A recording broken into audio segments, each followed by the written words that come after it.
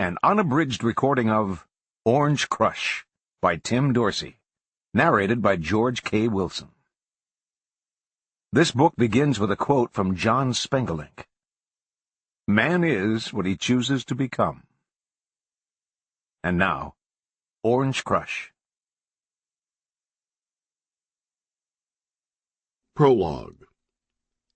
With 3 weeks to go in the Florida governor's race, the Tallahassee morning newspaper ran the following headline: 2 heads explode in separate incidents. Tallahassee is the capital of Florida, up in the north end of the state near Georgia. The land is less flat, more wooded. The people not as hurried or transient. In the 18th century, the population centers of Old Florida were Pensacola in the Panhandle and St. Augustine on the Atlantic, too far apart to be managed under a single provisional government. Officials went looking for a spot in between, but the Tallahassee Indians were already on that spot, so the officials told the Indians they needed to borrow their village for about 300 years. Tallahassee was established the capital in 1823. East Tallahassee High School was established in 1971. On a balmy October evening in 2002, a banner hung in the high school's auditorium. Go Fighting Senators. Another hung over the stage. Welcome Governor Candidates. A smattering of people sat in the sea of folding chairs on the basketball court.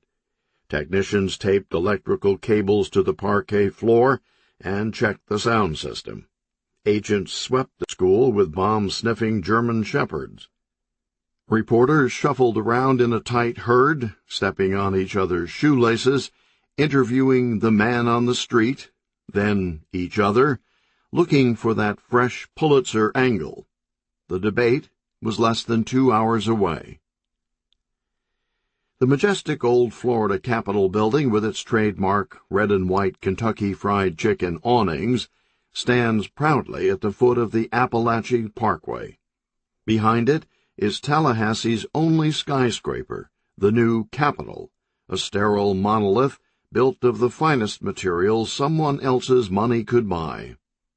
At 5:46 p.m., a man in a dark suit and dark sunglasses stepped out a side service door of the Capitol and held it open. A platoon of 10 identically dressed men jogged out of the building. The tallest one had a stopwatch and wireless headset, and just as he reached Pensacola Street, a black super-stretch limo screeched up to the curb.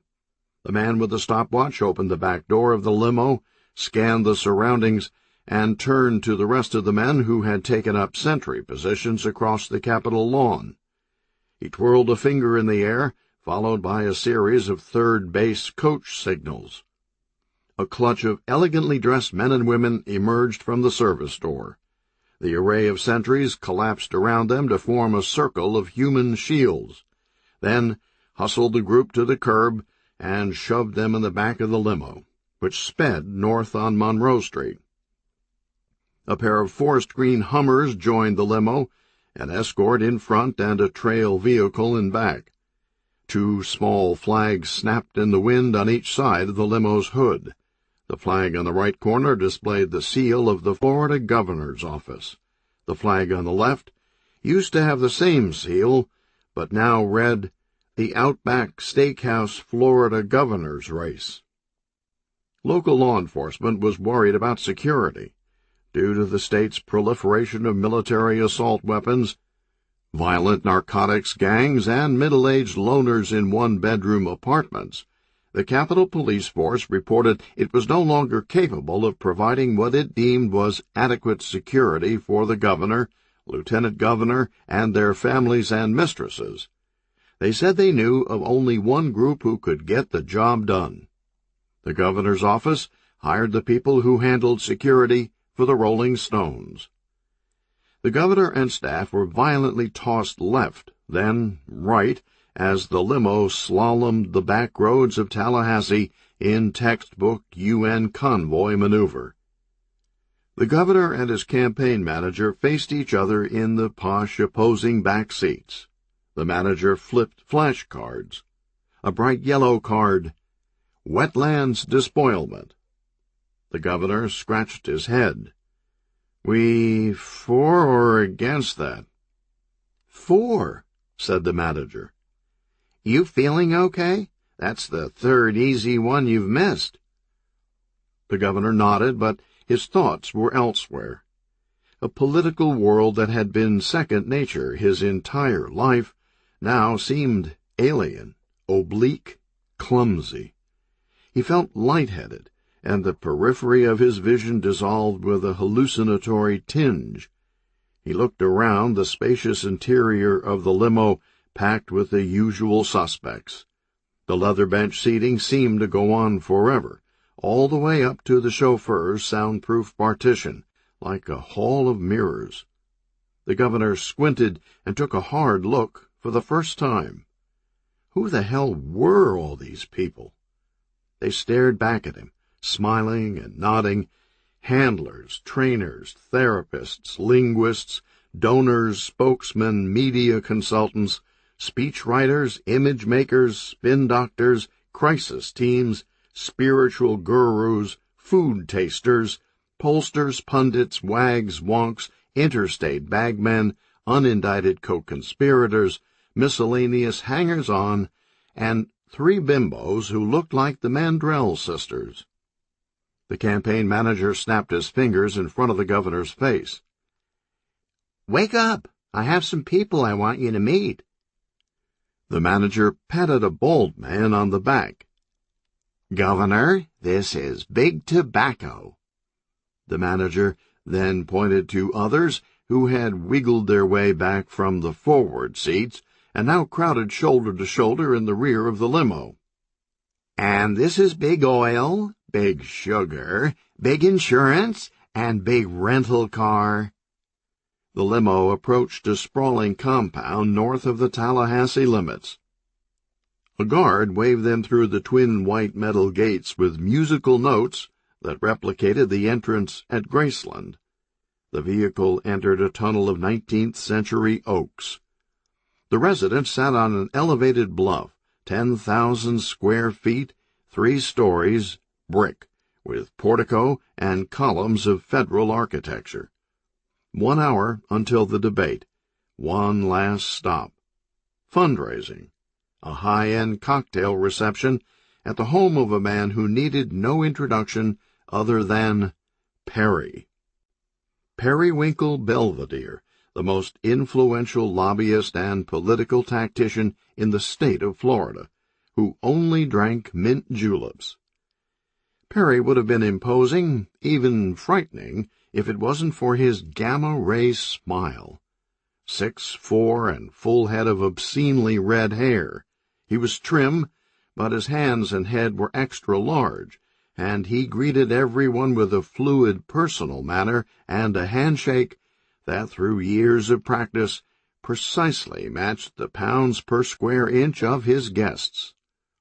Power was everywhere in Tallahassee, political, industrial, sexual, puddled up all over the city.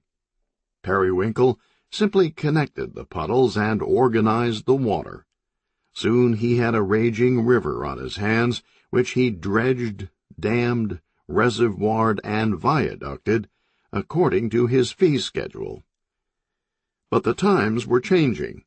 Laws limiting gifts, requiring disclosures, a full public accounting. The fun had already started to wheeze out of the Capitol balloon. Perry was mingling in the library, trying to hide his irritation at the legislators peeking through the blinds and curtains every few minutes, keeping an eye out for reporters like lookouts at a safe-cracking. Journalists, thought Perry, now there's an attractive bunch. They could put a damper on an orgy. If ever a place had an orgy in mind, it was Perry's. The Roman fountain in the foyer pumped Dom Perignon. Inside the dining hall and out on the torch-lit patio, tables almost collapsing under Key's lobsters beluga caviar, Perigord truffles, Peking duck, and Alaskan salmon. All top shelf, except for the 2 sterno trays at the end of the last banquet table, specially ordered by Periwinkle to cater to the particular tastes of the Florida Speaker of the House, pigs in a blanket, and beanie weenies. When the lawmakers first reached the buffet tables, there was aggressive jockeying, the bright glint of cutlery and serving ladles, and finally a blinding piranha frenzy. In minutes, it was quiet again. The aftermath was chilling. Salmon stripped to the spinal column, blue cheese chunks bobbing in the punch bowl, beluga flung across the linen like coffee grounds. Cocktail sauce splattered mob hit style. But what really inspired Perry's awe was their light brigade desiccation of the open bar. "My God," he said in a reverent hushed tone, "they're worse than sports riders." No matter how many parties Perry threw, he couldn't get over one of nature's marvels, the sights and sounds of lawmakers at the trough, storing up complex carbohydrates for the winter in their woodchuck cheeks and distensible pelican throats. Early on, Perry learned that perks had a curious Bermuda Triangle effect on lawmakers, sending the instrument needles spinning in their judgment cockpits. It worked out to about a dime on the dollar. $50 of complimentary food, drink, and knickknacks bought as much influence as a $500 campaign contribution. Despite the adorable government in the sunshine reforms, Perry's soiree tonight began to show signs of life, and a smile crossed his face as the foyer echoed with the hollow din of clinking glasses, self-important laughter, and cell phones. Another cell phone went off, and a half-dozen people at the Petitfours checked their jackets and purses.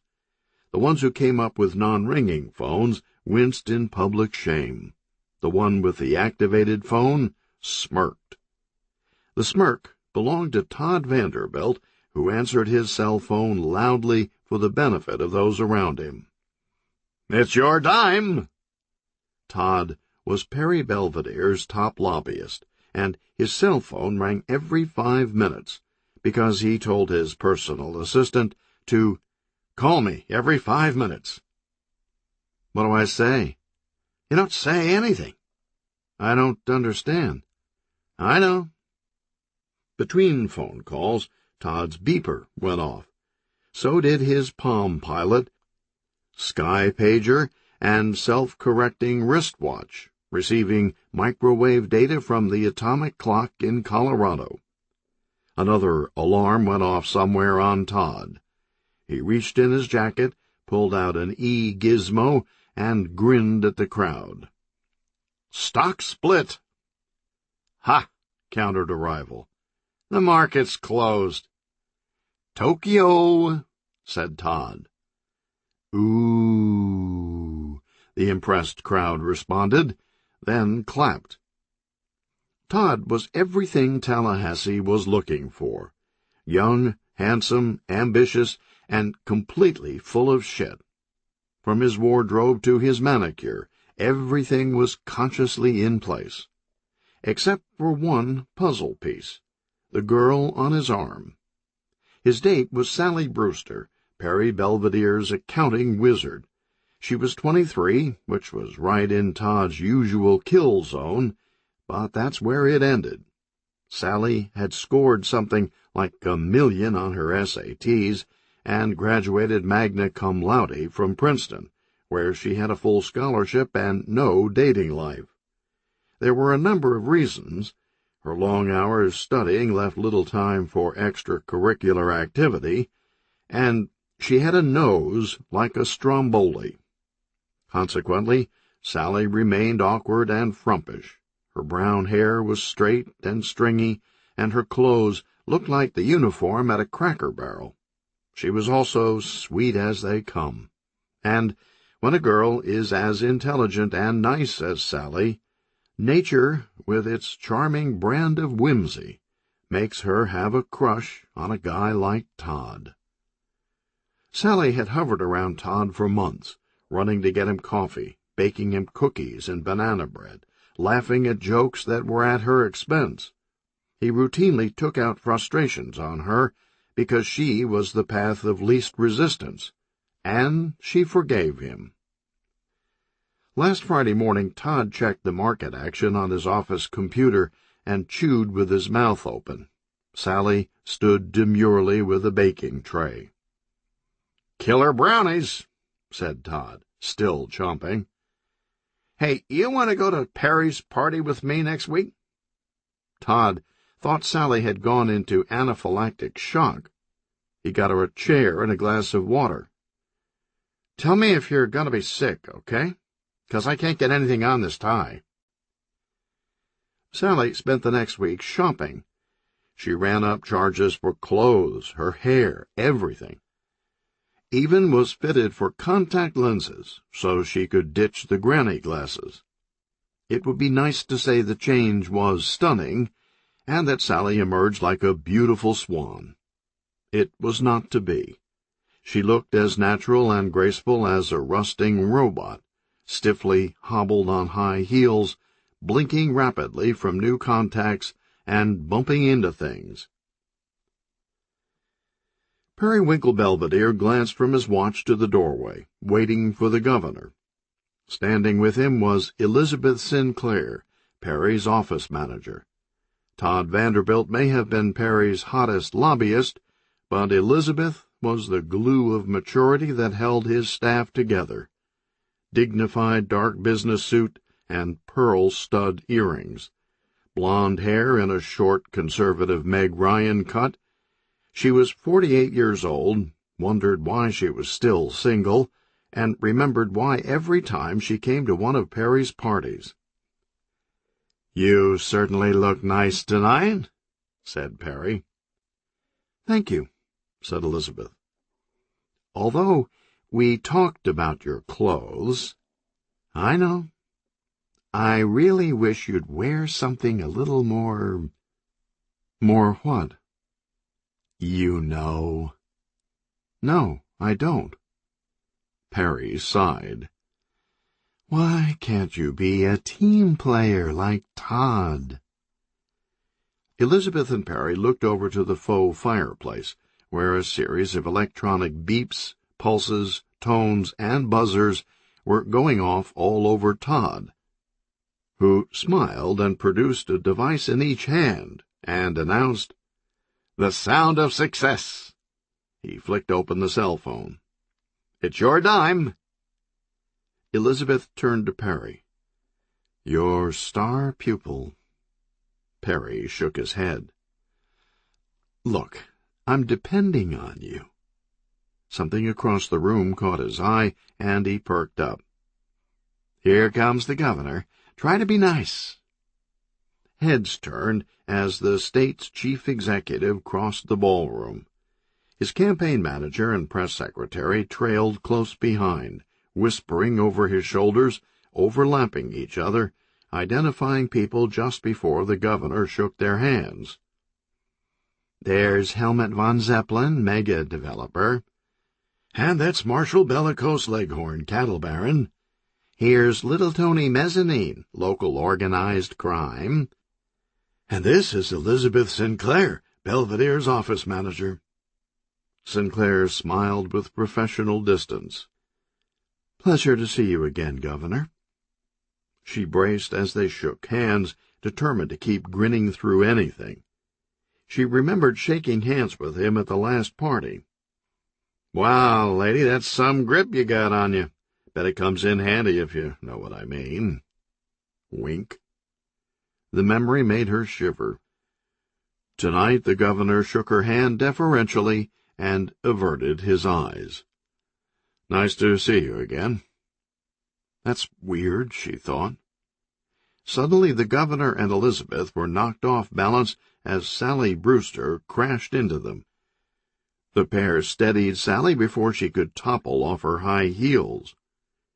"You okay?" asked the governor. "New contacts," said Sally. Elizabeth fixed Sally's bra strap so it wouldn't show. "Let's get a glass of wine." She turned back to the governor. "It was nice seeing you again." The women moved to the bar and ordered Cabernet. "I've got some comfortable shoes out in the car," offered Elizabeth, her bunched eyebrows betraying acute sympathy for her spastic friend.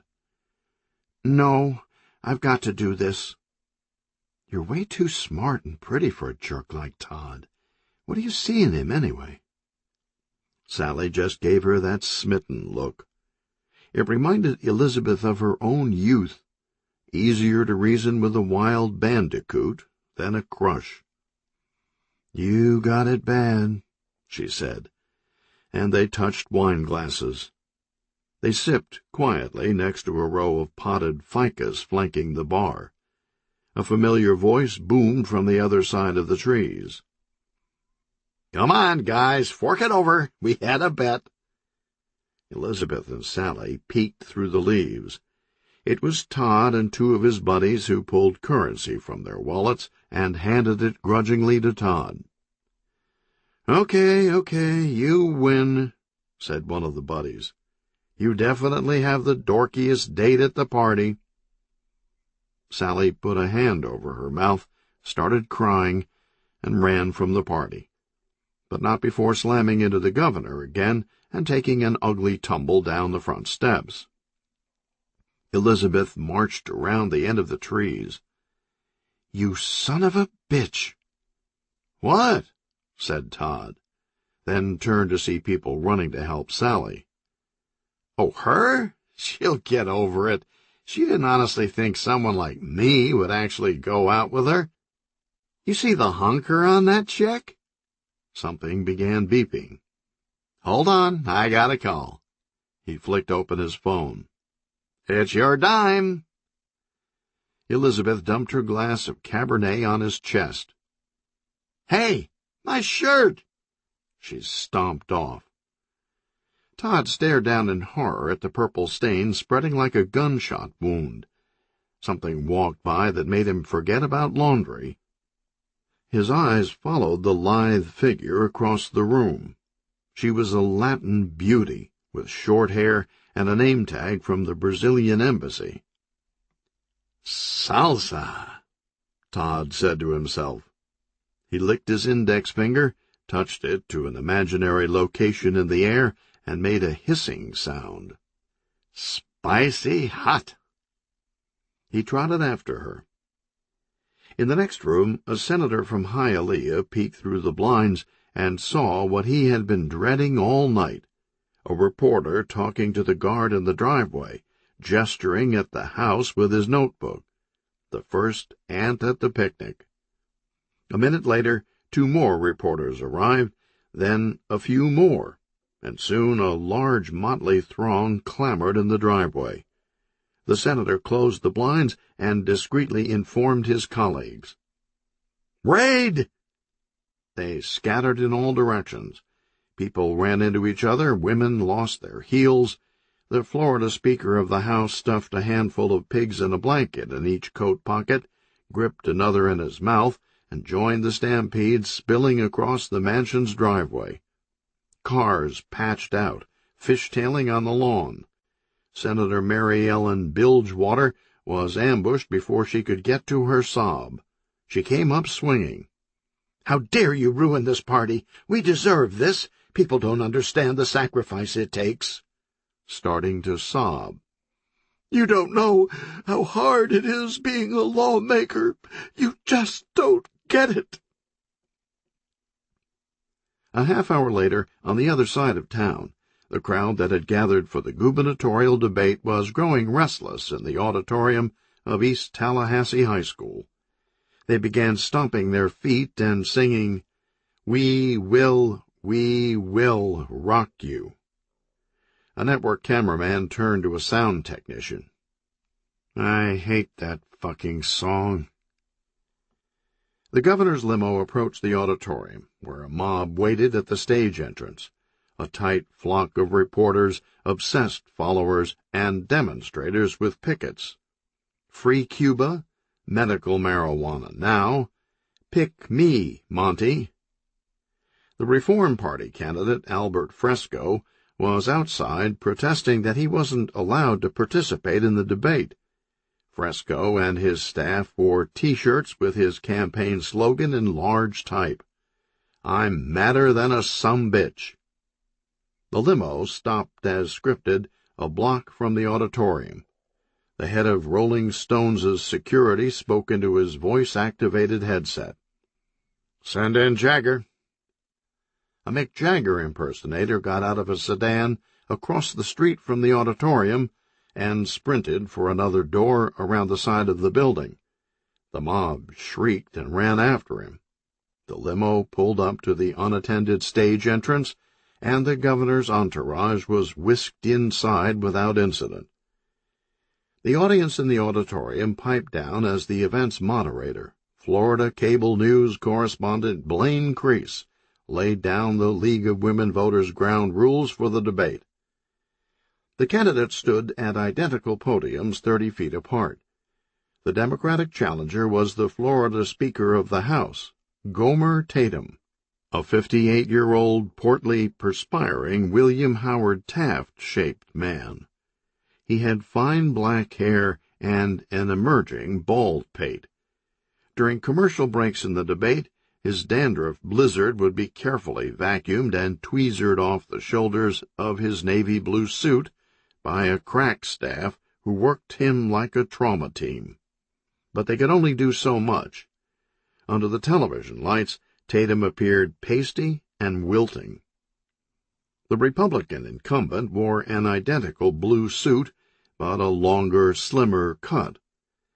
Governor Marlin Conrad, 38 years old, and everything about him projected confidence, success, and high poll numbers, from the sound of his name to the Richard Gere good looks and Kennedy hair. If that wasn't enough, there was the family legacy. Great-grandfather Cecil Conrad, citrus magnate, whose vast holdings north of Lake Okeechobee were still in the family, the source of its embarrassing wealth. Grandfather, two-fisted Thaddeus Conrad, 20-term congressman who earned his nickname on the McCarthy Committee. Father Dempsey Tip Conrad, former Attorney General and current state Republican Party chairman. Moderator Blaine Crease signaled 30 seconds to airtime. Tatum's campaign manager looked out on stage and saw something that almost gave her a stroke.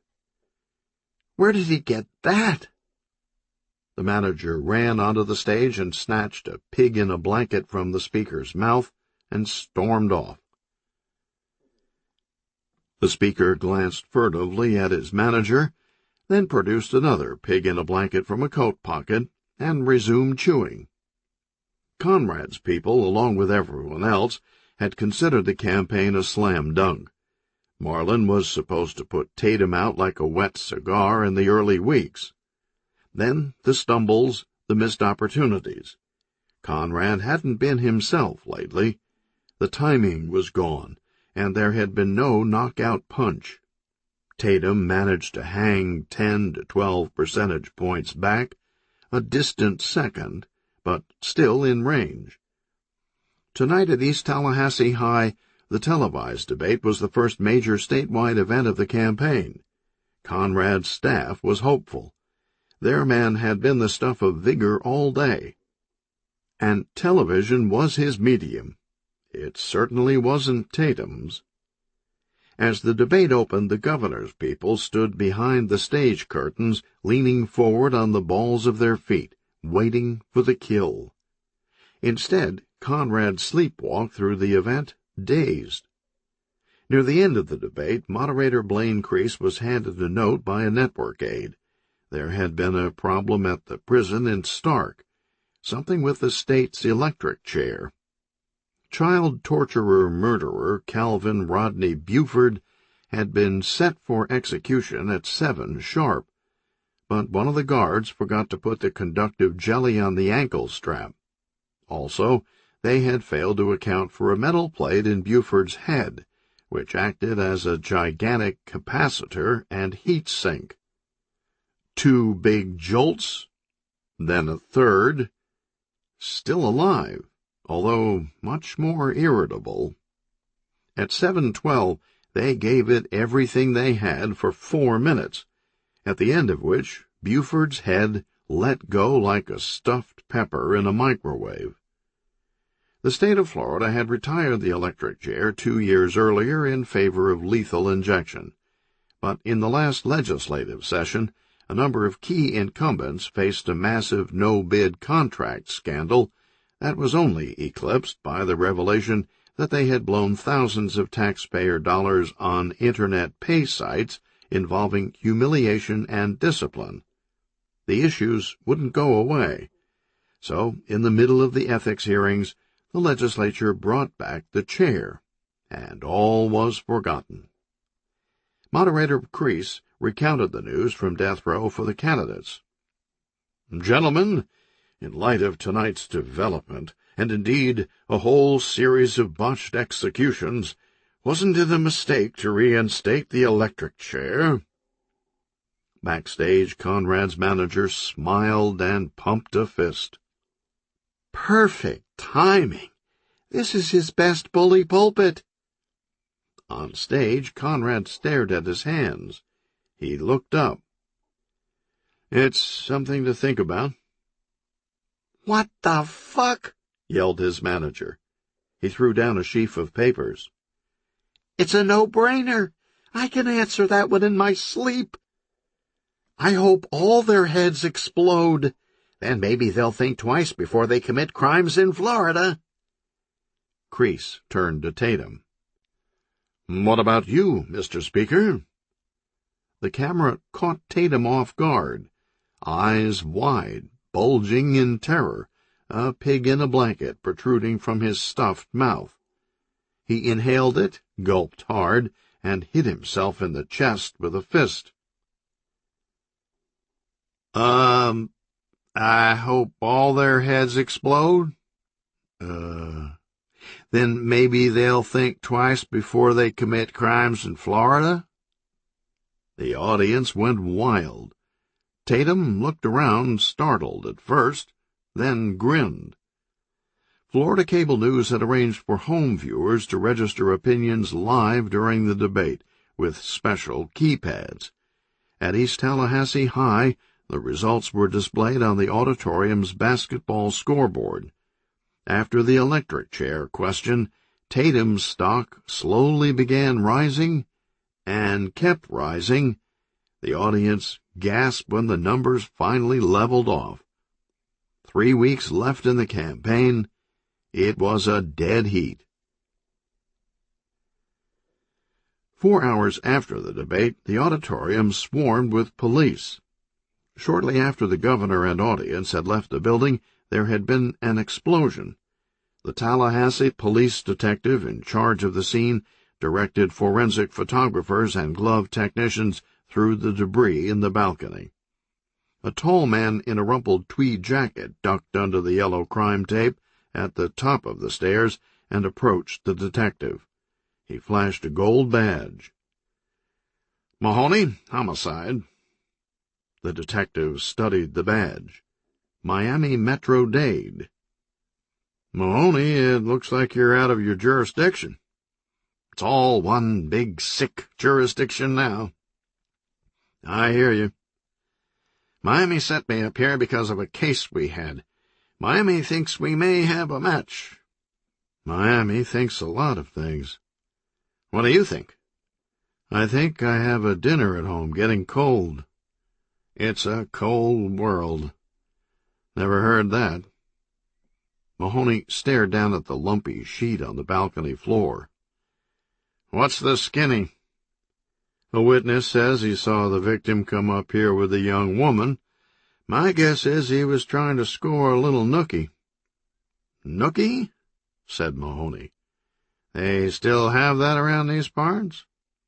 "If you know the right people." Mahoney nodded.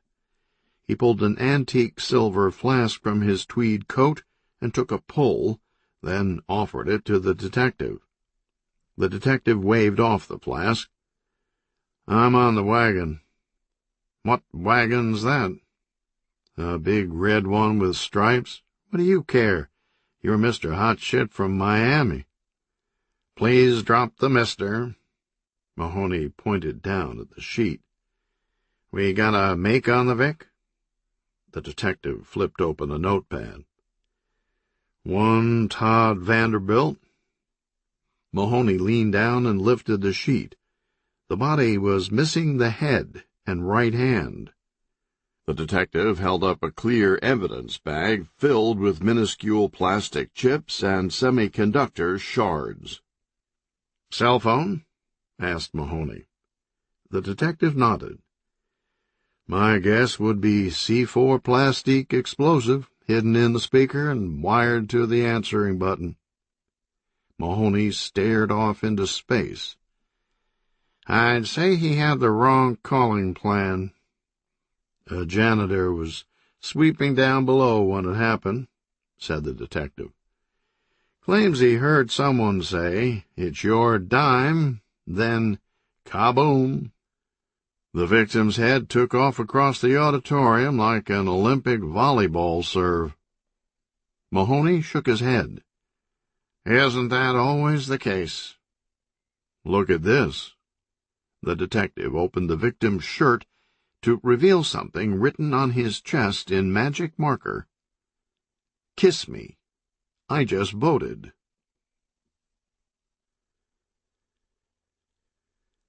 Chapter 1. What a difference a year makes. It was the fall of 2001, exactly 12 months before the debate at East Tallahassee High. Marlon Conrad not only wasn't governor, he wasn't even planning on running for governor. At least, not yet. Marlon was going to throw his hat in the ring in 2006, but that was a whole term away. In the meantime, he was perfectly content frittering away his days in a do-nothing political sinecure, tending to his hobbies. It was a calm October afternoon, and a magnificent tarpon broke the surface of the water. It twisted in mid-air, trying to throw the hook, and landed back in the ocean with a grand crash. Then up again, tail-walking for its life. Marlon worked fast with the joystick. He clicked the trigger, easing drag, finessing the tarpon on his computer screen in Silver King Extreme Fishing. There was a knock at the door, distracting Marlon, and the fish broke the line. It poked its head from the water and stuck out its tongue before disintegrating off the screen. "Damn!" He swiveled in his chair. "Come in." The door to the office opened. There was gold lettering on the outside. Marlon Conrad, Lieutenant Governor.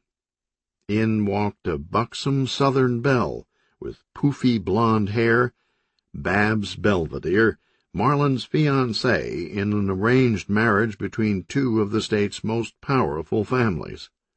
She wore a transparent pout and held out an index finger. "I have a splinter." "Another one," said Marlon, turning back to the computer and hitting the cast button on the joystick. "You don't love me any more." "Foolishness."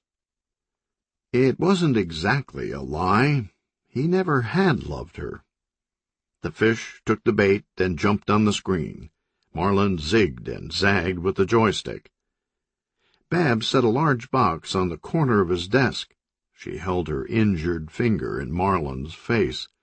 He pushed her hand out of the way and tried to recover with the joystick, but the damage was done. The fish stuck its tongue out again. "Damn!" He turned to Babs, her finger still outstretched. "Kiss it and make it better," she demanded. Now the pout was real. "Oh, all right." He gave it a quick peck, and her mood boomeranged to glee. "Guess what?" she said, pulling up a chair, plopping down and slapping both her knees in excitement. "I bought a new puppet." She took the case off his desk and placed it in her lap and opened it. Inside was a big frog, the newest in a long line of wooden marionettes that filled the shelves in Babs's bedroom, the source of all the splinters. "Just what you need, another puppet." "You don't respect my art," said Babs, expertly manipulating the frog's strings with both hands, barely moving her lips. "Ribbit, ribbit, ribbit." "You possess genius," said Marlin, hitting the cast button again. She actually did have some ability, and could now throw her voice short distances at will. The daughter of Periwinkle Belvedere, she was Miss Tallahassee 2001, and runner-up for Miss Florida. Babs easily could have been Miss Florida, too. She had become a finalist based on the strength of her ventriloquist act in the talent portion of the pageant, but she blew her final question, becoming flustered and saying she wanted to end world peace and promote illiteracy in the Third World. The scheduled marriage was considered a deal-maker by the capital's movers and shakers. It would consolidate power and grease the skids for all kinds of eco-political alliances. Marlin thought she was an airhead. He still hadn't found the proper way of telling anybody he didn't want to marry her. In the meantime, of course, he had taken the sex. Who wouldn't? What a cheesecake! But now even that had stopped. Both knew why, and they didn't want to talk about it. Marlin had become sexually traumatized. On a recent evening he had been going down on Babs when her vagina greeted him with the voice of Howdy Doody. Babs made the frog hop across Marlin's desk. "Ribbit, ribbit." There was another knock at the door. "Interruptions," said Marlin, flinging the joystick aside.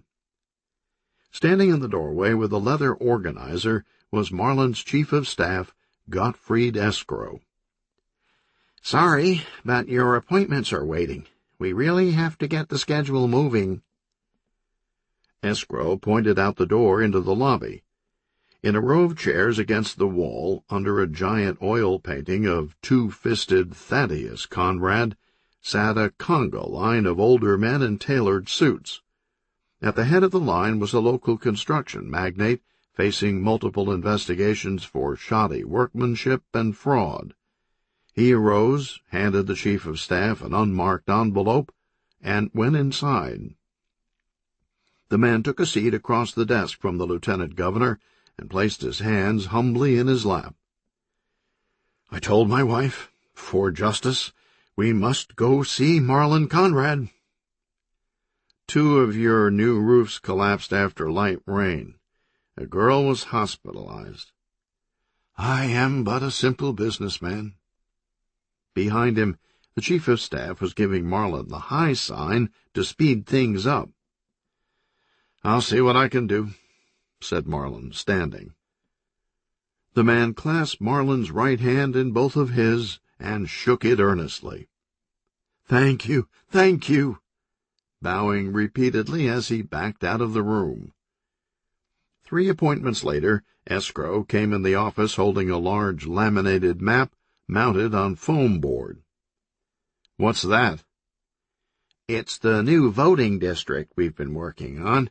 I need you to okay it. You're chairman of the party's redistricting committee." "Work, work, work," said Marlin, squinting at the prop. "Details?" "We cut a deal with the Black Caucus and cobbled together a gerrymandered district that would be 96% African-American. Surprisingly, the 5 surrounding districts became predominantly Republican." Marlin glanced up at the outline of the new district as he scribbled his signature on the appropriate documents. "It looks like copulating giraffes." Escrow turned the map around to face him. "You know, you're right." "Who's next?" Escrow checked his organizer. Bond lawyer? 5 minutes later. But won't we get caught? Asked Marlin. Do you understand government bonding? No. Neither does anyone else. The press would rather stick hatpins in their ears than try to write about it. Sold. They stood and shook on it. Who's next? My brother-in-law, said Escrow. Wants a job. What do we have? How about family values, Czar? There's such a thing? We've already got the uniform.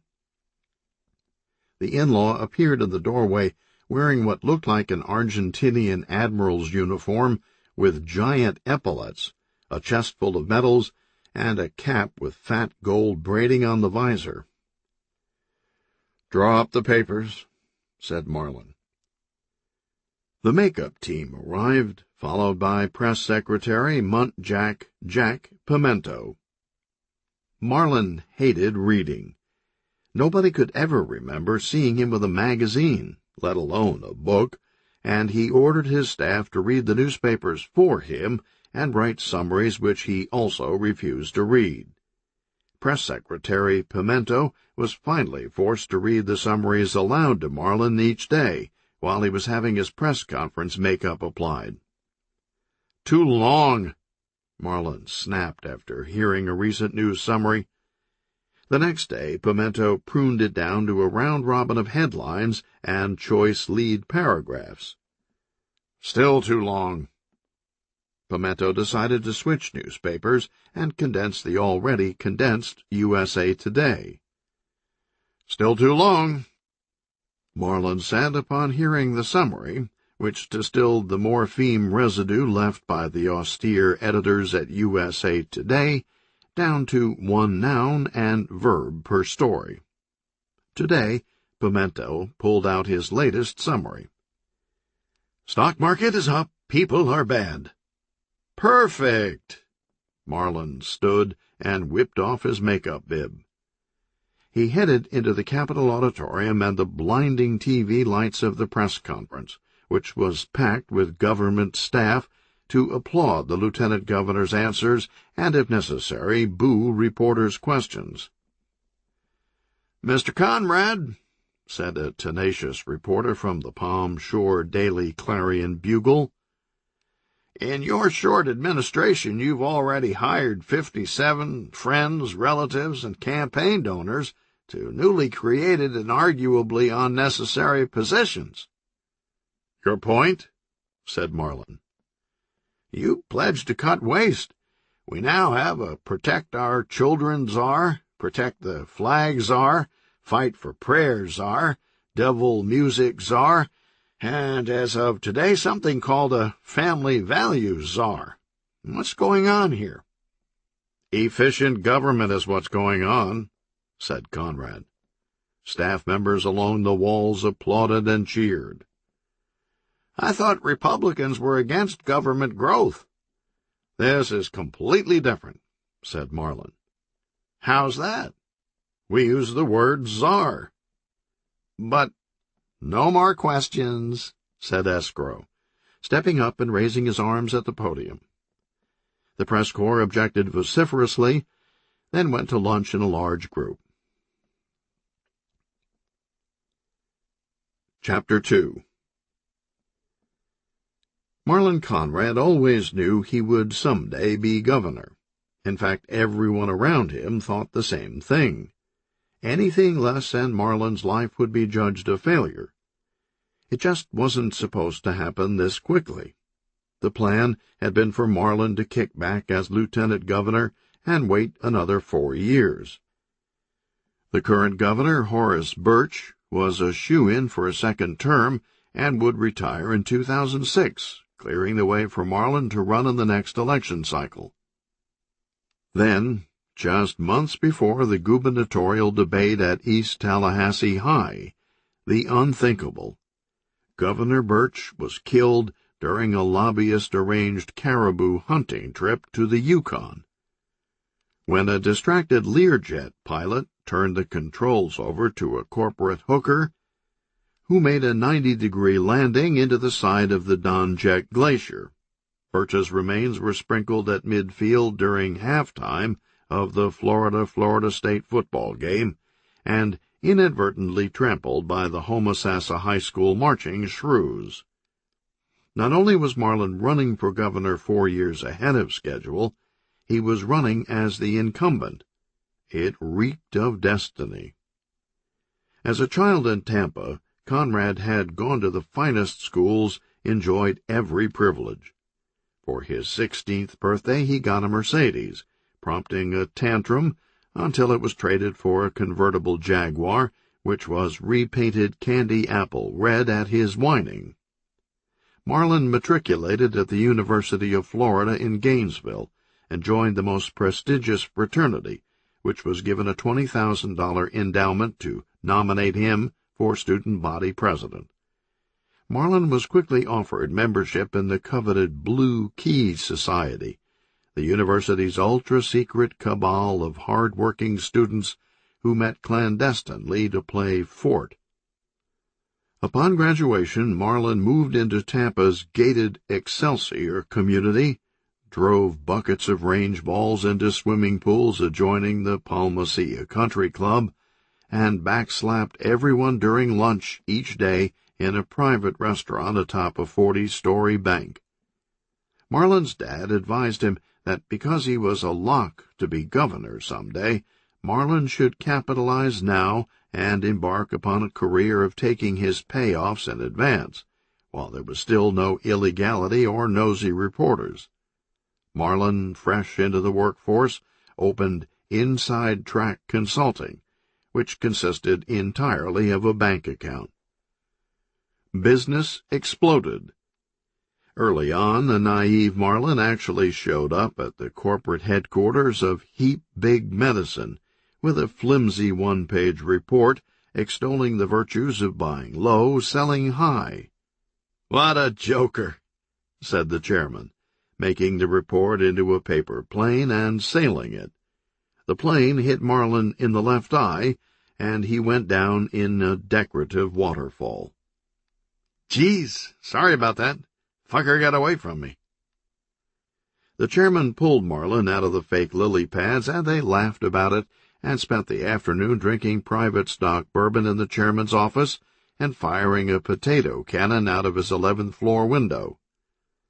Marlin became partner in sundry real estate and development firms. For small initial investments, which were waived, he was quietly steered into the acquisition of cheap, unusable land that, with uncanny regularity, soon had new sewer lines, interstate exit ramps, shopping centers, and municipal parking garages. In return, the Conrad family's contacts in the intelligence community alerted the real estate firms when they needed a property, then paid over market. There was never any paper trail for the press to trip over, because it was all classified top secret in the interest of national security. They catered to the unending stream of deposed South American strongmen, drug-running government witnesses, and CIA-trained torture experts who had to flee to the United States when their governments tragically fell to democracy. Marlin sat on so many boards of directors that he was in danger of being labeled employed. The presence of the Conrad family name lent a fragrance of legitimacy to the companies, and Marlin's rigorous duties were to smile for his photos in the annual reports, and then shrug his shoulders at investors when the owners relocated to Pongo Pongo. But Marlin's checks always cleared, and he could never understand what all the fuss was about in the newspapers. Years passed in ease and insulation, but as Marlin entered his mid-30s, the leisure slacked off. Handlers put him out on the waterfront mansion fundraising circuit. Not as the draw, mind you. These were the development years, sharpening his smile and small talk. Marlin. No plans to run for now. The aw-shucks grin. The guys in the three-piece suits and cowboy hats. Come on, "You're unnatural. You gotta run." His handlers standing by the grand piano with vodka martinis, drooling. This is going like glass. Unfortunately, Marlin couldn't be ensconced forever behind the guard shacks at Capital Gains golf colonies.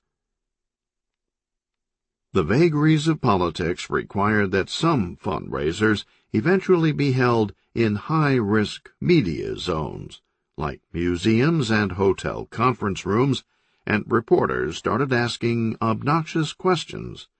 Has he ever had a job? And a handler would step between Marlin and the reporter. "This is just a friendly little get-together. Mr. Conrad is here only as a concerned private citizen interested in good government." If that didn't stop the inquisition, the handler would lean into the reporter and whisper, "How about some free food?" And the reporter's eyes would spirograph as he was led to a glazed pyramid of buffalo wings. But the unjust questions kept coming, and Marlin was forced to engage in the illusion of work. The handlers created a galaxy of phantom consortiums, which Marlin chaired with a firm, paper-jawed resolve.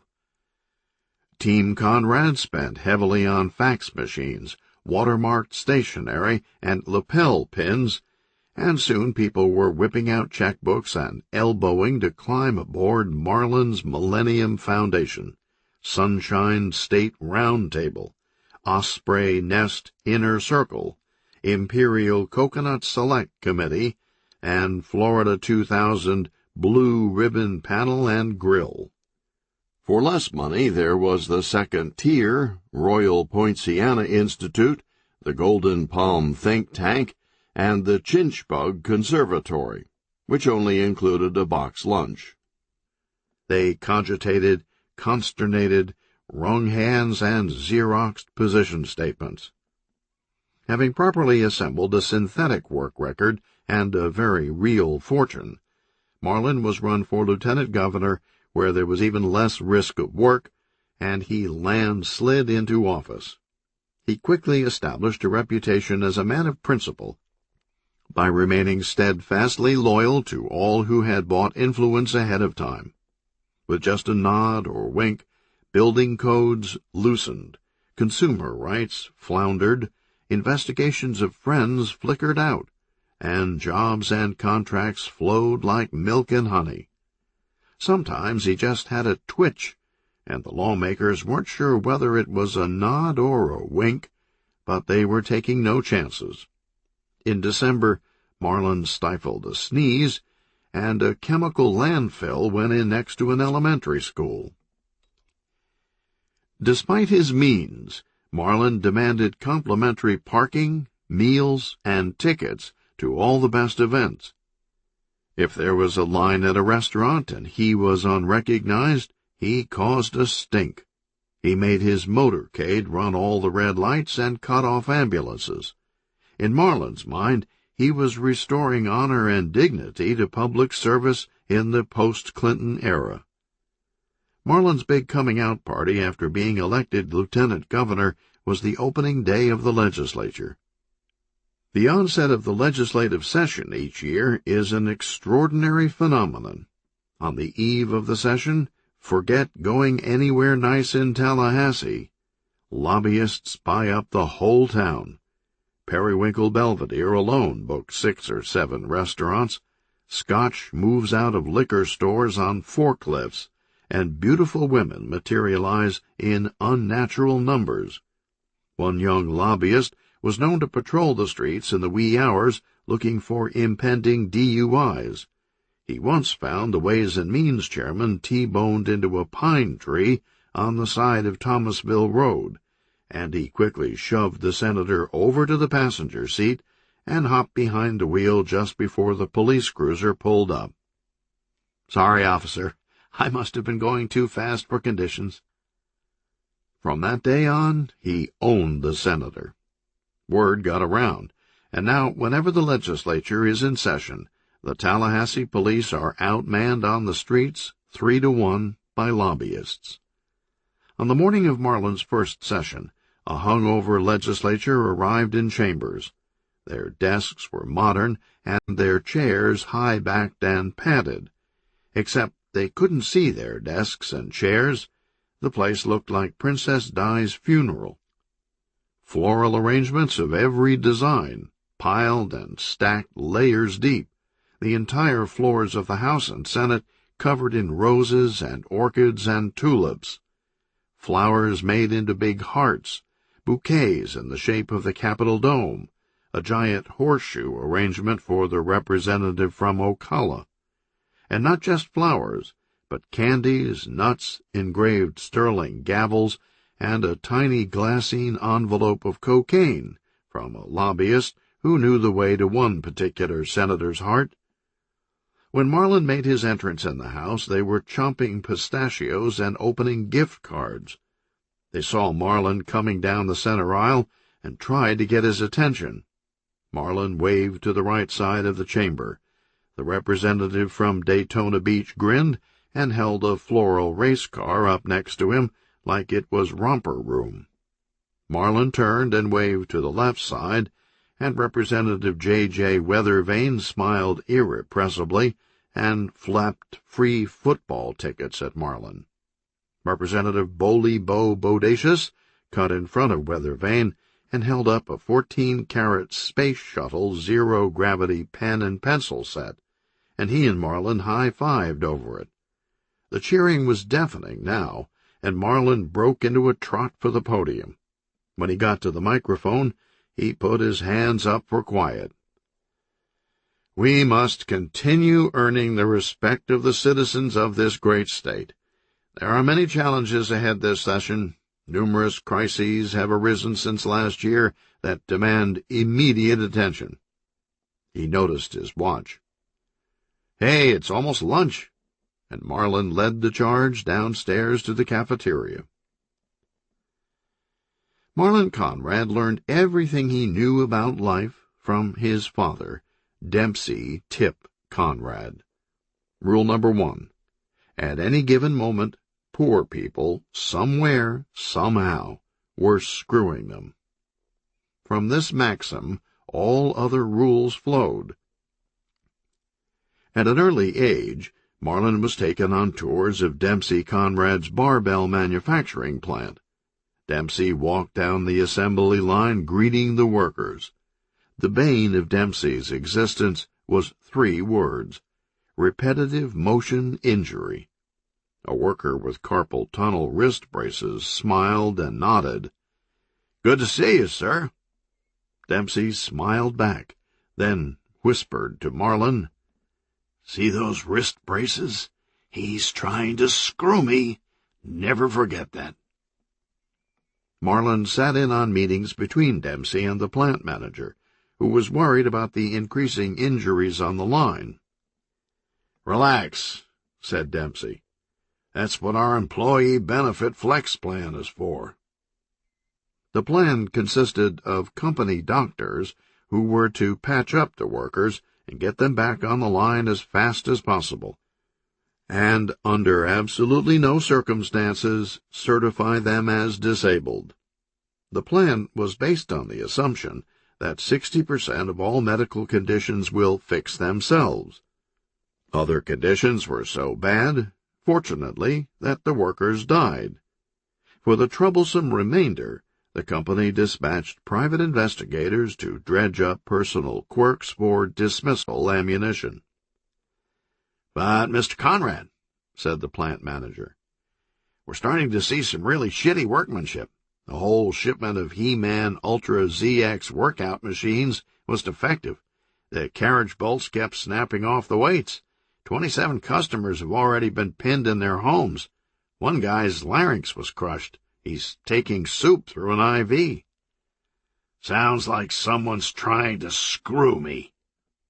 "Sir, we're maiming both our employees and our customers. Our legal department can't keep up with the suits. Something needs to be done."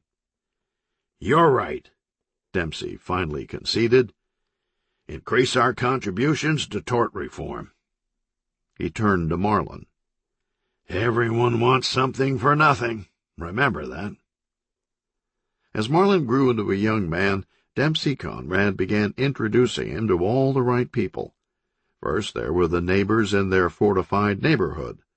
On Dempsey's block alone lived 4 CEOs who needed bodyguards whenever they went outside. They had made their fortunes by firing as many people as possible. Chainsaw Charlie, Buzzsaw Bill, Hatchet Man Henry, and Mort the Table Lathe. Buzzsaw Bill called to Dempsey over the hedge. Dempsey smiled and waved in return. "Gotta hand it to you for beating back labor here," said Bill. "Stock's up 30 points. I've never seen a place where it's so easy to cut people loose and hire part-time replacements on a full-time basis." "That's why we call it a right-to-work state," said Dempsey. They nodded solemnly and then broke up laughing. It was a good laugh, and Buzzsaw had to wipe the tears from his eyes. "Now if we could just get rid of that MLK Day nonsense." There was a disturbance at the next house. Chainsaw Charlie was berating the contractor building his addition. He demanded that a newly installed toilet be replaced because one of the painters had peed in it. Charlie saw Bill and Dempsey, and he yelled over to them. "Next thing you know, they'll want to drink from the faucet instead of the garden hose." Dempsey gave him a what-are-you-gonna-do shrug. "They won't be happy until they screw us out of everything." Marlin began accompanying his father on golf junkets, where he was introduced to lobbyist Perry Belvedere and future Governor Horace Birch as they plotted with Dempsey to consolidate power and dominate the state. They were on the 7th tee at the Breakers in Palm Beach. Dempsey addressed his ball, then looked up at Marlin. "Golf is the lubricant of power. Never forget that." Dempsey topped his drive, and it rolled to the ladies' tee. "You play like a homo," chided Belvedere. "That's not what your mother said last night," countered Dempsey. They got on their electric carts and silently rolled up the course. "Every president has played golf. Ike, Nixon, even Slick Willie," said Dempsey. "Why?" "It's the lubricant of power," ventured Marlin. "Exactly." Dempsey stepped out of the cart on the ladies' tee. He took a 4-wood and sculled the ball again, sending it another worm-killing 30 yards. "Golf is also a great window into a person's character. Friend or adversary, doesn't matter," said Dempsey, picking up one of the large pink spiked balls marking the ladies' tee and firing it off the side of Belvedere's golf cart as it drove past. "A person's true nature comes out." By the time Marlin graduated from college, he had been introduced to everyone who mattered in the state of Florida. Except one. They were waiting until Marlin was absolutely ready. "You keep telling me about this guy, so why can't I meet him?" asked Marlin. "Believe me," said Dempsey, "you'll meet him soon enough." Marlin was unimpressed. What kind of a goofy name is Helmut, anyway? Chapter 3. Helmut von Zeppelin made his money the old-fashioned way. He fucked people. Helmut always had his eye out for cheap land, which meant natural habitat. Before the last brick was mortared into Cinderella's castle, von Zeppelin had bought up everything he could on all sides of Orlando. Then he started buying up politicians. Von Zeppelin worked with deliberate speed. First the bulldozers, ancient Indian burial ground, whoops, endangered species, damn, didn't even see the little buggers. Then came the pavement, stud framework, cheap hip roofs, biologically engineered sod, and finally trusting families with high-interest loans from Zeppelin Mortgage, which were backed by Zeppelin Insurance and closed at Zeppelin Title. It was a contained loop ecosystem. Helmut percolated every last drop from his fellow man, and he was better at it than anyone else because he knew a weakness stronger than sex. No money down. Helmut loved the rules and laws of society. They slowed his competition. In every regulation, Helmut saw a tiny margin to be made. A bit less drainage than required, shorter nails, thinner beams, paint that would peel a year earlier, roofs that blew away at just 3 miles per hour less than code, a little here, a little there, and before long, Helmut was a happening guy. At every city, county, and state meeting, von Zeppelin demanded tougher regulations.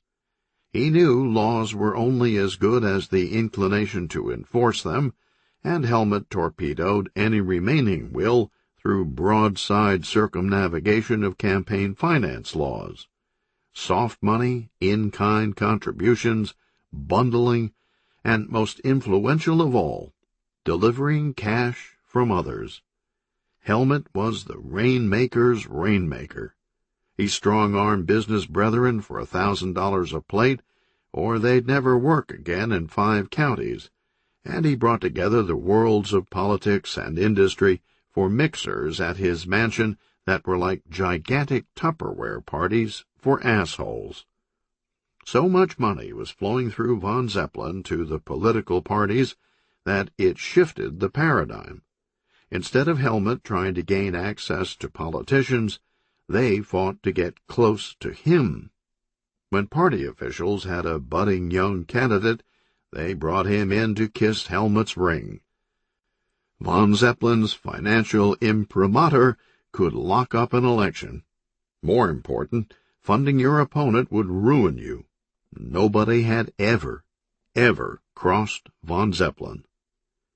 After 3 decades of better business, the landscape of central Florida, from Polk County clear to the Atlantic, was embossed with von Zeppelin's H.O. Gage vision. The whole region moon-pocked with developments named Buena Bay, Bay Harbor, Harbor Islands, Island Vista, Vista Palms, Palm Ridge, Ridgedale, Daleville, Villa West, Westwood, Wood Lakes, Lake Shores, Shore Acres, and Mayberry by the Sea. Tight grids of flooding, chipping, falling down homes, slipping inexorably into Dante's circle of lower middle-classdom, each community erected by a separate corporate entity that was promptly bankrupt after the last house was sold, a series of just Savile firewalls that made it harder for customers to sue Zeppelin than to travel back in time. Now were the golden years, time for Helmut to relax and watch his empire's neoplastic growth and enjoy the good life in his dream palace. It was a fabulous residence, but Helmut hadn't built it. Shoot, he had no idea how to build a house. He brought in the most skilled artisans and the finest raw materials from Europe, and he watched them like a hawk, because he suspected the builders of trying to cut corners and cheat him. People were like that. The results were breathtaking. A courtly Tudor revival manse with a working vineyard, meditation garden, and Italian statues of Italians. The compound was the site of von Zeppelin's unyielding daily routine. Each morning, Helmut would awaken at dawn in the Athenian room, where he was served crumpets, before being dressed by his valet in the Carthaginian room. He preferred light French suits because he thought they flattered his tall but unremarkable frame. He inspected himself in the mirror, the shaved dome, the lines of 60 years in his face, the bushy gray mustache. The valet handed Helmut his monocle. Helmut had perfect eyesight, but he wore the monocle because he wanted to evoke the robber baron days. After dressing, he spent the morning in the dark-paneled Constantinople room, consummating phone deals. At the stroke of noon, the maid served a cucumber sandwich in the Caligula library. She stood by until he finished, then poured a half-inch of Courvoisier Erte Edition 1 into an antique snifter. He would dismiss her and take the cognac into his favorite space in the house, the Rockefeller Room, where he sipped and talked to the life-sized painting of John D. And sometimes got a wistful tear, appreciating the hanging sepia tones of coolie laborers driving railroad spikes. At sunset, Helmut strolled through the meditation garden with his hands clasped behind his back, reflecting on his accomplishments. He stopped to sniff a lilac. He was nearing the rarefied peak of Mount Bastard. When Helmut walked by, even the other most vicious corporate bastard said, "Now, that's a bastard." There was only one more level above him, and von Zeppelin was determined to reach it. Sport team owner. Chapter 4. In late 2000, 2 years before the next gubernatorial election, newsrooms across Florida began buzzing. There was word a major sports story would break at noon out of Orlando. 100 sports writers in sartorial squalor waited anxiously outside the locked doors of a conference room at the Hyatt. Inside, the staff completed preparations, plugging in microphones and adjusting the temperature of the warming trays at the complimentary buffet along the back wall. Rumors were rampant outside the doors. The story was expected to lead all newspapers and broadcasts. The stench of competition coming off the sports writing corps was thick, everyone checking the time, ready to make their move, stations prepared to go live at noon. At 1 minute before noon, an aide neatly stacked press kits on a table just inside the entrance. Then she opened the doors. The sports writers stampeded past the table and gang-banged the taco bar in the back of the room. The live broadcasts cut to commercials. 20 minutes later, the hot bar looked like an Amtrak derailment, and the last sports writer straggled to his seat. It was quiet. Someone burped. NFL Commissioner Pete Petrocelli stepped up to the podium, smiled, and shuffled papers. "The National Football League is proud to award the latest expansion team to Orlando." The room was electrified. "It is my pleasure to introduce the team's owner, Helmut von Zeppelin." Petrocelli stepped back and clapped as Helmut got up from his chair and walked to the mic. "I guarantee I will bring a championship to Florida in 3 years." The sports writers scribbled furiously. One raised a hand.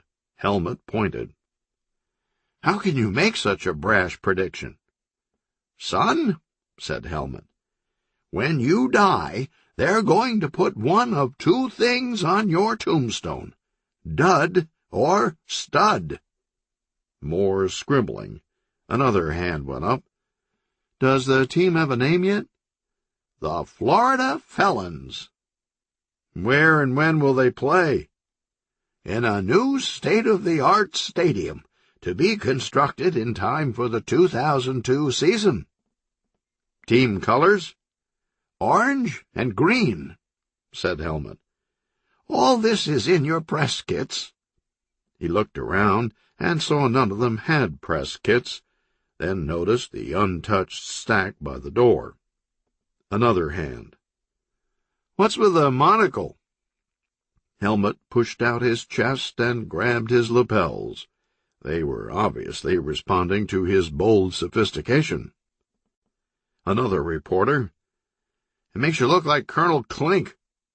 "You little—" Helmet was around the podium in a flash, but he was restrained by the NFL security assigned to all press conferences, since the Bears coach went berserk last season and beat a writer unconscious with the metal lid of a warming tray. Commissioner Petrocelli grabbed the mic. "Any more questions?" All hands went up. "Great, thanks for coming." And the NFL rushed Helmet out to a waiting limo. Despite his inauspicious start, Helmet von Zeppelin became an instant hit inside the National Football League. At the owners' meeting the following month in Honolulu, everyone sat at a giant lemon-pledged conference table. Commissioner Petrocelli was about to call the meeting to order. He saw von Zeppelin wave a hand. "Yes, Helmet." "Can we have a lockout?" "Why?" asked a puzzled Petrocelli. "We're in complete agreement with the Players' Union." "Ah, come on," said Helmet. "Just for fun." The room roared. Unfortunately, things were not going as smoothly back in Orlando. The politicians were having trouble finding a location for the new stadium. They had also been unable to persuade the citizens that a stadium construction tax to enrich Helmet was in their best interest. They met behind closed doors. "What's the snag? I pay you well," complained Helmet. "It's the word tax," said the chairman of the county commission. "It's gotten a bad name. It's those damn liberals." Helmet shook his head. "And now I have to suffer?" "Maybe if we call it something else," said the chairman. "Something more palatable, something they actually want." They brainstormed. "A prize?" "A bonus." "A rebate?" "A blowjob." "Wait, I got it," said the chairman. "How about community reinvestment fee?" "That issue's settled," said Helmet. "Now, talk to me about location." "Nothing's working," said a councilman. "Everyone's heard about the stadium and jacked up the price on all available land." "Isn't there a law against that kind of unfair business practice?" They looked at each other and shook their heads. No. "Then make one," said Helmet. "In the meantime, who knows the solution to our problem? Anyone?"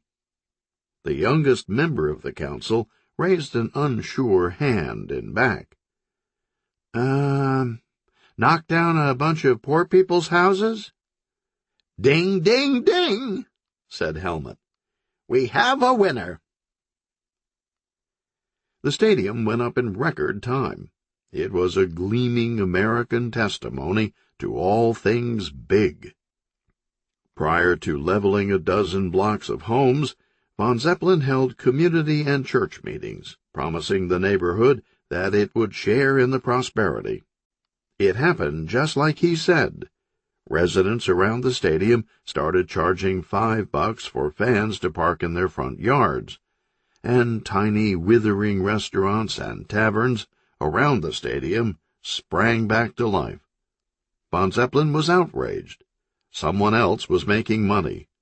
He sicked business regulators on the residents for operating parking concessions without a license, and he threatened restaurants and bars with infringement suits for televising games without the express written consent of the National Football League.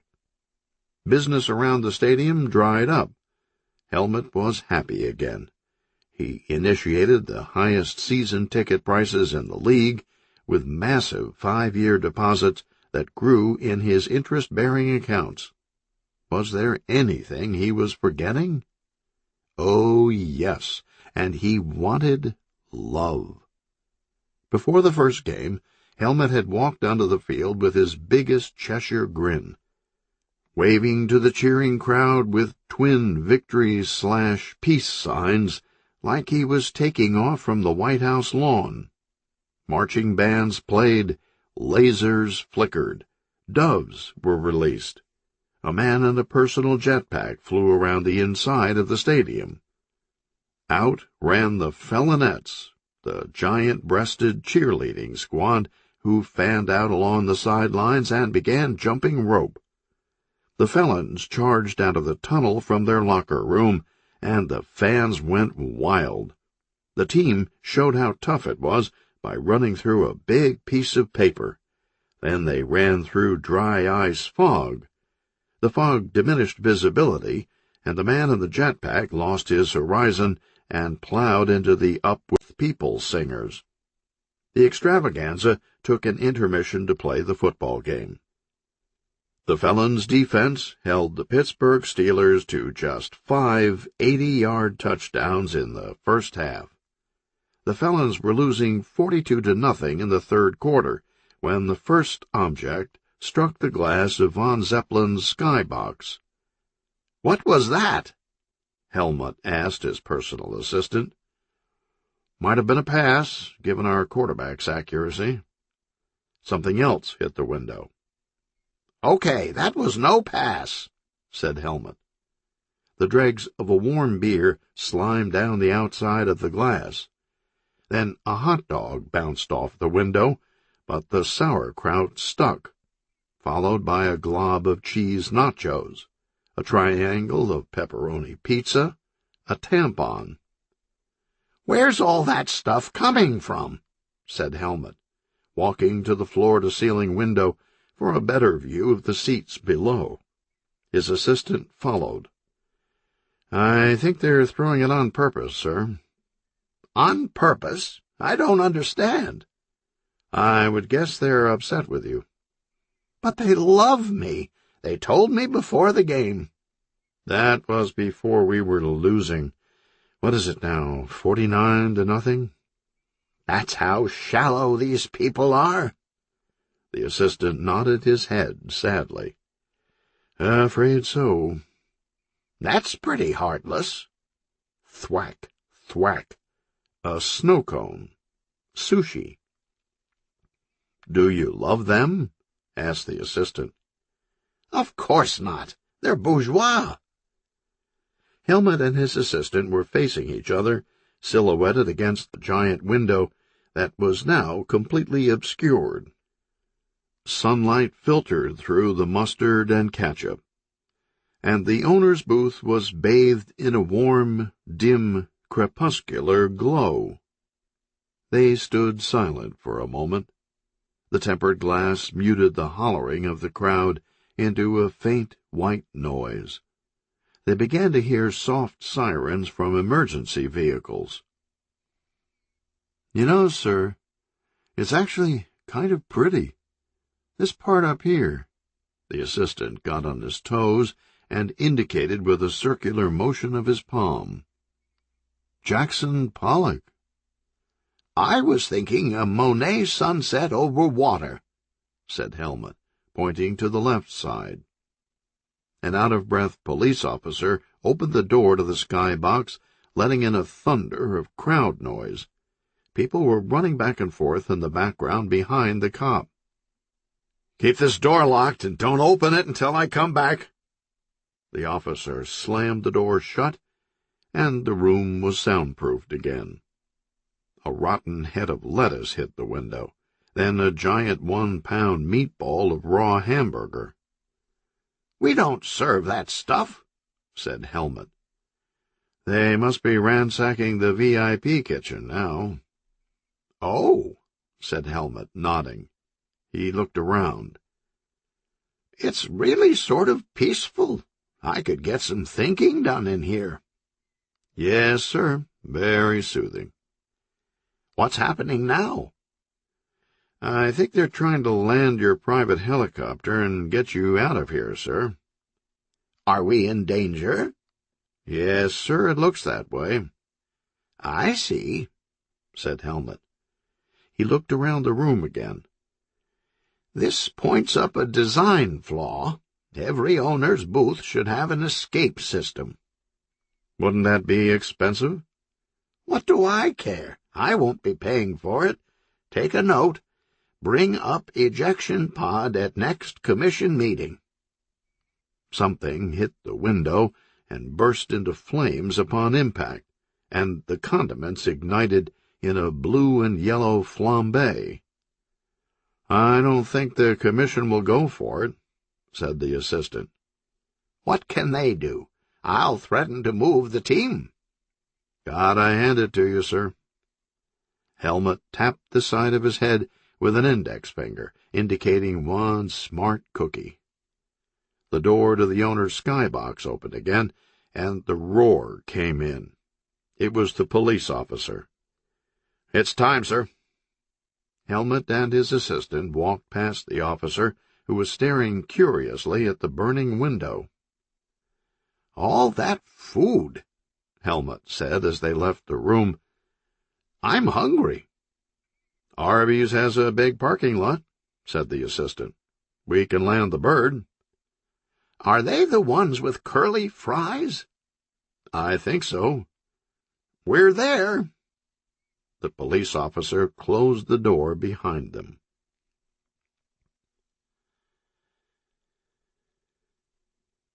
Chapter 5. Jackie Monroeville hitchhiked into Tallahassee with a tattered backpack and a dream of being the First Lady of Florida. 24 years old, she came equipped with a high school diploma, waitress experience, and thermonuclear ambition. She had the coy, freckled face and disarming eyes of Sissy Spacek, and her secret weapon was the best shampoo money could buy. Jackie scoped out the terrain of power, window shopping downtown restaurants at lunch for the men with the best suits. A half-block from the Capitol, her gut told her she had the right place, and she asked for an employment application. Within a week, she was the best waitress at the Quorum Grill. Fast, accurate, dishing pie with a balanced amount of flirtation. On average, her ass was grabbed 3 times a day, her breasts double entendred 7. It only made her more confident. The stupider they were, the easier it would be to make it in this town. At night, in her garage apartment, she went through the business cards the men had tucked in her waitress apron, segregating the ones who just wanted to get in her pants from the ones who wanted to peddle her sex appeal for commercial advantage. After 2 months, she bought a snappy red business suit, selected the 5 most promising business cards, and examined herself in her full-length mirror. Already 5'11", she decided against the heels and kicked them off. She practiced tough facial expressions. You are a tiger. She did a spinning kung fu kick with a hee-yah. She addressed herself in the mirror one last time. Go out there and kill.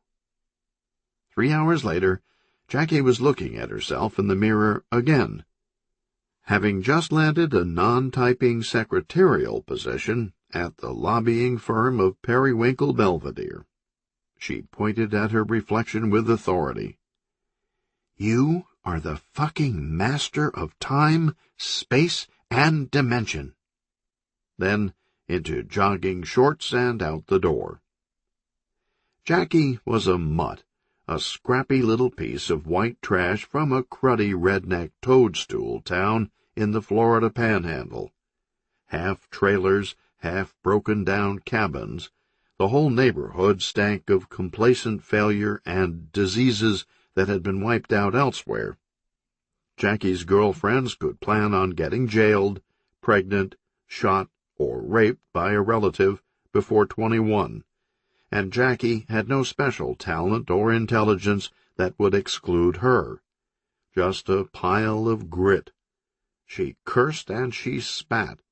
She hustled through her shift at the cotton mill and went jogging 3 miles every evening, then came home and read People and dreamed. She had no real education. She only knew she wanted up, and that the spitting would have to go. The polished manners of her lunchtime customers, their business suits, their professional talk, all freakishly exotic to Jackie. What she did was study people. She didn't know how to describe success, but she knew what it looked like when it walked in the diner. Jackie watched to see what they did differently.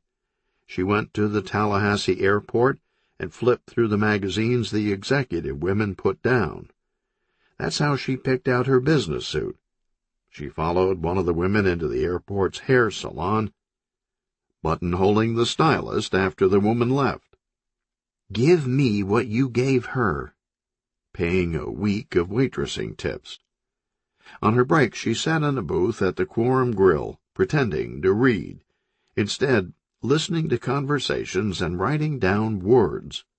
At night, she practiced for hours, the poise, the grooming, the vocabulary, trying to lose her textile twang. She found it couldn't have been more slow and difficult if she had been raised by wolves. But Jackie's self-training was relentless, a draconian, do-it-yourself, my fair lady intervention. Jackie showed up her first day at the lobbying firm and was told by Periwinkle himself to go home. All her job required was attendance at Perry's dinners and parties. She had just learned she was decoration. It opened up all kinds of hours during the day to hang around the Capitol and read tossed-aside newspapers. She collected the citizens' guides to good government from the free racks. She studied the mugshots and kept a notebook of names and titles. In the middle of the 2000 legislative session, Jackie arrived for her first party at the Belvedere compound in the slinky, strapless black dress provided by the firm. She stood with 6 other attractive women in dazzling evening wear. At first Jackie thought she was outclassed. The women were obvious blue bloods, had to be debutantes from the old Tallahassee families. No visible tattoos or needle tracks. She kept her mouth shut and smiled politely. But after listening to them giggle for a half hour, Jackie thought, what is their fucking problem? She inched away from the women toward the punch bowl, not watching where she was going, and bumped into someone at the end of the buffet table. "I'm so sorry," she said, concentrating on syntax. "I beg your pardon." The other person didn't answer. Jackie recognized him from the newspapers. It was the Speaker of the House, Gomer Tatum, and he wasn't answering because he was turning purple. He reeled down the buffet, one hand at his throat and the other pulling trays of hors d'oeuvres off the table. Jackie caught him from behind at the lobster bisque. She got her arms around him and a fist up under his rib cage. She constricted her arms and thrust. Once, twice. "Come on, you cow!" 3 times, forcefully expelling a partially digested pig in a blanket into an oil portrait of Horatio Belvedere III. Jackie received a light round of applause. "Whew," said Tatum. "Another close one." Jackie did some quick brain retrieval from the Better Government guides. Speaker of the House. Let's see. 3rd in line to be president. No, that's federal. But it's got to be something close like that on the state level. She checked his left hand. No ring. "You have a girlfriend?" Tatum looked behind him to see whom she was talking to. "I'm talking to you."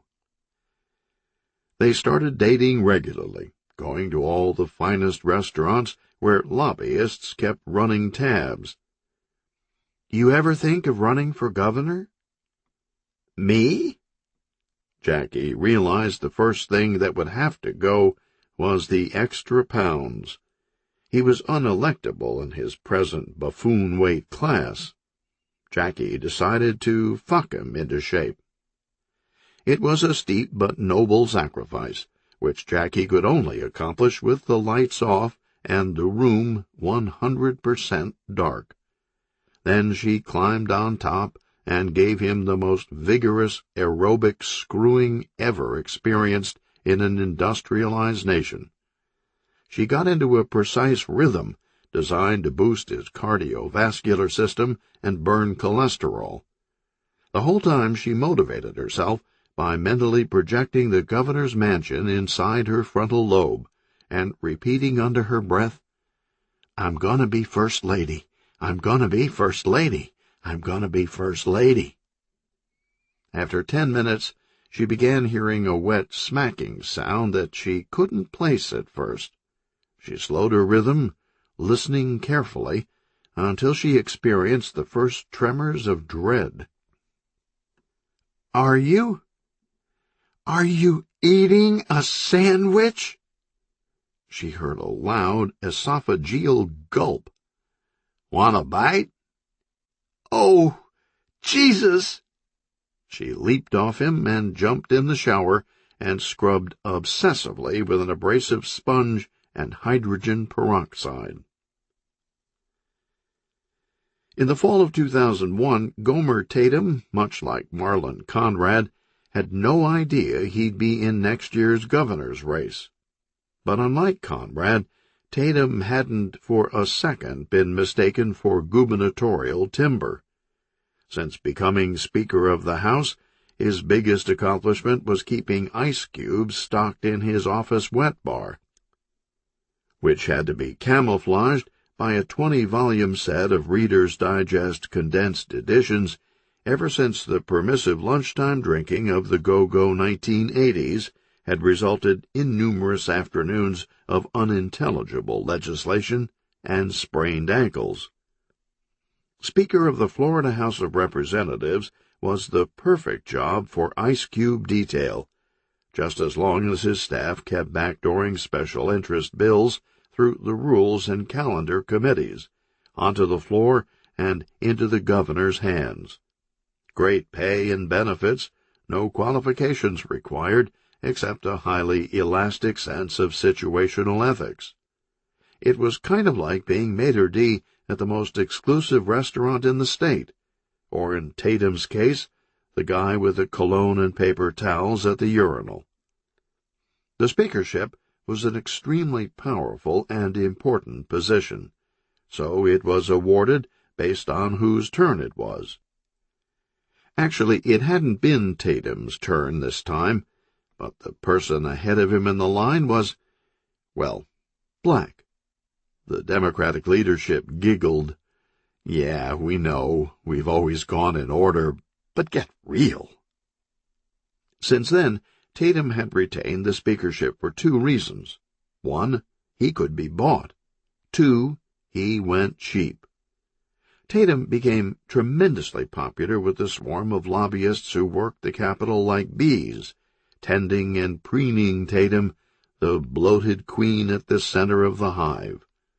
The only ambition Tatum possessed was to stay clear of political entanglements that might jeopardize his state pension or leisure time on the job.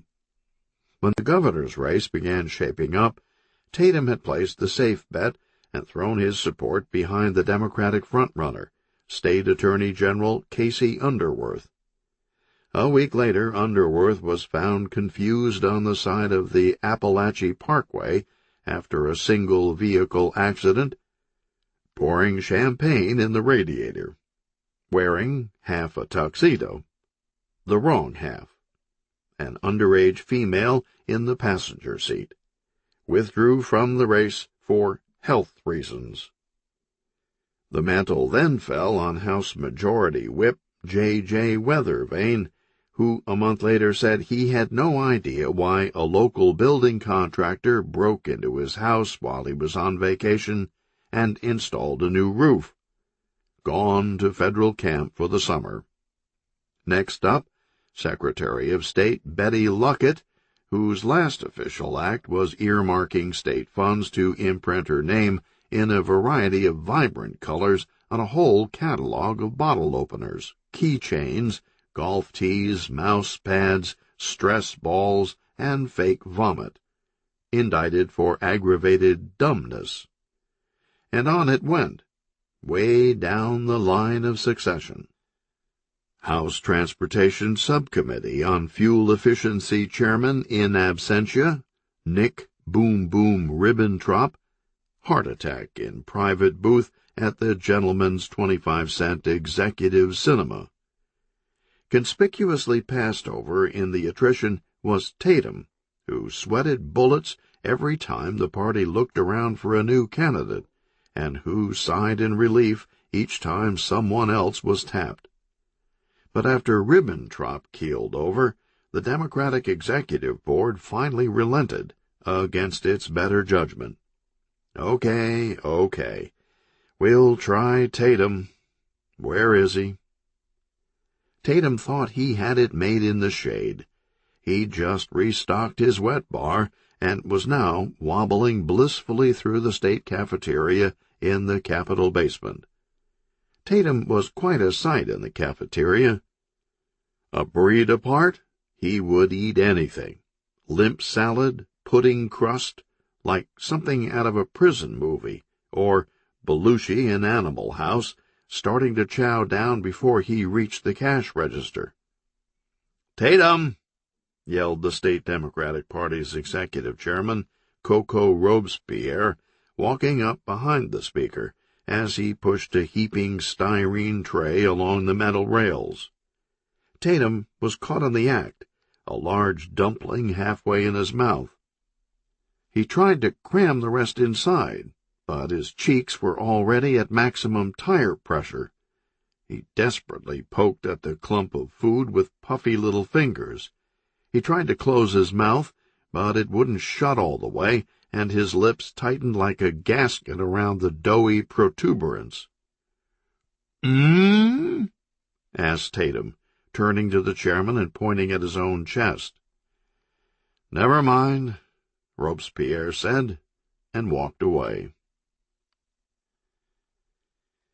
The Democratic Party instead went with former insurance commissioner Wolfgang LaGuardia.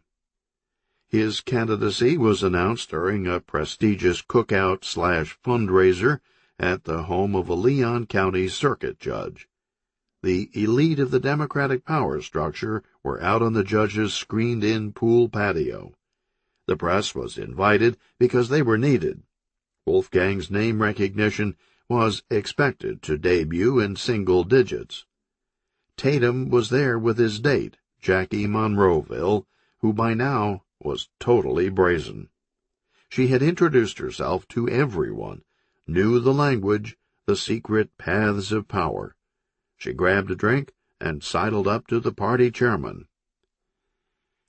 "Coco, I don't see how you could pick LaGuardia when Tatum was available. If this was the federal government, he'd be third in line." "What are you doing with that schlub?"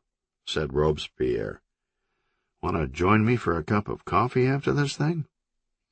"Only if you back Gomer for the nomination." "Suit yourself," said Coco, smiling and waving at a donor across the patio. An hour later, LaGuardia decided he would show the host how a future governor operates a gas grill. But something went wrong in his ratcheting of the fuel line. Possibly the 4 Johnny Walkers he had before making the adjustments, and when the lid exploded off the grill, it made one hole going up through the screen roof over the patio, and another when it came back down and landed in the pool. The music was turned off, and there was a full 10 minutes of stifling awkwardness, until the judge, partial to gin himself, considered the 2 holes in his screen roof and said, "Fuck it, let's have some fun." The music came back on, and voices rose again in merriment. The judge's wife wheeled out an old charcoal grill from the garage, and they kept LaGuardia away from it. Soon the fire was glowing at the perfect pitch, and the grill was covered with steaks, shish kebabs, and baked potatoes in aluminum foil. "Soup's on!" yelled the judge's wife. LaGuardia ended up first in line, a few more scotches under his belt, and he was having trouble gauging the Earth's gravitational field. When he reached for something to steady his balance, his hand found the handle on the grill, but the grill had wheels, and it rolled into the pool. Coco Robespierre saw it happening in slow motion and wanted to scream, but nothing would come out. The grill hit the water like a political atomic bomb. The coals went in with a loud sizzle and sent up a mushroom cloud of steam. Ash filled the air Vesuvius style and spread out in a thin film across the pool's surface. The metallic potatoes sank, but the filet mignon floated like turds. "Don't worry, nothing I can't fix," said LaGuardia on his knees at the edge of the pool, reaching for the steaks with a long-handled skimming net. Jackie Monroeville saw the horror on Coco's face, and she realized it was now or never. Coco was standing at one end of the pool and Jackie at the other. In between was LaGuardia, kneeling and fully extended with the skimmer. The TV crews turned on their lights and zoomed tight on the candidate. Jackie sauntered along the edge of the pool toward Coco. As she passed LaGuardia, she gave him a discreet knee in the butt, and into the pool he went. The TV crews fought for position. When Jackie got to Coco, his face was in his hands. "Now will you back my Gomer?"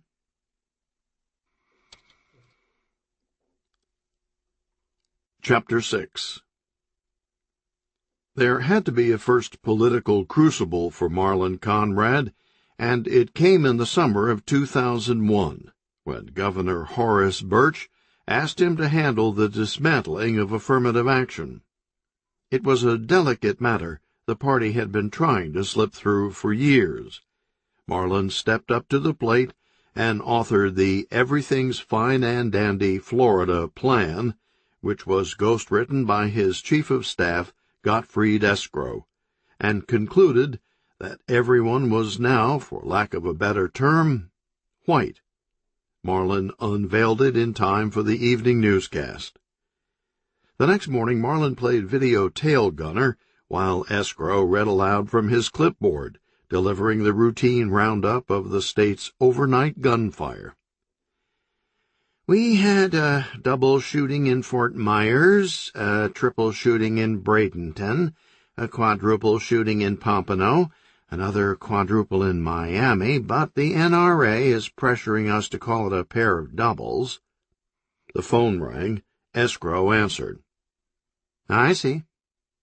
I see. Thank you." He hung up. "What was that?" asked Marlon, clicking off 50-caliber bursts with the joystick. "Sir, we have a little public relations problem. Customs has Babs in custody at the airport. She failed to declare $5,000 in rare Belgian puppets." "Unbelievable," said Marlon, spinning around in his chair. "What's with the fucking puppets? I'm starting to think there's something seriously wrong with that woman." Meanwhile, a large contingent of African-American lawmakers, activists, and students had begun assembling in the lieutenant governor's anteroom for a sit-in. Shortly before noon, an unsuspecting Marlon got up from his desk to head out for lunch. Unfortunately, network cameras were rolling when Marlon opened his office door, bugged out his eyes, and yelled, "Ah, black people!" Then took a quick back step and slammed the door. He ran over to Escrow. "What'll we do?" Escrow said he wanted to look. He ever so carefully cracked the door and peeked out, and he saw a lobby full of people staring back at him. He slowly closed the door. "If we stay real quiet, maybe they'll go away." It went on like that most of the afternoon. Every hour or so the lieutenant governor's door opening a tiny slit, and Marlin and Escrow peeking out, one head on top of the other, then the door closing silently.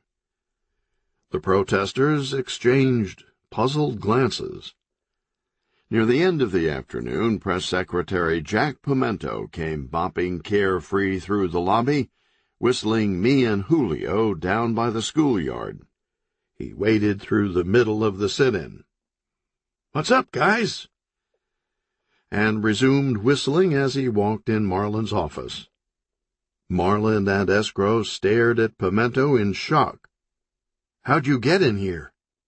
Pimento looked confused and jerked a thumb over his shoulder. "The door." "But aren't the protesters still out there?"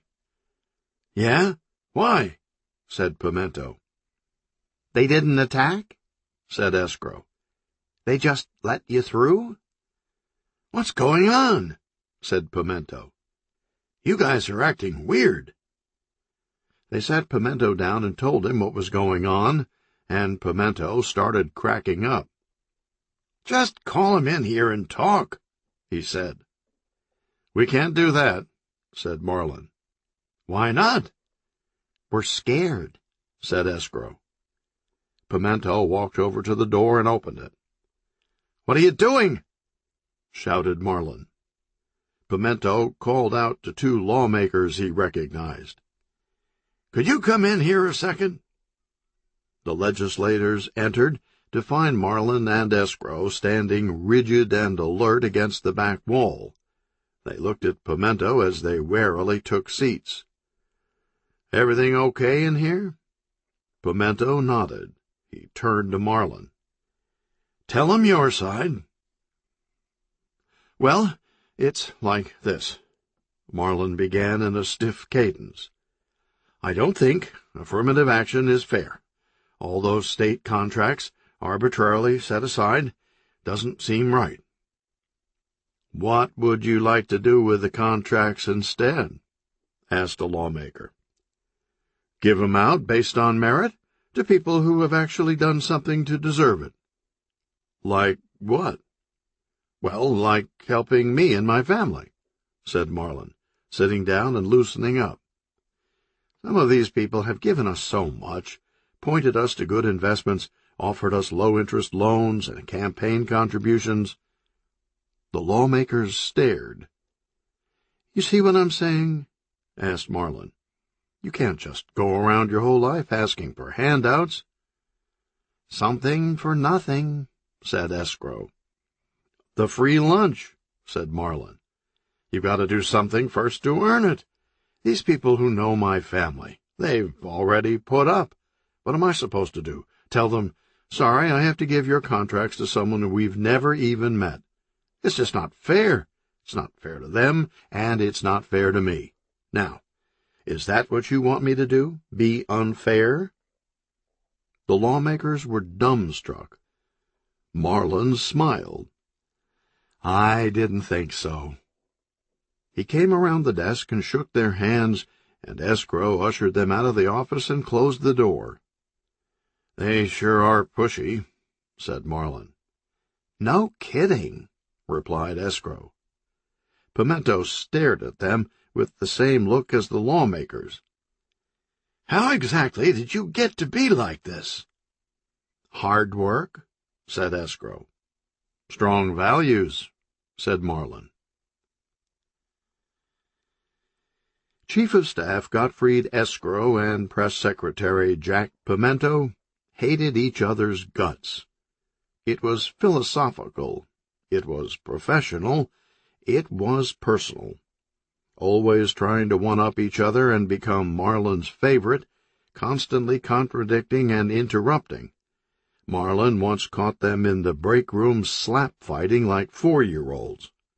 "Knock it off!" Marlin asked his father for advice on which one to fire. "No, no, no," said Dempsey Conrad. "In palace politics you always want to cultivate a little constructive factionalism. prevents coups, keeps your power base solidified. Gottfried Escrow loved politics. He had been chairman of the college Republicans at Florida State. During the presidential race in '84, he and his buddies showed up. Escrow's gang gathered up all the posters and banners, and even the tape and staplers, and ran off and threw them in a ditch. Then snickered. He thought it was a perfect micro-illustration of why the Democrats were no good for America.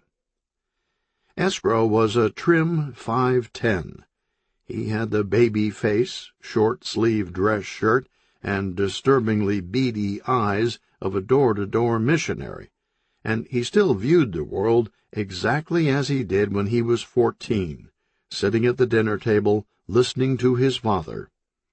"Watch out for the unions and the commies." Escrow began each morning by selecting one of a dozen starched white shirts evenly spaced in his closet on wooden hangers. He had his dark hair neatly trimmed for $30 every Friday. His chief of staff's office, next to the lieutenant governor's suite, was immaculate and well appointed. He buffed his oak desk every morning until it was a mirror. Machiavelli sat on the bookshelf. In stately frames along the north wall was his gallery of role models: Lee Atwater, Jesse Helms, Rush Limbaugh, and Ken Starr. Behind his desk hung a poster titled "Loyalty," with G. Gordon Liddy's hand over a candle. In an age that teemed with paranoid conspiracy buffs, Escrow was privately disappointed that he had never been asked to join a conspiracy. Pimento's office was a cyclone wake, a tiny windowless room with papers everywhere and Rolling Stone magazines concealing lost halves of sandwiches. Escrow stood in Pimento's doorway, unamused. "Clean this shit up. It's a disgrace." "You're not the boss of me." "Actually, I am," said the chief of staff. Pimento went about straightening his office. He had an old stereo, and he put on his cleaning music, all along the watchtower, both Bob's and Jimmy's versions. Pimento was 6 feet and thin, with a military haircut and flecks of gray on the sides. His rapidly blinking eyes were ice blue. Pimento was the dreamer, the Lenin to Escrow's spit-polished McCartney. He was a Rockefeller Republican who believed the interests of the lower class were tied to a properly regulated pro-business climate.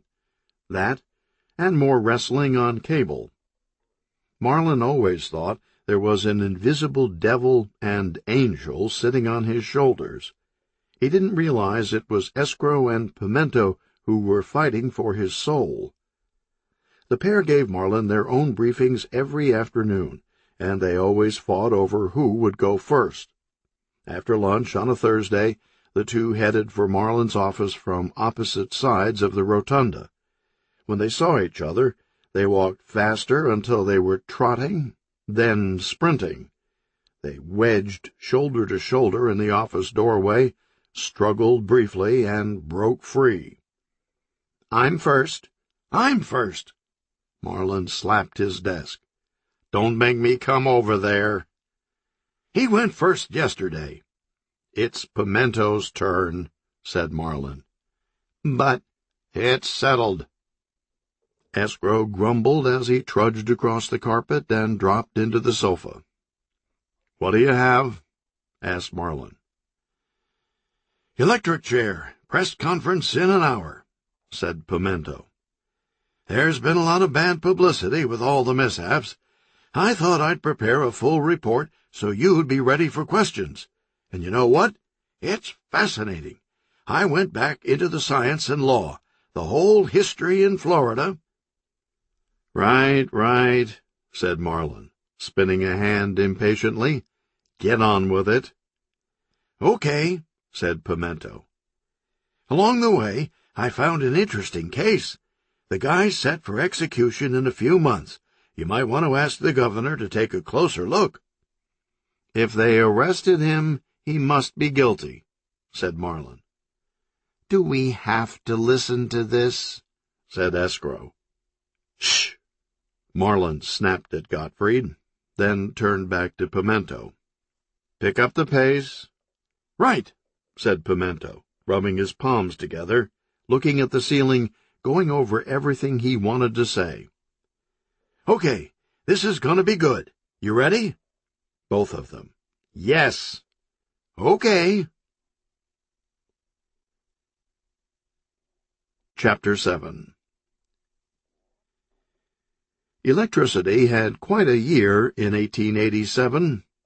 Thomas Edison and George Westinghouse waged a fierce battle over who would dominate the revolutionary new utility. Edison had DC, direct current, and Westinghouse had AC, alternating current, and they were playing hardball. On a cool morning in February, Edison traveled to the town of West Orange, New Jersey. A crowd gathered in the square as Edison and his assistants placed a large iron plate on the ground and wired it to a 1,000-volt AC generator. Onlookers pushed and shoved for better views. Edison's team placed 29 dogs and cats on the metal plate. They turned on the juice. Most in the crowd were sickened by what happened next, but a few liked it. Edison's message: "See, AC current is dangerous." Across the Hudson River, lawmakers in New York State took a different view of the demonstration. "Hey, we have some people we'd like to do that to." William Kemmler fried August 6, 1890, in Auburn, New York. The electric chair was born. At the end of the 19th century, electrocution was in demand because the technology was so advanced. At the beginning of the 21st, it was in even higher demand because it was so primitive. For many, lethal injection just wasn't quite as, how would you put it, satisfying. Then there was the sentimentality. Over the years, the chairs in various states had acquired their own quaint nicknames: Old Sparky, Yellow Mama, the Indiana Shit Boiler. In 1972, the United States Supreme Court voted 5-4 in the case of Furman v. Georgia to halt executions because they were cruel and unusual. When the court changed its mind in 1976, it was as if prohibition had been repealed. Gary Gilmore was the first to go, shot by a Utah firing squad. But he had requested to be killed. No fun in that.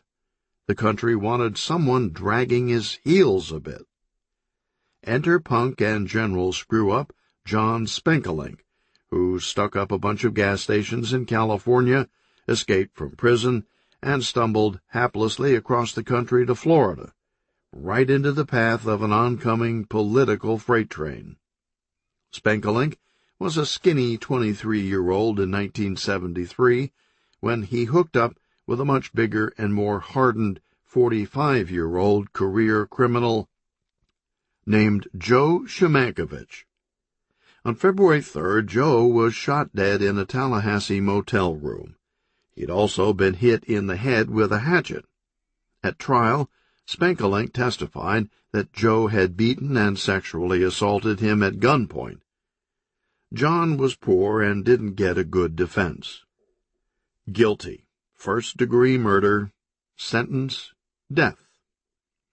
Legal experts raised their eyebrows. It might well have been first-degree murder. On the other hand, given Shemankovich's violent record and the criminal lifestyles of people like John and Joe, the exact circumstances were not ascertainable, not to the degree of certainty that you kill someone. A death sentence just didn't pass the smell test. With better counsel, it was probably second-degree murder or manslaughter, maybe even innocent by self-defense. John appealed. Timing was everything. When Spenkelink's case came up, he was in line to be the first person in the United States involuntarily put to death since the Supreme Court decision. His picture appeared on the cover of the New York Times Magazine, with the headline, "The Next Man to be Executed?" The political cost to spare Spenkelink was rising. The train had left the station. During appeals, his attorneys argued capital punishment was cruel and unusual. John couldn't believe his ears. They were using his case to attack the Supreme Court ruling. The whole country wants the death penalty. You're going to get me killed. Don't attack the Supreme Court. Attack Semankovich. He was raping and beating me. On the night of May 25, 1979, a Friday, they shaved John down. He couldn't stop shaking. The warden took pity and slipped him some whiskey. John's last words, "Capital punishment. Them without the capital get the punishment." During the Republican gubernatorial primary in 1994, one candidate bragged in a TV ad that as Attorney General he had helped kill Spenkelink. 15 years later, it was still good for a few votes. Florida's electric chair was getting some serious wear and tear. Built in 1923, the furniture portion, the sturdy three-legged oak seat, was replaced in 1998. The electric apparatus was not. The chair is located at Stark, in the speed-trap no-man's land between Gainesville and Jacksonville. It costs $55.14 a day to house a condemned inmate. Their cells are 6 feet by 9. An anonymous executioner is paid $150. When the legislature reinstated the chair prior to the 2002 election, the Department of Corrections immediately experienced a rash of what the official spokesman termed minor incidents. Gerald Samuel, the Grim Reaper Morgenstern, serial killer of prostitutes. Last meal, Delmonico steak, baked potato with sour cream and chives, French bread, Caesar salad, half-gallon of mint chocolate ice cream, 2 liters of Dr. Pepper. For his last statement, Morgenstern read a rambling 7-page condemnation of the U.S. judicial system until even his spiritual adviser began glancing at his watch. He concluded, "I'd rather be fishing." Then he seized up, and the hood over his head caught fire. Thomas Crazy Tom, Squirrely Tom, Vogel, while on PCP, broke into a private residence and disemboweled a woman in her 3rd trimester. Barbecue beef ribs, corn on the cob, baked beans, chilled peanut butter M&Ms, lemonade. Looking around at the people strapping him in, Tom said, "I think I've seriously fucked up." He bolted straight up in the chair, and blood spurted out of his chest. Meredith, the Black Widow Fricatola, poisoned 4 men with swimming pool chemicals. Fried shrimp, fried catfish, French fries, 2 fried eggs, onion rings, and a Diet Mr. Pibb. "I got nothing to say." "Wait, I just She went into spasms before what prison personnel described as a mid-air static electric discharge from the base of the seat to the foundation. The morning radio shock jocks were more concise. "Lightning shot out of her ass." The next case was the most interesting yet, even though the prisoner didn't die. Electrocution opponents have long contested the state's position that death is quick and painless. They counter that because the human brain operates on tiny electrical impulses, the current from an electric chair throws normal perceptions of reality out the window. An execution that takes a second, they contend, could seem like days inside a short-circuited brain. But there was no way to prove or disprove the theory. Until Billy Joe Fahrenheit came along. A moment after the switch was thrown and 1,000 volts began dancing in the folds of Billy Joe's cerebrum, he found himself flying through the air at incredible speed, circling the earth. The sky strobed orange, green, and pink each second, and his body became elastic and 900 miles long, stretching all the way across Portugal and part of Spain. It was actually quite pleasant.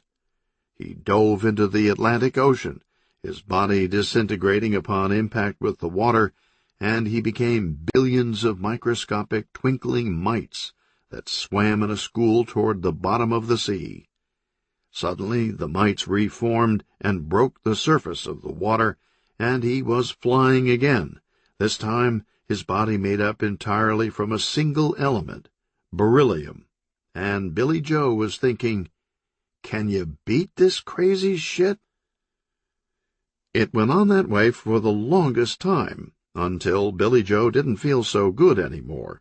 Then he started feeling extremely bad. Everything went dark, and he began to hurt like hell all over. He heard someone yell, "He's still alive!" and the hood was pulled off his head. Billy Joe gave extensive media interviews until he was put back in the chair the following month and dispatched on an equally interesting journey, but with a different ending. Pimento suspended his presentation on capital punishment when he saw Marlin at escrow starting to doze. "Hey, you awake?" "Absolutely." "Good. You don't want to miss this next part." Pimento told Marlin he had checked the legal dockets. The next 2 prisoners up for execution were clearly guilty, but Marlin might want to take a closer look at lucky contestant number 3, who was convicted in a case out of the Florida Keys. The Miami Dolphins had just kicked off to the New England Patriots in a blizzard in Foxborough, Massachusetts. The phone rang in the kitchen of football fan Anita Braintree of Boston. It was December 1989. Anita's eyes stayed on the TV as she picked up the receiver. On the other end, she heard another TV tuned to the Patriots, giving her the game in stereo. She also heard rowdy drunks and a faint jet engine. She was expecting a call from her husband, but instead it was her husband's annoying business partner, Frank Lloyd Sirocco, and he sounded a little trashed. He said he was in a sports bar across the highway from the airport. She heard a loud bang over the phone. "What was that?" "Toy musket," said Sirocco. Intoxicated people marched around him, dressed like Ben Franklin, Thomas Paine, and Nathan Hale. The Patriots intercepted, and Mrs. Braintree heard cheering over the phone. "My flight's snowed in," said Sirocco.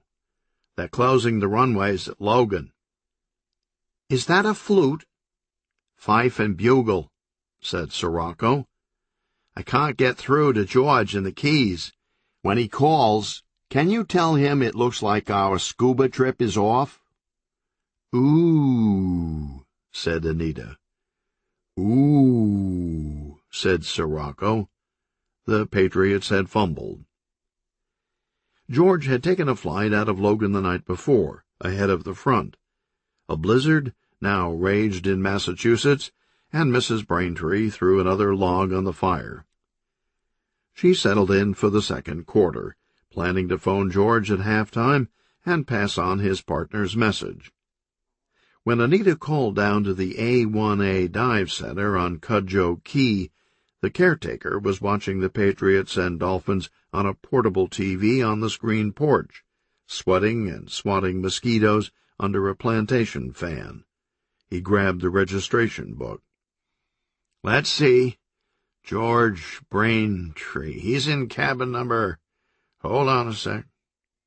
They stopped to watch the Dolphins kick a field goal. "Cabin number 5. He rang the cottage and waited.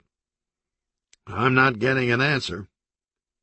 2 hours later, and precisely 10 seconds after the Dolphins beat the Patriots 17-14, Anita dialed the 305 area code again.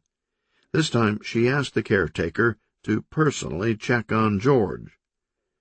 When the caretaker opened cabin 5, the TV was on the post-game show. George Braintree's suitcase was open neatly on a chair, his scuba gear stacked against the wall, his red rental Taurus parked by the pool. Even a recently popped beer on the nightstand. The caretaker called Anita back and said everything looked normal. He must be at the convenience store or the pub. He didn't tell her about the wallet he found on top of the TV, or the 20 he took. Anita turned off the TV. It wasn't like George not to call. On the other hand, he had been known to drown his sorrows after more than one Patriots loss. When Anita couldn't reach George on Monday, she called the Monroe County Sheriff's Office. The deputies got the vibe the moment they stepped in cabin number 5. Absolutely nothing out of order, no sign of struggle or robbery. It was all wrong. The wallet and the blaring TV, the can of beer on the dresser, warm and full. A week later, nothing. A month, still nothing. Anita demanded answers from the sheriff's office. She just couldn't accept it. She had driven George to the airport herself and kissed him goodbye, and he had gone to Florida wearing a loud shirt and disappeared into hot air. Mrs. Braintree was the primary suspect, mainly because she was half her husband's age, the trophy wife. They had no children, and she stood to get everything. But the detective's audit of the Braintree's finances revealed George was worth more to Anita alive. He was underinsured and top-heavy with debt. She would have to sell the house. The police swung their glare to George's partner, Frank Lloyd Sirocco, who was now the sole proprietor of their business. Frank said that on the day George disappeared, he was watching a Patriots game in a Boston bar, 1,500 miles away. Dozens of people saw him. Who were they? He wasn't sure. They were dressed like Minutemen. What set off bells with the detectives was the 7 life insurance policies on George. A small one had named Anita as beneficiary, but 6 named Frank. What did Sirocco have to say for himself? "Standard business practice," said Frank. He showed them the books. The policies totaled half the company's value on paper.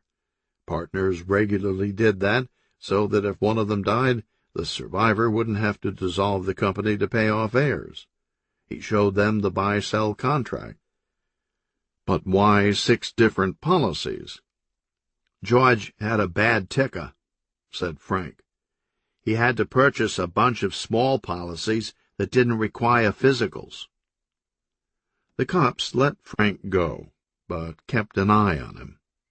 Frank immediately started dating George's widow.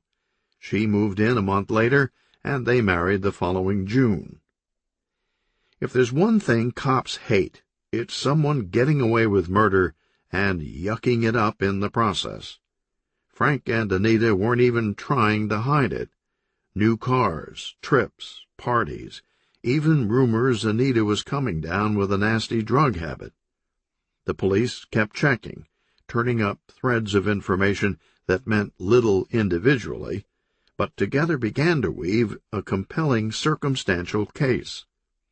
Shortly before George's disappearance, Frank Lloyd Sirocco had reported his gun stolen.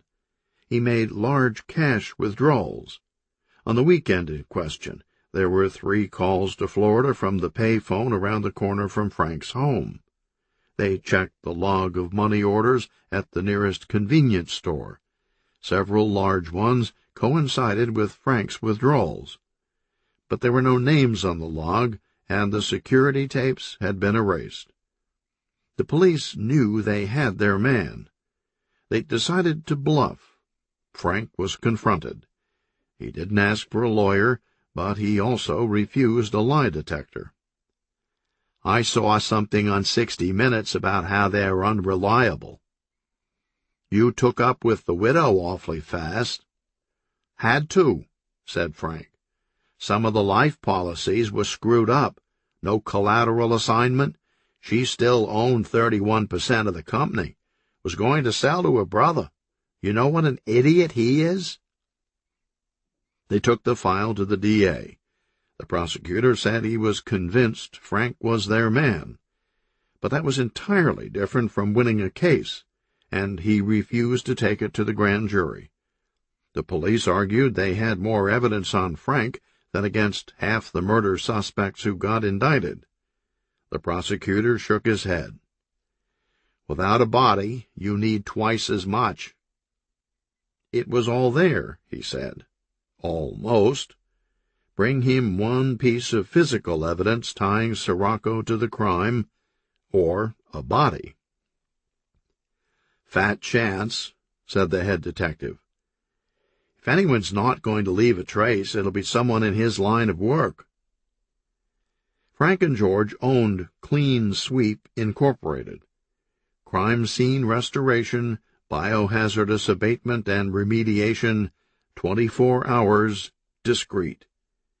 They marketed to banks and other financial institutions, and between disgruntled workers and suicides, it was more business than they could handle. Their clients didn't care how much it cost, just make it go away. And Frank and George made a fortune scraping hair and bone off the walls of executive suites with million-dollar views. Their logo was a chalk outline. A year quickly passed. January was a busy month for the Monroe County Sheriff's Office, more specifically its Marine Patrol. From Key Largo to Key West, 37 separate incidents of tourists with no nautical experience renting boats with enough horsepower to change the weather. Add unmarked channels, no depth charts, and Bacardi, and a lot of visitors were returning to the rental offices soaking wet without boats. A 20-foot twin-engine wellcraft was found in the middle of Big Spanish Key. They estimated it was planing at 50 when it sheared through 100 feet of immature mangrove. As deputies winched the boat back, they discovered it had plowed away the sand and muck of a shallow grave. Forensics determined the 2 holes in the back of the skull were from a .38, but crabs had eaten the fingerprints. A week later, and 40 miles up the Keys, an unemployed marijuana addict was living off a diet of illegal seafood. He was diving in 15 feet of water under the Long Key Viaduct when he found 2 lobsters sharing a coral hole with a .38 special. The diver was in great spirits as he loaded a cooler full of crustaceans into his '75 Honda Civic. He had enough food for a week, and a gun that would bring at least $40. He decided to celebrate by firing up a fat one right where he was parked on the side of the causeway, which was where the police awoke him 6 hours later with a knock on the driver's window.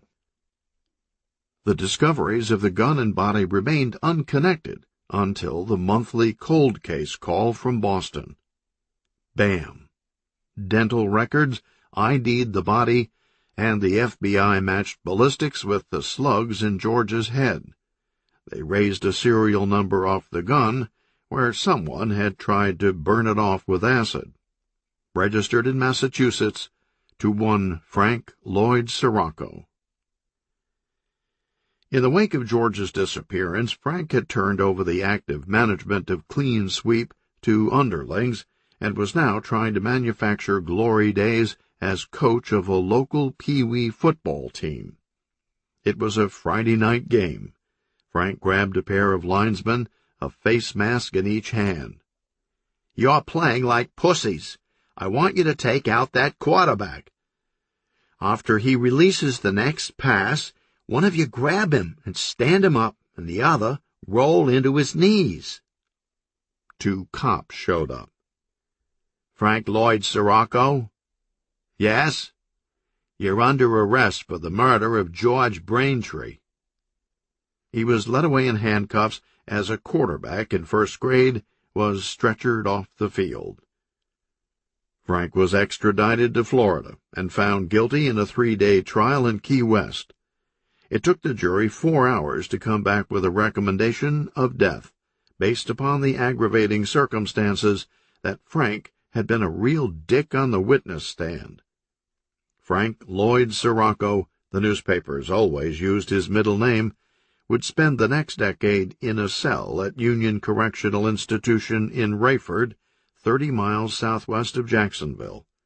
He became close friends with the vampire killer, the werewolf killer, and the angel of death. But Ted Bundy didn't want anything to do with him, calling Frank creepy. 6 months before the 2002 gubernatorial debates got underway, Frank was transferred to Florida State Prison at Stark. It was not a good sign. Most of death row was at Rayford, but the front of the line resided at Stark, with the electric chair. Frank wore orange T-shirts distinguishing the condemned, and got an hour a day for exercise. Otherwise, he was kept in his cell. The worst part? No air conditioning.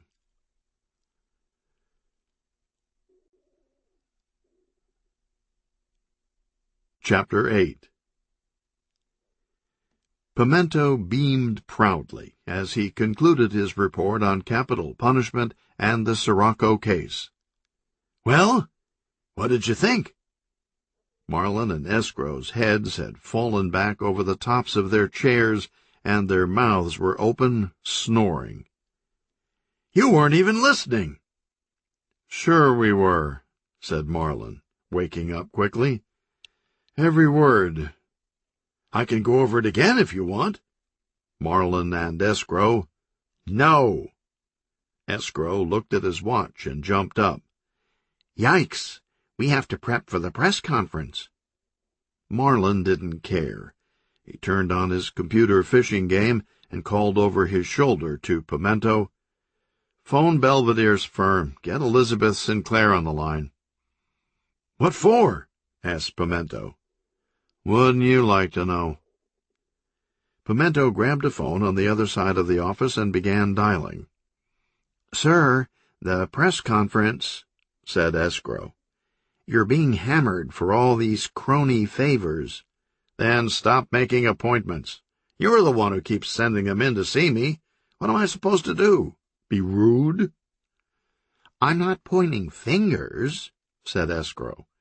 "We just have to rehearse for some hard questions."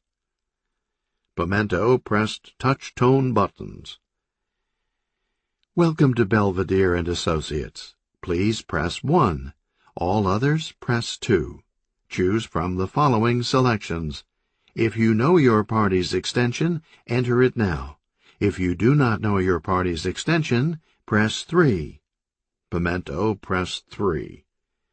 "Welcome to the directory. Please spell the last name of the party you wish to speak to using the corresponding alphanumeric buttons on your touch-tone phone." Pimento punched in Sinclair. "We're sorry. Your selection is invalid. To enter a valid selection, press 9-4. To enter an invalid selection, press 4-9. If you would like assistance, press 7. He pressed 7. "You have pressed 7. If this is correct, press 5. If this is not correct, press 8. Your current wait is now estimated at 2 minutes. Calls will be handled in the order in which they have been received. Please do not hang up and redial, as this will delay the handling of your call. To delay the handling of your call, press 4-3. All others press *5. Rotary callers, please hang up. Your current wait is now estimated at 4 minutes. Sir, the press conference, said Escrow. Shit, said Marlin. A tarpon stuck out its tongue. Marlin turned off the fishing game and surfed to a porn site. Don't bunch up your pants, Escrow. Just pack the place again with my staff. Works every time. You'll be flying solo, said Escrow. They've all gone on some junket. With this budget deficit? Don't worry. No tax money is involved. It's all being paid for by the people they regulate. Good, said Marlin. Wouldn't want to get raked over the coals for that, too. Pimento pressed buttons. Your current wait is now estimated at 6 minutes. Please have your account number ready. Enter your selection now. All others press *9. To hear your options again, press #2. To return to the previous menu, press *11. Pimento pressed more buttons. Hello, this is the voicemail of George DeFazio. I'm away from my desk right now. Pimento held the phone away from his face and gave it a weird look. Who in the hell is George DeFazio? He hung up and redialed. Welcome to Belvedere and Associates. Please press 1. Pimento pressed buttons. You have entered an invalid selection. Please select again. If you would like to speak to a representative, press the # key. We're sorry, all representatives are busy at this time. If this is an emergency and you require immediate assistance, press *1. Finally, thought Pimento, pressing *1. Hello, this is the voicemail of George DeFazio. Pimento gritted his teeth and he hung up and redialed. Welcome to Belvedere and Associates. Please press 1. Sir, these favors, said Escrow. Shh, you're making me mess up. Marlin typed in sex chat with someone named Mindy. Sir, perhaps if you didn't spend so much time playing video fish. I'm not fishing. I'm at Catholic schoolgirls in bondage. Pimento pressed more buttons. Your current wait is now estimated at 8 minutes. You have not entered a valid selection. Enter your selection now. If you would like to hear this menu again, press *#. If you would like to press *, press *. Your current wait is now estimated at 11 minutes. Thank you for calling Belvedere and Associates. Goodbye. Click. They're gonna have us for lunch, said Escrow. These press guys, you don't know 'em like I do. You worry too much. There was a loud crash. Marlin and Escrow turned to see a broken desk phone sticking halfway out a fresh hole in the drywall. Pimento stood next to it with a red face and heaving chest. Sorry, he said. I'll pay for that. If you want something done right. Marlin grabbed his own phone. He dialed a private number to Belvedere's firm. Elizabeth Sinclair, please. There was a pause as the receptionist connected Marlin. He gave Escrow a knowing wink. This is Elizabeth Sinclair. Liz, Marlin, why don't we meet at Clyde's after work and talk some business? What kind of business? You know, business. Thank you, but I'll have to pass. Your loss. Maybe next time. Marlin replaced the receiver. Frigid. Sir, we're running out of time, said Escrow, tapping his watch. You're overconfident. Chill, said Marlin, picking up the joystick. I'll just say I'm a friend of business and the working man. If that doesn't work, I'll accuse them of being against free enterprise. You've got free enterprise confused with capitalism, said Pimento. Marlin and Escrow turned.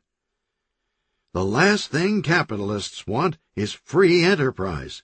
McDonald's and Burger King are mortal enemies, but there's one thing that'll unite them like lost brothers, a Taco Bell going up on the block. They'll do anything to keep 'em down in the fast food ghetto." Pimento began pacing and waving his arms. "Capitalists don't want free trade any more than they want whooping cough. Their nature is to conglomerate, homogenate, vertically integrate, and dominate until there is no competition. The rules, screw the rules. They'll rig the game, spit on the ball, bribe the refs, tilt the playing field, pork the cheerleaders, and kick free enterprise in the nuts." "That's it," said Marlin. "Random drug test." "But—" "Go." Marlin pointed at the door. "Piss, now." Pimento slinked out of the office. Escrow knocked on Marlin's open door. He held a personnel file gingerly, like a Dead Sea Scroll. "What now?" said Marlin, clicking the Hit Me on Internet Blackjack from the Cayman Islands. "Sir, I think you need to see this. It's the results of Pimento's drug test." "The what?" "The one you ordered, remember?" "Oh, right, sure," said Marlin. "So what's he on? Psilocybin, angel dust?" "No, nothing illegal, but they found traces of lithium and elevil. To get those, you have to be under psychiatric care. He's a head case." "We already knew that," said Marlin. "Sir, I don't think it's prudent to have someone of questionable stability so close to the seat of power." "You're the one who hired him." Escrow recoiled. Marlin was right. If there was a psychiatric hand grenade in Pimento's past, and it went off in the media, the trail would lead back to Escrow. He had to handle this delicately to get Marlin to dismiss Pimento on ostensible grounds. "Sir, I don't think you're taking this seriously enough." "What's in his file?" "Just the usual, no red flags." Escrow lied. He clutched Pimento's personnel file to his chest. The file was empty, except for the drug test, another Escrow oversight, and another excellent reason he didn't want this drawing any attention. Jack Pimento had begun his government career 6 months earlier in the mailroom without the required background check, a security breach that slipped through the cracks because of a government office laboring under the crushing hardships of overstaffing, nepotism, and bankers' hours. Pimento slipped into the public affairs office a month later in the scramble to fill a spate of openings created by the discovery of rampant functional illiteracy among speechwriters. The camel's straw was Marlin's last TV appearance, when he looked as perplexed as the audience after reading "The Electrical College" off the teleprompter. As chief of staff, Escrow got called on the carpet good for that one. He was ordered to purge public affairs. In desperation, Escrow looked around and saw Pimento eating a peanut butter cup at the water cooler, and he gave him a shot at a one-paragraph press release.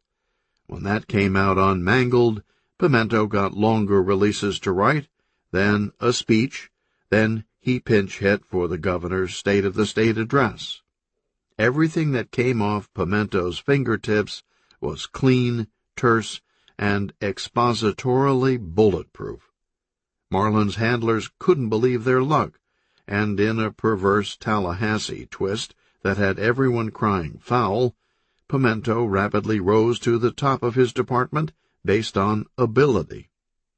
Escrow had signed off on the promotion himself, without even looking at the paperwork. Now he ruled the day. "But, sir," he said, standing at Marlin's desk, "I really think you should consider dismissal." "Nothing doing," said Marlin, remembering his father's advice.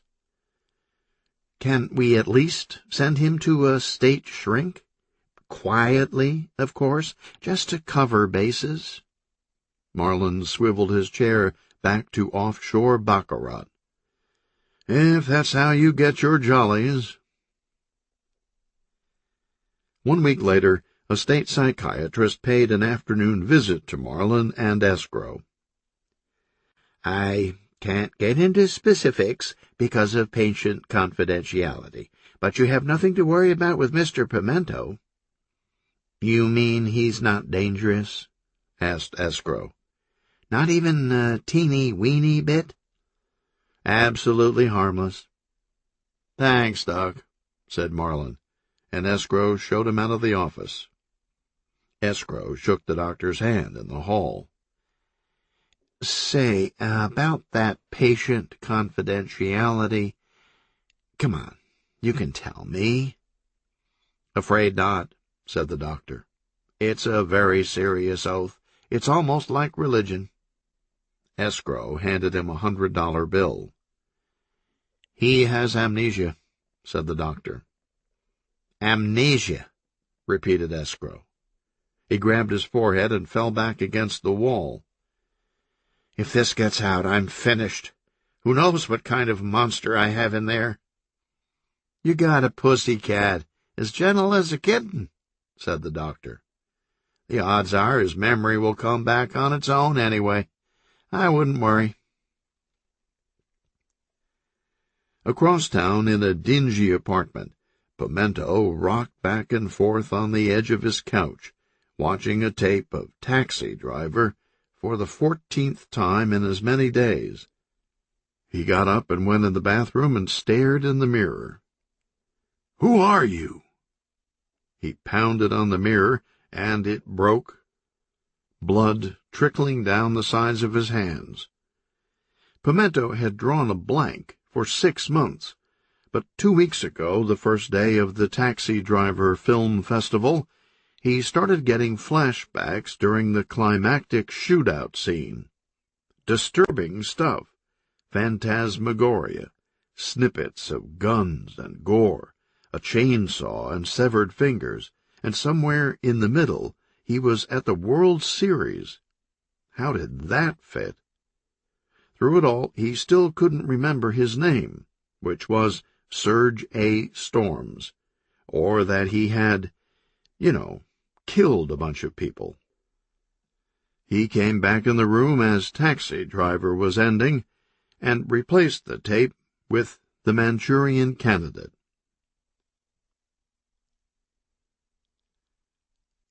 Chapter 9. The sun was setting in a primrose sky. Tiny mangrove humps in the Florida Keys appeared on the horizon as the South American airliner began its descent from 40,000 feet for the approach to Miami International. The pilot and co-pilot were talking in Spanish about the defoliating blight that was Ricky Martin's career. "Should have put a stop to Menudo when we had the chance." He was interrupted by a cockpit alarm, and they looked at the blinking amber button. "Flight attendant needs assistance." When the co-pilot opened the door in the back of the cockpit, he saw what he'd been fearing. There, in the aisle between seats 27C and 27D, the man in the business suit with his necktie wrapped around his forehead like a kamikaze, unsuccessfully trying to light a cigarette, stumbling and falling into other passengers who shrank back in their seats with revulsion. "How many has he had?" the co-pilot asked the flight attendant, waiting outside the cabin door. "Only 3 vodkas," she said. "Must have brought a bottle." The man climbed on top of the beverage cart, which, because of the jet's descent, began rolling forward. It accelerated slowly at first, but rapidly picked up speed until it veered into the back of seat 14C at 15 miles per hour, scattering empty cans of Sprite and Mr. and Mrs. T's Bloody Mary mix, and catapulting the businessman into the bulkhead separating first class from huddled mass. The flight attendant cringed at the force of the impact, but the businessman soon made his way to his feet again like the Terminator. He staggered and slid his necktie back down to his collar. "His muscles must have been all relaxed from the alcohol," said the flight attendant. "What's his line?" asked the co-pilot. "Commodities broker." "Fits the profile." The broker grabbed a lavender sunbonnet off a woman's head and put it on. Another flight attendant tried one last time to coax him back into a seat. He swatted her with the bonnet and shoved her to the floor. "Fuck you, too!" And he began weaving aft. An anxious Brazilian dignitary in first class grabbed the co-pilot's arm. "What's going on?" "Air rage," he said, starting to move down the aisle. "Routine, nothing to worry about." The broker made his way to the back of the plane and began yanking the handle on the door of what appeared to be an occupied lavatory. The door finally opened, and the man went inside and slid the lock. The co-pilot and flight attendant stood guard in the aisle a few rows away. "Hopefully he'll stay in there till we land." The pilot radioed ahead. Federal aviation agents were waiting on the runway. "What's Ricky Martin got that I don't?" the co-pilot asked the flight attendant. "You?" she said, giving him a quick up and down and laughing. "Excuse me," said a passenger, coming forward from the lavatories, wearing a red leather Miami Heat jacket, and the co-pilot and flight attendant parted to make room. "Look," said the co-pilot, putting out his arms and thrusting his pelvis. After landing, the passengers quickly deplaned. Some ran all the way to baggage. Bodyguards ushered the Brazilian dignitary into a waiting Mercedes. The federal agents boarded. "He's still in there," said the flight attendant, pointing to the back of the plane, and agents in FAA windbreakers moved briskly down the aisle.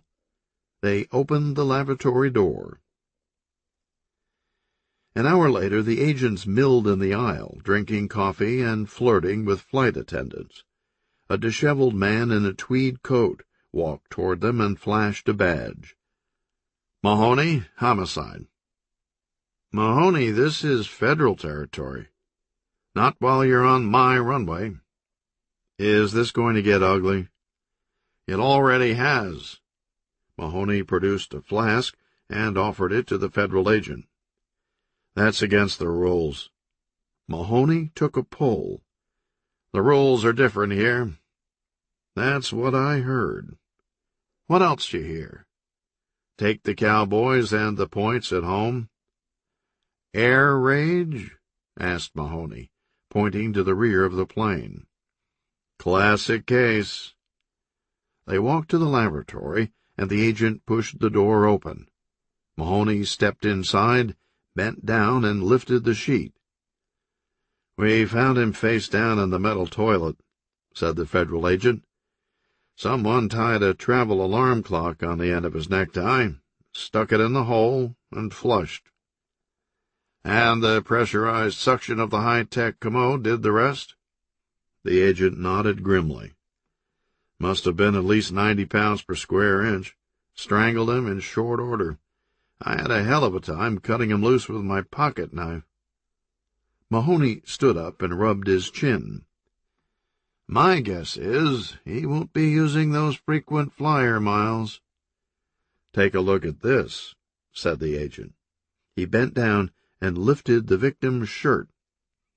"Somebody's a comedian," said Mahoney. "My gut tells me it wasn't Lenny Bruce." They stared back down at the words written in magic marker on the victim's chest. "Fly the friendly skies."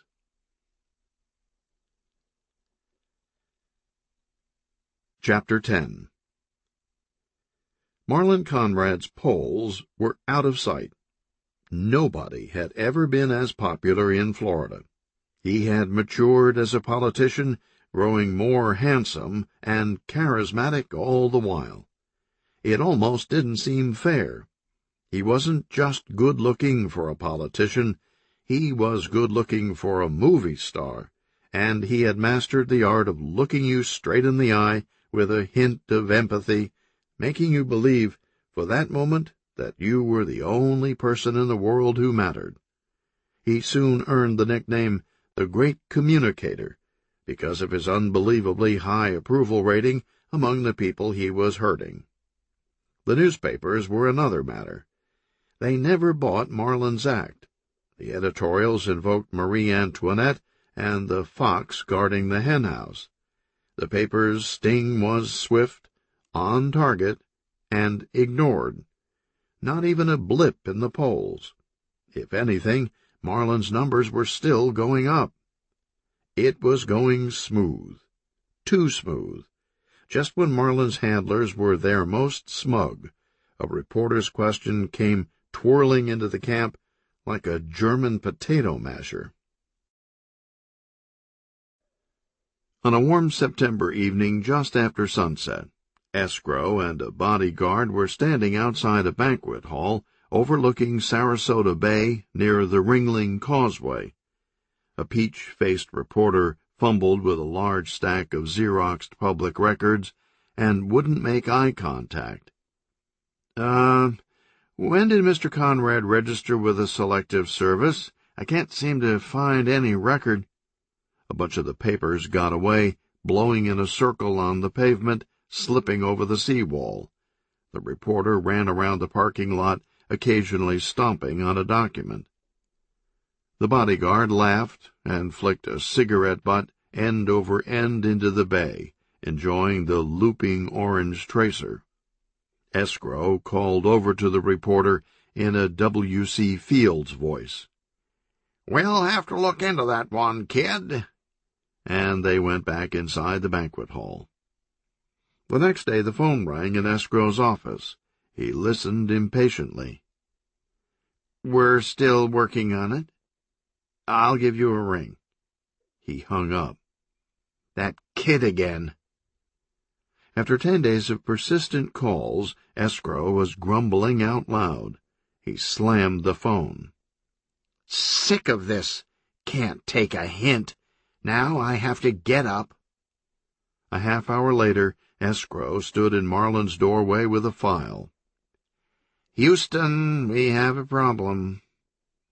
A corporate jet from Big Phosphate was dispatched to retrieve the three-headed Hydra, Governor Birch, Periwinkle Belvedere, and Dempsey Conrad, from a weekend spokesmodel summit in a houseboat off Naples. That night the lamps burned into the small hours at Belvedere's lobbying firm. Staff were summoned from home. The coffee kept coming. "How could you not register?" yelled Dempsey.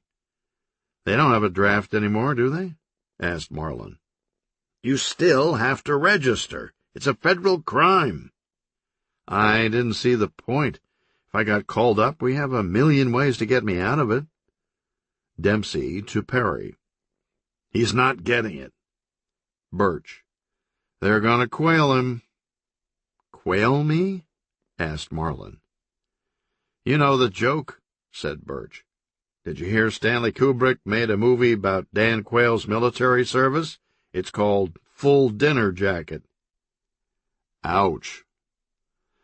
"Look, we'll get the lawyers on it in the morning," said Belvedere. "Have him nolo contendere, pay a fine. Shit, he's too old now anyway." "Of course he'll skate in court," said Birch. "What I'm worried about is the court of public opinion." "Excuse me," said Elizabeth Sinclair. "I think I know the solution." "Oh, Elizabeth," said Perry. "Would you be a sweetie and get us some more coffee?" Sinclair got up without reacting. As she poured Sanka in the next room, she wished she had the nerve to quit and start her own firm. Back in the bunker, Dempsey snapped his fingers. I got it. Preemptive strike. Have him enlist in the reserves. Think of the publicity from his 2 weeks of active duty. It'll be like G.I. Elvis, said Perry. By the time that worm can come out ahead on this one. You'd have thought war had broken out. The state's newspapers dutifully published photos of Marlin climbing an obstacle course wall, belly crawling under fake machine gun fire, and sitting back in the barracks writing letters to Babs on the home front. There were pictures of Babs, too, knitting, canning preserves, and staring out the bedroom window, surrounded by shelves of Belgian puppets, bravely awaiting her man's return from the hell that is Lakeland. A week after Marlin completed his tour of duty, a limousine from Big Tire and Rubber picked him up on the runway at Orlando International Airport. Dempsey, Perry, and Birch were already inside. I don't see what the big deal is with this guy, said Marlin. Don't get cocky, snipped Dempsey. You were lucky on that military thing. But I don't even like football, said Marlin. Dempsey grinned at the governor. He doesn't like football. He turned back to Marlin. Son, the 3 of us are all huge football fans, but today we don't give a jumping fuck who wins or loses. This is business. We think you're finally ready, said Birch. We're taking you to the mountaintop. Helmut von Zeppelin can make or break your career, added Belvedere. But I thought you 3 guys had all the power in the state, said Marlin. The notorious Birch, Belvedere, Conrad Troika. Let's just say we like to stay on friendly terms.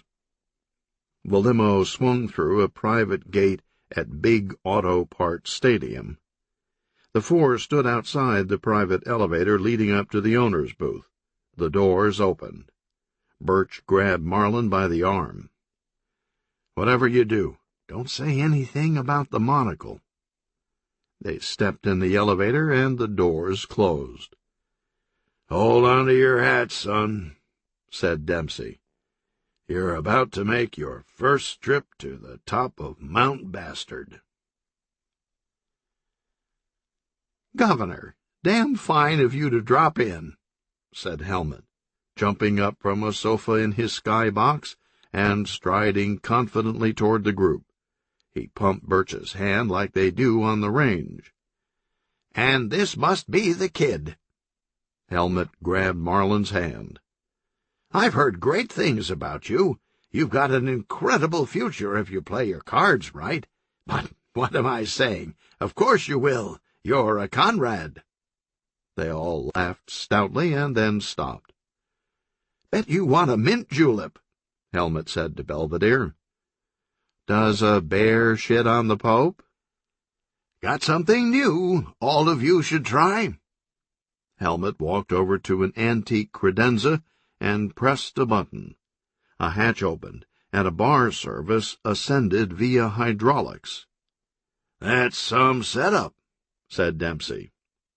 Only the best will do for our taxpayers, said Helmut. They laughed again, and Helmut filled 5 glasses with a brownish-orange liquid. Speaking of which, did you hear the property appraiser won't grant me an exemption for the stadium? Says he wants to tax it like any other business. I've never heard of such a thing. Churches don't have to pay. Birch turned to Periwinkle. Destroy his career. Done. I expected no less, said Helmut, handing out drinks. Birch held his glass to the light. Looks good. What is it? Venezuelan rum, 40 years old, said Helmut. He raised his own glass. Death to the weak.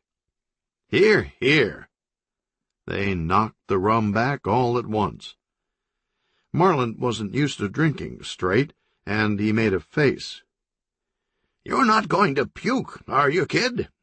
Helmet slapped him on the back, sending a high-proof draft into Marlin's sinuses, and he had to excuse himself, prompting another bout of jocularity. "I remember when I was coming up," said Helmet. "Blew my guts hundreds of times." The others smiled in recollection and agreement. Yes, nothing better. Birch sniffed his empty glass. "There's something extra special about this stuff I can't quite place." "It's duty-free," said Helmet. Birch nodded. "Should have known." Marlin came out of the bathroom, and he and Dempsey sat on the couch. The others pulled up chairs and got down to business. Helmet brought the bottle of rum. "Governor, I want to talk about the sales tax exemption for the stadium again. I've been hearing crazy talk of a move to repeal the provision. Don't think for a second I doubt you. But it's a pile of money, and I'm a count-hatched chickens kind of guy." "Well, I'm a bird-in-the-hand kind of guy, so that almost makes us kin." The last just wouldn't quit. More rum. "Look, you got nothing to worry about. It's arranged." "I don't know," said Helmet, scratching his noggin. "I already got the 30 million committed. Seriously committed. Guys from New Jersey." "Helmet, here's your guarantee," said Birch, patting his chest. "As long as I'm breathing, it'll get done. And if something happens to me, there's always my lieutenant, Marlin here." Birch slapped Marlin's knee. Helmet turned to him. "Can I count on you, son?" "You can count on me, sir." "Good, 'cause you don't know these Jersey guys. If it don't come through, I'm in a world o' hurt." The afternoon wore on. More rum. At the beginning of the third quarter, the Cowboys ran 90 yards from scrimmage, making it 35-0. A submarine sandwich disintegrated on the window of the skybox. On the ensuing kickoff, the felons fumbled. A cheesesteak smacked the glass, followed by soft drinks and a caramel apple with nuts that stuck like a rubber-tipped dart. Helmet nodded at his assistant, who reached down to a console beside the couch and flipped a recessed switch, activating water jets and giant windshield wipers. "Tough season?" asked Birch. "You have no idea," said Helmet. By the fourth quarter, the felons trailed by 45. The bottle from Venezuela was empty, and they were all gassed. Marlin killed his drink. "Hey, Zepp, what's with the fucking monocle?" Horrified silence. Finally, Helmet reached over. "Come here, kid," and punched Marlin in the shoulder. "I like you." "Ow," said Marlin, rubbing his arm. The others exhaled in relief. Some kind of incendiary device hit the window, setting the glass and wipers on fire, but Helmet's assistant had it out quickly with the water jets. "I didn't know football was so exciting," said Dempsey. "Oh, you can't just sit at home and watch it on TV," said Helmet. "It's a whole different game in person. Who wants to ride in the ejection pod?" Chapter 11. The television was on porn in room 314 of the Sky Host Motel on Miami's 8th Avenue. "They always have the same cheesy Starsky and Hutch 70s music in the background of these films," said the guest, reclining with the remote control. "Know what you mean," said another, sitting on the bed next to him. "Whenever I hear it in an elevator, I get all romantic." "Shut the hell up," said a third man with a ponytail who looked like Willie Nelson. He sat in a rattan chair at the nightstand, thumbing through a roll of Greek currency. "I can't hear myself count." A jet roared overhead. "Look," said the man with the remote, pointing at the local TV news.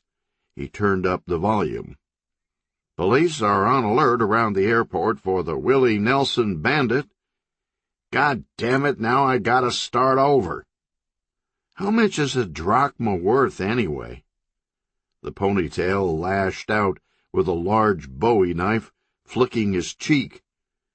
"Jesus!" said the man with the remote, pressing a palm to his face, then holding it out to look at the blood. "That's gonna scar for sure." "It'll give you character. You won't look like such a Twinkie." Back to counting. 700, 800. The man with the remote quietly slid his hand toward his waistband, going for a small pistol. When his hand was inches away, he reached quickly and drew. Something caught his eye. He glanced down and saw the snakeskin handle of the Bowie knife sticking out of his windpipe. As he tumbled off the bed, the man sitting next to him snatched the remote from his lifeless hand. "Good. Now I get to watch what I want to." "Not now," said the ponytail. He stood and picked up a sawed-off shotgun and pulled back the curtain. It was dark out. "We have to clock in at work." A green Buick Century pulled up to the security shack at a rental car lot next to the airport, and the guard lowered the tire spikes and waved it through. The Buick turned onto 21st Street. A rusted Pinto pulled out of the breakdown lane across the road and fell in behind the Buick. 6 blocks later, in a stretch of Miami that empties at sundown, the light turned red. The Buick stopped, but the Pinto didn't. The rear-ender was 5 miles per hour. "It was all my fault," said a man with a ponytail, getting out of the Pinto. The driver of the rented Buick got out wearing a red leather Miami Heat jacket and walked back to inspect the damage. A police corporal unrolled crime scene tape as red and blue lights flickered off the buildings 6 blocks from Miami International. Next to a Pinto were 2 lumpy white sheets. A haggard man in a tweed jacket pushed his way through the crowd of onlookers and flashed a badge. "What do we have here?" he asked the corporal. "My gut tells me it's not the hair club for men." The tweed jacket took a pull from his flask. "Should you be doing that?" "We do things differently in Miami." "That's what I hear."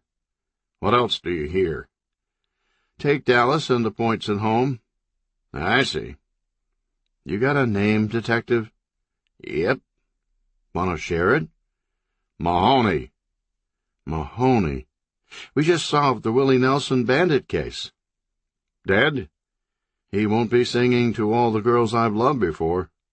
"I like that song." "Mahoney, this one bothers me."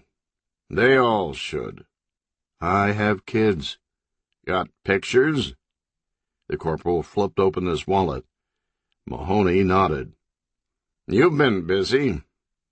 "I try." "You mind?" "Be my guest." Mahoney lifted one of the sheets. The victim with the ponytail had his shirt ripped open, and something was written on his chest in magic marker. Mahoney stared off in the distance. "I need to get my head away from this. Where's the action tonight?" "North Side." "Wish me luck." "Break a leg." Mahoney pulled out his flask again as he walked away under the crime lights and a landing 747. The corporal looked back down at the ponytail's chest. "I've fallen, and I can't get up." Shortly after 2 in the morning, a crowd of slender, chic people jammed the sidewalk and spilled into fashionable Washington Avenue on Miami Beach. They pressed against a blue velvet movie theater cordon, keeping them back from the entrance of the hottest nightclub on the island, the Rash. Inside the velvet cord, 2 bouncers stood with grave expressions, occasionally nodding that someone was properly chic and letting them in. The crowd beckoned for their attention like they were trying to catch a helicopter on an embassy roof. The first bouncer was a stocky man with a tight fist of a body in a black double-breasted suit. Out of the neck of his jacket popped a bald bronze head. His face was worn and etched, right off a buffalo nickel. Large feathered earrings brushed the shoulders of his jacket. He was the silent one. The talker was a tall, thin man in a ginger turtleneck with a blond mustache and wispy goatee, a 5th-generation Floridian who spoke with the contrived French accent of Pepe Le Pew. Limos began arriving. Pepe unhooked the blue cord and ordered the crowd to part for the beautiful people, who gave Pepe air kisses. The Inquirer took photos. Rumors swept the crowd. "Look! It's rocker bad boy Tommy Lee. And there's funny man Jim Carrey. It's talk diva Kathy Gifford. There's controversial rapper Puff Daddy and his gal pal Jennifer Lopez. And isn't that the usually effervescent but sometimes enigmatic and dangerously thin Callista Flockhart?" A Brazilian dignitary with diplomatic goon squad arrived and entered without notice. It used to be a shoe store before Miami Beach heated up, and the interior looked the same as the day the moving vans drove off with crates of stride rights, except the club had added a handful of sofas and love seats from the Salvation Army. There wasn't enough air conditioning. Red and purple beams of light rotated and danced across the faces in the humectant darkness, and the thumping music induced irregular heartbeats. The Brazilian dignitary grabbed a bourbon and a seat in a ratty lazy boy. He gripped the wooden handle on the side and pulled it to lean back, but it broke off in his hand, and the spring uncoiled inside the chair, dumping him over backward into a cinder-block wall. The lounger popped back upright without the dignitary. The bodyguards heard the noise and turned. They panicked when they saw the empty chair and pulled submachine guns. The dignitary jumped up from behind the chair with bourbon on his suit, and the bodyguards relaxed and put their guns away. "Let's get out of here," said the dignitary. "I love America, but there's a lot I don't understand." He did a quick head count of bodyguards. "Hey, where's Pedro?" "Ah, screw him. If he can't stand his post, he can find his own ride back." The dignitary was Benito Juarez Loco Benny Pecadillo, head of the dreaded secret police known as Los Groseria Pasmados, literally, the rude, dumbfounded ones. Pecadillo had just been forced to flee to the United States after a group of kidnapped human rights workers escaped certain death when Pecadillo absent-mindedly held a pair of metal clamps in his mouth, trying to crank-start the electric generator used to torture dissidents, and shocked himself unconscious. Amnesty International demanded action. The CIA, which had trained Pecadillo at the School of the Americas in Panama, feigned ignorance. The company, arranged through its usual clandestine network of ex-operatives in Miami, to discreetly acquire a residential property and quietly put Pecadillo out to pasture. A Miami police officer was investigating a rented Buick Century abandoned on the side of the MacArthur Causeway when a stretch limo blew by. Inside the limo, Benito Pecadillo was stargazing. Benny had been expecting the old Miami Beach, Jackie Gleason, Sammy Davis Jr., Meyer Lansky, Benny Goodman. He'd kept his face pressed to the limo's window ever since they left the Rash, hoping to recognize someone famous. The limo turned off the causeway for an exclusive island in the middle of Biscayne Bay, and soon pulled up the brick driveway of Peccadillo's new home. Benny and 6 bodyguards piled out of the back seat and into the mansion. There was a fantastic party going on behind the house next door, and Benny went out on his patio. He checked out the crowd over his hedge. Sly Stallone, Gloria Estefan, Madonna, Rosie O'Donnell. "Damn," he said. "Not a single star."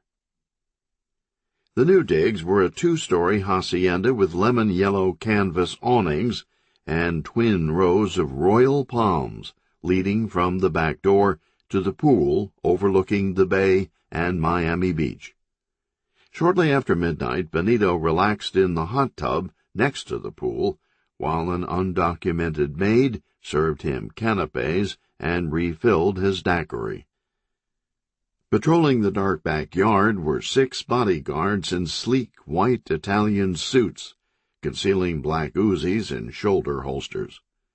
The pool was lighted, and the cool blue ripples in the water projected tranquilizing waves of light on the palm trees and linen suits. Benito immediately felt at home.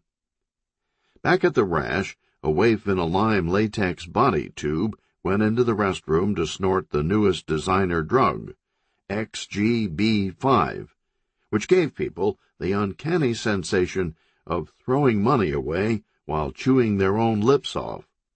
It was hard to come by, and everyone had to have it. She went to the last stall and opened it and screamed. A half hour later, a Miami homicide detective in a tweed jacket barged through the crowd. At the front door, Pepe Le Pew said he couldn't let the detective in without seeing some identification. The detective reached out and plucked the ring from Pepe's pierced nostril. "Ah!" Pepe screamed, grabbing his bloody nose and hitting the ground. "You're a fucking animal!" "I see you recognize me now. Guess you won't need that ID after all." Mahoney walked into the Rash. All the club's guests were being held for questioning. Mahoney moved through the middle of the crowd. An avant-garde Dutch movie director patted Mahoney's tweed sleeve. "Cool wardrobe. Shabby retro." Mahoney rabbit-punched the director between the eyes, and he went down. "Don't touch." In the back of the club, a uniformed officer was guarding the restroom, and he stepped aside when Mahoney flashed his badge. Mahoney lit a cigar stub with an old Zippo inscribed, "Mabel." "What have we got here?" "Brazilian bodyguard," said the officer. "Diplomatic ID said his name was Pedro." Mahoney glanced back at the growing confusion toward the front of the club and blew out smoke. "Didn't this used to be a shoe store?" The officer guarding the restroom nodded yes. Mahoney nodded too. "Figures?" The officer didn't know what figured. Mahoney nodded toward the restroom door. "Magic marker?" The officer nodded again. Mahoney frowned. "Doesn't add up." The officer was confused. Mahoney went inside to the last stall and looked down at the victim's chest. "Welcome to Florida. Now die." Detective Mahoney finished the crime scene at the Rash just before dawn and ate $10 eggs at a cafe 2 streets over on Ocean Drive. The manager tore up his check. "Your money's no good here." "Thanks, Louis." He took a pull from his hip flask as the sun rose out of the Atlantic. "Go easy on the sauce," said Louis. "Go easy on those filterless camels," said Mahoney. You sound like a whore gargling broken glass. Nice imagery. Not as pretty as the stiff over at the Rash. That bad? Worse. Mahoney gazed across the street at a sunrise fashion shoot. This is one sick city. Mahoney's beeper went off. And about to get sicker, said Louis. Mahoney answered his beeper call at the hacienda-style mansion on Star Island. The place looked like a war zone. 7 white sheets covering bodies all over the compound. Neighbors said they never heard a thing. The evidence team was draining the hot tub and photographing the body of Benito Peccadillo, lying on its stomach. "Okay, you can cut it off now," said the forensic photographer. A detective with scissors snipped away the black plastic trash bag taped over Benito's head. When he got halfway done, the odor hit him and knocked him back. "Jesus, what is that?" "I'd know that smell anywhere," said Mahoney, walking up from behind. "Model airplane glue." Mahoney looked around and saw everyone staring at him. "Oh, so crucify me for having hobbies." When they finished cutting the bag off, the pathologist rolled Benny onto his back, and they all saw it at the same time. Magic marker. Asked me about my grandkids.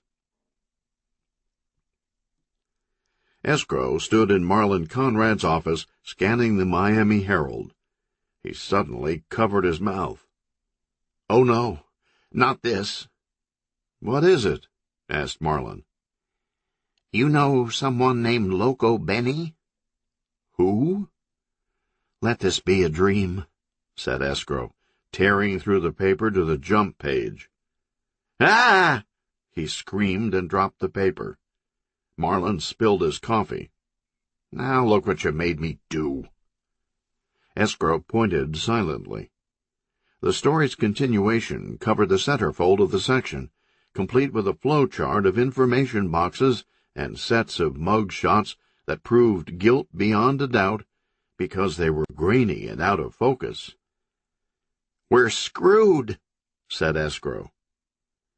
After the discovery of the body of Benito Juarez Loco Benny Peccadillo, the Miami Herald had investigated just how such a notorious human rights violator could end up in a South Florida mansion at taxpayer expense with the blessing of the intelligence community.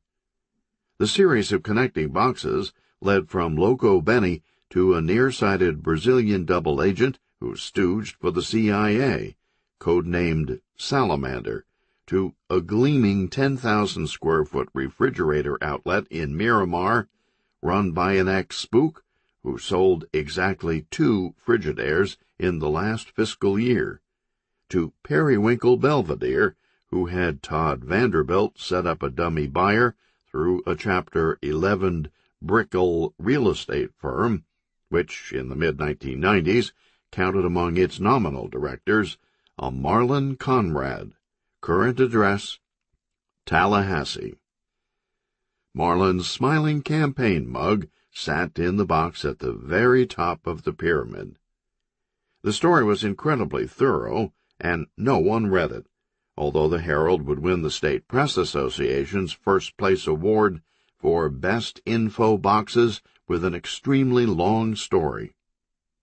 "So what?" said Marlon. "That was perfectly legal." The phone rang. Marlon answered. "I'll kill you," screamed Perry Belvedere. "Take it easy," said Marlon. He could hear Babs in the background. She was doing that half-talking, half-crying thing. "He doesn't want to marry me. Blah!" "You marry my daughter, or so help me God, I'll blow your brains out." Escrow was listening to the whole thing on the speakerphone. "Want me to call Capitol Security?" Marlon held a hand up to Escrow and shook his head no, then leaned to the phone. "Mr. Belvedere, Your daughter's confused. I would never think of calling off the wedding. Marlin kept talking until Periwinkle relaxed. Sorry, I guess I overreacted. I know how Babs can get. You're preaching to the choir, said Marlin. They said good-bye, and Marlin hung up and fell back in his chair. What's with that family? I don't know, sir, said Escrow. Did I tell you what she did in bed? Pimento ran into the room. We've got a serious problem. It's all relative, said Marlin. The president just activated your reserve unit. Not Lakeland again. No, said Pimento. The Balkans. What? It's all over TV. The hell you say? I'm injured, my gout. Marlin grabbed his left knee, then remembered and grabbed his right. You filed my disability papers, didn't you?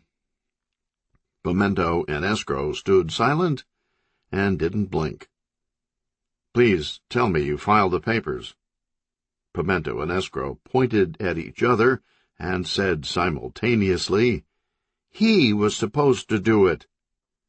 Imbeciles. Marlin picked up the phone and started dialing. I'll fix this myself. Put the phone down. They turned. Standing in the doorway were Dempsey Conrad and Governor Birch. Perry Belvedere, the third leg of the tripod, would join them as soon as he defused Babs with some ice cream. They stepped inside and closed the door. Just got off the phone with a Trib. Papers already have it, said Birch.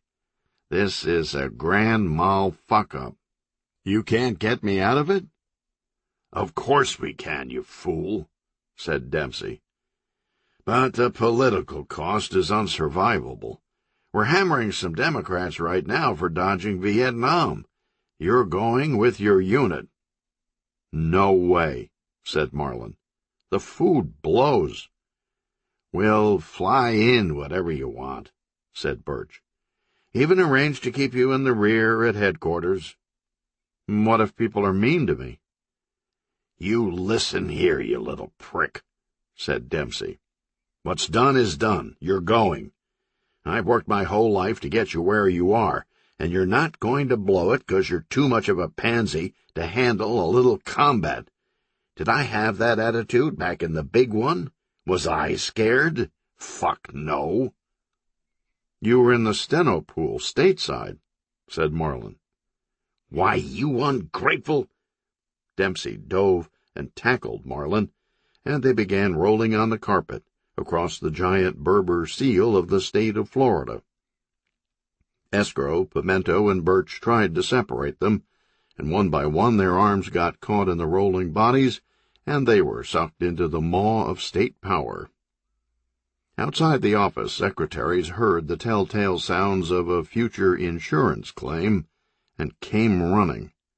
They saw the political blob roll one way and then the other. It slammed into a bookcase, and a row of autographed college footballs toppled from their tees and began bouncing off the men's backs.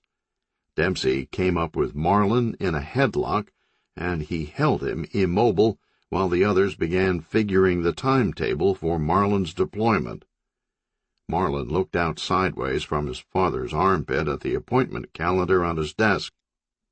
He realized that if he went overseas, they would have to postpone his wedding to Babs. You've convinced me. Long before Marlin's C-130 troop transport left Florida soil, the Pentagon, despite the short notice, was able to put together a quagmire. By the time Marlin's plane landed in Albania, organizational chaos was epidemic. There had been little action in Kosovo for a couple years, and even less on the horizon. But then came the refugees again. The Kosovars were afraid to return home, and stayed massed at the fringes of the border countries. The Balkan allies applied pressure on the State Department, which responded by airdropping leaflets featuring Serby, a cartoon Serb field mouse, and Albi, an ethnic Albanian magic gnome, who embarked on a playful adventure traveling back home together through the enchanted forest. When cartoons failed, the United States tried to entertain Serbia with the overwhelming show of military force. The president deployed all available active and reserve troops, not currently engaged in the 14 other global hotspots, border clashes, ethnic cleansings, and a parade at Euro Disney. The president assured the American people not to worry. There would be no action, not even any mopping up. The Serbian military hadn't made a peep in months. There would just be a bunch of marching around for the TV cameras to make the Allies happy and get the refugees to their feet and moving in the right direction. Marlin and thousands of other GIs had sat idle at the Albanian air base for 2 weeks. Nothing to do but write letters, chain smoke, and swap paperbacks. Then they had all of an hour's notice to hurry up and move out. The generals got the news over CNN during a live press conference at the White House, when the president said troops would be in the air in 60 minutes. Nobody was ready. Pieces of units were strewn all over the place, but Washington was applying a full-court press. The brass decided that if they grouped the soldiers by state, the common bonds would promote esprit de corps and fighting will. Also, that's how everyone was rostered, and it was the only way to make deadline. Loudspeakers at the base crackled to life. The troops were ordered to muster in a large empty aircraft hangar, where a giant map of the United States was being drawn on the floor in chalk. They were told to stand in their state. As transport planes taxied up to the hangar, a different state was ordered onto each aircraft. At first they went alphabetically, but there was a lot of pushing and shoving, and a scuffle broke out when landlocked Colorado tried to muscle its way through the Midwest, so they went by who was closest to the door. Back in Washington, the president deftly swatted questions like flies. He recognized the veteran correspondent for UPI, which hadn't existed for years, but nobody had the heart to pull her credentials. She stood and pointed at the president with her pen. "How many men do you expect to lose?" The president leaned into the podium. "Our military is in such incredible fighting condition that I actually expect to gain men. Next question." Back in Albania, Marlin was incredulous. He ran up to a colonel with a clipboard. "But I'm supposed to stay in the rear. There has to be some kind of mistake. I'm the lieutenant governor of Florida." "Then stand over there," said the colonel, pointing at the chalk outline of the Sunshine State. "But now." Marlin shuffled over and stood on Lake Okeechobee. "Hi, I'm Tex Jackson," said the man next to him, standing on Clewiston. Marlin reluctantly shook hands. He couldn't believe this was being allowed to happen to him. The rest of the men subconsciously gravitated to their hometowns. Standing on respective parts of Florida were Lech Klasinski, Defuniak Springs, Roosevelt, Washington, Riviera Beach, Enrico Marconi, Arcadia, Dino Schwartz, Indiantown, Fulgencio Zapata, Homestead, Francois Bordeaux, Sebring, and Hank Vinegar Bend Fulbright, Inverness. Marlin looked around. Sheesh, he thought. Small-town bumpkins. The others had mutual contempt for Marlin. They knew it was a cosmic accident that he was seeing anything but light pencil duty. The exception was Tex Jackson. Jackson was nearing his 50th birthday, and Sergeant Major Stripes, and even the colonels secretly looked up to him. He was genial and protective of his men, and his quiet maturity could unite even the most diverse units.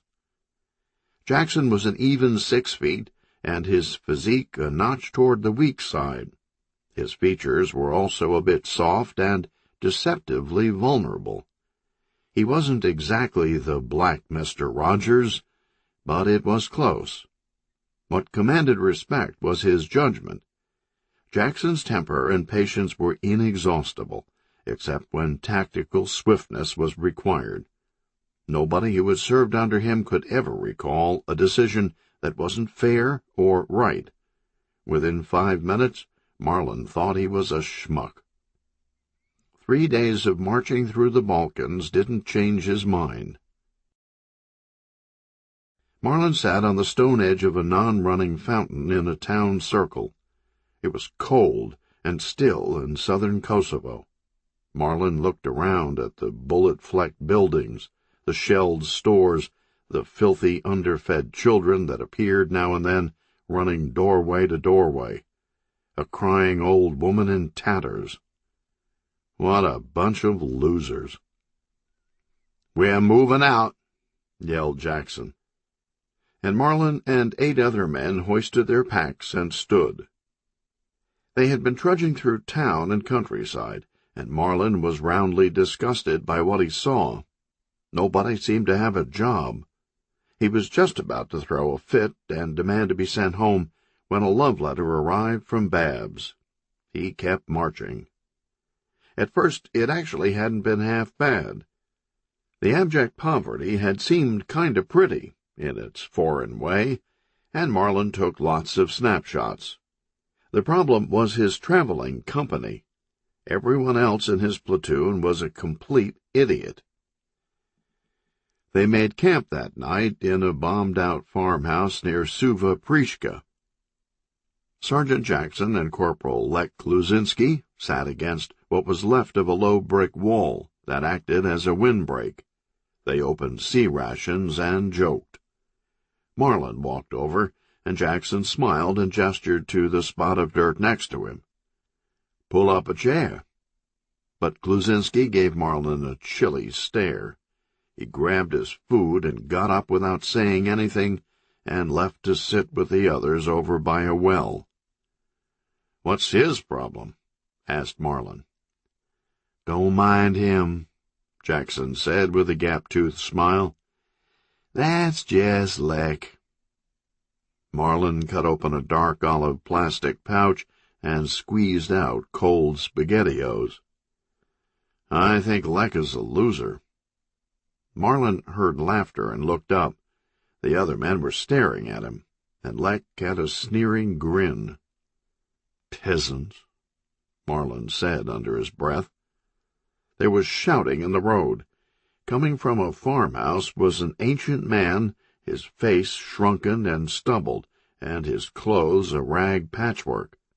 He stumbled toward them in weepy celebration, waving a small paper American flag on a little wooden stick.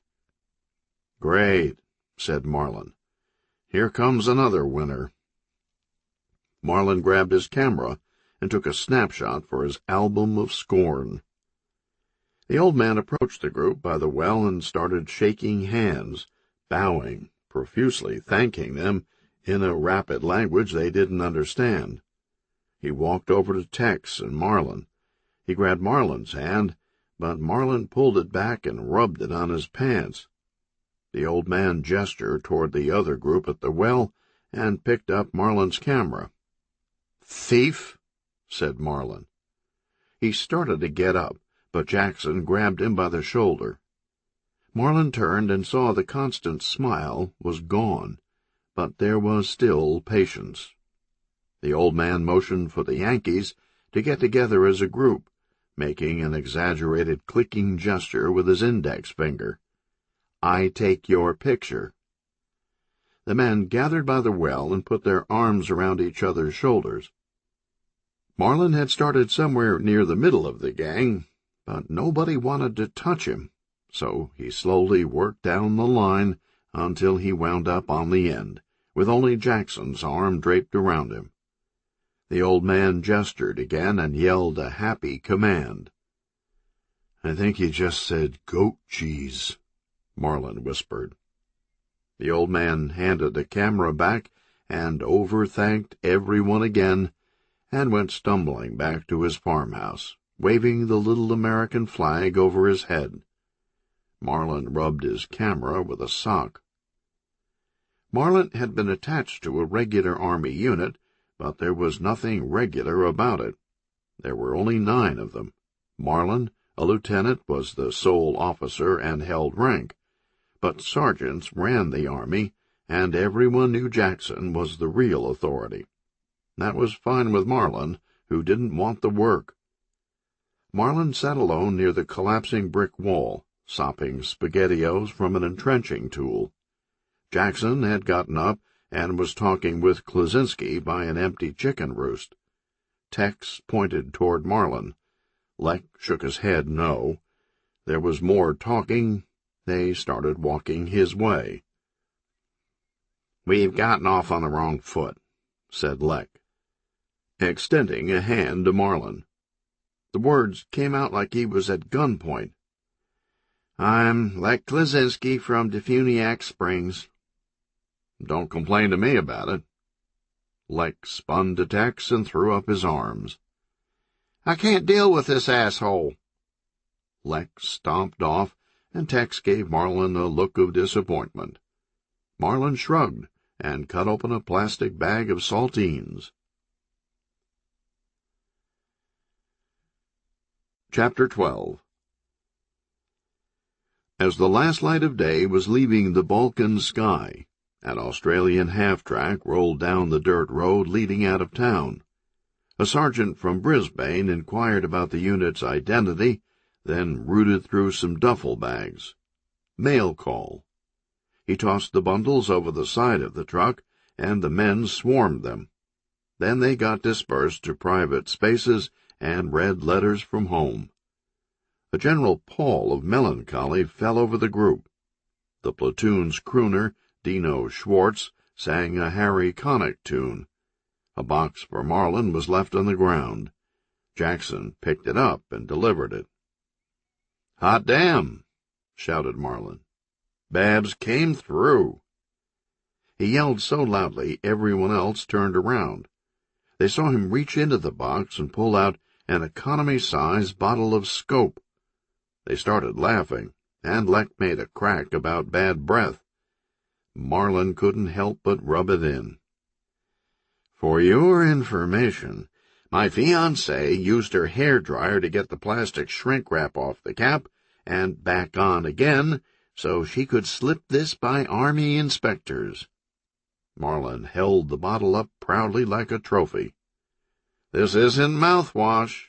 It's absolute vodka with green food coloring." The platoon could move like lightning when it wanted to, and Marlin never knew what hit him. He sat up groggy in the dirt as the men passed the scope in a circle. Marlin turned to Jackson. "Make them give it back." "You're the lieutenant." "I can order them to give it back?" Jackson nodded. "Excellent." Marlin took a step toward the men. He stopped and looked at Jackson. "Were you going to say something?" "Nope." Marlin took another step, then looked back again. "Why are you looking at me that way?" "What way?" "That way," said Marlin. "Stop it." "I'm not doing anything." "You think I should let them have it, don't you?" "This is your chance." Marlin simmered a moment. "All right," he said. "But you're really starting to get on my nerves." An hour later, under a harvest moon, everyone was getting a little fucked up. Marlin had let them have the vodka. He even asked if he could join their circle. Jackson sat it out, lying in front of the farmhouse on his side, head propped up on his hand, enjoying the sight of his men finally coming together. Before nodding off, they made a campfire and sat around telling dirty stories. Okay, I got one," said a tipsy Marlin. He told them about Babs and Howdy Doody. At the very end of the night, Marlin grabbed the scope bottle one last time. He held it up against the moon and saw a few drops in the bottom. He stood and swayed a bit and raised the shatterproof bottle in a toast. "You're all a bunch of losers," Kluzinski shouted back. "And you're a rich pussy." They all laughed, including Marlin, and then they fell asleep. They rolled out at dawn, another day of walking their butts off. Their orders were to head northeast through Shtimlia and across the Sitnitsa River, then swing back around like cops circling the shopping mall during the holidays. Lek and Marlin walked abreast, talking a streak. "How does Babs do that?" asked Lek. "She calls it her art," said Marlin. "Howdy-doody, eh? I think I could get turned on by that."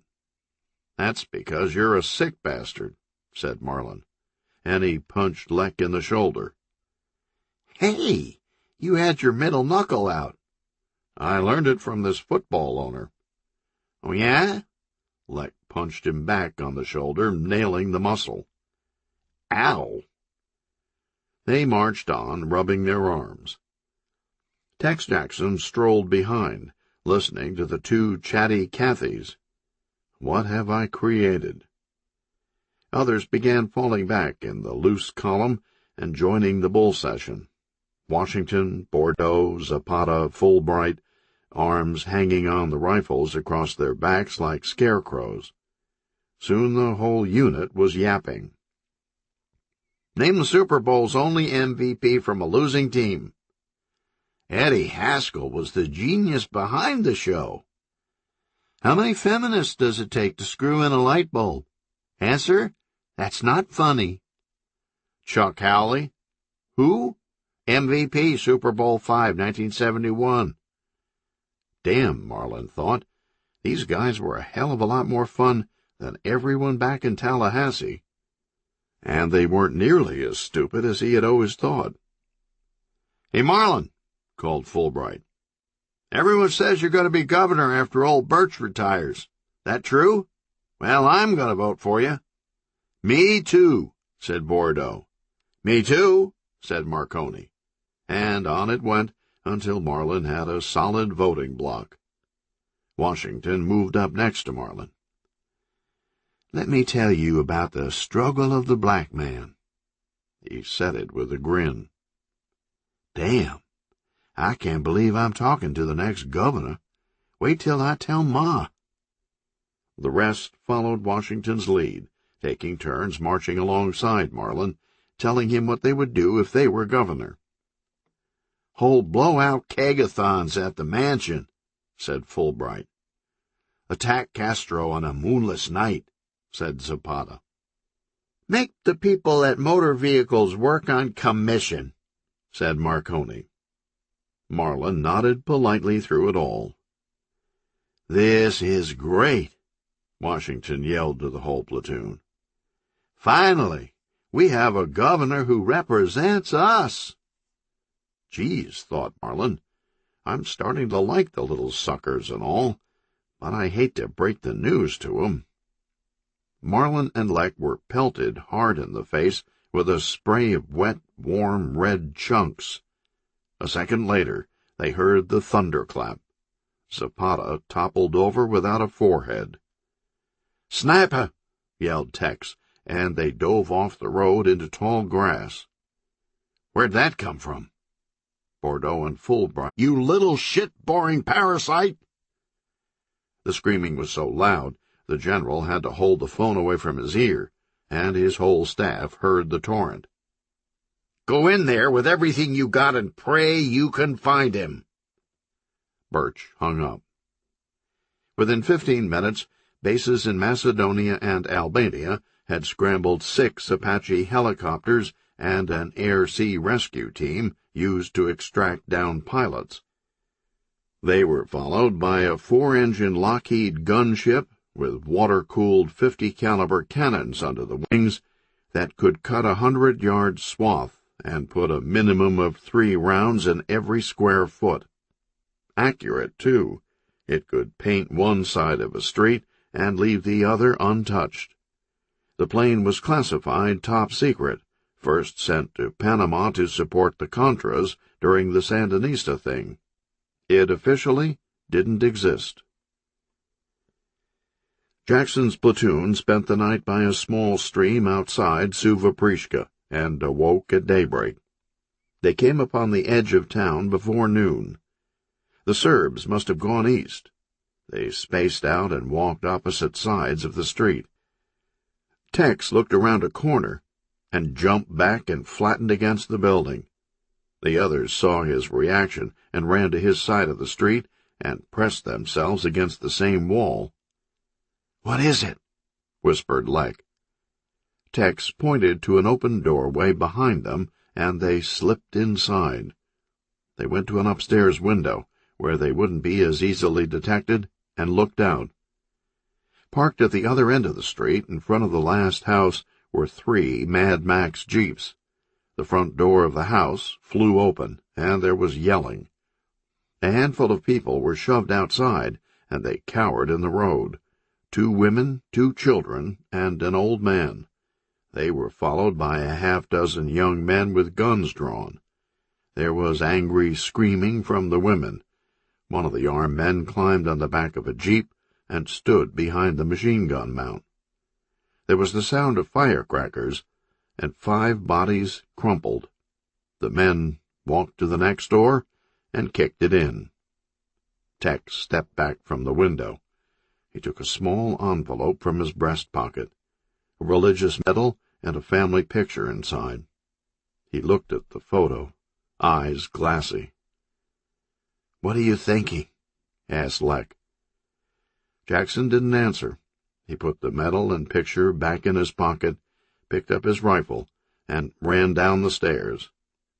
"God damn him," said Lek, and he ran after Tex.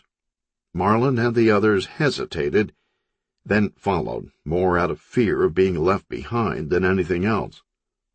It was a major firefight in less than a minute. The Americans were outmanned and outgunned, and their ammo was almost gone. But Tex and Lek had the Serb cops in an L-shaped ambush as they came out the next doorway. 2 civilians and 2 thugs died in the initial encounter, and the others dove for cover. The jeeps were useless in the tight city street, but one of the thugs had a grenade launcher, and he fired it into the stairwell where Lek was positioned. Lek dove at the last second, but he lost his gun and had to crawl from the rubble. The thugs slipped out Lek's end of the ambush and headed for an alley. Marlin, Hank, Francois, and Roosevelt ran out of the same alley, right into the thugs. Hank was first on the draw, killing a Serb with a sidearm. After that, both groups fled for opposite sides of the street, exchanging wild gunfire as they went. It was happening in seconds. The Serbs made it around the corner of a building. The Americans dove behind the abandoned stands of an outdoor vegetable market, but Marlin wrenched his ankle and fell short of cover. Roosevelt ran back to get Marlin and threw him over his shoulders in a fireman's carry. He was almost back to safety when 3 bullets slammed into his back. In a last effort that came from nowhere, Roosevelt threw Marlin over the side of a vegetable stand before falling dead outside. The remaining 3 were pinned down and taking heavy fire. The wood was no protection. A round splintered through and hit Hank in his shooting hand. From Lek's position in a doorway up the street, he saw the thug with a grenade launcher across the road, aiming for the vegetable stands. Lek looked around quickly. Still no sign of his gun. He jumped up and sprinted. The Serb saw him at the last moment and turned, but Lek tackled him and they went down with the launcher, blowing them both up. At the other end of the street, the thugs who had made it around the corner of the building were preparing a second launcher. Tex was upstairs over a bombed-out bakery. From a window, he saw the grenade launcher at the corner. Across the road, the 3 Americans were still pinned behind the vegetable stands. Jackson padded down the stairs and ran across the street to the thug's blind side. Through a slat in the vegetable stand, Marlin could see it coming together. To their left, the barrel of the grenade launcher poking around the corner. To their right, Tex running full gait, quietly gliding tightly against the front of the buildings. 5 strides away, Tex pulled the pin on a hand grenade. He ran right up to the corner. The thugs were ready to fire the launcher when Tex's hand appeared at the edge of the building just below the barrel of the launcher, dropping the grenade at their feet. One of the thugs jumped into the open and got off a quick carbine burst at the fleeing Jackson before the grenade blew off his legs and killed the other 2. Up the street, Tex fell. It was quiet. 8 bodies in the road. All over in 5 minutes. Marlin ignored his bad ankle and limped to Tex. Jackson was conscious, but he'd already bled a small pond. He labored for breath. "Go see my family." He wanted to say something else, but died quickly. Marlin sagged and closed his eyes and began crying softly. Suddenly the door of the building in front of Marlin burst open. Screaming people of all sizes spilled out.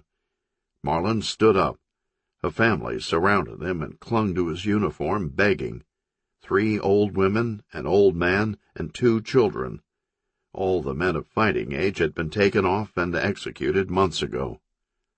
Walking out of the building behind the family were 7 smiling Serb police officers with rifles. The one with the biggest smile had a tiny cigar in his mouth and a pot-belly, and he'd been waiting for this day his whole life. He had spent 12 petty years on the police force bullying his neighbors, and now that he was operating under the wink of the Serb army, had graduated to torturing and murdering them with relish. When the Serbs stepped out of the doorway and into the street, the family cowered behind Marlin. The children clung to his legs. An old woman in a shawl wept and cursed the cops. The cops lowered their rifles to their sides and began laughing. The one with the pot-belly mocked the old woman. Marlin felt one of the children on his leg, quivering. He looked over to where Tex lay. He slowly turned back to face the Serbs, straightening his spine and lifting his chin. He took his .45 pistol out of its hip holster and raised it at Potbelly with a fully extended right arm that was shaking. A Swiss photographer for Reuters was hiding in a church steeple down the street and took a sequence of motor-drive zoom shots with a 600mm lens. Potbelly pointed at Marlin and laughed and said with an accent, "John Wayne." The others broke up too, but eventually they tired of laughing, and Marlin saw their eyes become vacant. They began raising the rifles. There was this sound. The cops looked around, a deep drone rolling in from the hills. The swooping Lockheed suddenly appeared just above the building tops, and there was no place to hide. The .50 caliber cannons cut them to pieces where they stood. The strike was surgical. Barely any dust kicked up on Marlin or the family. When the rescue team landed the helicopter 10 minutes later, Marlin was sitting in the middle of the road, holding Tex's hand. Chapter 13. Red, white, and blue streamers filled the terminal at Tallahassee Municipal Airport. Out on the runway, banks of TV cameras stood 3 deep atop a temporary stage. A red carpet led across the tarmac to an empty podium decorated with yellow ribbons. "There it is!" someone yelled and pointed, and everyone looked skyward. First it was a dot, Then General Nimitz's plane grew larger until it made the approach and landed on runway 9. Marlin was coming home a national hero. The Reuters photographs had appeared on the covers of both Time and Newsweek. Marlin aiming his pistol with his right hand, his left arm swept back behind him, protecting the family, facing down 7 armed Serbs. And the perfect tear-jerker detail, the smudge-faced 3-year-old girl peeking out from behind Marlin's leg. "That kid alone's worth 5 elections," Governor Birch had said privately. There was even talk of the presidency. Birch would soon begin hearing rumors that he would be pushed aside for Marlin to make an early run, and it would worry Birch right up until he crashed into the Yukon in a Learjet full of hookers and moose guns. But on this sunny day in the Panhandle, all was right with the world. When the hatch opened, General Nimitz appeared and waved for an inappropriate duration until his aides nudged him down the steps. Then came what the crowd had been waiting for. Marlin appeared first, then Bordeaux and Fulbright, whose arm was in a sling. They walked down the stairs as the tuba section of a local high school band played "War, What Is It Good For?" and orange spandex nymphs threw batons high in the air. The 3 returning soldiers were led toward the podium in front of a row of folding VIP chairs. General Nimitz was seated in the first chair, and a nymph's errant baton throw came down above his right eye, requiring a fuss and butterfly closures. Conrad, Fulbright, and Bordeaux waved again when they got to the microphone. The applause seemed to go on forever. Governor Birch approached escrow. He canted his head toward Fulbright and Bordeaux. "Get them out of here." As the applause petered off, escrow grabbed the 2 by the arms and led them over to a pair of chairs hidden behind a giant wreath that read, "Welcome Home, Marlin." He handed them single-serving bags of Ruffles. Marlin looked out across the panorama of admiring faces. He had been here before, the night he won the lieutenant governor's race, balloons dropping from the ballroom ceiling. He smiled sheepishly and waited for the last few people to stop clapping. Marlin stopped. He looked around for Fulbright and Bordeaux and spotted them behind the wreath. He paused, then faced the crowd again. "I want to thank—" He turned and gestured toward the VIP seats, where Governor Birch and his father were seated. He stopped again. Marlin took a deep breath. "I want to talk today about a man I met. He was a sergeant." "Oh, Jesus," Dempsey Conrad whispered out of the corner of his mouth to Birch. "Here we go." Marlin stopped again. He scanned the faces in the crowd. Each pause was growing more uncomfortable. Marlin lowered his head and bit his lower lip. The crowd began to murmur. "We love you, Marlin," yelled a woman in back, which produced sprinkled applause and a blast from a hockey arena air horn. Marlin's eyes stayed lowered. Governor Birch rushed to the podium and put a buddy arm around Marlin's shoulders. He leaned to the microphone. "We're so proud to have you home, Marlin." Birch stepped back and began clapping, and the crowd came to its feet for a standing ovation. They got Marlin in the limo quickly. Birch slipped escrow $100. "Take him out and get him drunk." The crowd broke through the police line and chased Marlin's limo down the runway. The next morning, escrow appeared with his clipboard in the doorway of the lieutenant governor's office. "What are you doing?" "What's it look like I'm doing?" said Marlin, tucking a cell phone in a stuffed gym bag, looking around to see if there was anything else he might want. I hope you're not packing for a trip. Silence. You can't go anywhere. You have a month of appointments stacked up. Marlin zipped the gym bag. Please move, and squeezed past Escrow in the doorway. Escrow scampered alongside him through the rotunda. At least tell me where you're going. Marlin kept walking. Okay, if you won't tell me, I must insist that I come with you. You've been under a lot of pressure lately. They left the Capitol for a limo waiting at the curb. As they pulled away, Escrow reached into Marlin's gym bag on the back seat between them and pulled out the cell phone. I have to call your dad and the governor. This is highly irregular. Marlin's voice was tired. Don't mess with me today. Escrow stopped mid-dial and looked at Marlin. He quietly put the phone back in the bag and started tapping his fingers on his knees. A minute passed. Okay, I put the phone away. Now, will you tell me where we're going? Clewiston. Clewiston? That's 8 hours. 9. For 9 hours they drove. Marlin leaned forward and stared out the window the whole time, not saying a word. Escrow fidgeted. They pulled off Interstate 75 south of Sarasota, and Marlin went into a convenience store. Escrow watched from the limo, then he grabbed the cell phone and quickly dialed.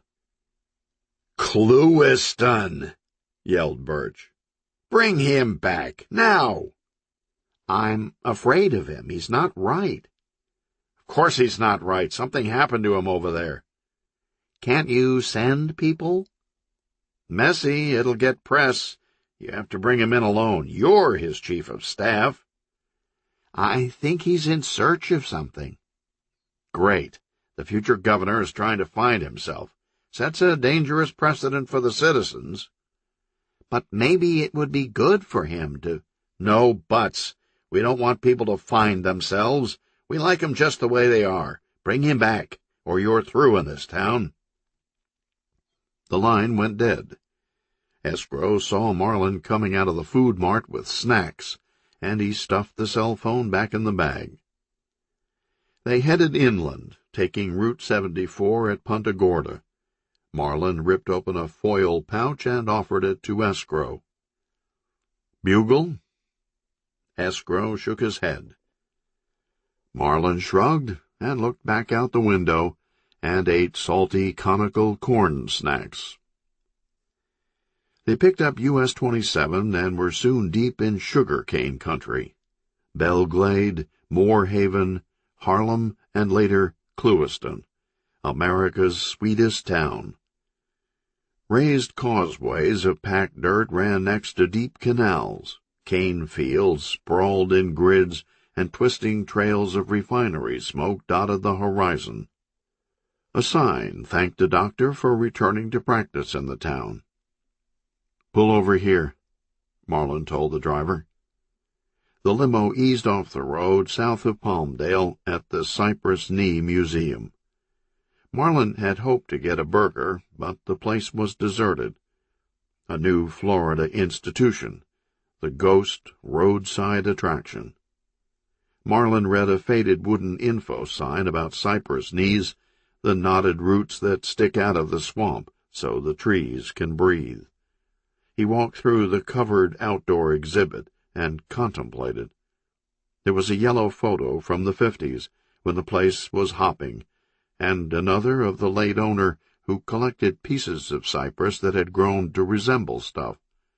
Marlin wiped dust off the display glass and saw dolphins, FDR, Stalin, Madonna, and one knee with a Salvador Dali title, Lady Hippopotamus wearing a Carmen Miranda hat. He learned that the museum's founder, Tom Gaskin Sr., displayed knees in the Florida Pavilion at the New York World's Fair in 1939. "Let's get out of here," said Escrow. "This is spooky." They got back in the limo and crossed the Caloosahatchee Canal and drove along the berm of Lake Okeechobee. Their driver left the main road, taking lefts and rights through a humble residential section, and the homes looked worse and worse. The driver found the name Jackson on the mailbox, and he turned up a dirt road to a small clapboard house. They were already on the porch, a dozen of them. Marlin felt sick. He knew Tex wasn't rich, but he didn't expect this.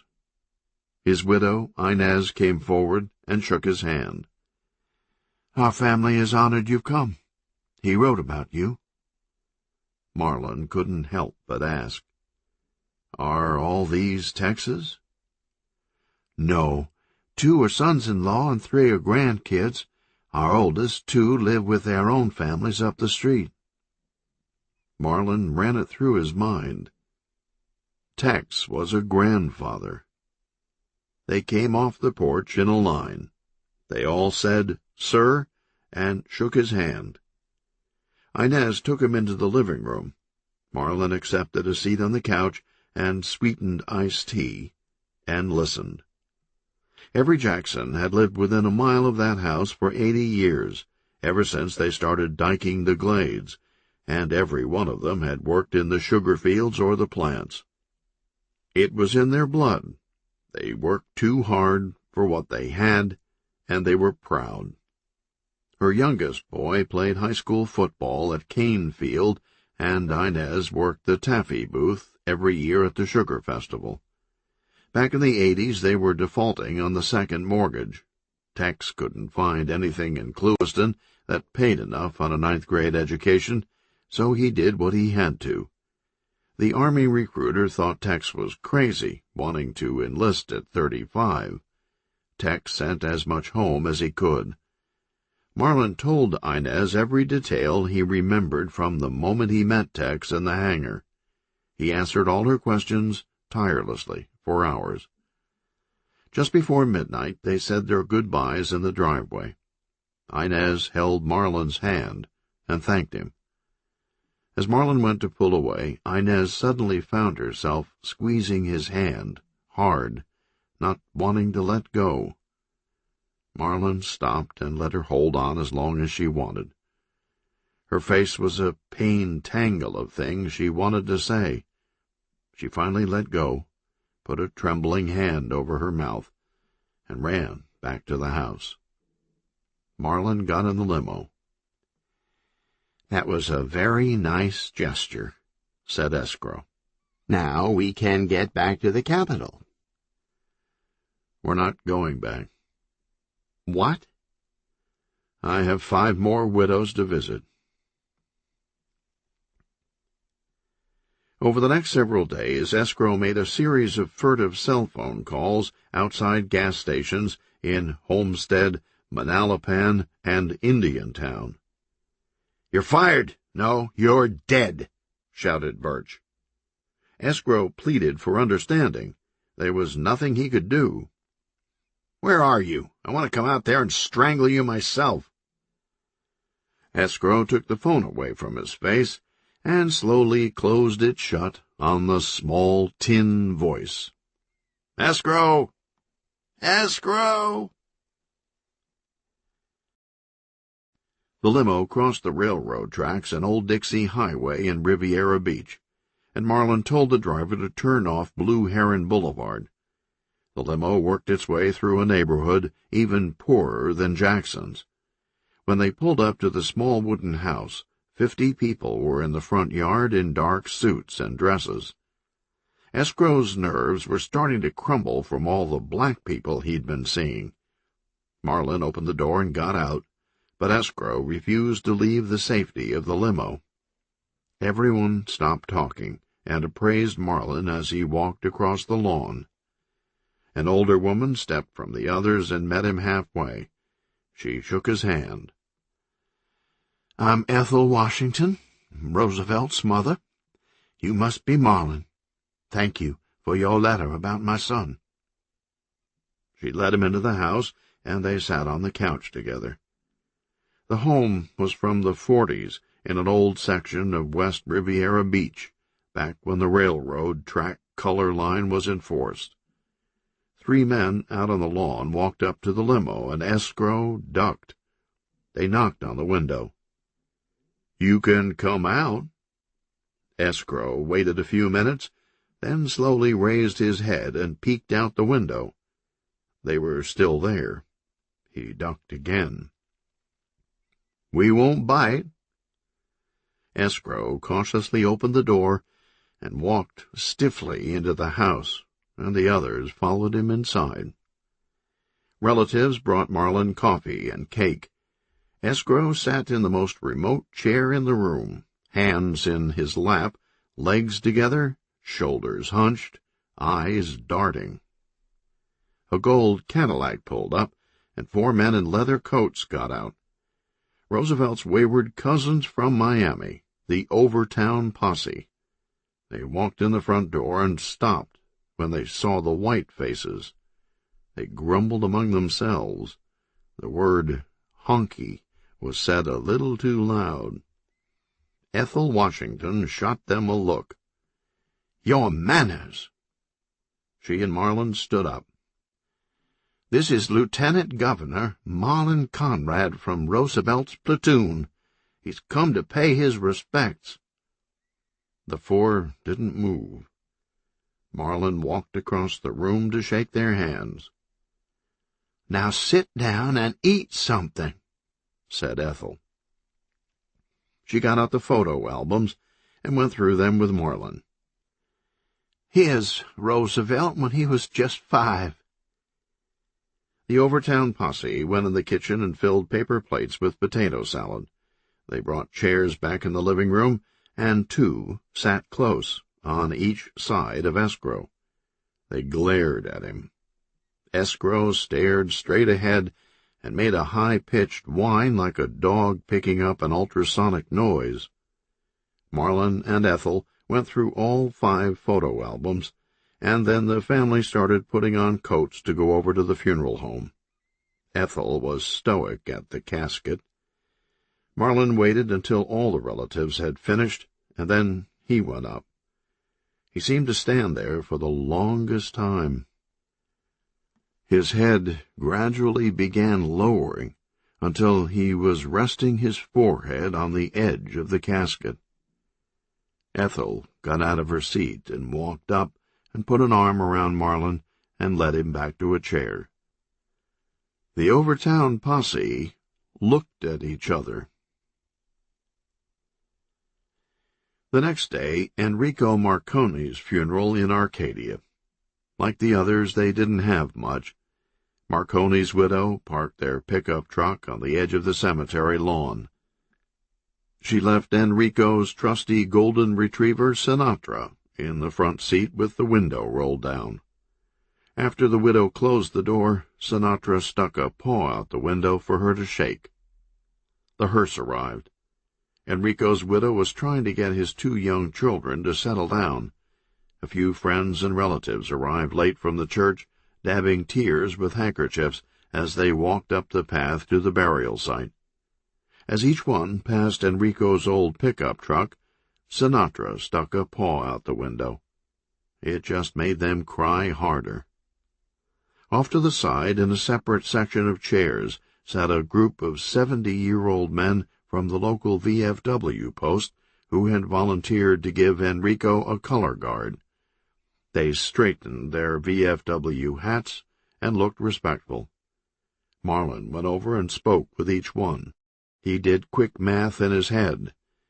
Probably Korea, he thought. Wow, the World War II guys are all but gone. Marlin went to the edge of the parking lot to take his position as pallbearer. They hoisted the casket and followed the priest and altar boys down the path past the pickup, a paw popping in and out of the window.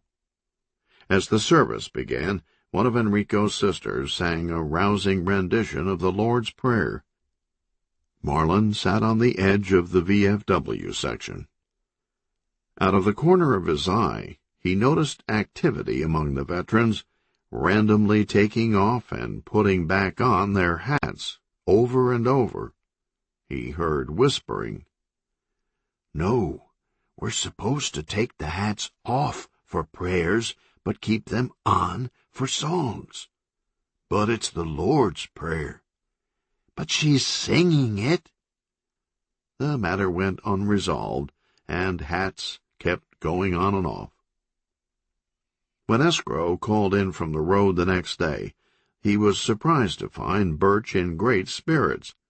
The press had gotten hold of the story, and it was turning to gold.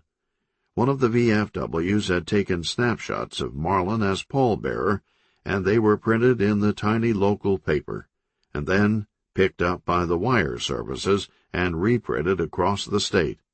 It was fabulous, said Birch. The war hero, lieutenant governor, secretly visiting all the widows, shunning publicity. The reporters were a day or two behind, showing up at the widows' homes, interviewing and taking photos. They all gushed about Marlin. "He couldn't have picked better places," said Birch. "All these great American small towns, Mom, apple pie, a high school feel-up in the back seat of a governor. Sorry, I'm just so happy. I didn't know he had it in him. He's coming off like some kind of fucking man of the people, God help us all." Birch broke into deep laughter. "He must have had some kind of political epiphany over in Bosnia, Kosovo, and finally hit his stride. This whole sincerity thing, it's perfect. Fools him every time." "So you're not mad at me?" "Mad? Absolutely not, son. You're going places."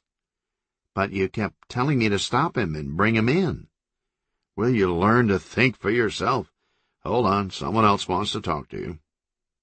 Dempsey Conrad came on the line. "You're doing a fine job, young man. I can't tell you how proud I am of how Marlin's turning out. He's like the son I never had." "He is your son."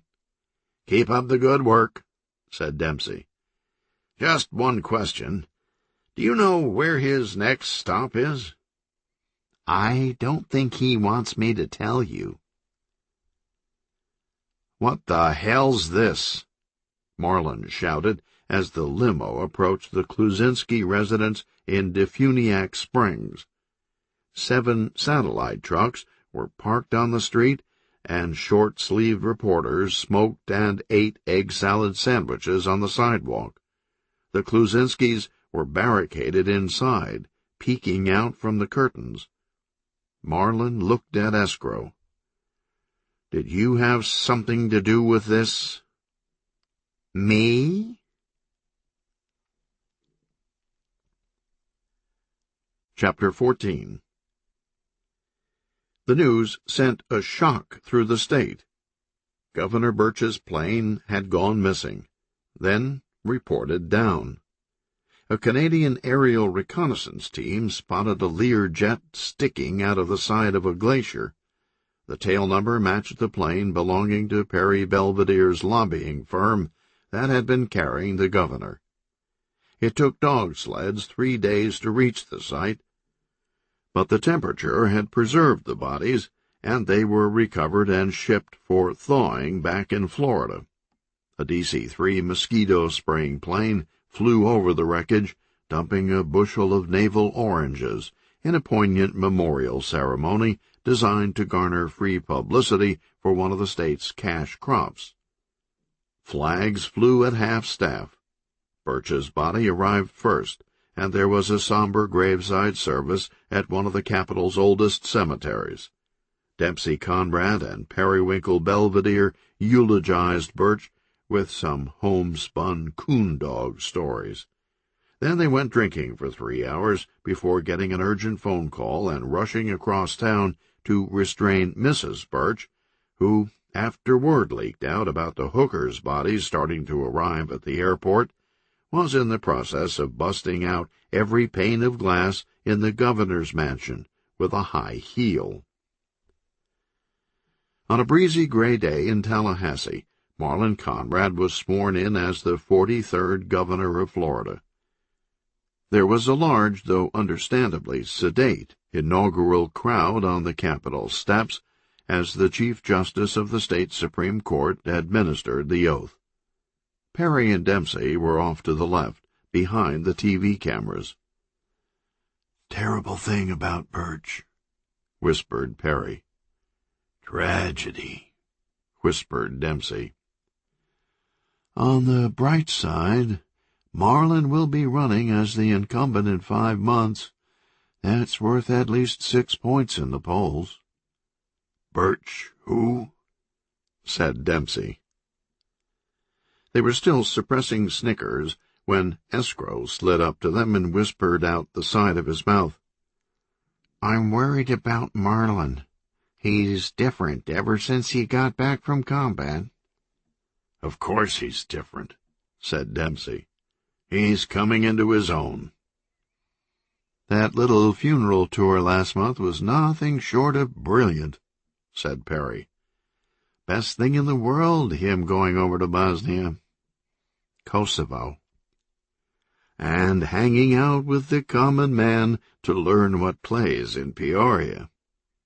"But he's different in other ways," said Escrow. "Acting erratic, bizarre." "Like how?" asked Perry. "He's started reading."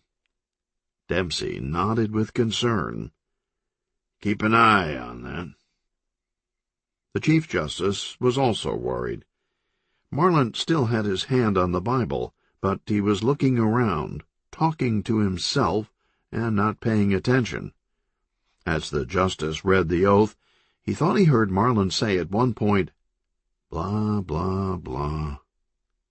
When the justice came to the end and asked Marlin if he would faithfully execute the office, Marlin quietly said, "Whatever." The justice paused an anxious moment, then decided the answer met the constitutional minimum and proclaimed Marlin governor. There was a soft, polite round of applause, as if Marlin had sunk a 2-foot putt. A week later, Escrow placed an emergency call to Dempsey Conrad. "He's having these behavior swings. Now he's a workaholic." "Growing pains," said Dempsey. "Give him some space." Marlin was indeed erratic. One day he was staring off for hours, the next he was hyperactive. He scheduled an emergency special session of the legislature to deal with the twin crises facing the state's children that had been all over the newspapers Marlin had begun reading every morning: physical abuse and gun violence. He reactivated a half-dozen criminal probes into major campaign contributors that he had quashed the year before, and he canceled another half-dozen suspect state contracts that he had personally shepherded. He held back-to-back press conferences and told the truth. Then he spent the next day staring. During one of his busy spells, Marlin quietly used a Republican Party discretionary fund to hire Florida journalism professor Wally Butts. Butts's job was to secretly investigate the cases of prisoners coming up for the electric chair. Marlin didn't have a problem with executing vicious killers. He had a problem killing the innocent. Butts was his death penalty goalie. Butts opened his first case file: Frank Lloyd Sirocco. Frank didn't fit the profile of a potential miscarriage of justice. He was wealthy and white, but you never knew. Butts flew to Boston and canvassed the old neighbors, the nearby stores, and business clients. Traditional shoe-leather newspapering. Everything checked out. When Butts got back to Florida, a message was waiting on his answering machine. A woman in Boston wanted to talk to him. It was about the Sirocco case. Butts returned the call. No, she wouldn't talk on the phone. Butts flew back to Boston, courtesy of the GOP, and they met in an Irish bar. He found her alone, fidgeting by the window. She was middle-aged, gaunt, and smoking like a construction worker. A waitress wearing a green felt derby served them Guinness. The woman killed hers, then bombshelled. George Braintree had molested Frank Sirocco's daughter. She shook her head emphatically when Butts asked her to give an affidavit. Wouldn't even tell him her name. "I've said enough," Butts pleaded. "You don't need me," she finally said. "There are others." "Who?" "Give me the phone number at your hotel." Butts wrote it on a matchbook from the bar, the paddy wagon, and handed it to her. "How do you know all this?" he asked. She chain-lit another cigarette with a shaking hand. "He molested me, too." She got up and left quickly. Butts had planned to squeeze in a Red Sox game before they tore down Fenway Park, but now he was grounded in his hotel room for the weekend, within ringing distance of the phone. He didn't have to wait long. He got the first call at 7 that night, then 2 more the next day. It became a routine, meeting a string of nervous women in O'Flannery's pub, Ye Old Tavern, and Cheers. They all said they had been molested by George Braintree, just like Frank's daughter. None would agree to come forward. The last woman walked away from the table, and Butts called after her. "But I need someone to go on the record." The woman turned around at the door. "Find the daughter." Chapter 15. Marlin was on an upswing the day before the special legislative session. He had almost forgotten that he scheduled the thing just a week earlier. He sequestered himself in his office, drafting and redrafting legislation he planned to have introduced. He ordered Escrow and Pimento not to let anyone disturb him, and the two stood outside the door, snarling at each other. It was late when Marlin knocked off. He had cut Escrow and Pimento loose hours ago. Marlin closed up the office, threw a jacket over his shoulder, and waved at the guard as he walked across the echoing rotunda. He opened the front door of the Capitol. The scene outside was something between Mardi Gras and the day in the fall when all the students returned to a university. Cars pouring down the Appalachie Parkway, people hanging out windows, honking horns, signs at Quick Lubes, "Welcome back, legislators." The next morning Marlin was in the office before dawn. Pimento had the coffee going, wearing a Property of Miami Dolphins training jersey. The phone was already ringing, and Pimento screened the calls and faxes. "These just arrived," said Pimento, handing Marlin a stack of morning papers from around the state. "Good, good," said Marlin, nodding, chewing a mouthful of bagel too fast. He skimmed the front pages, chugging coffee, spilling some on the Post. Pimento ran back to a ringing phone. Marlin opened the Orlando Sentinel and saw a full-page political advertisement for the Reform Party. There was a large photo of a paunchy, self-styled Archie Bunker type, their candidate for governor, Albert Fresco. He was griping about incumbents and the whole stinking bunch in Washington and Tallahassee. Across the top of the ad, in a carefully selected font, was Albert Fresco's motto, "I'm madder than a sumbitch." "Unbelievable," said Marlin, turning the page. Escrow arrived and stood in the doorway. Marlin's desk was covered with papers, both his arms going with coffee and bagels and telephones, Pimento standing next to him with a steno pad and coffee pot. "What the hell's going on here?" said Escrow. He pointed at Pimento. "This is all you're doing." Pimento scratched his nose with his middle finger, giving Escrow the secret bird. Marlin flipped the last newspaper closed. "Okay, let's hit it." Marlin was psyched. So were Dempsey and Periwinkle. They had arrived early in the spectator section overlooking the house floor. "Always knew he had it," said Perry. "Wonder what brilliant plan he's got cooking this time." "I smell dynasty," said Dempsey. Marlin marched through the rotunda with Pimento in tow. To their left, bright camera lights went on, followed by shouting and people flipping open notebooks. A press conference had broken out.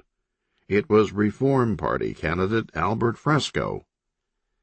"I'm a say-what's-on-my-mind kind of guy, and I'm madder than a sumbitch," Fresco yelled at the cameras. "I'm a straight shooter, a no-nonsense type. I don't beat around the bush. I say what I mean, and I mean what I say." "Mr. Fresco, do you agree with the governor that we need to increase staffing for Child Protective Services?" "No, no, no," Fresco shouted at the reporter, waving his arms. "I can't be bothered with that pointy-headed issue stuff. I've got common sense, and I've had it up to here. Did I already mention that I'm madder than a sumbitch?" To Marlin's right, more camera lights went on. Free entertainment provided by a PAC pushing to allow power plants to burn a controversial South American fuel. A chorus line of women high-kicked their way across the south end of the Capitol, the Aura-Mulsion Dancers. Marlin kept walking. He entered the House chamber, where he was to address the joint opening session. Inside, everyone joked and chatted convivially, opening gift cards. And the flowers. An entire spring meadow. Marlin couldn't see a single desk.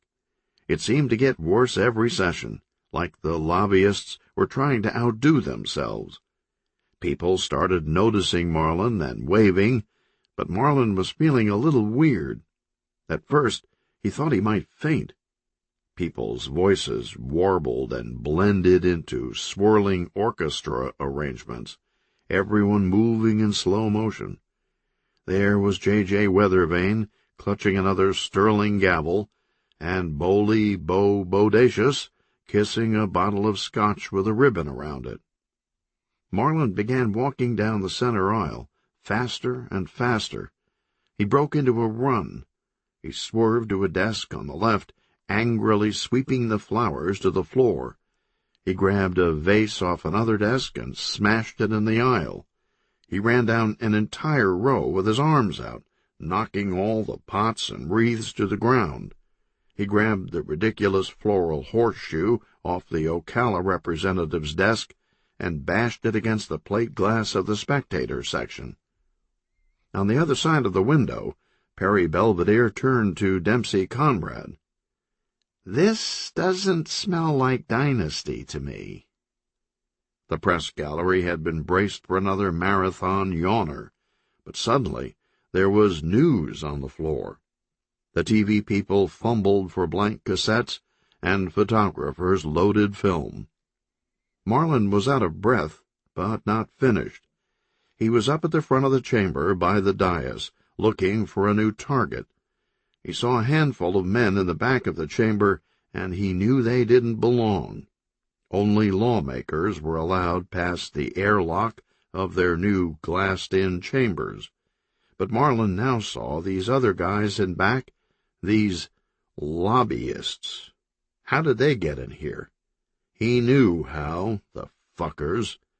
Marlin charged. The lobbyist saw that crazy look in his eyes and turned and ran straight into the glass. "Ow! Jesus! Where's the door? It's clear, too. We can't find it." They felt along the glass sideways, looking for a knob or hinges or something, but it was too late. Marlin caught one from behind. The spectators on the other side of the window watched in horror at his silent scream, his frantic pawing against the glass in a futile attempt to find traction. Marlin, grabbing him by the ankles and pulling him off the window, dragging him down the aisle and all the way to the Speaker's chair.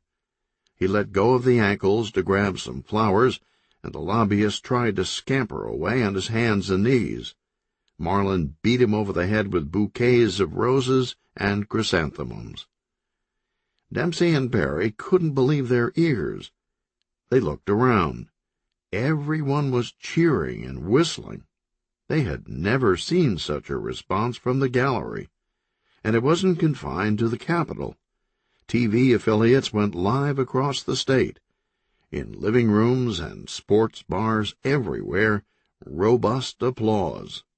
Down on the floor, the disgraced lobbyist, whimpering, trying to crawl away, all this pollen and petals and shit in his hair, and Marlin gives him a last kick in the ass to go. Then Marlin stormed out of the chamber and was mobbed by reporters and spectators as soon as he cleared the airlock. "Amazing. He's tapped into the whole anger thing," said Periwinkle. "Everyone's always wanted to do that to a lobbyist, even me, and I'm a lobbyist." "Let me run a radical notion by you," said Dempsey. "Maybe he's even better at this than we are.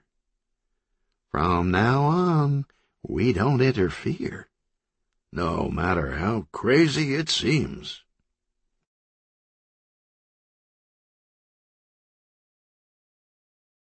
Chapter 16. Marlin was all over the evening news. The tabloids and England were calling. It didn't matter. As soon as Marlin had left the chamber, the legislature went about its usual three-toed sloth business. None of the governor's bills got out of committee. Marlin wasn't daunted. The next morning he decided to redouble his efforts. He was optimistic as he left his office for the gun industry hearings. When Marlin arrived in the packed committee room, the lawmakers were crowded at the gun lobby's table, getting autographs from Jack Savage, former Hollywood semi-star, who now shilled for the munitions industry. Savage smiled as he signed scraps of paper and proposed legislation. He was wearing an unstrapped army helmet, his trademark from his last non-flop, the 1959 war rhapsody, Guns, Guts, and God. Behind him, the right side of the gallery was filled with Second Amendment supporters in combat fatigues, martial arts robes, and biological warfare hoods. But Marlin had his allies, too. The left side of the gallery was full of law enforcement from around the state. They sat quietly with black bands around their badges, nodding their support to the governor. Marlin took a seat next to the committee chairman, Mott Ewing.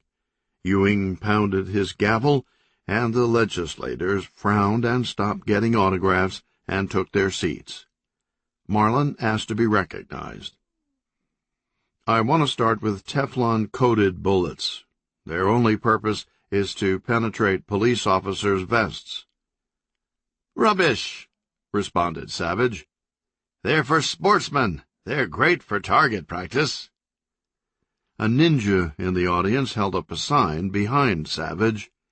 "Teflon-coated bullets don't kill cops. People kill cops."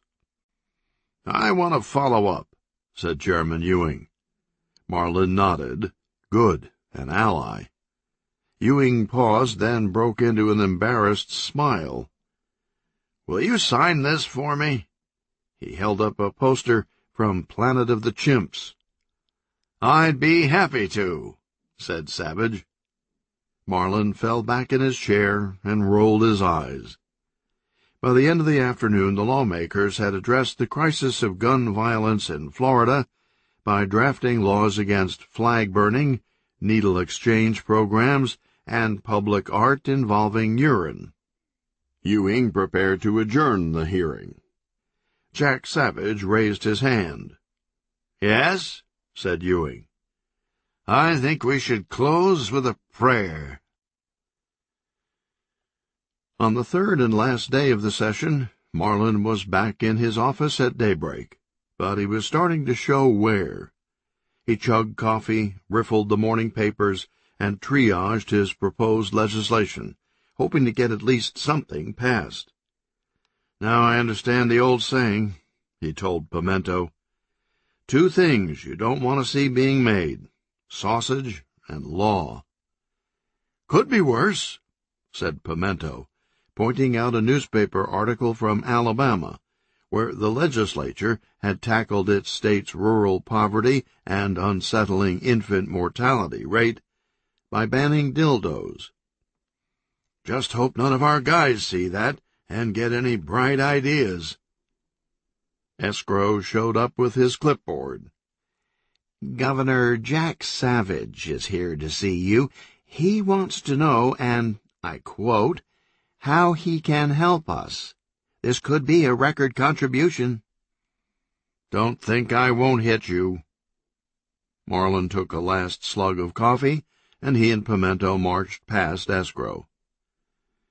"Governor," said Savage, smiling and rising from his seat in the lobby. "Fuck yourself, Rambo."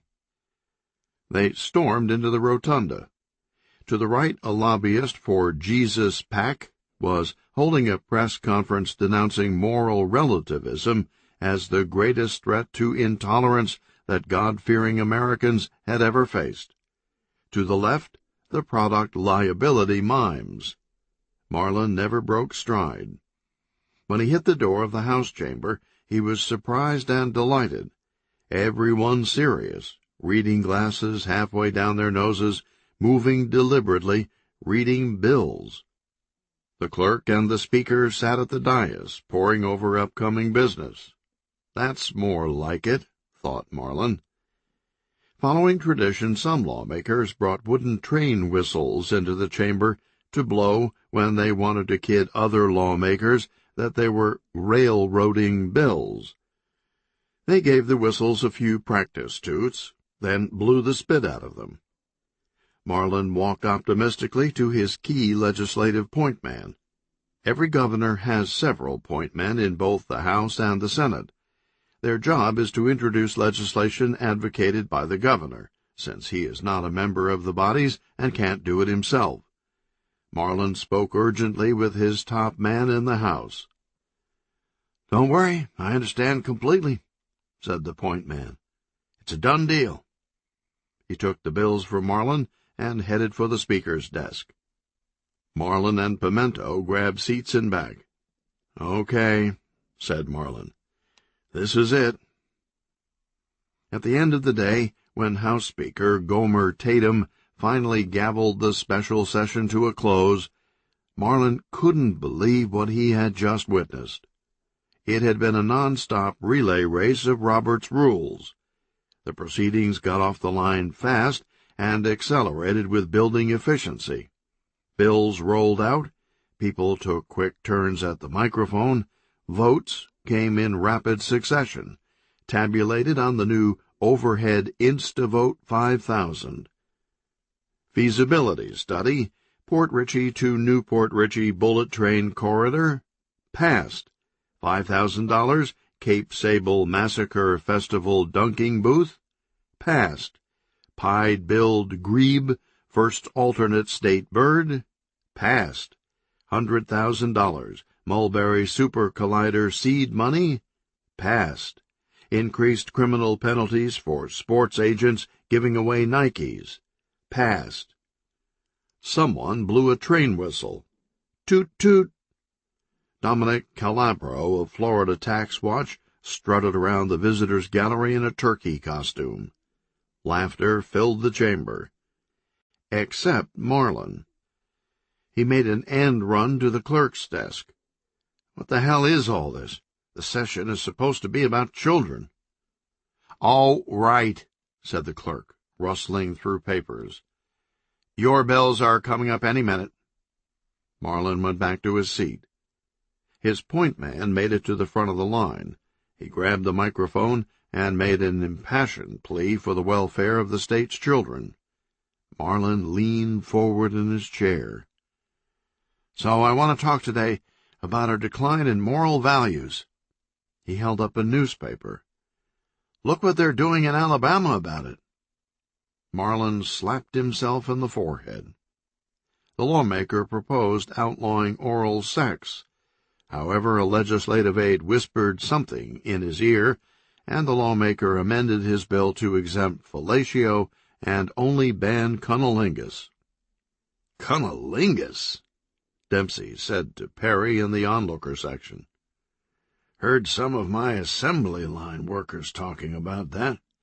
Is that some kind of repetitive motion injury?" "Can be," said Perry.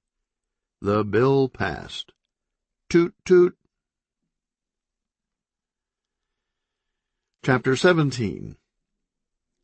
Detective Mahoney's wife had kicked him out of the house again. "Every time you leave for work, I never know if I'll ever see you again. I can't take it any more." "It's just a job." "You love it. You're just like the guys you arrest.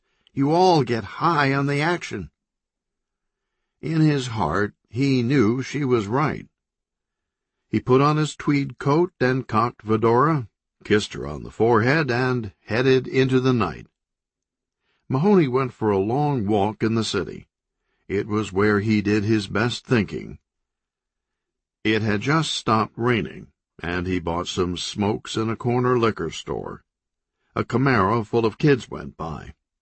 "Look at the weirdo." It splashed a puddle on Mahoney's shoes. Mahoney looked down at his soggy Oxfords and shook his head. Wrong way kids on a dead-end street. He turned into a doorway with a pink neon martini glass above it. The place was extra dark with red light, the way he liked it. He put his hat on the bar. "Give me a bourbon, Louie." The bartender set a highball glass in front of Mahoney. "The name's Sam." Mahoney pulled out a George Washington and a handful of change. "Your money's no good here," said the bartender. "Thanks." "No, I mean it's no fucking good. You gave me a bunch of peep show tokens." "Sorry." Mahoney found some more money in another pocket and put it on the bar. "Crazy day at home, Louie." "Why do you keep calling me Louie?" "You look like a Louie." Mahoney drained his drink in one long pull and set the empty glass down on the venerable bar. "Dames, Louie. 1 minute you think you found true love, the next you've had your wallet lifted by a cross-dresser named Tallulah. Ever kissed a man, Louie?" "What?" "I mean, by accident, tongue and all." "Get the fuck out of my bar." "You're right, sleep it off. Always watching out for me, good old Louie." "I said get the fuck out of here." Mahoney picked up his hat, fitted on his head at a jaunty angle, and strolled out of the bar. He walked another hour down Biscayne Boulevard until he ended up in the cramped lobby of the Gulfstream Inn, and got a room with extra mildew for $29. For another sawbuck, he had a bottle of rot gut delivered to the room in a brown paper bag. He was asleep before Letterman came on. Mahoney was startled awake at 3 a.m. by a horrible scream, a gunshot, and a tremendous automobile crash. "Probably nothing," he said, and went back to sleep. The gunshot and crash were on TV in the next room, but the scream was real. It came from the room 2 doors down. Inside, a young woman sat up alone in bed, panting. Over the back of a chair was a red leather Miami Heat jacket. She threw the covers off her legs and went to the sink and turned on the light. She gazed in the mirror. Looking back was a woman about 5'8", way too thin, tiny features much younger than her 22 years, and black hair in a pixie cut just over the top of her ears. A beauty mark on her right cheek, skin an elegant light cocoa. She was wearing white panties and a big Key Largo jersey. She noticed the bandage wrapped around her left hand. She had forgotten about that. It was now soaked through pink, like hamburger juice, and she began changing the dressing with disinterest. It had been a busy week, coming in from the airport and all, learning her way around Miami. She had ditched the Buick on the MacArthur and caught a taxi. The hack dropped her at a Walgreens and got out to help with her single bag. She tipped him, then remembered her Walkman in the back seat, not paying attention as she reached in, and the driver slammed the door extra hard the way cabbies do. "Holy shit!" the driver yelled. The door bounced back open on its own. The skin was gnarled back to the bone across the 4 knuckles with plenty of blood. The fingers had to be broken. She didn't make a sound, just stared without expression at her hand, turning it over, looking at one side and the other, tilting her head quizzically. The driver panicked, ready to jump in 10 directions at once. She grabbed him with her good hand as he started to faint. The driver got his bearings and found a T-shirt in the front seat and wrapped it around her hand. "Jesus, doesn't that hurt?" She looked up at him blankly. "You going into shock?" She shook her head no. "I'll call an ambulance." He turned to run inside the Walgreens, but suddenly felt electricity running along the insides of his legs. He looked down. Her good hand had him between the legs, and he saw it contract into a fist. He hit the ground. She held her bad hand to her chest and picked up her Calvin Klein duffel bag. The last the driver saw of the woman was the view from under the taxi, her bare feet on Biscayne Boulevard. The first place she came to was the Gulfstream Inn, where she got a room on the 2nd floor and now stood in front of the mirror. The pink gauze fell in the sink in folds. The first long, wet stretch came off. She grabbed the sports section of the Herald and wrapped the used bandage and dropped it in the wastebasket. She grabbed another section of the paper and set it beside the faucets, ready to take the next wad. She started to hallucinate. The nightmare that had awoken her a few minutes earlier was back again, this time while she was fully awake. She was on a dirt street, high up over the water. It was night, and she could see small ships in the distance. There was a port, and cargo cranes lifted lumber and sugar and coffee at the Bay of Guanabara. To her left rose the steep peak of Mount Corcovado, with a large white statue of Christ on top. Way down below shined the city, banks and skyscrapers, luxury shops and discotheques. But she was up in the favelas, the shanty towns of collapsing aluminum and cardboard, running sewage and confusion. She began to feel cold and hungry. She had a paper bag in her hands, and she put it over her mouth and nose. Soon the hunger went away, and she felt warm. She heard reverberating voices, and there were others like her all around. Small boys and girls, 6, 7 years old, filthy, walking down the street with paper bags of glue. She was the smallest. Few from outside the favelas ventured up the high parts of the hills. But halfway down, where the mountains sloped out into the city, the two worlds of Rio de Janeiro slammed together like tectonic plates. The street children stayed at the edge of the favelas, scurrying out like roaches to grab what they could before the boots came down. She walked along the side of the narrow road that dove down toward the lights of the city. She put the paper bag on her face again. When she took it away, she saw headlights. The children began running. She turned and ran too, but she tripped, and the police van rolled over her, wheels on each side, not a scratch. The children scattering, squirting between buildings. Others began falling over, gunshots in the head. The men jumped out of the van. A big one, smelling of tequila, grabbed her by the arm and threw her into the back of the truck with 3 other children, and they were driven out to a large home in the countryside and locked in a shed and violated every night for a month after the men were drunk. But the novelty wore off, and fresh children arrived. One by one, they were taken out into the woods and did not come back. When it was her turn, the oldest, fattest, drunkest one took her off. He was very rough with her, and his weight nearly crushed her rib cage. But before he could kill her, he began snoring. She wiggled out from under him and began running through the woods back to town. She remembered hearing the others call him Loco Benny. The dream jumped forward, years later.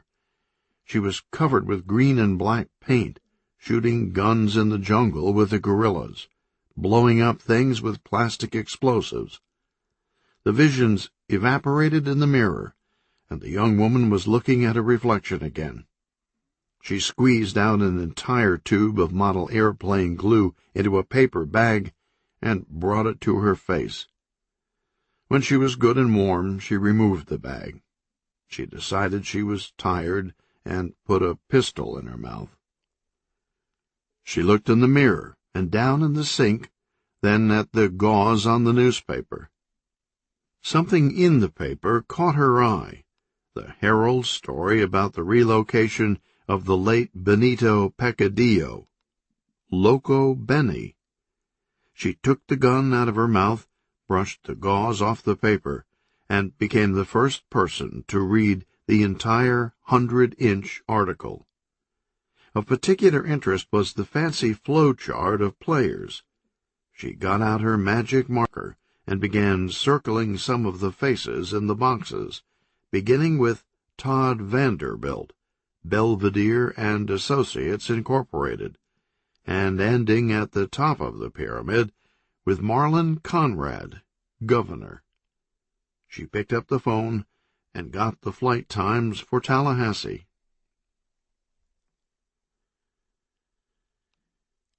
Chapter 18.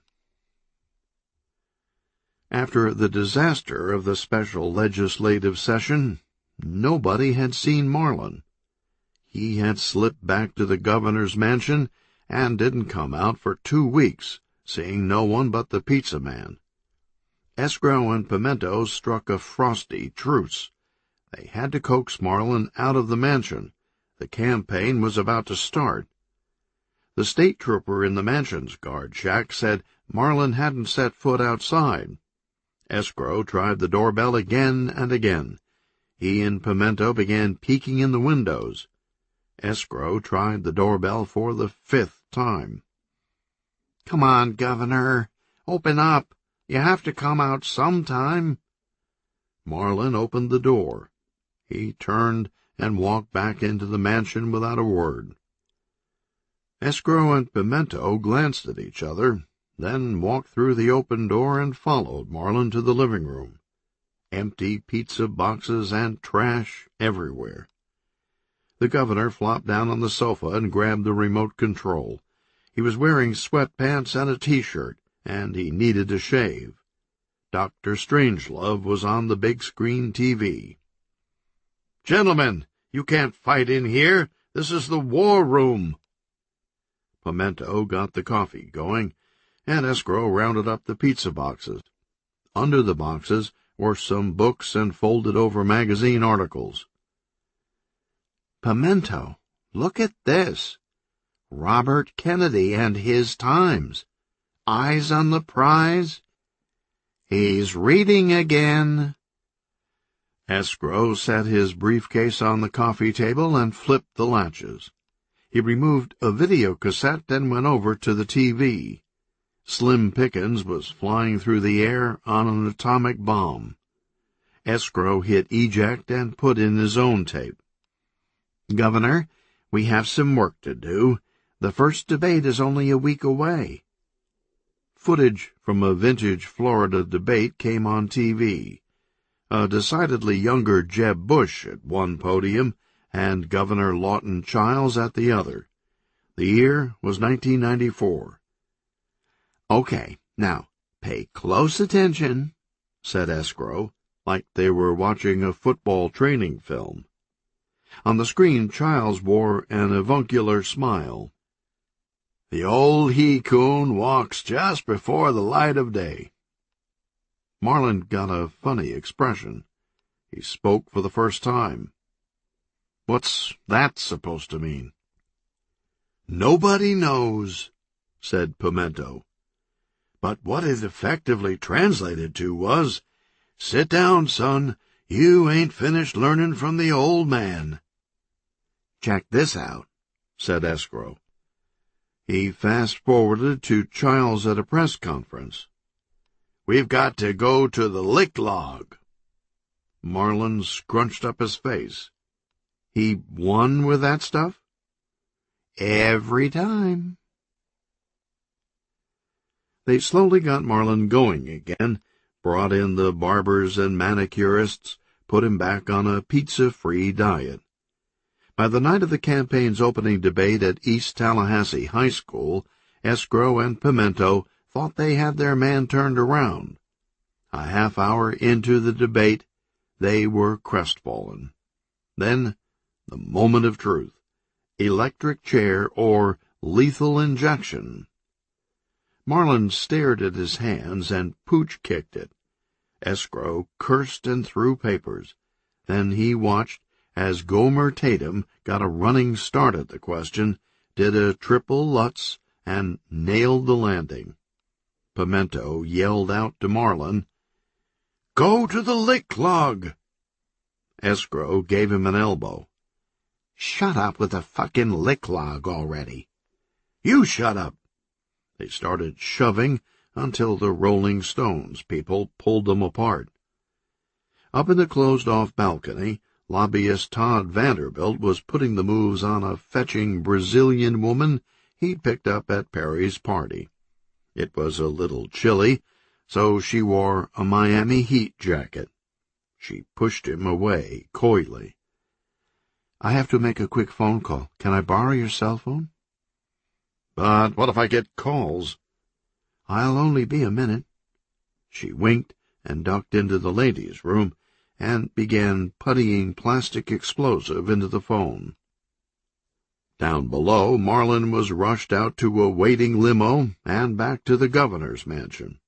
He walked around the living room in a trance, said he was feeling a little down, and headed off to bed. Escrow and Pimento slept on the couches. Shortly after 2 in the morning, Marlin sat up in bed. He thought he heard something. There was a tapping at his door. Psst! He got up and opened it. It was Pimento. "Governor, let's get going." "I'm not going anywhere except back to bed." "I'm depressed, and you're crazy." Pimento opened a large brown envelope. As press secretary, he was responsible for all photographic work. He had routinely sent the film from one of Marlin's cameras through the developing lab months ago. He didn't say anything as he removed a black-and-white 8x10 and handed it to the governor. Marlin had to sit down. It was the group photo of his platoon in Kosovo, the one the old man had taken by the well. "You gotta pull out of this," said Pimento. "The people need you. Come with me." Marlin put on some jeans and a USF Bulls t-shirt. They crept down the back staircase without waking Escrow and waved to the state trooper as they tiptoed to the garage. 15 minutes later, Marlin was standing next to Pimento as he tried to jimmy the lock on the back door of the state archives. "What are you doing that for? I'm the governor. I can go in there 24 hours a day. All I have to do is call the Capitol Police." "Wouldn't be the same," said Pimento. "Keep a lookout." A few more seconds with the slot screwdriver, and Pimento had them inside. Their footsteps echoed down a marble hallway between rows of display cases bathed in moon glow from the skylights. "Look at all this stuff," said Marlin. "I didn't even know this was here." They took their time. Spanish doubloons, a stuffed panther, a swimsuit Marilyn wore on vacation with Joltin' Joe, a mess kit used during training on Usepa Island before the Bay of Pigs, Alan Shepard's space helmet, the barefoot mailman's bag, a mermaid costume from Weeki Wachee. "Over here," Pimento whispered urgently, waving Marlin down to the last display case. "This is what we came for." Marlin caught up with him and peered into the case. It was empty, except for a single pair of worn-out old shoes in a soft golden light. Pimento picked the lock with a nail file and slowly opened the glass door. He licked his lips and rubbed his palms together. Then he carefully reached into the case and began lifting the shoes off their pedestal. "Are you keeping a lookout?" he asked Marlin. "Yeah, here comes an Indiana Jones boulder." Pimento handed the shoes to Marlin. "Try 'em on." Marlin sat down on the cold floor and kicked off his sneakers. He slid on the old brown shoes and laced them up. He stood and took a few practice steps. "How do they feel?" asked Pimento. "A little big." "You have to grow into 'em." "How far did you say he walked in these?" 1,003 miles, from Century in the northwest tip of the Panhandle to Key West. It slingshotted him from nowhere into the U.S. Senate in 1970, said Pimento. "That's how he got the nickname Walkin' Lawton Chiles. He was elected governor in 1990 and died in office in 1998. Marlin closed his eyes and clicked his heels together. "There's no place like home. There's no place like home." Pimento patted him on the back. "Follow the yellow brick road." They returned the shoes to the case and snuck back out the jimmied door. Pimento climbed behind the wheel and checked his watch. "We gotta hurry. Sun's coming up soon." They drove across town and parked next to a large treed lot and hopped a fence. Pimento ran a short burst, and Marlin caught up. "This is far enough," said Pimento.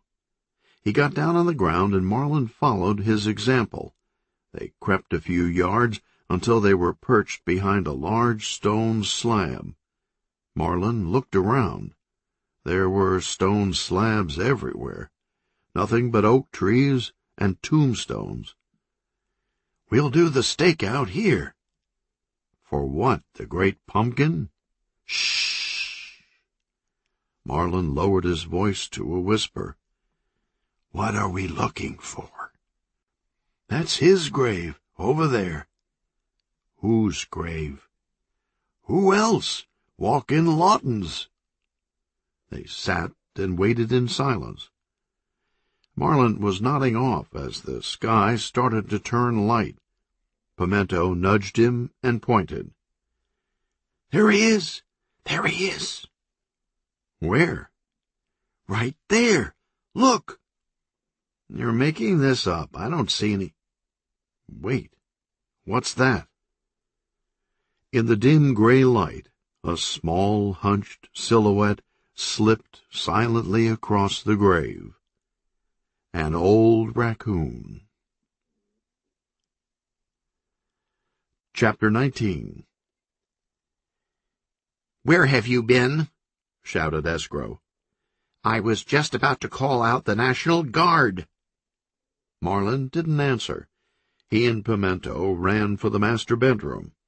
Escrow appeared in the doorway and found the two darting around the room, dumping dresser drawers into suitcases. "You two are bad chemistry," said Escrow. "I want you both to stop and sit down. You're scaring me." "No time," said Marlin. "Got a campaign to catch." He ran to the living room. Escrow looked at Pimento. "What did he say?" Pimento smiled. "I think he's ready to make a serious run." 15 minutes later, Escrow was in the back of the eastbound limo going over his clipboard. "Sorry about my reaction back there, sir. Yes, activity is the best thing. Keep your mind occupied. Good to see you're with the program again." Marlin leaned forward and turned up the stereo until he couldn't hear Escrow. It was Johnny Cash. "Well, I'm going down to Florida and get some sand in my shoes.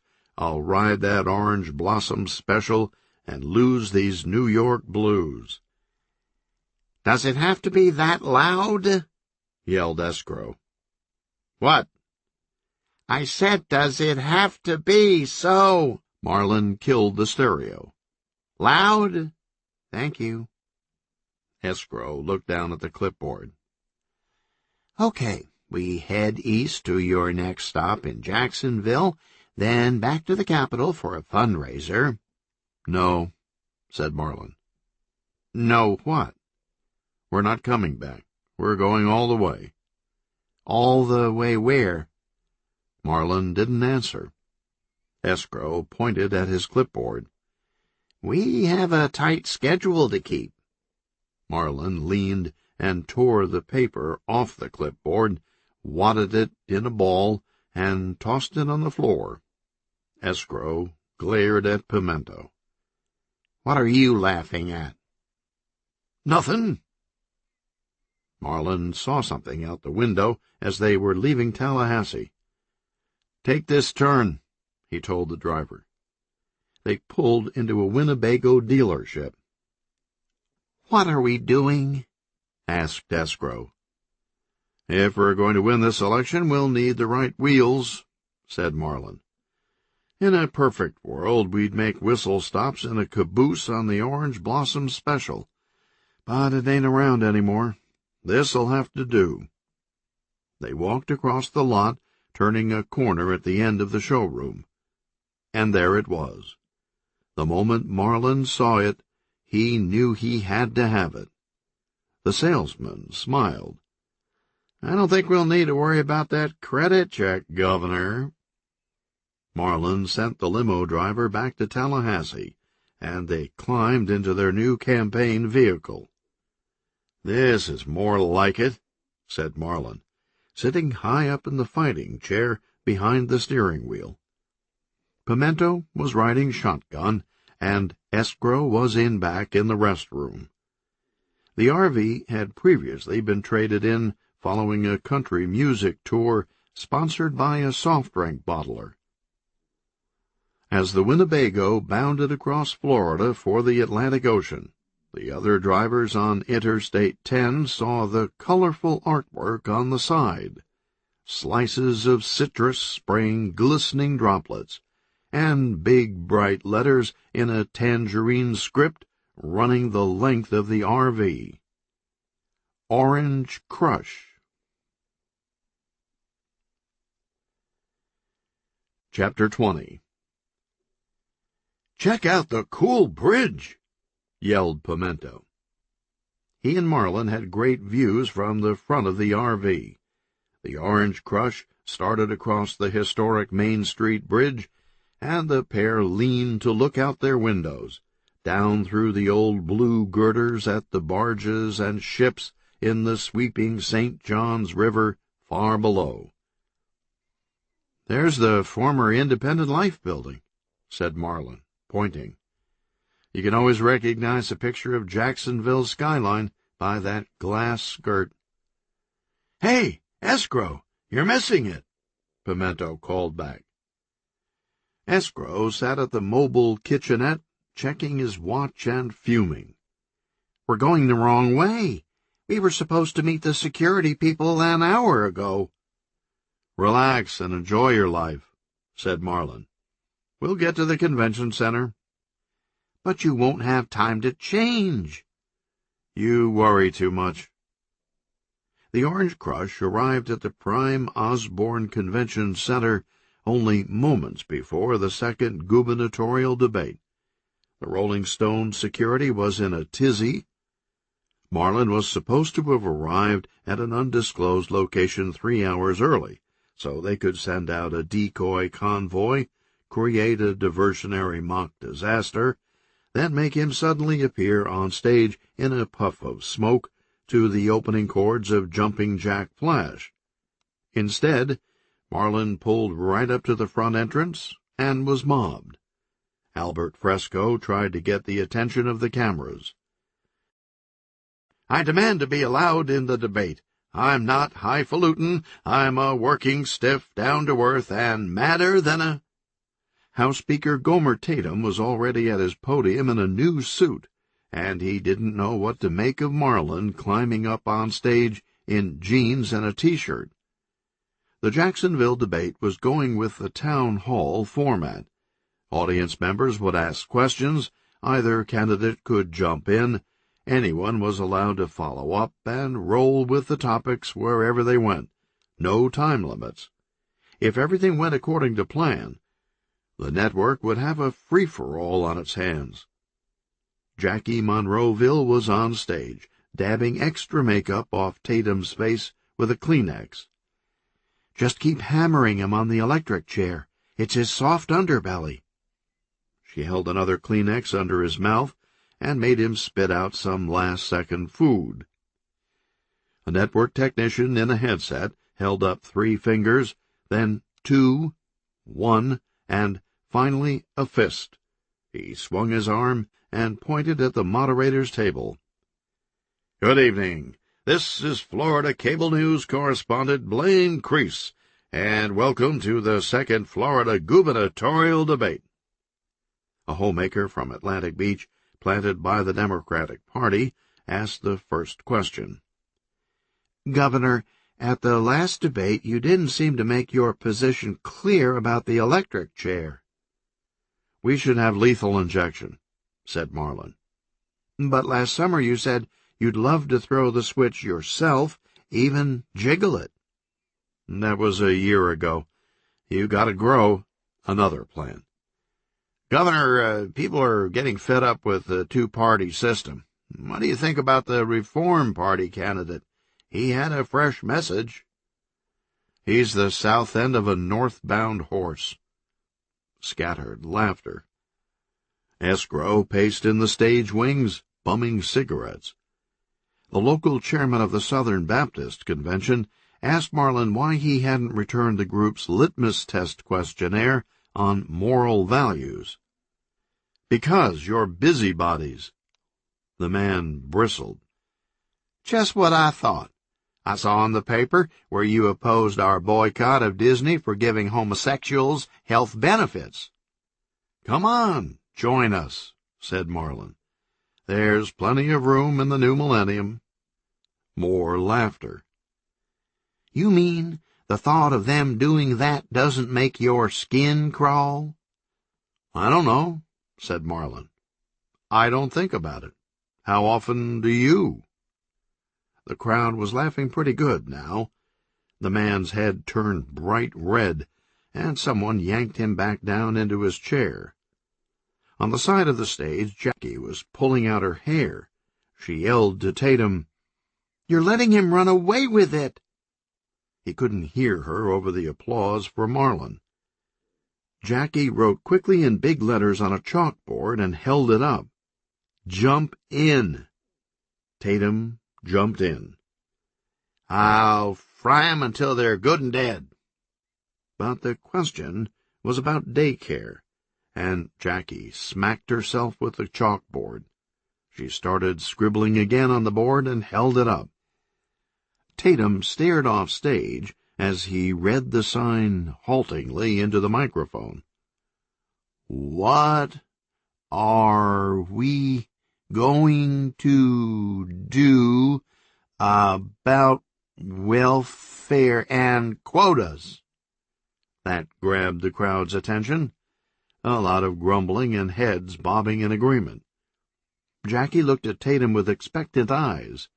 "Remember what we rehearsed?" "No more free ride," said Tatum, a little less stiff. "We're sick of the people who sit at home watching TV and having babies, sponging off those of us who get up every day and go to a job." Tatum didn't so much get applause as angry shouts of alliance. "Yeah, sick of it." Tatum's voice gained confidence and volume. "I'm tired of unqualified people getting the promotions that we've earned just because of some stupid law." The shouting from the audience increased. "Hell yeah, we've had it. I'm sick of criminals on weekend furloughs in our neighborhoods." "Right on, you tell 'em." Tatum was at full throttle. "I'm sick of the handouts. I'm sick of the constant attacks on the family, and I'm sick of the godlessness." The whole auditorium cheered and yelled. Tatum turned to Marlin. "Do you agree with me?" "No." The audience gasped. There was a thud backstage. Escrow had fainted. Marlin grabbed the microphone from his podium and jumped down from the stage. He walked up the middle aisle, stopped, and looked around. "Why are we so angry?" He continued up the aisle, looking at individual faces. "We're all blessed. We're living in a wonderful place in a bountiful time. The luckiest people on earth." He turned and walked back toward the stage. "Do you know why we have it so good?" "Because many of our parents and grandparents left their bodies in faraway places, never to see their families again. Normandy, the Choshin Reservoir, Dong Ap Bia, Suva Priska." He stopped and raised an arm. "Who here lost a relative in World War II?" Several hands went up. "Korea?" More hands. "Vietnam?" The place was so quiet you could calibrate a sound meter. Marlin climbed up and sat casually on the edge of the stage. "We owe them everything, and we can never pay them back. But there's one little thing we can do to honor their memory. What do you say we cut each other some slack?" Marlin set the microphone down on the stage. The debate had barely begun, but he walked down the aisle toward the exit. "Where are you going?" Blaine Crease shouted from the moderator's table. Marlin turned. "I'm going to the lick log." The press corps flipped through slang dictionaries. The Rolling Stone security tried to keep the crowd back, but Marlin was mobbed again as he left the convention center. People yelled out questions as he climbed up to the driver's seat of the RV. "Any campaign promises?" "I promise not to tell you what you want to hear." The Orange Crush pulled out of the parking lot. Chapter 21. The debate led all newscasts for the next cycle. Marlin was on the move. Escrow freaked out in the back of the RV. "You're out of control." "I'm having fun," said Marlin. "Fun's important," said Pimento. "No, it isn't," said Escrow. "What's the map say?" asked Marlin. Pimento ran his finger down the chart in his lap. "Castillo de San Marcos." "We can still go back to Tallahassee," said Escrow. No response. "You're having a midlife crisis," said Escrow. "That's okay, perfectly understandable. Most guys get Corvettes. You get a Winnebago. Let's go back." "Tunes," said Marlin. "Check," said Pimento, finding an FM station. "Is everyone on drugs?" "You say you want a revolution. well, you know, we all want to change the world. Back in Tallahassee, the press was in disarray. Nobody knew where the candidates were. The flag lines at the campaigns went unanswered. Reporters stared in speechless torpor at empty press release slots in the mailroom of the Capitol Press Center. A columnist for the Tampa Tribune yelled down the hall, and the others came running to a television set. A news helicopter had picked up the Winnebago on A1A south of Jacksonville and was cutting in live. TV correspondent Blaine Crease shouted above the whap, whap, whap of helicopter rotors about the ultimate Capitol insider turning outlaw with a Bolshevik charge down the coast in an RV. Blaine Crease was the star correspondent of Florida Cable News.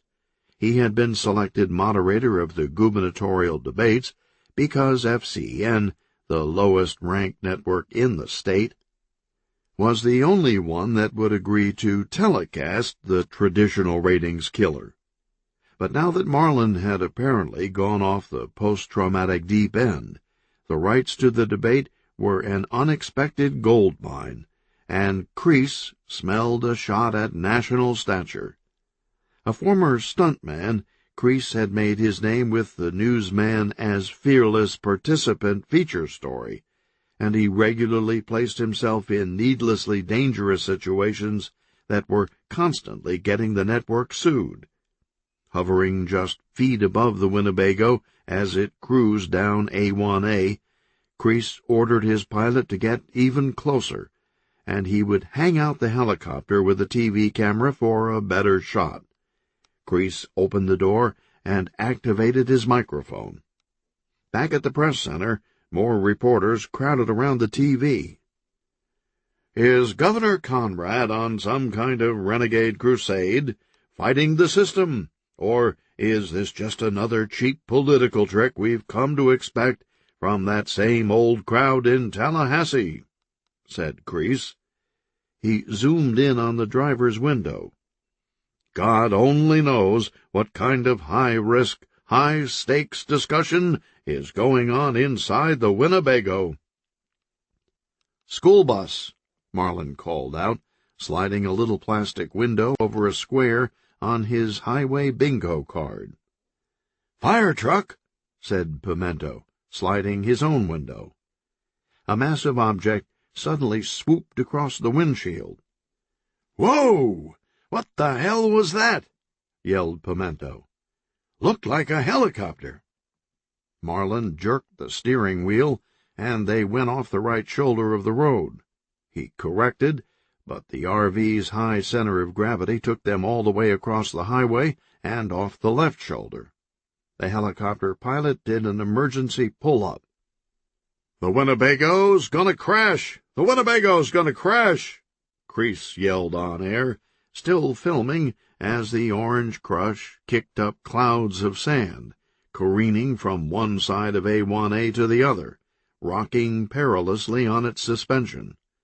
Marlin fought with the steering wheel and finally brought the RV back under control. "Wow, that was incredible," said Crease. "Marlin Conrad has survived the first major test of his breakaway campaign. But who knows what harrowing obstacles still lie ahead." The TV audience loved it. Calls poured into the network from around the state, viewers wanting more. The network stayed live for almost an hour, until the Orange Crush entered a thunderstorm and the pilot refused to fly any farther. In a Jacksonville motel room, Jackie Monroeville and Gomer Tatum sat on the edge of the bed, watching saturation TV coverage of the Orange Crush. Jackie grabbed Tatum by the collar and shook him. An eclair went flying. "He's stealing your momentum. You gotta get out ahead of this thing," she yelled. "We have to reinvent you." "How do we do that?" "We're hitting the road." The miles below Jacksonville are mostly undeveloped, the highway running along the shore. The thunderstorm let up, and Marlin and Pimento resumed sightseeing. There were a few clouds left over land, but it became a clear day on the Atlantic, warm and blue. An occasional cabin cruiser with deep-sea rigs popped over the horizon.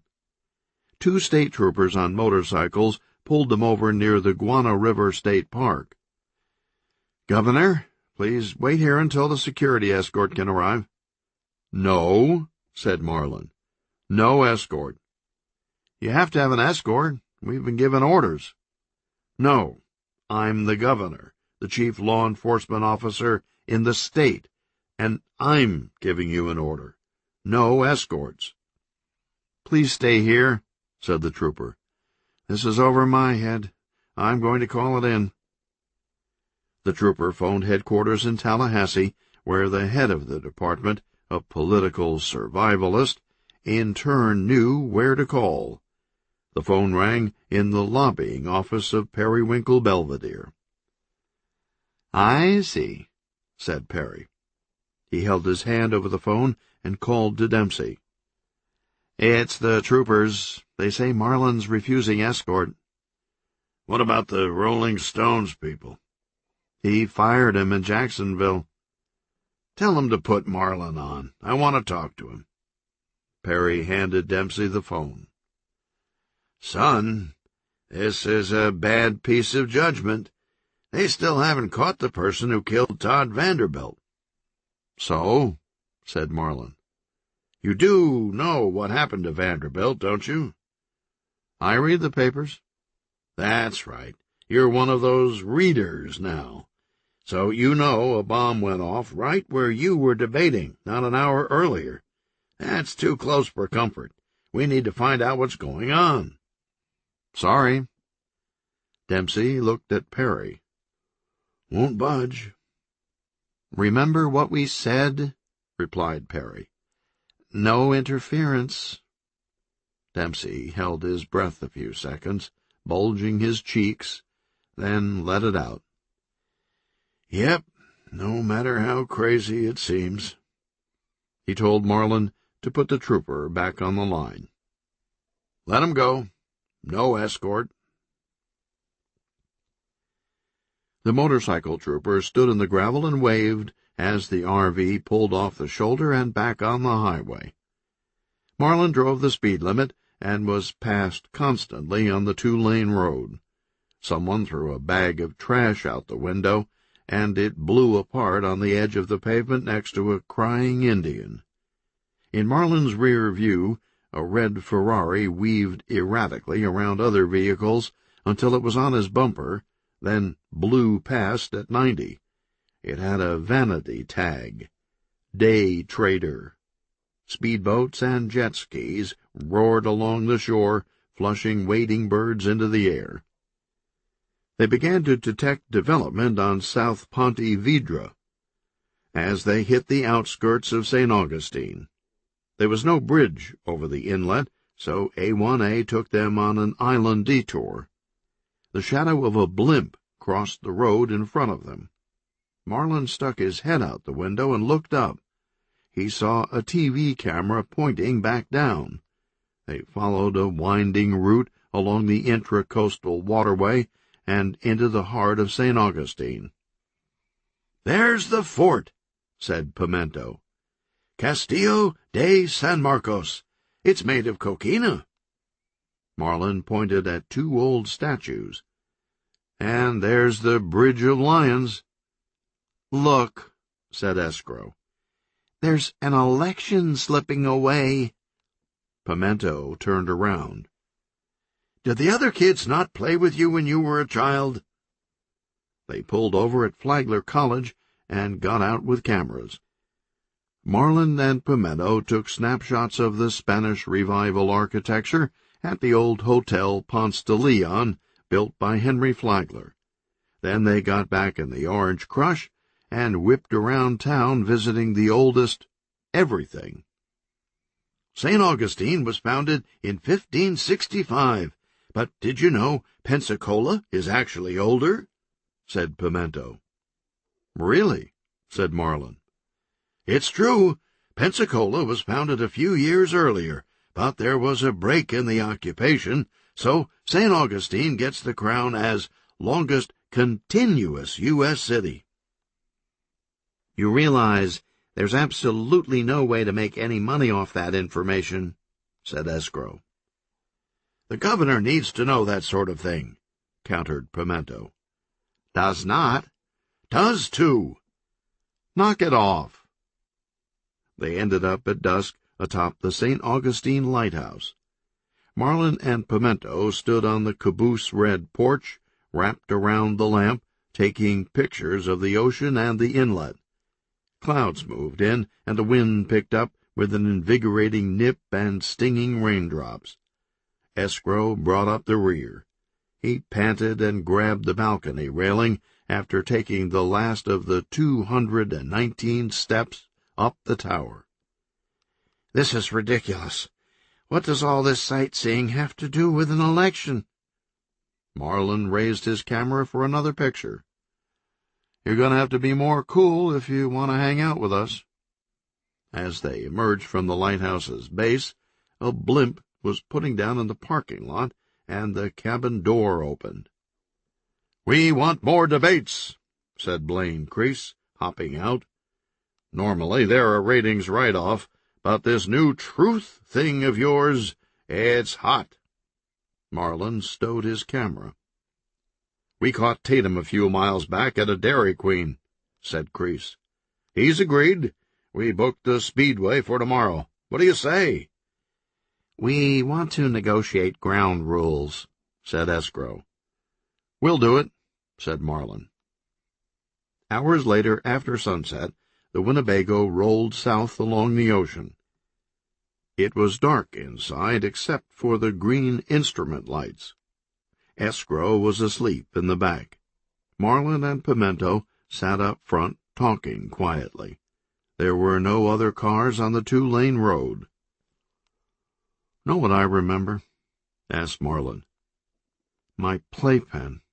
We were on vacation, and my mom set it up on the beach under a big green umbrella." "No kidding." "That vacation is my earliest memory," said Marlin. "I remember this sign with an alligator wearing a sombrero pushing a shopping cart." Pimento snapped his fingers. "That's at the Greater Gator Grocery on Singer Island. We used to go there when I was a kid." Then, "How'd I remember that?" "Weird what sticks with you," said Marlin.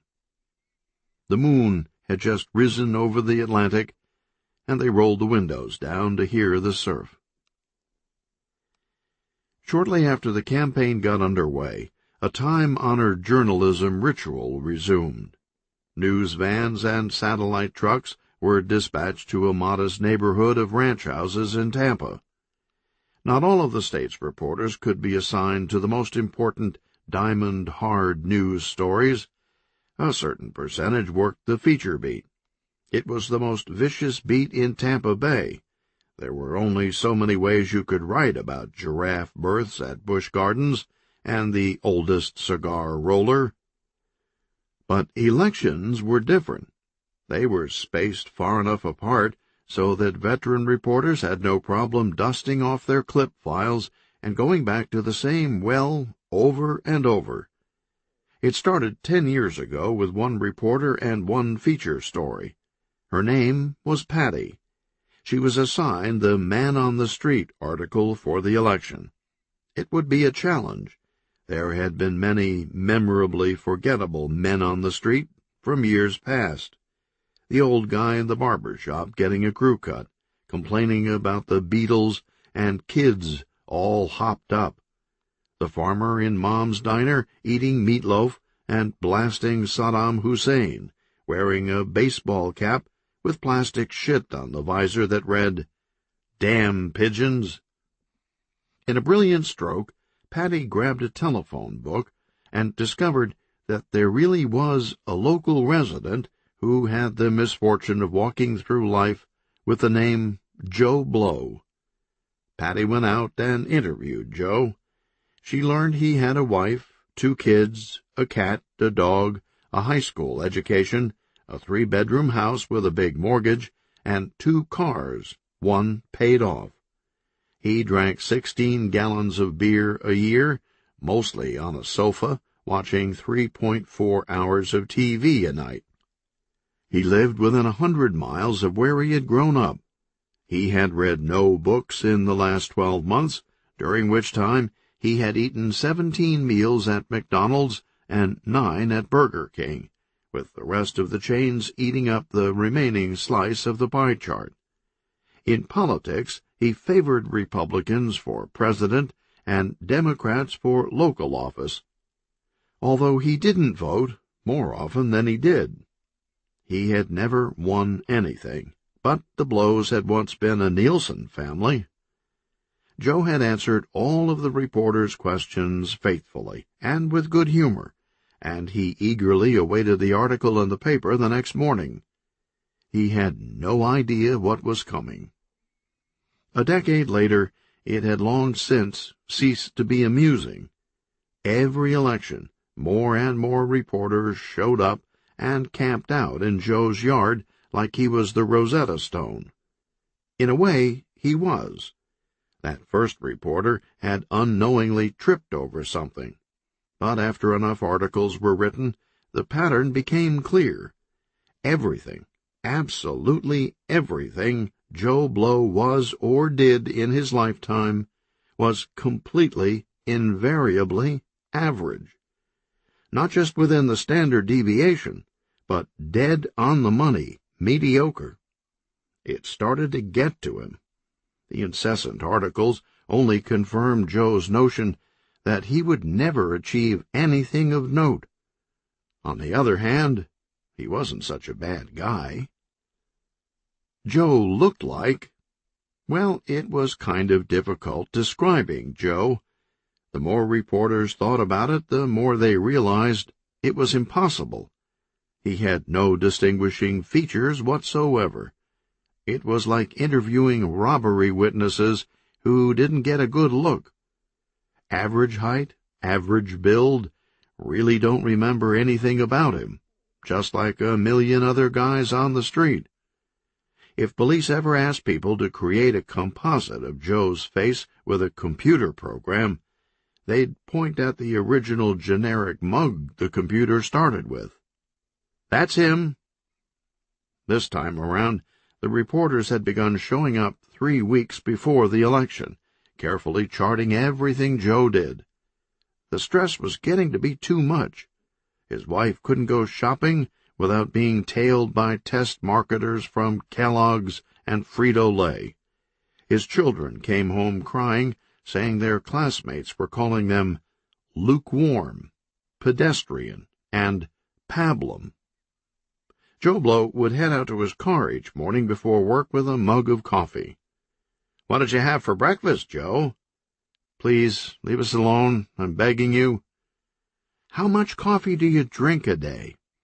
"Is that Perk or Crystals?" Joe lurched out of the driveway and raced off to his job as an orange juice taster at the Tropicana plant. The shopping habits of the Blow clan may have been intriguing, but it was Joe's political views that drew the most attention. Because he was so average, he instinctively gravitated toward the candidates who would ultimately poll a majority of the electorate, and he began predicting races with oracular certainty. At first it was novel, then it became scary. Joe accurately called 26 consecutive races before the street filled up with TV trucks, and he refused to give any more predictions. But the genie was already out of the bottle. Joe Blow came home from work. He got out of his car, carrying his lunch pail. "How was your day at work, Joe?" "Who do you like for governor?" "How many times did your bowels move?" "Fuck off." Chapter 22. First thing the next morning, a state trooper pulled the Orange Crush over again. Marlin rolled down the window. I thought we'd settled this. Mail call, said the trooper. He passed a small cardboard box through the window and left. I asked them to do that, said Escrow, taking the box from Marlin. If we're going to be on the move, we have to stay plugged in. Escrow sat down on the floor behind the driver's seat and began sorting the cards and letters. Marlin pulled back onto the road, and Pimento came up front with a stack of newspapers and climbed into the passenger seat. The Times-Union is leading with your unorthodox campaign in a Winnebago and the disgruntled gunman rampage. The Herald is leading with your campaign and the Willie Nelson Bandit. The Times is leading with your campaign and the shootout at the kindergarten. The Tribune is leading with your campaign, a quadruple shooting, and the discovery of a head in a crab trap in Tampa Bay. The Sentinel is leading with the campaign, a triple drive-by, and a shocking expose revealing that students are drinking at college football games. My turn, said Escrow. You got a lot of mail. It generally falls in 3 categories: donations, requests, and insane rants. Here's $10,000 from Big Insecticide, $5,000 from Big Trial Lawyers, another 1,000 from Big Nursing Home, 5 G's from Big Lap Dance, and, what's this? $250 from Little Businessman? He tossed it out the window. 3,000 from Big Asbestos Removal, $5K from Big Indicted Highway Contractor. Toaster strudel, offered Pimento. Escrow waved it off, but Marlin took one. Time to pay the piper, said Escrow. Here are the requests. Get the charges dropped against my company. File charges against my competitor. Loosen smokestack rules. Give us the bridge contract. And come to my daughter's wedding. I don't know about that last one. Sounds a little presumptuous. The shadows of 2 blimps crisscrossed each other on the highway. The rants are basically still the same, said Escrow. The first one is the standard, you suck, and a few more cover the same ground. Bite it, eat it, suck it. Here's another, you suck, followed by no UN in the U.S. The Trilateral Commission sucks. When will you wake up to the Jewish world conspiracy? Stop lying about the flying saucers. And you suck. Marlin turned on the radio. Sir, said Escrow, I want to pick out something to listen to. I don't know, said Marlin. Come on. If we're going to have fun like you say, then you have to let me play, too. Marlin relented, and Escrow turned the knob until he came to a station playing John Philip Sousa military marching music. He swayed side to side and smiled. Ah! Screamed Pimento, head butting the lavatory door. Make it stop! He's right, said Marlin, changing the station. Don't take it personally. They crossed the bridge over the inlet at Fort Matanzas, and soon saw a blue arch on the left. Is that Marineland? Said Marlin. Pimento nodded. Opened in 1937, world's oldest marine attraction. You'll never again see one built in such an incredible location. Just a ribbon of land between A1A and the ocean. It's like a museum of old roadside Florida. I've never been, said Marlin. You're kidding, said Pimento. Then we absolutely have to stop. By all means, said Escrow. Let's stay a week. They pulled over in a gravel lot and parked next to a red Ferrari with a vanity tag, Day Trader. A man got out of the sports car talking on the phone. He wore a tight-fitting golf shirt, tighter slacks, and loafers without socks. "Sell the bonds. Put an 80 stop limit on the IPO." Marlin and the gang went inside. Things didn't look good. The gift shop's air conditioning had been cut off, and the shelves were nearly empty. Marlin flipped through a few sun-bleached postcards from the 60s, and Escrow picked up a seashell toilet seat and stared through the opening at the others. They went out to the dolphin tank and had the whole thing to themselves. 10 dolphins lay around the water, no shows, nobody to perform for, listlessly pushing a basketball around the pool with their noses. One dolphin flicked the basketball up to Marlin. He caught it and threw it back. The dolphin got its bottlenose under the ball and flicked it up again. "Where is everyone?" said Marlin, catching the ball, throwing it back. "This is a tragedy," said Pimento. He clapped his hands, and the dolphin threw him the ball.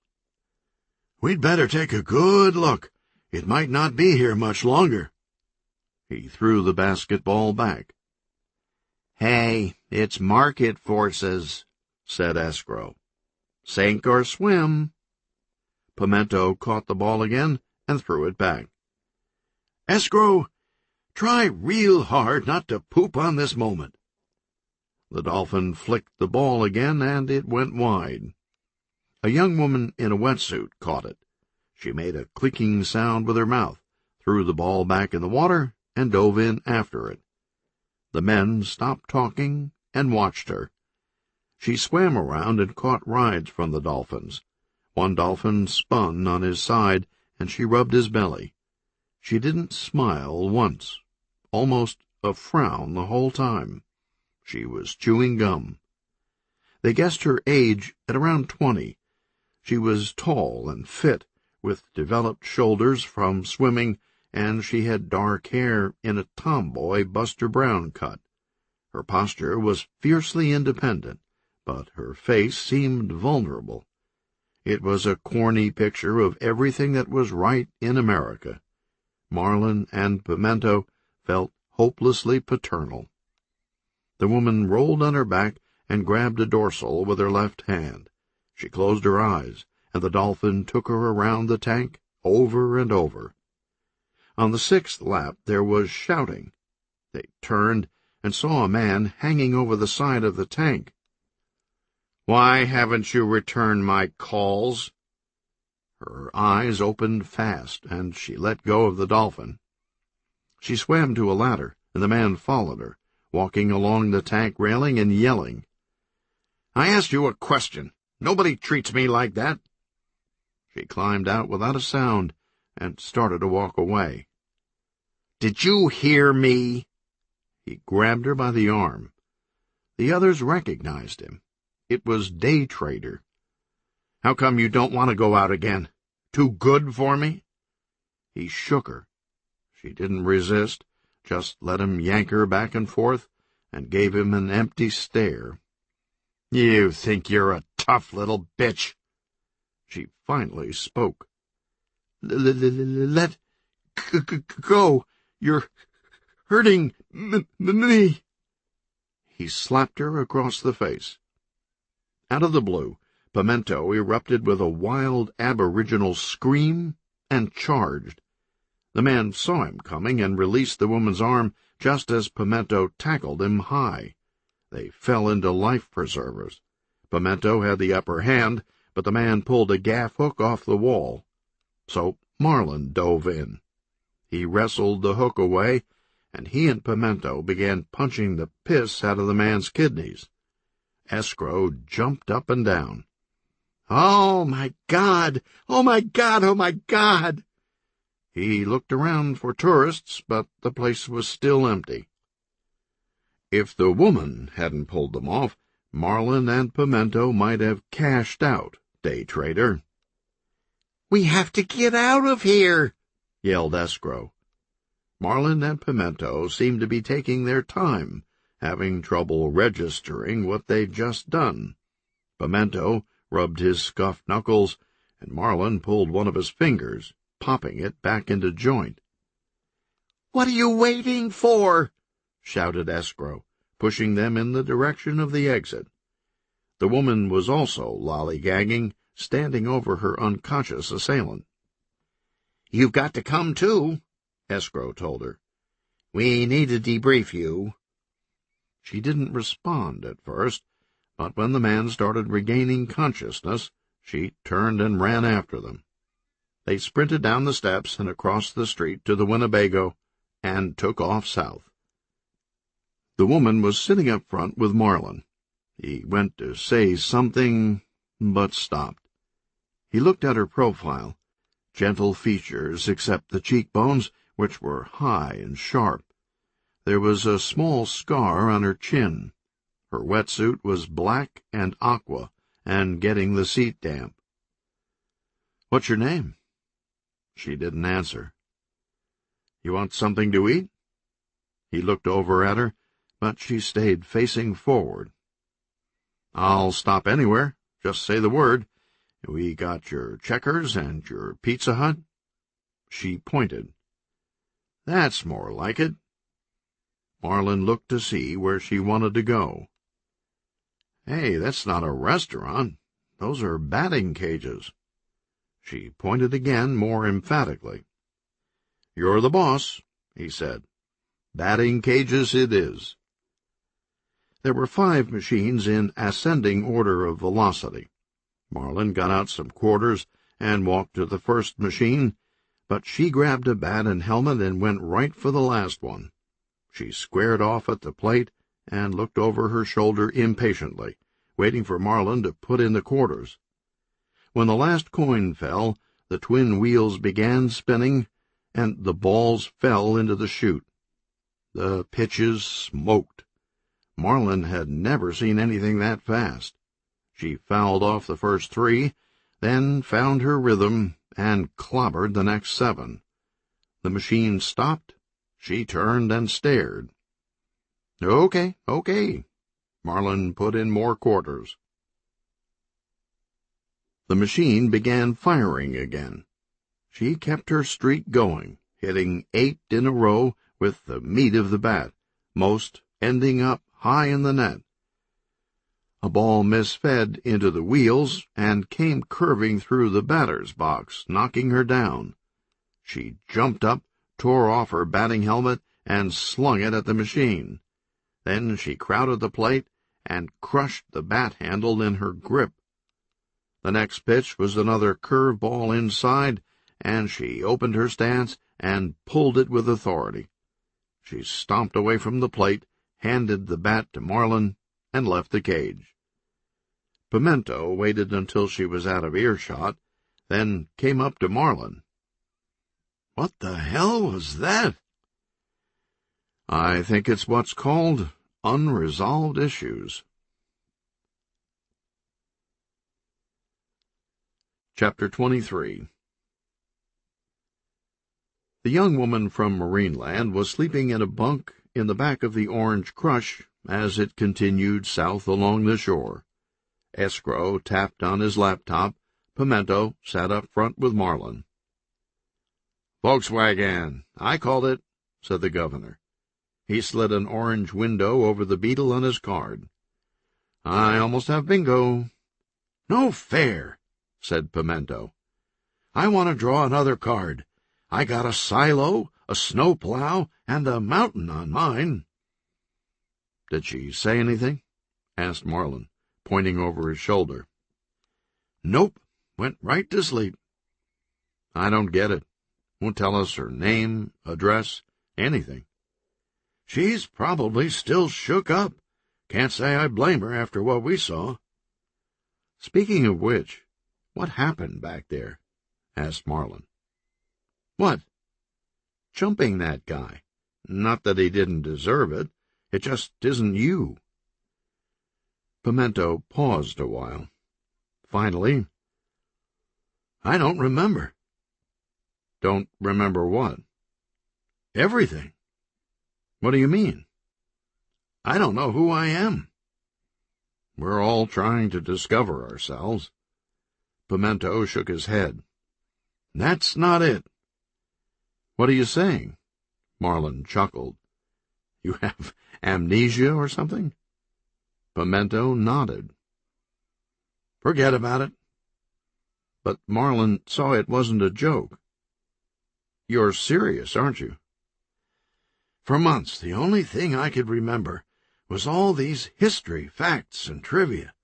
It was the damnedest thing, said Pimento. But recently I've started to have these little flashbacks. It can be triggered by something that reminds me of my childhood, or it can be from the dark side, when something makes me angry. Then I start remembering bad things, and I black out.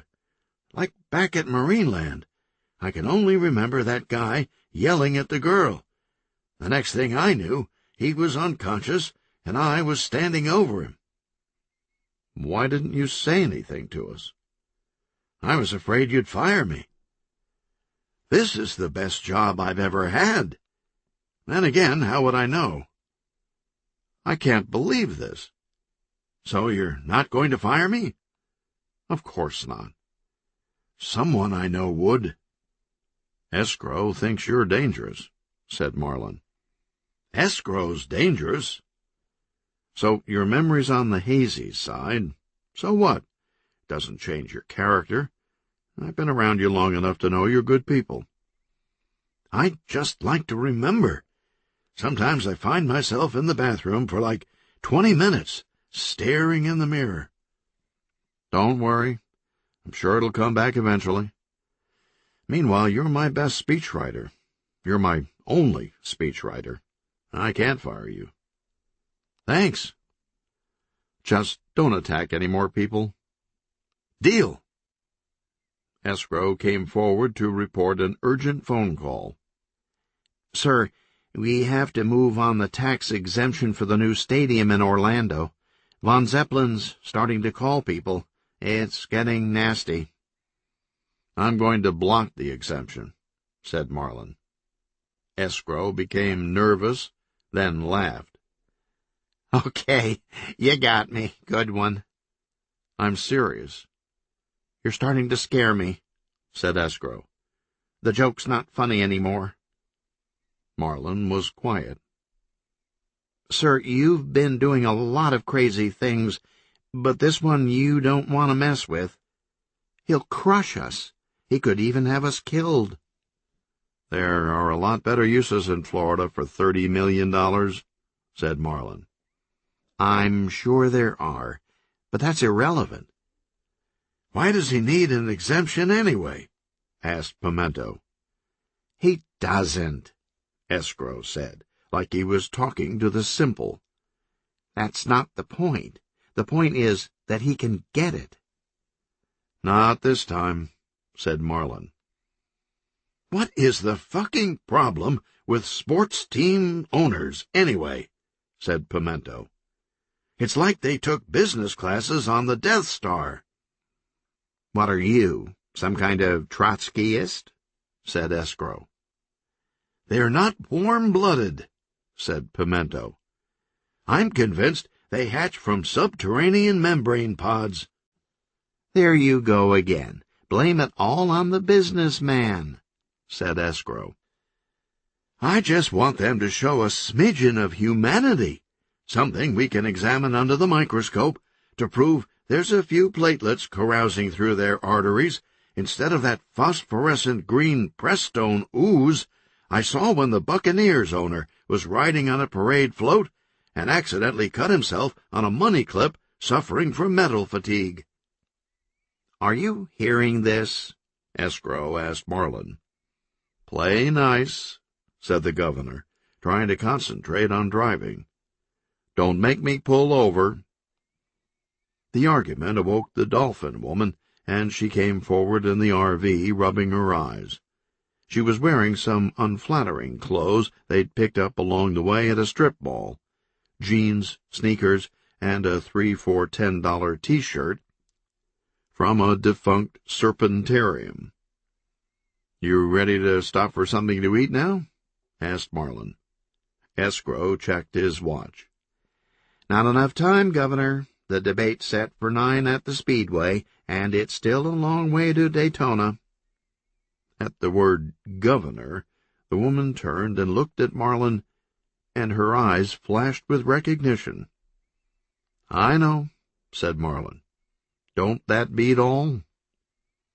Marlin made up time behind the wheel, and in less than an hour they began seeing the bars, college kids, and motorcycles that signaled Daytona Beach's orbit. Everyone shifted to the left side of the Winnebago and stared out the windows as traffic thickened and slowed.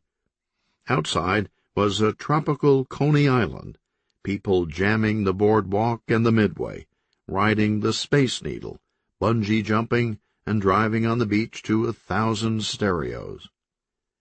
"Right there," Pimento pointed.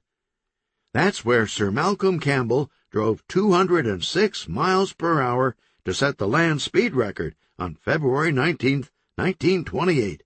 The car was called the Bluebird, powered by a Napier aircraft engine."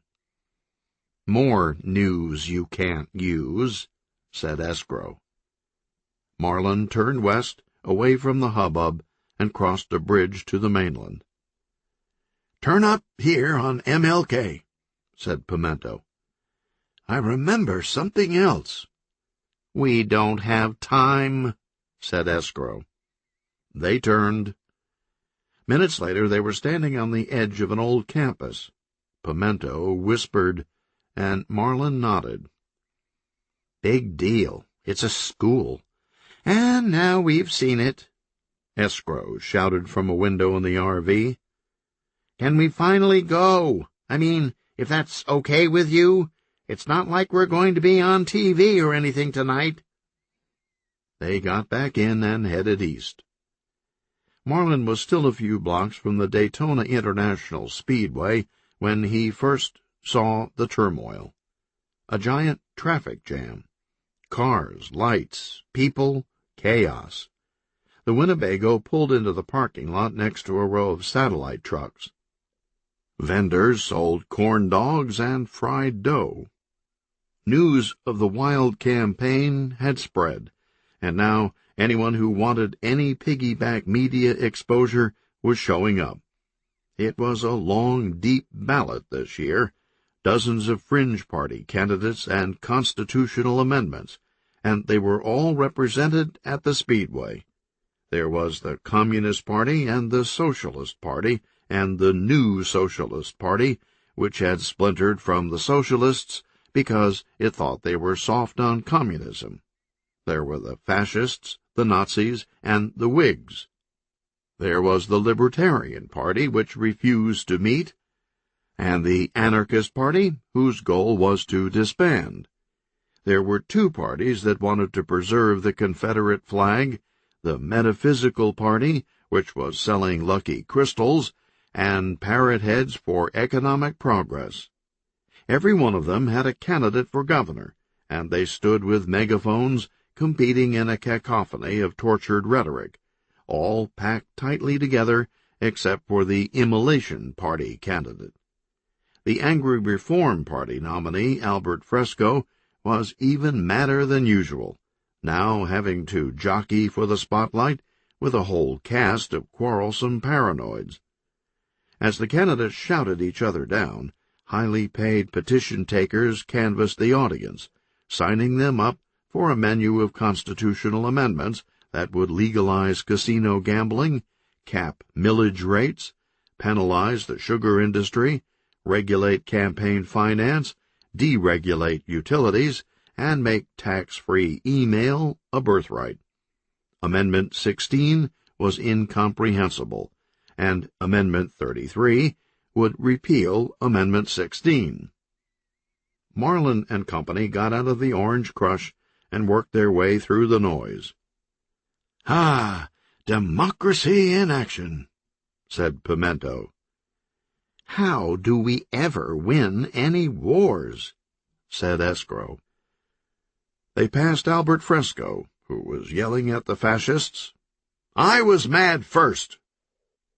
Guards cleared Marlin through the security checkpoint and into the speedway. It was like a rock concert inside. Gomer Tatum was taking water and oxygen under the Democratic tent. Just before 9 o'clock, the candidates made their way to the makeshift stage from opposite sides. Each was given a few minutes for opening remarks and rebuttal.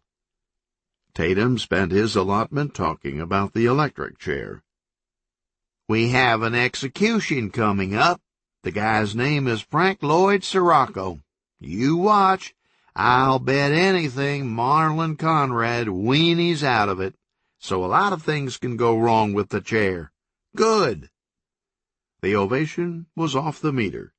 Tatum looked over at Jackie, and she smiled and gave him an A-OK. Perfect, just like they'd rehearsed. It was Marlin's turn. He stepped up to the microphone. I don't want to talk about the electric chair anymore. It's sick, and everyone who just applauded is sick too. That shut them up. I want to talk about things that move the spirit. Great achievements don't just happen. People need to be inspired. Many things can inspire you, something as small as a really good movie. I remember watching Rocky, the first one, not the others, and especially not the one with Dolph Lundgren. You remember how you felt coming out of the theater? There was a lot of nodding.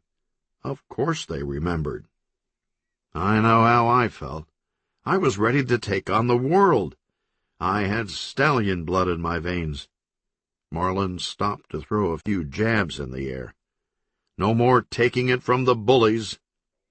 There were hoots and whistles now. People shouted from the beer line. Yeah, fuck the bullies. Marlin raised a hand for them to quiet down. Things that can inspire us are all around, and we don't even notice. Today a friend took me to a place just a few miles from this very spot. It's a place here in town you've probably driven by 100 times. It's a story that may never be made into a movie, but it's much bigger than Rocky. The crowd couldn't believe it. What? Bigger than Rocky? That's right, bigger than Rocky. Because it's true, and it's about this great country.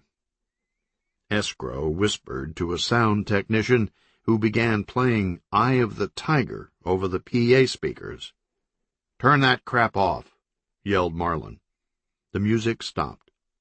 He looked back at the crowd. Talk about your against-the-odds story. Her name was Mary. She was the 15th child of former slaves, and she wanted to start a school. She only had $1.50 and 5 students and a small piece of property that used to be the city dump. But she also had something inside that I'd be proud to have just a small piece of. The world was against her, but she made it work.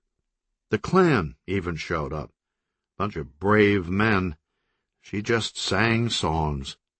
Her full name was Mary McLeod Bethune, and that school is now Bethune-Cookman College.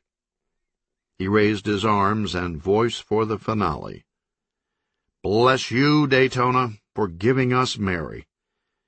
I yield the rest of my time to my worthy opponent. Thank you, and good night. The crowd went wild. They surged the stage. Eye of the Tiger came back on as Marlin docked off the rear of the scaffolding and disappeared. The Orange Crush rolled south in the darkness. They cruised through Titusville after midnight. Marlin looked out his window across the Indian River and saw the mammoth vehicle assembly building at Kennedy Space Center. A few miles beyond it, down by the ocean, something glowed in bright spotlights. Must be the shuttle on one of the pads, said Marlin. Endeavor, on 39B, said Pimento. The woman from Marineland was in the passenger seat, but she still wasn't talking. They passed Port Canaveral and the subtle Ron John surf shop in Cocoa Beach and the guard shacks at Patrick Air Force Base. Marlin thought he'd try again. "What's your name?" She wouldn't answer. "Please, just a first name." Jenny." Marlin smiled over his shoulder at Pimento. "She's got a name." He turned back to her. "Jenny, I think both our luck's about to change." Chapter 24. "Rise and shine." Marlin opened the motel room door, letting in the morning sun, and Escrow pulled the covers over his head. Pimento sat up in bed half awake and grabbed his watch off the nightstand. 8 o'clock? Where are we?" "Vero Beach."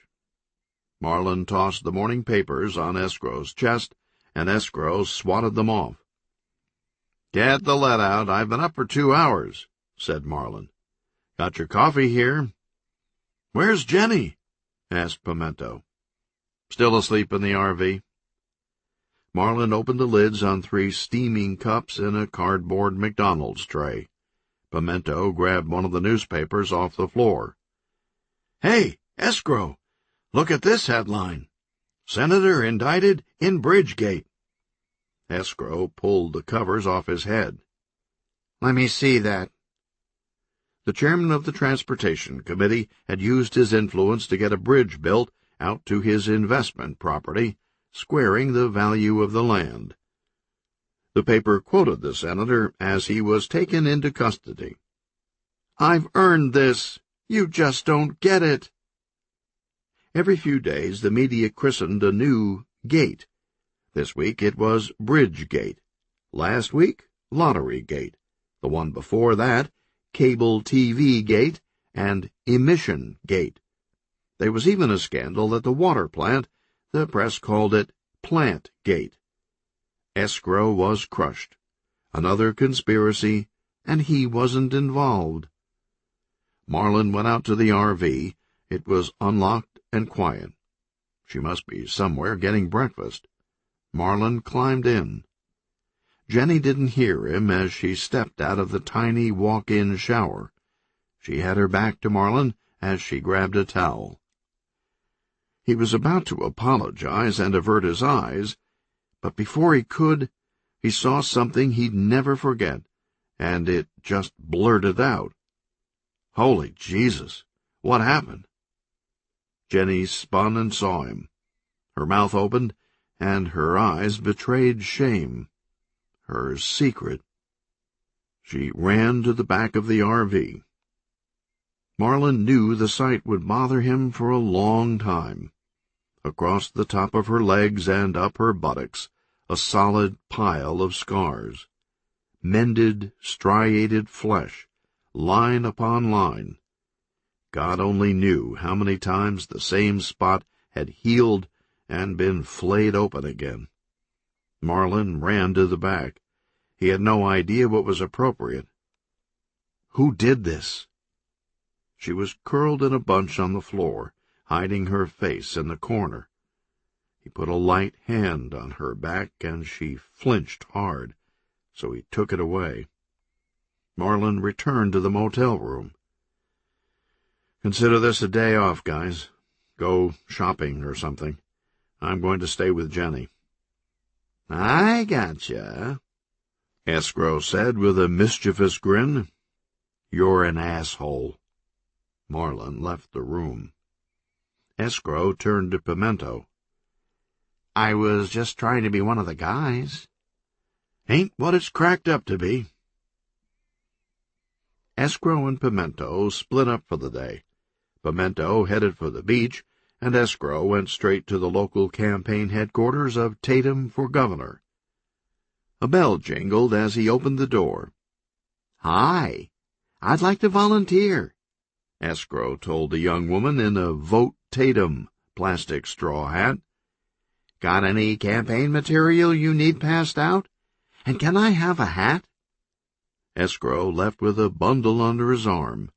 He went to a news rack and bought a copy of the Press-Journal. He folded the paper over to the Senior Citizens Activity Bulletin Board and called a taxi. Escrow tipped the cabbie outside a local retirement park, then went into the office and bribed the activities coordinator. 400 seniors sat in the bingo hall of Puerto Lago Boca Vista Isles East, enjoying baked goods and juice at their regular Thursday morning installment of Canasta Mania. The activities coordinator tapped the microphone on stage. May I have your attention? This morning we have a special guest with us. He's a top political official who's going to discuss issues affecting senior citizens. Sounded important. They put down their sticky buns. He's come all the way from the capital, so please give a warm Vista Isles welcome to Phil Stryker. Escrow smiled and waved to the crowd as he passed the electric bingo board on the way to the podium. His suit was blue, shirt white, tie red. On his lapel, an enamel American flag. On his head, a Vote Tatum straw hat. My name is Phil Stryker, said Escrow, and I'm with the Tatum campaign. What I want to talk to you about today is the future. And let's face it, you're not the future. The future is youth. But how are they ever going to get anywhere if you won't take your bony little fingers off Medicare and Social Security? The auditorium went silent. Why don't you stop being so selfish and accept the inevitable? I say we slash benefits and use the money to cut the capital gains tax so those out there still actually contributing to society can make some money and get this country moving again. Who's with me? The first thing to hit Escrow was a cinnamon roll, followed by slices of cantaloupe and papaya, blueberry muffins, crescent rolls, and a crumpled-up styrofoam cup weighted with a rock that somehow made its way into the auditorium. Wait, Escrow yelled. Would you for once think of the poor young executive instead of your incontinent butts? They charged the podium with canes and electric scooters. "Kill him!" someone yelled. A metal folding chair flew up on stage. "Go ahead, live in the past," he yelled, and threw a bunch of Vote Tatum campaign brochures at the mob and escaped off the side of the stage. Across town, another group of senior citizens sat in another hall, their coffee cups long since empty, donut crumbs on the tables, napkins wadded and re-wadded dozens of times. They fidgeted painfully. The group was 90 minutes into a high-pressure timeshare pitch that had been guaranteed to last no more than a half hour. That was the price they had to pay for all the breakfast, pastry, and beverage they could hold. The timeshare people knew their audience. To retirees, free donut holes and orange juice were like crack. A hunched old man in a Pearl Harbor vet baseball cap got up to leave. The salesman blocked his path. "But I want to go." "Just a little while longer." "You said it would only be a half hour." "Sit down." The man sat down. There were about 50 of them in the audience, all at least 65 years old, except one guy. He was 40-ish and making his 9th trip to the food table. He was on the thin side, with blue eyes and short hair that had touches of gray at the temples. "Must have a high metabolism," one senior whispered to another. A second retiree got up, this time a woman. "And where do you think you're going?" asked the salesman. "I have a doctor's appointment." The salesman pointed at her seat. She sat back down. Everyone was distracted by a loud, rattling noise in the back of the room. During his latest trip to the food table, The younger man had wrapped his arms around the massive plexiglass orange juice sprinkler dispenser and was tipping it forward to get the last drops. Then he drained the tiny paper cup and headed for the door. "Not so fast," said the salesman, stepping in front of the man. Pimento pointed back at the juice machine. "But it's empty." "Nobody leaves until I say so."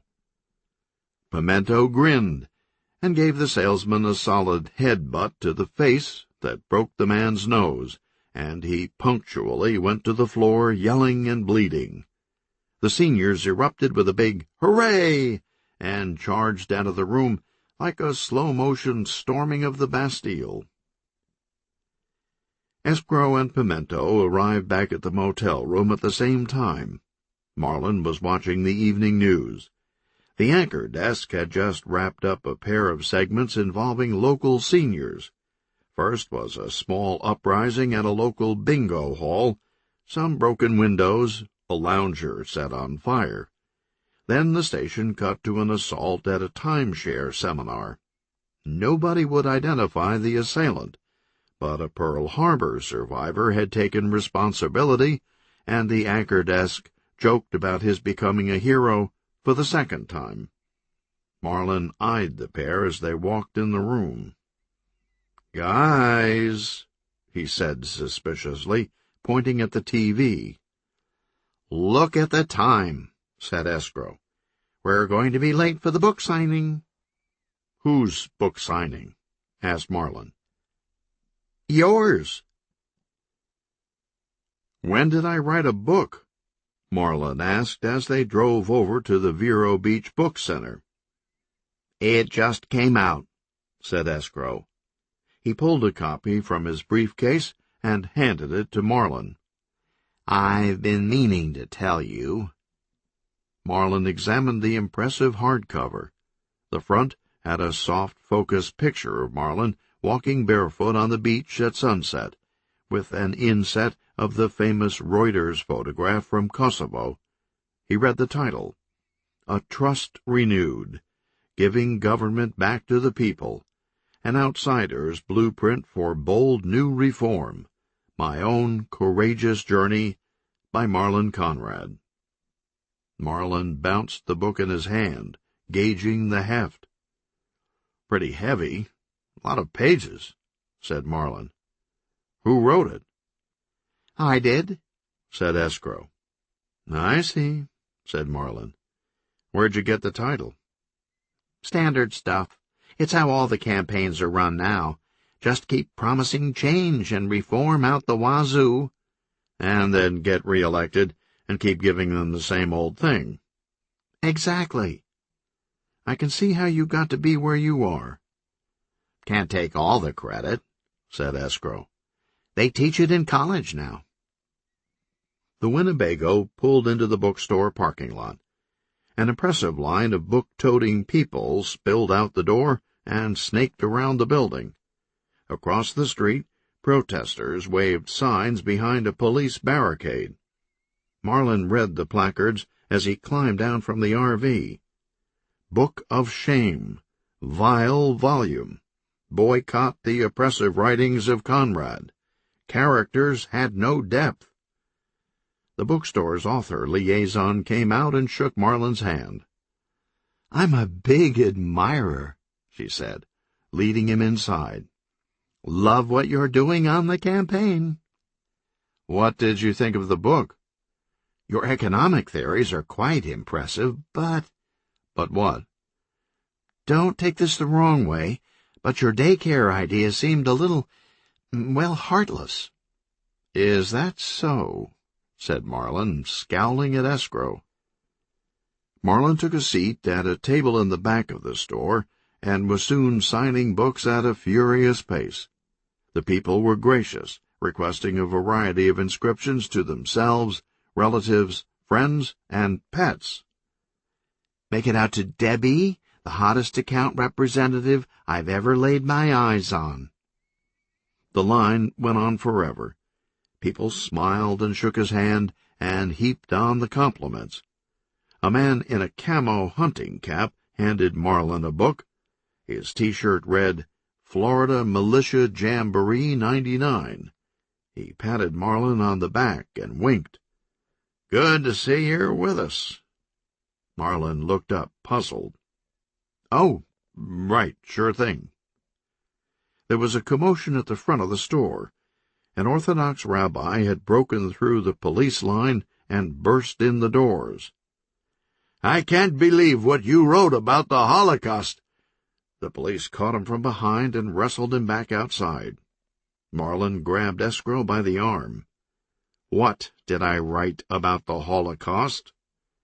"I'm going to get you some more pens," said Escrow, pulling away.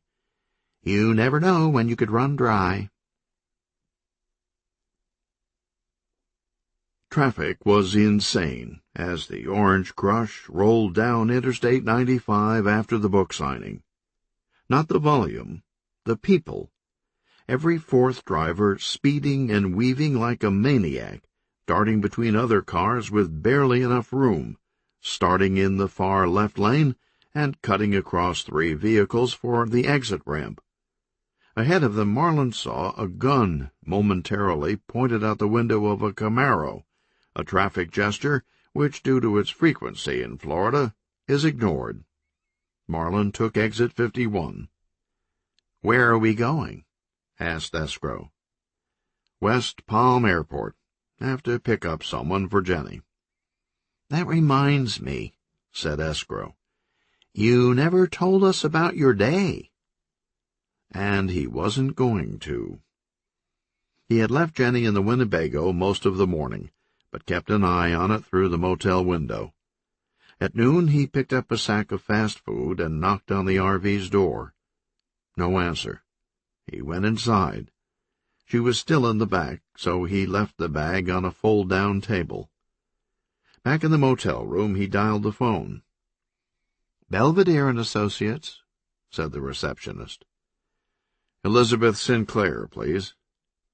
Marlin was told she was no longer with the firm. "I'm not supposed to do this," said the receptionist, and she gave him a new number. Marlin dialed it. "Sinclair and Associates, this is Elizabeth Sinclair." "Miss Sinclair, this is Marlin Conrad. I'm in Vero. I'd like you to join the campaign." "Thank you very much, Mr. Conrad, but we're completely booked with clients." She was lying. She had only a couple of small local candidates and was wondering how she would pay the electric bill.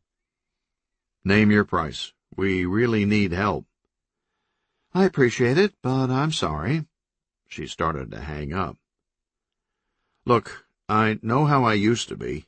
This isn't like that. I have an emergency and I don't know who to talk to."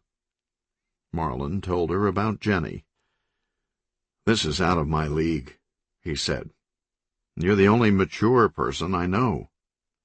"You don't even know me." "There are 5 Learjets at the Tallahassee airport, and 5 corporations just drooling to give me one. I've called ahead and said you're our top campaign advisor.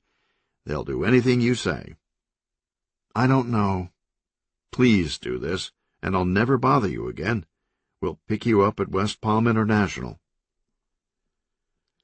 A Learjet from Big Pharmaceutical landed after dark at the executive hangars in West Palm Beach. It had a giant gel cap on the tail. Elizabeth Sinclair stood at the top of the stairs and looked around for her ride, but all she saw was this goofy Winnebago. Then she saw Marlin, Escrow, and Pimento get out. They were all in shorts and rumpled T-shirts. Escrow's shirt had a pointillist rendering of Newt Gingrich's face above a motto, "Go negative early." God, she thought, is it too late to go back? Marlin ran to the bottom of the stairs. "Thanks for coming. She's in the Orange Crush." "In the what?" asked Elizabeth, climbing in the back of the RV. Marlin drove off the runway and picked up Southern Boulevard. 15 minutes later, Elizabeth came up front and flipped open a cell phone. She interrupted a college friend at the Royal Poinciana Playhouse. It was an emergency. The friend left her date and climbed in her black Jag. They met Sinclair's friend, a world-class psychiatrist, at her Mediterranean home on the north end of Palm Beach, near the inlet. The Orange Crush was rousted twice by police in the swank neighborhood before it pulled through the 12-foot box hedge that formed an arch over the driveway. Sinclair introduced everyone, and then they left Jenny and the psychiatrist in the house and waited in the Winnebago, playing the Florida version of Monopoly. The psychiatrist came out of the house 2 hours later, as escrow was putting hotels in the Everglades. "Rory, can I talk to you a minute?" she asked Sinclair. They walked back to the porch. Marlin and Pimento looked at each other. "Rory?" "She's traumatized," said the psychiatrist. "She shouldn't be going anywhere, but I can't get her to cooperate. She says she'll run away if I try to take her off that bus or whatever it is. She's developed a dependence on those guys." "She is messed up." "Something happened back there on the road, but she won't say what. I've written a prescription in case she becomes agitated. You'll have to keep the bottle. She's in no condition to self-medicate." "Hold on. I'm not riding with those guys." Her friend gave her the look. Marlin watched the two old college buddies hugging in the driveway, and Sinclair got back in the Winnebago. The governor looked at her as she settled in the passenger seat. "Rory?" "Nobody calls me that." As the psychiatrist watched the Winnebago pull out through the shrubbery arch, she thought she could hear the men inside chanting something. "Rory! Rory! Rory!" Chapter 25. Detective Mahoney's wife hadn't taken him back, and he was paying by the week at the Gulfstream Inn on Biscayne Boulevard. The Gulfstream had 3 stories, and Mahoney was on the second. The first was taken up by the Sailfish Diner, a smoky, short-order grill favored by cops and cabbies on the lobster shift, and the staircase was next to the cash register. On the wrong side of the water from Miami Beach, the Gulfstream was one of the few Art Deco holdovers that hadn't been renovated. It had a white, curved, streamlined facade with window AC units and rust streaks. There were clusters of filthy glass blocks and a buzzing green Gulfstream neon sign. The F flickered. Mahoney's room was in back, with a view of the alley. It was a tiny dump, but he made himself at home as best he could. He brought a black-and-white TV, a portable hi-fi record player, and a stack of jazz records on the old Verve label. He put a photo of Broderick Crawford on the dresser. Mahoney sat at the modest writing desk, watching TV in a white tank top. Also on the desk was an open can of Vienna sausages and a large jar of Mr. Mustard with a butter knife sticking out. There was a glass of straight bourbon, no ice. He lit a Chesterfield and set it in a plaid beanbag ashtray. The TV showed a huge wave rolling toward a beach, and the theme music to Hawaii 5-0 came on. Mahoney smiled for the first time all day. "McGarrett, 5-0. Jack Lord barked into a phone. Mahoney grabbed a case file off the bed and opened it in his lap.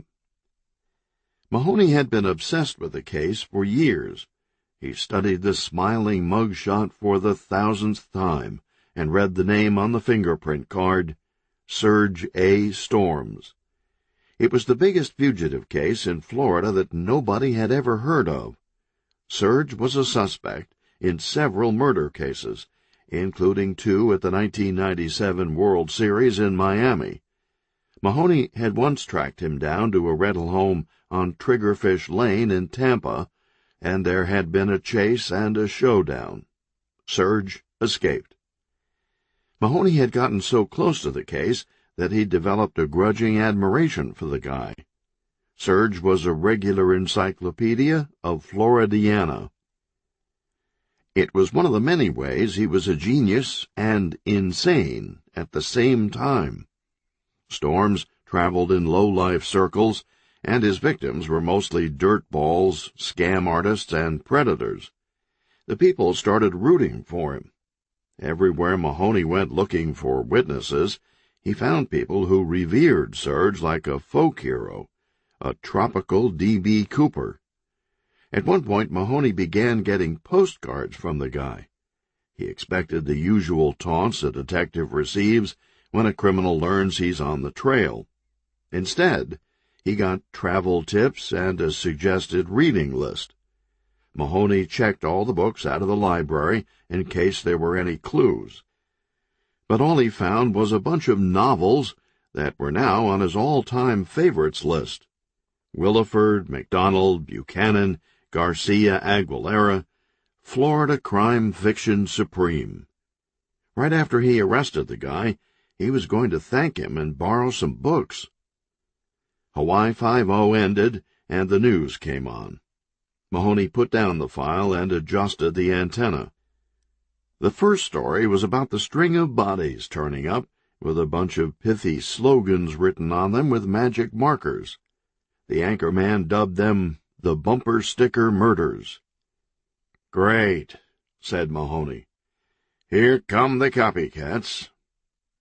Sure enough, over the next few days, stiffs would start turning up all over the state, with cliches scribbled in magic marker. A road rage victim in Jacksonville. Forget about world peace. Visualize using your turn signal. A hooker in Pensacola. Sex is like pizza. When it's good, it's really good. When it's bad, it's still pretty good. A psychiatrist strangled by a patient in Sarasota. Does the name Pavlov ring a bell? Mahoney went over to the window. He cranked it open and stuck his head out into the alley. Down the north end of the street, he had a glimpse of the skyscrapers and the Miami skyline. His new sidekick, a stray cat he'd named Dano, jumped on the sill, and Mahoney gave him a Vienna sausage. Mahoney stared down the alley at the city lights and petted the cat. "Book 'em, Dano." The roadways were getting cluttered. Political posters and signs on sticks everywhere. Roadsides, front yards, tacked on utility poles, hanging from overpasses. The marketing techniques were getting refined. There had been a trend away from conventional political consultants and the traditional campaign philosophy of getting our message out to the people. Surveys showed the people were allergic to messages and refused to listen, even if the president was on TV saying the water supply was radioactive and giant spiders were running the government. The strategy shifted from the message to brand recognition after it was learned that most campaigns were decided during the selection of color scheme, typeface, and logo. Campaigns began aggressively headhunting at Coca-Cola and Procter & Gamble. They spent heavily on focus groups and test markets. Conference rooms full of average citizens ate potato chips and pickle spears while campaign workers auditioned fonts and swatches. It was discovered that simple equaled good. A maximum of 2 colors and icons less complicated than a trapezoid. Also gone were the slogans. Now just one word, usually nonsense, that bypassed the conscious and treble-hooked the brainstem. Candidates saw their polls rocket. Gomer Tatum and Jackie Monroeville were a day behind Marlin, driving down US 1 in a limo. They had just entered Indian River County. Tatum stared at the political picket fence in the median. A green and white sign. Garamond typeface, a starfish. Jackson for mayor. Shazam! A blue and yellow sign. News Gothic type. A musical note, B flat, Vote O'Malley, Farfennugan. A red and black sign, Bodoni Sans Serif, bowling pin, re-elect Williams, bibbidi bop. Between debates, Tatum was on a frenetic schedule of rubber chicken gigs and impromptu drop-ins. They crossed the Vero Beach city limits. "What's this coming up?" said Jackie. "Stop here." Tatum's driver pulled into the parking lot of Vista Isles East, and Gomer got out with a fat, cheerful expression. The residents recognized the magnetic Tatum signs on the door, and the limo was pelted with rotten fruit and smooth landscaping stones. "On friendlies!" yelled Tatum. He dove back in the limo as a fetid eggplant splattered on the tinted window. "Look at you!" Jackie shouted at Tatum in the back seat of the stretch, smacking him in the gut. "No wonder they're throwing produce. We need to badass your image." They continued down the coast on A1A. Jackie saw a sign, Jensen Beach Dead Sleds. "Stop here." The driver pulled into a dusty parking lot, and Tatum got out. Two men emerged from a dilapidated aluminum building, a 400-pound biker named Tiny, and a rail-thin speed freak named Fats. "Hi, fellas." They grabbed Tatum by the collar and lifted him off his feet, pinning him against the side of the limo. The chauffeur turned back to Jackie. "Want me to call the police?" "I'll handle this," she said, quickly changing into leather hot pants.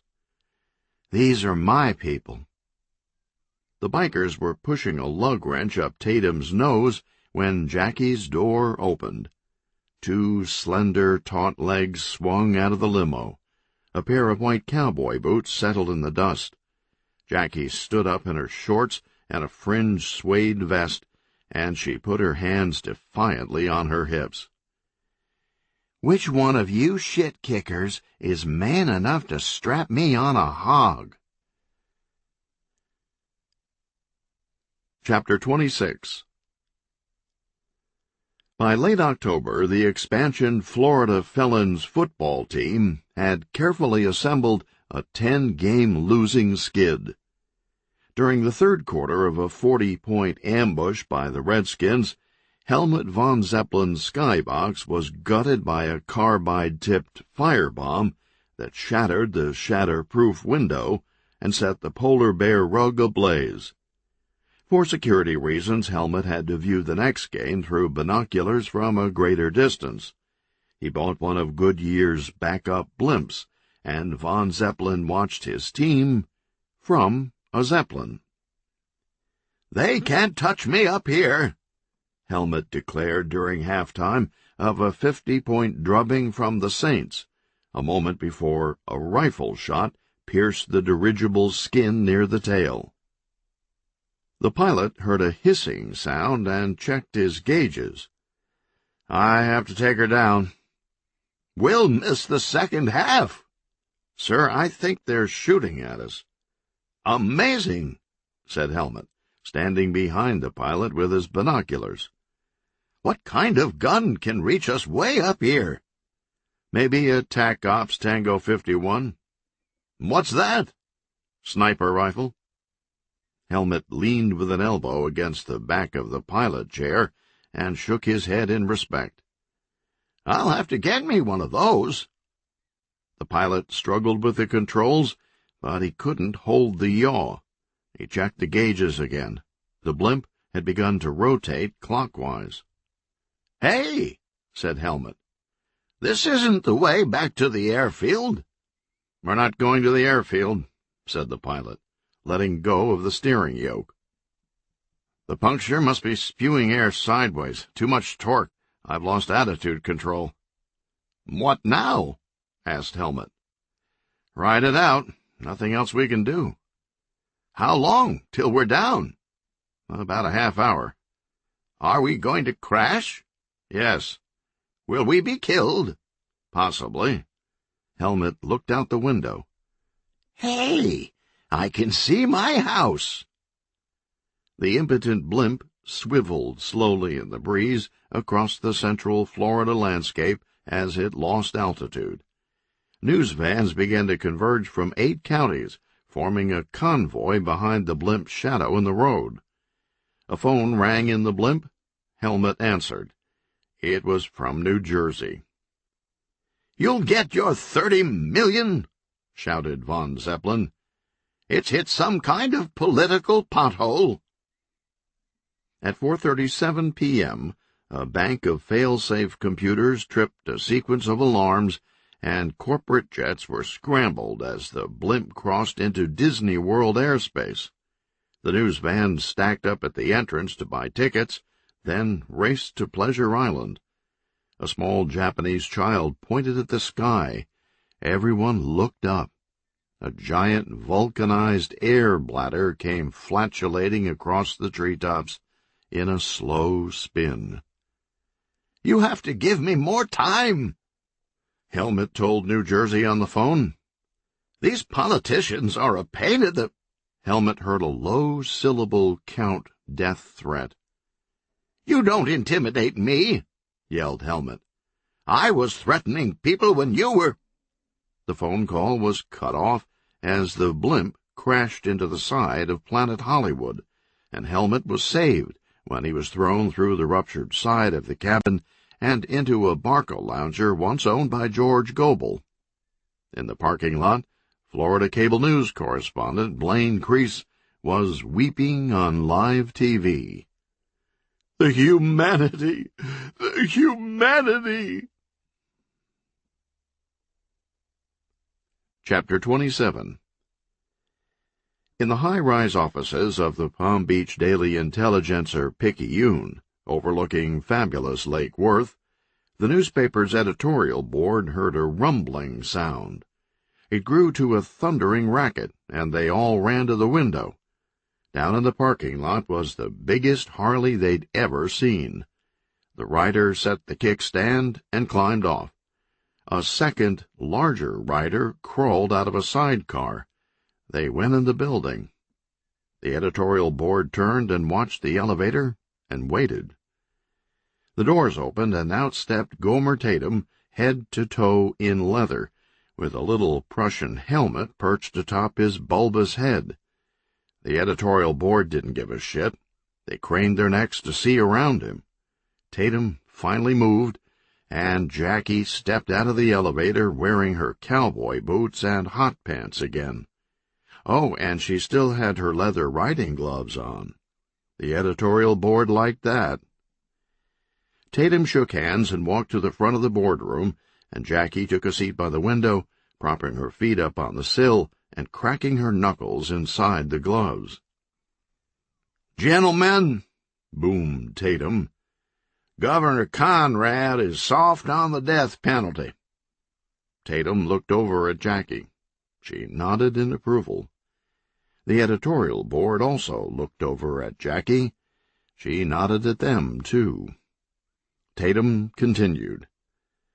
"While our school children are forced to eat stale pizza squares and fish sticks for lunch, murderers have been treated to a 5-star menu of last meals under the Conrad administration.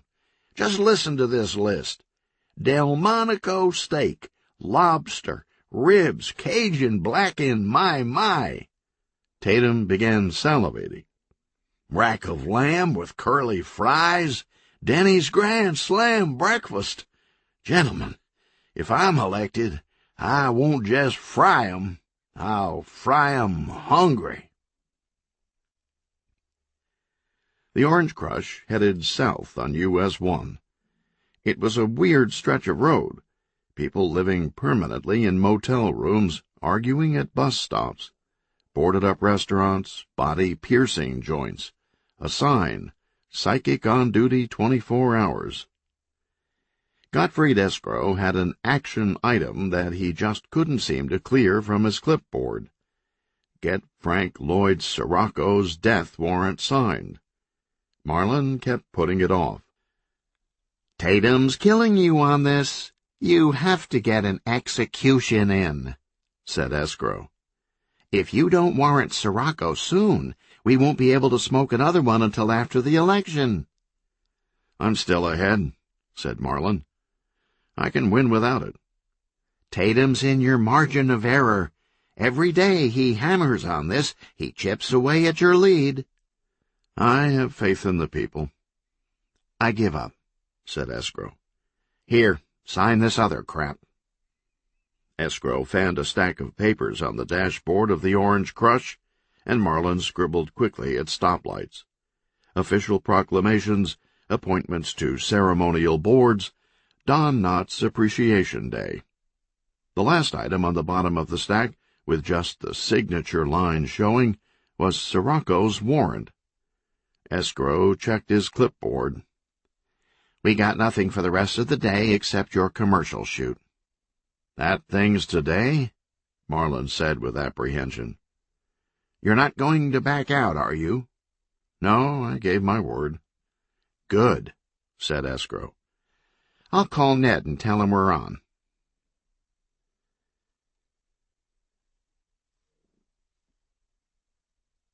Ned Coppola was the undisputed king of the 30-second political TV spot. Single-handedly, he had reinvented the medium. Nobody but nobody could strike a chord so deeply with so many people in so short a time. The images, the words, the emotions, they flowed and built and exploded in operatic grandeur. All in a half-minute. Wham, bam, in and out, leaving some viewers weeping, others in the glow of a religious experience, but all compelled to rush out and vote with a blind fervor. Sometimes Ned produced commercials for both sides in a race. Viewers would see one spot, then the other, and were left severely conflicted and often gained weight. Ned was outrageously expensive, and everyone gladly paid. To hire anyone else was to automatically forfeit a deciding chunk in the polls. Ned wasn't just the leader in his field, he was deity. He hated every moment. Ned was an extremely distant step-cousin by divorce of the Oscar-winning director Francis Ford Coppola, and all he ever wanted was to follow, however far behind, in his famous semi-relative's footfalls. He aspired to produce celluloid art, not the manipulative schmaltz that all the campaigns called genius. But while Ned was without peer in the political world, he couldn't get arrested in Hollywood. Not a toe in the door. And with good reason. Ned's talents hit a kind of ceiling at the 30-second mark. Anything longer than a bicentennial minute would come off the reels with stupefying results. Ned flourished at MTV's sprint distances, but he had no cinematic endurance whatsoever. It was almost mystical. People who saw the rare footage couldn't believe it. How could this be the work of the same person? It was the source of unrelenting bitterness for Ned, who poured his frustrations into the campaigns, which only improved the quality of his work and made him that much more popular and pissed off. Ned's business office was a condo penthouse that occupied an entire 50th floor on Collins Avenue in Miami Beach. His studio was in an office park just over the Broward line in, where else? Hollywood, Florida. He spent the mornings in the penthouse taking calls on his portable phone and the afternoons directing at the studio. On this particular morning, Ned paced around his penthouse balcony in a white terry-cloth bathrobe with the monogram NIC, I for Ingmar. His hair was dark, shaggy, and unmanaged, because he was going for the Oliver Stone. He was inexplicably tanned for someone whose nebbish accountant looks suggested a lot of scurrying around under fluorescent lighting. He was tall and lean, but his features were on the small side and heavily weighted toward the vertical axis of his face, leaving his cheeks and jaw without a whole lot to do. Although not unattractive, the overall result prompted suspicion that his mother had been on something during the pregnancy. The penthouse's tiled terrace wrapped all the way around the building, and Ned made hyperactive laps as he talked on the phone. The views were astounding, and Ned saw none of it. To the east, the clear Atlantic. North, waterfront golf courses. West, Biscayne Bay and uptown Miami. South, the Art Deco jewels of Delano and Toledo. He snapped the phone closed in frustration, then opened it and dialed again. "Chad, Coppola here. What do you think of my new treatment?" "I see. I see. Well, did you read the whole thing?" "I see, just the title. But the title is the hook, Thelma and Louise, too. Of course I know you can't have a sequel when the main characters are killed. So get this, they had parachutes." "Hello? Chad? Hello?"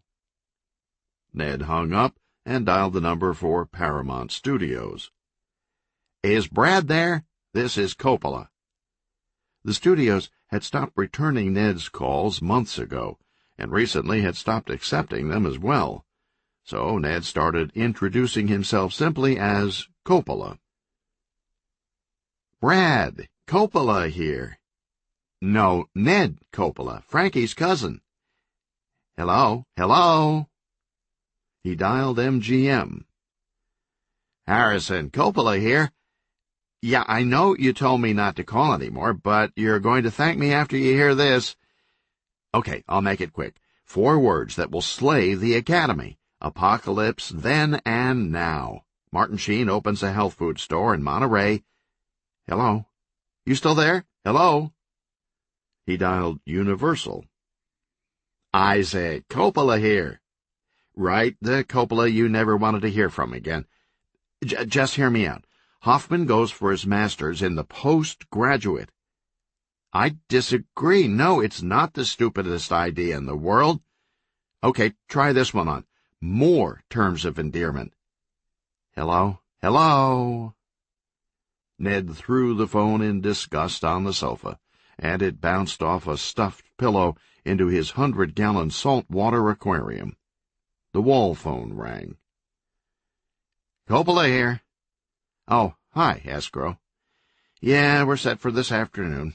See you then."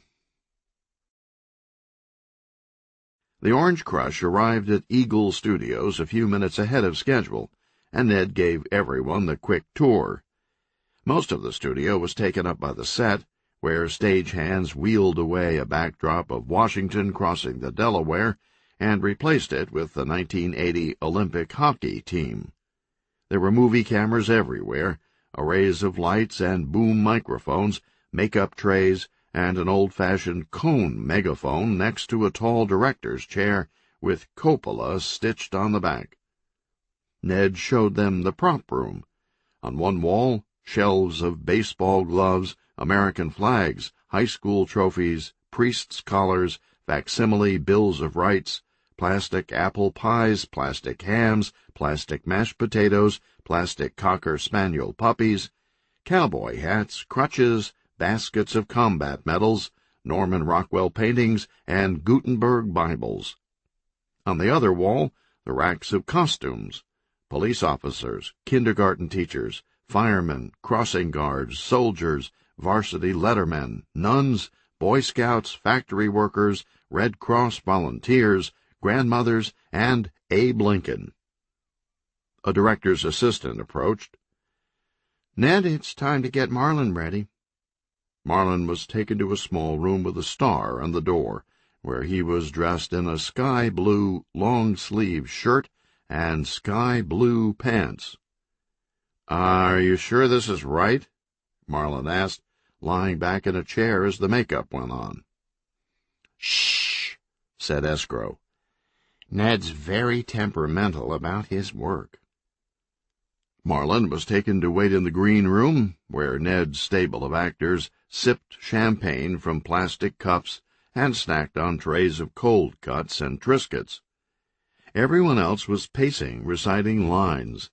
A bad English Shakespearean actor, a bad Hollywood method actor, an off-Broadway stand-in, a waitress with dreams, a bellhop with migraines, a chorus-line floozy, a body double, a foul-mouthed octogenarian, child-size midget smoking cigars, and Eric Estrada.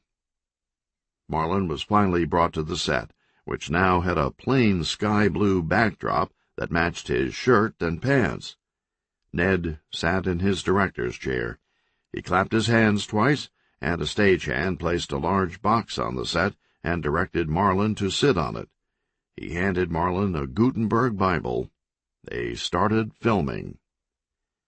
"Cut, cut," Ned yelled. "Hate it." The stagehand took away the Bible and put the plastic Cocker Spaniel on Marlin's lap, and they started filming again. "Cut," Ned yelled. He got out of the director's chair and began marching back and forth with his hands behind his back. He grumbled and insulted his crew and invoked the names of Hollywood greats. The stagehand took away the puppy and handed Marlin a beach ball. "Cut!" Ned yelled. "This ain't fucking Olin Mills." The stagehand took away the beach ball and put an army helmet on Marlin's head.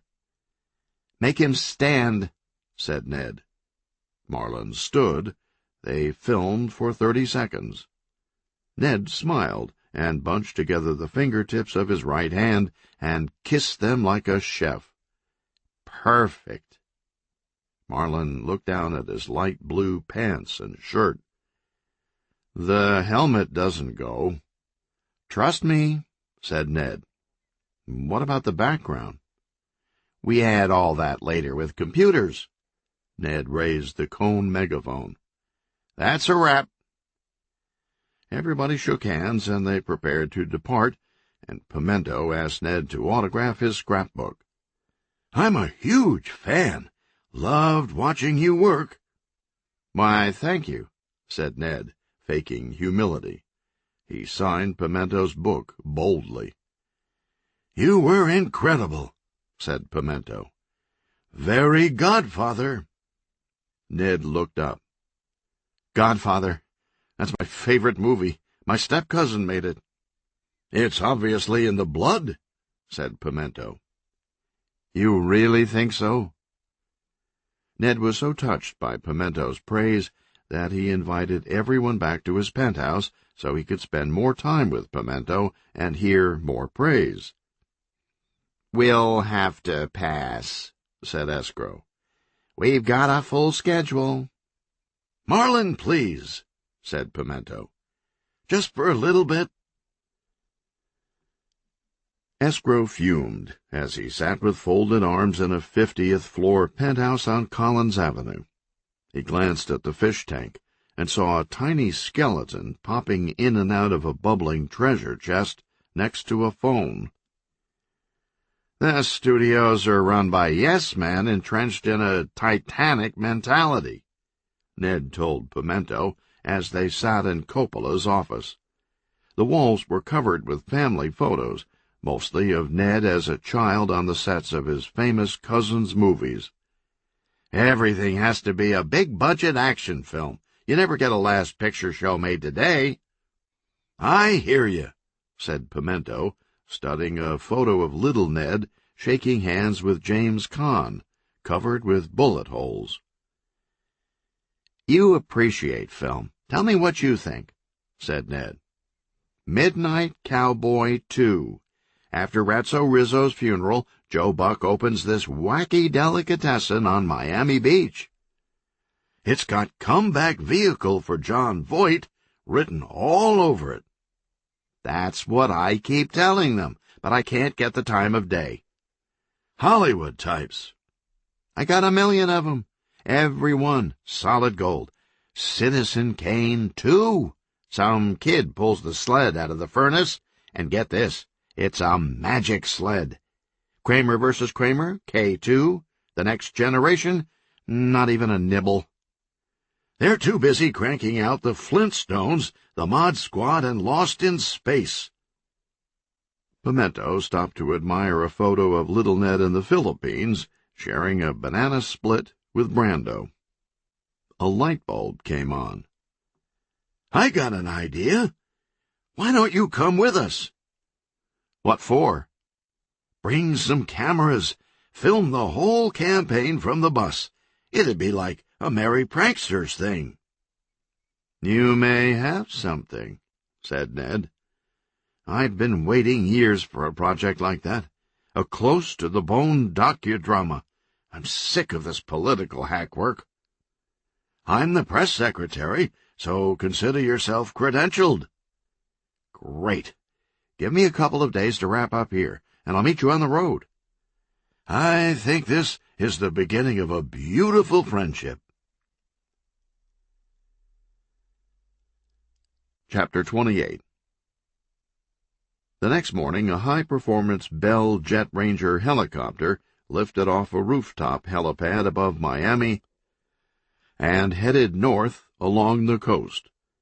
It traced the condo canyons and hotels from Ocean Drive to Bal Harbor, then headed inland over funky Dania. FCN correspondent Blaine Crease pointed down at another condo. "Didn't that used to be Pirate's World?" The pilot said he didn't know. Marlin wasn't getting enough sleep. He yawned at the wheel on I-95. The morning drivers weaved, flipped birds, and darted around the Orange Crush. Escrow brought a box of letters to the front of the Winnebago. "And here's the mail. $100 from some nobody, another 100 from nobody, another 100. Escrow flipped fast forward through the checks in disbelief. "They're all $100, and I've never heard of any of these people." He kept flipping. "Maybe I've struck a nerve with the common folk," said Marlin. "Maybe that's all they could afford." "Then why are they giving it to the GOP?" said Escrow. "You know the saying, there's no dumber animal than a poor Republican." Marlin hugged the shoulder of the road as a Beamer flew by, shot between two semis, and skidded onto the exit ramp. "And now we move on to your fan mail," said Escrow. You suck big time. We should call you Hoover, you suck so much. I think you're great. Just kidding, you suck. And why did you implant the transmitter in my head?" Another car began passing on Marlin's left, a convertible. The driver raised a pistol at the Winnebago. The other drivers saw it, changed lanes, and sipped coffee. The car advanced slowly, moving up along the side of the Orange Crush, a convertible red Ferrari with a vanity tag, Day Trader. It was nearly to Marlin's window. "There he is!" shouted Blaine Crease. The Bell Jet Ranger swooped down over the morning traffic on I-95, made a hard bank, and came up the southbound lanes until it was hovering over the Orange Crush. A rope ladder unrolled from the side of the helicopter. "Look what I bought," said Pimento, holding a tiny pocket-sized TV with a 3-inch crystal screen. "Isn't this an incredible gadget? I picked it up at Walmart so we could watch Marlin's commercials on the road." Pimento looked at his watch. "His first should be airing any second." Right on schedule, Marlin's spot opened with a soft fade-in on a playground, followed by a Veterans Day parade and an old woman in a rocking chair looking at a picture of herself as a young girl. There were violins and a mellow flute.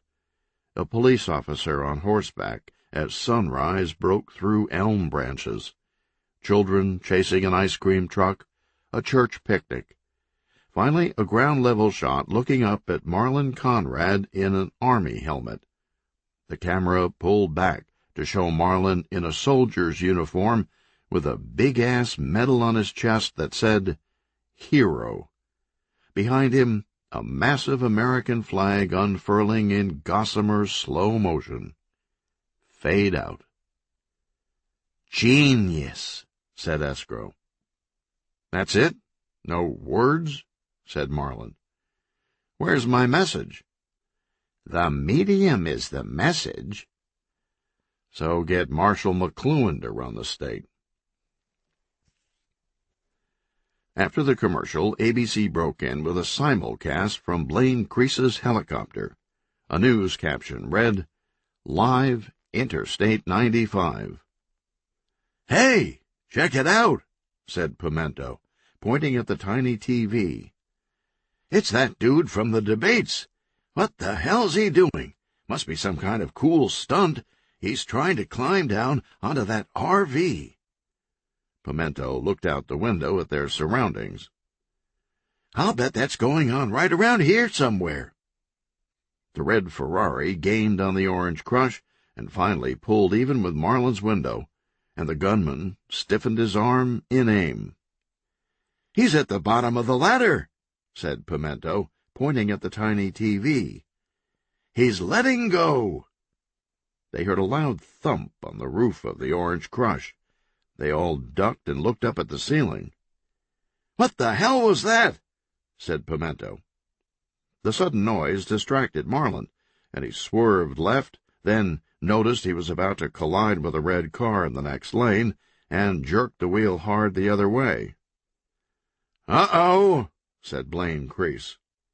He was catapulted from the roof of the Orange Crush and onto the windshield of the Ferrari, which veered off the left shoulder of the highway and began bounding down the median. "Ah!" screamed Crease. "Ah!" screamed Day Trader. They crashed through a palmetto thicket and kept going, Crease screaming and hanging on to the top of the windshield with both hands. They finally slowed and sank in wet sawgrass. Back on the highway, Marlin had overcorrected and was straddling the shoulder, the right wheels bouncing through rough gravel. He carefully eased the wheels back onto the pavement. "I hate driving in Broward County," said Marlin. Pimento remembered his tiny TV. He looked down at the small screen. The helicopter was pulling away from the traffic with an empty rope ladder swinging in the wind. No sign of Crease. "Hey, we never got to see what happened," said Pimento. "Hope everything turned out okay." "Are you guys finished fooling around? Can we get back to business?" said Escrow. He folded over a newspaper and showed Marlin an editorial entitled, "Let 'em Eat Cake." It endorsed Gomer Tatum's proposal to execute prisoners on empty stomachs. There was a comparison chart of last meals and school lunch menus.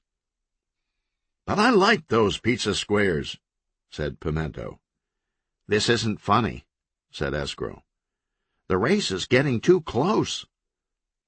In truth, Escrow didn't need to worry any more about Marlin's dedication to the campaign.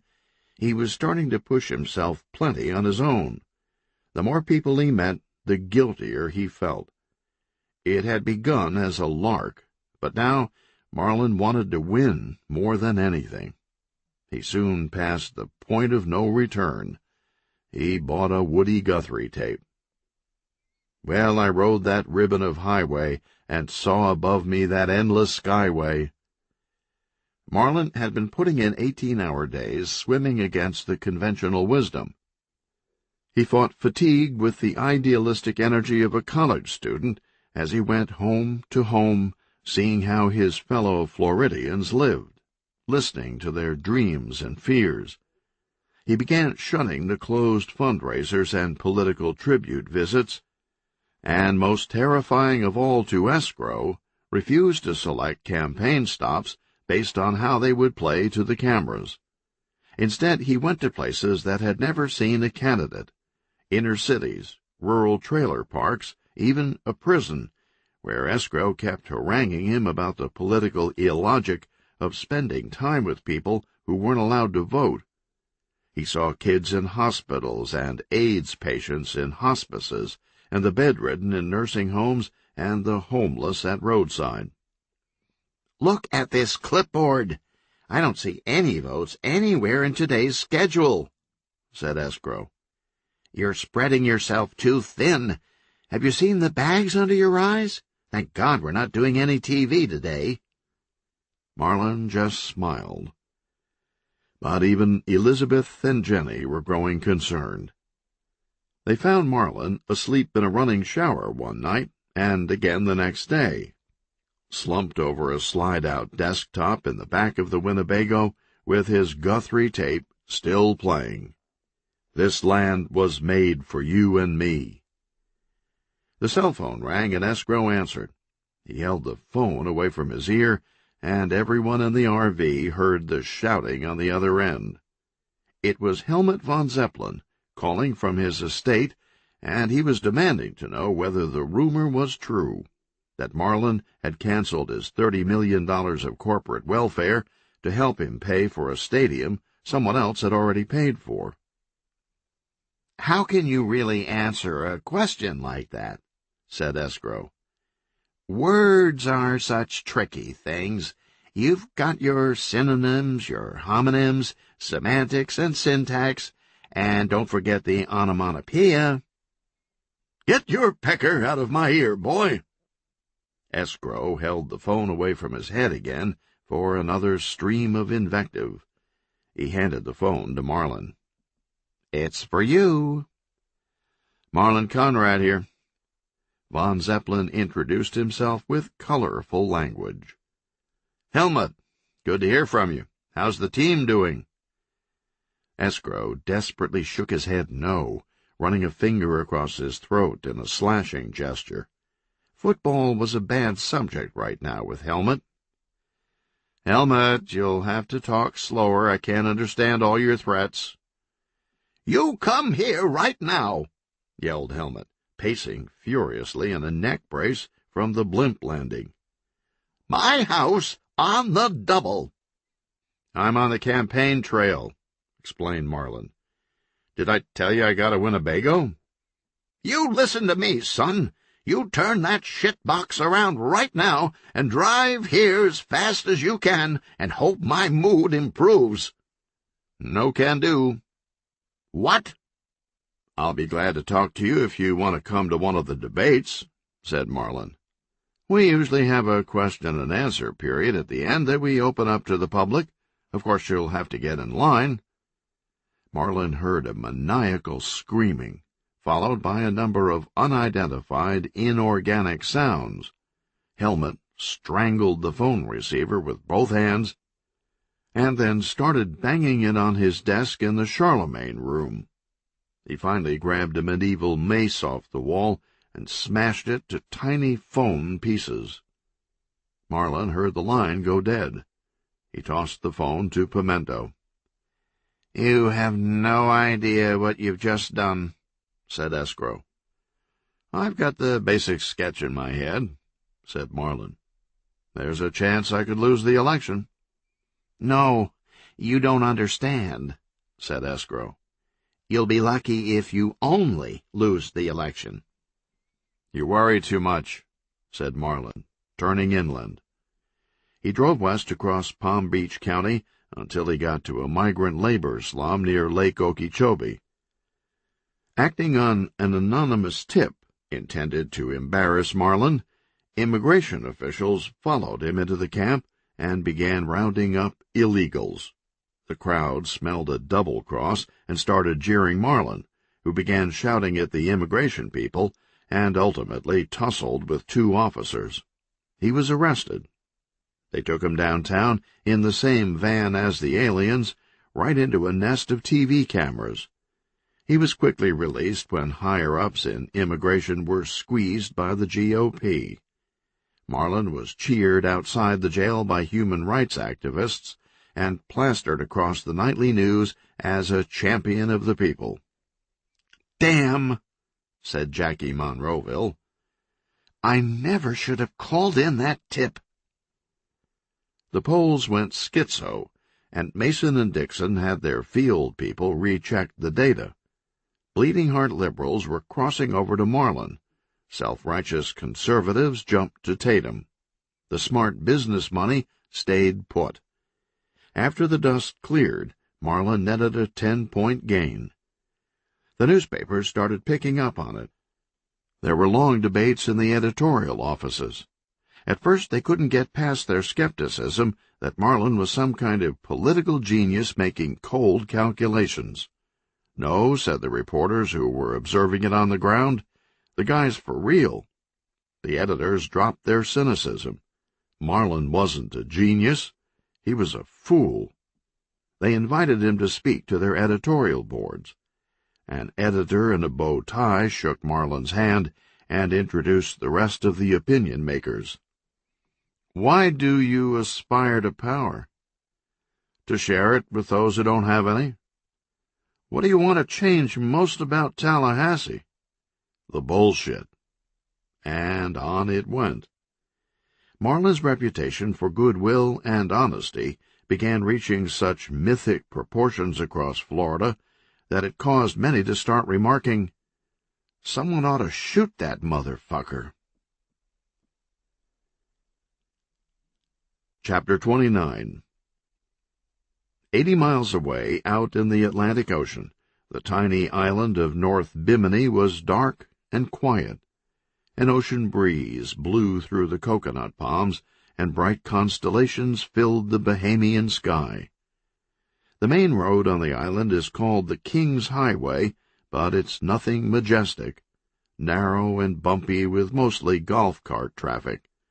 As it reached its south end in Alistown, a raucous noise rose above the surf, and red light filtered through the trees. It was a modest old wooden bar, built in the 1930s, the kind that would be called a roadhouse if it were on a mainland. The door was propped open. Faded photos, yellow newspaper clippings, and stuffed fish covered the walls. There was a sign outside, "The Complete Angler," and it was one of the world's finest dives. It was so secluded and expensive to get to that it had become the perfect hideaway for politicians. They had been making the quick yacht runs and seaplane hops from Florida for years, ever since Congressman Adam Clayton Powell began showing up and ordering his usual Scotch with milk chaser. On the wall was an old celebrity photo, Gary Hart on stage doing karaoke, shaking maracas with a non-wife companion. Then there was the literary world. Ubiquitous tropical barfly Ernest Hemingway arrived in 1934 with a Colt pistol and a severe thirst, and with impressive alacrity somehow managed to shoot himself in both legs. He waited to heal and left without fanfare. On this calm October night in 2002, Crosby, Stills, Nash & Young was on the jukebox, and Dempsey Conrad and Periwinkle Belvedere were belly to the bar, heads bobbing to half-mast from a full day of island drinking. The phones hadn't stopped ringing back in Tallahassee. Major contributors, captains of industry, and special interests wanted answers, demanding to know just what the hell Marlin was up to. "Relax. He's a political genius. It'll work out, you'll see." They weren't buying. They wanted Marlin to back off his attacks on the fat cats. "But you are fat cats," Dempsey joked. They weren't in the mood. Conrad and Belvedere instructed their staffs to say they were out of town, but that only made things worse. You can ditch the press like that, but donors have ways of finding out where you really are, and they remind you the next time you ask for a check. It was getting too hot in the cockpit. Time to bail. Dempsey and Perry ordered up a Learjet. Give it a few days to fade away. They started taking liquid lunch at the End of the World Saloon, which had a sand floor and an elderly woman with tongs pulling conch fritters from an oil vat. They met a waitress who had served Richard Nixon and Bebe Rebozo. "Nixon always had the same thing, grilled ham and cheese, potato salad, and a Beck's. He was real nice. I had a picture taken of him hugging me, but the CIA grabbed the camera. Dempsey and Perry discussed the options: get drunk bill fishing in the Gulf Stream, or run the table. They decided on the latter, rented a golf cart, and made it a mission to visit every bar on the island. They hit the Big Game Club and the Red Lion and Sandra's before tipping the golf cart into Porgy Bay. They walked back to Ellistown in the dark, catching occasional whiffs of ganja from the breeze. There was a glow on the edge of the western sky, the lights of Miami Beach, 50 miles away over the horizon. The pair made it back to their rooms at the Blue Water Resort, changed into dry clothes, and headed for the Angler.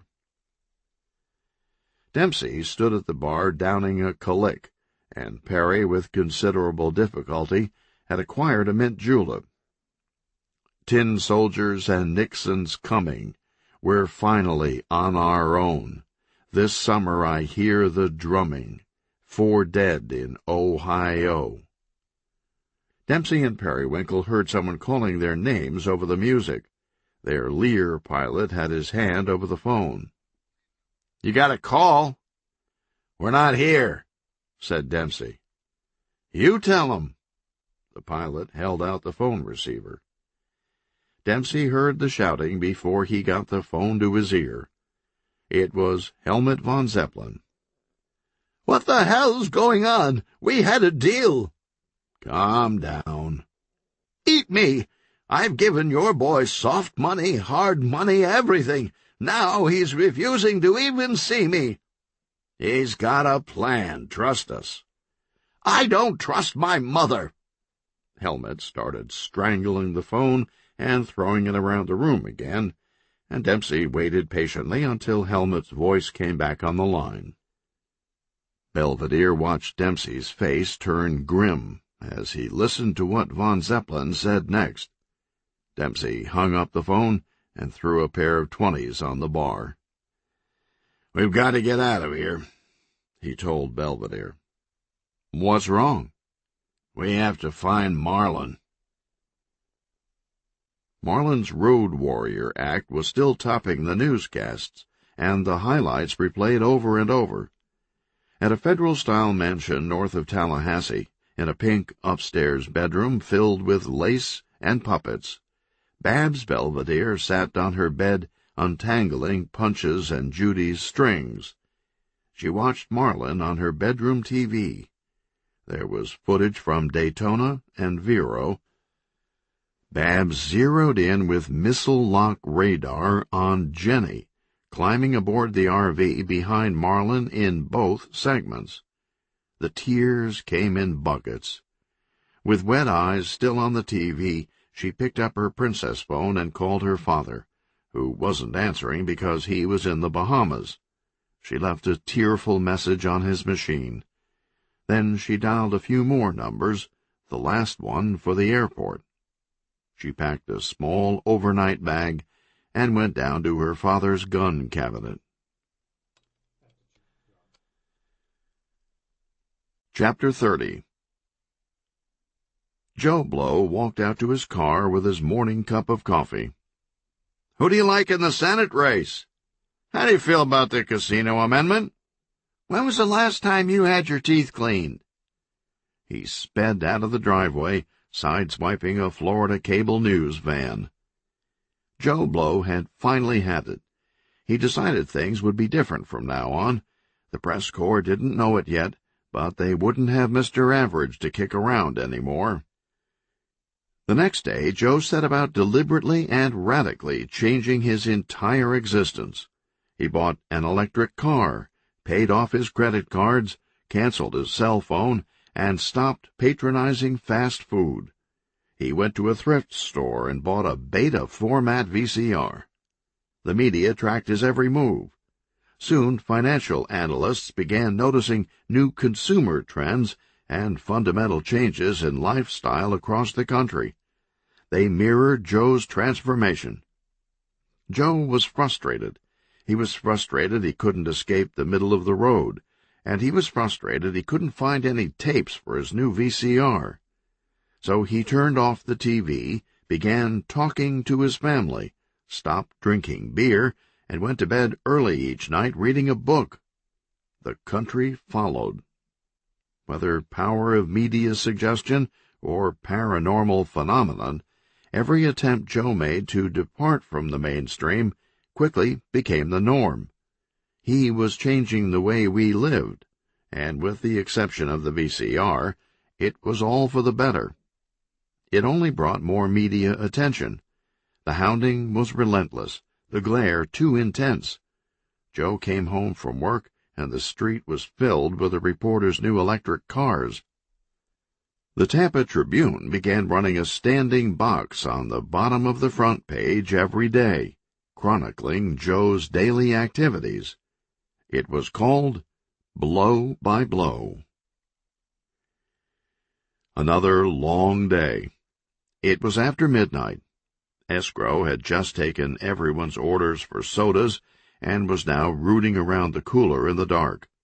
Pimento had locked himself in the tiny lavatory again, staring at his reflection in the mirror. "Who are you?" Marlin saw something ahead in the road and leaned over the steering wheel. "What the heck is this?" "What's that?" asked Elizabeth, looking out the windshield. Up ahead, on a dark open stretch of US 1, a pair of sheriff's cruisers sat in parking lots on opposite sides of the road. They faced the highway with their high beams on. Bright light filled the RV as it drove through the crossfire of headlights. Marlin pulled the Winnebago over in front of a closed drugstore. "Escrow, get the sheriff on the phone." "It's after 2 a.m. "God damn it, Escrow!" Escrow grabbed his cell phone and dialed. He got information, which patched him through to dispatch, which told him there was no way in hell they would call the sheriff at home at this hour. Escrow covered the receiver with his hand and relayed the message. "Get the shift commander." Escrow got the shift commander, who told Escrow the same thing. "He says the same thing." "Escrow, you tell him that if the governor isn't talking with the sheriff in 2 minutes, I'm going to fuck him for 10 generations. Escrow uncovered the receiver. "This request comes directly from the governor, who would personally appreciate your help in this matter of utmost political urgency." Sinclair was startled. Marlin was half crazy, veins popping and heart pounding. "What is it?" she asked. Marlin pointed at the Atlantic County Sheriff's cars in the driver's side mirror. "They're looking for motorists, DWB. DWB? Driving while black. That's how they park when they're race profiling. Shine headlights in cars to see what color they are." The sheriff came on the line. Escrow handed Marlin the phone. "Sheriff Corregidor here. How can I help you, Governor?"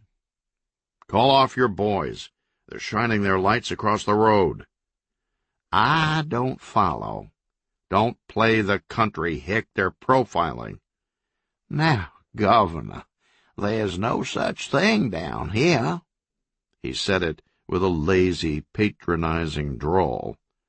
Marlin caught himself and took a full breath and matched the sheriff's poise. "Of course there isn't such a thing, but for some crazy reason your campaign manager told me last year that you do it all the time. He even made a joke that there was no way to prove it in court, and he laughed. And you know what? I laughed too." "Then what's our problem, Governor?" "Pull 'em off, Sheriff." "Now, you listen here. We're polite enough in this county, but you're quite a ways from home. You can come down and visit, and we'll be sweet as pie, but we don't take to it when you start acting like you know what's better for us than we do." "Pull 'em off, or this is your last term." The sheriff broke into a big laugh. "How precious! You're still just a boy. This here's an elected post, and We have a nice, well-oiled machine in place that takes care of things like that, so don't you go worrying your little head about it." He laughed again. "Son, you just don't seem to understand how things work." "I'm not your son, and I'll explain exactly how things work," Marlin said evenly. "There are 4 veteran circuit judges in York County who are going to retire in the next 3 years. Instead of serving their full terms and risk the party losing the seats in open elections, they're going to resign 3 to 12 months ahead of time. That way, I can appoint their successors from our party, who will be virtually unbeatable running as incumbents. How am I understanding things so far?" The sheriff didn't answer. "Now, I have a list of 4 very powerful party members in your county, possibly even members of your oily machine, who are just dying for those juicy judgeships. In fact, Governor Birch even privately promised them the seats last year. But I'm going to have to call him and say, 'Fellas, there's an unfortunate situation in the sheriff's office that threatens to embarrass the state party as a whole, and I'm afraid I'm not going to be able to get around to those appointments for a while, because I'm too busy trying to fix that problem. Unless, of course, there's something the local party can do to expedite the process. So you tell me, Sheriff, does this boy seem to understand how things work?" There was silence on the line, and then it went dead. Marlin turned to his side mirror. A minute passed. The squad cars cut their lights and backed off the street. Marlin started up the RV again and pulled onto the highway. "I don't have a good feeling about that," Escrow said with an armful of sodas. "I'm with him," said Elizabeth. "You did the right thing, but you should have gotten some allies together first instead of sticking your neck out alone. You spent a lot of political currency." "As Lyndon Johnson said, what good is political currency if you can't spend it?" Jenny was sleeping a lot from her medicine, and Marlin's yelling on the phone had awakened her. She slowly made her way up front with the others and sat down next to Elizabeth, and yawned and smiled at her. Elizabeth smiled back. Escrow handed out sodas. "Mountain Dew, Pepsi. Who had the surge?" Pimento raised his hand. Elizabeth was still smiling at Jenny, but her expression changed as she studied her face. "You remind me of someone." She suddenly got a startled look. "Jenny! You're Jenny Springs! The Jenny Springs!" Jenny looked away in embarrassment. "What happened to you?" asked Elizabeth. "You vanished from the face of the earth." "Who's Jenny Springs?" asked Escrow. Sinclair looked at Pimento. "You're the fat guy. Tell him." Pimento told him as they rolled south on US 1. He finished his surge and was about to crunch the soda can. "I'll take care of that for you," said Escrow. He held open a clear plastic litter bag. "Why, thank you." Only it wasn't a litter bag. It was a Florida Department of Law Enforcement evidence bag. Escrow sealed it and wrote in grease pencil, "Fingerprint analysis." The streets were so deserted at 3 a.m. you could hear the mechanisms in the traffic lights clicking as they cycled. The RV ran a yellow near Pompano Beach. One of the RV's windows was down, and the stereo was on. Age of Aquarius wafted through the intersection as they headed for Miami. The music faded out until only the clicking of the traffic light could be heard again in the intersection. 10 minutes later there was a whoosh of wind through the intersection. A red Ferrari blew through a red light at 100, and its illuminated vanity tag disappeared toward Miami. The rising sun was large and orange, still near the horizon, and out of its center came a snow-white seaplane with lavender trim, a Grumman G-73T turbine Mallard, the first flight of the day from Bimini. It flew low over the Art Deco hotels on Miami Beach and belly-landed in Biscayne Bay. A woman on a jet ski raced next to the left pontoon, then angled away as the plane taxied to the ramp at Watson Island. A limousine waited on the side of the MacArthur Causeway.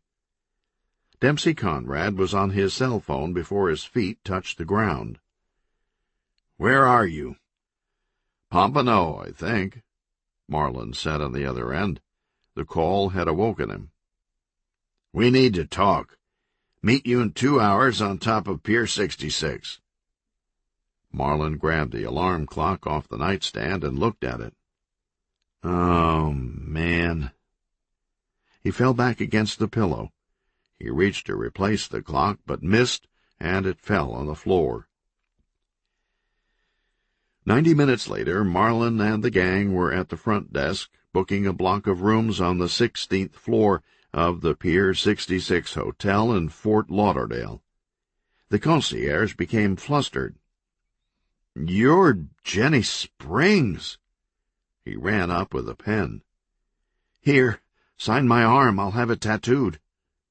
Jenny blushed and wrote. They got in the elevator. As the doors were closing, 2 arms came through the opening with a pen and piece of paper and got stuck. The doors bounced back open.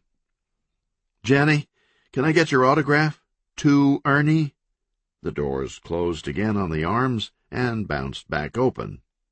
Jenny signed her name, the arms withdrew, and the doors closed. They rode up to the rooms, and Marlin opened his with a magnetic card.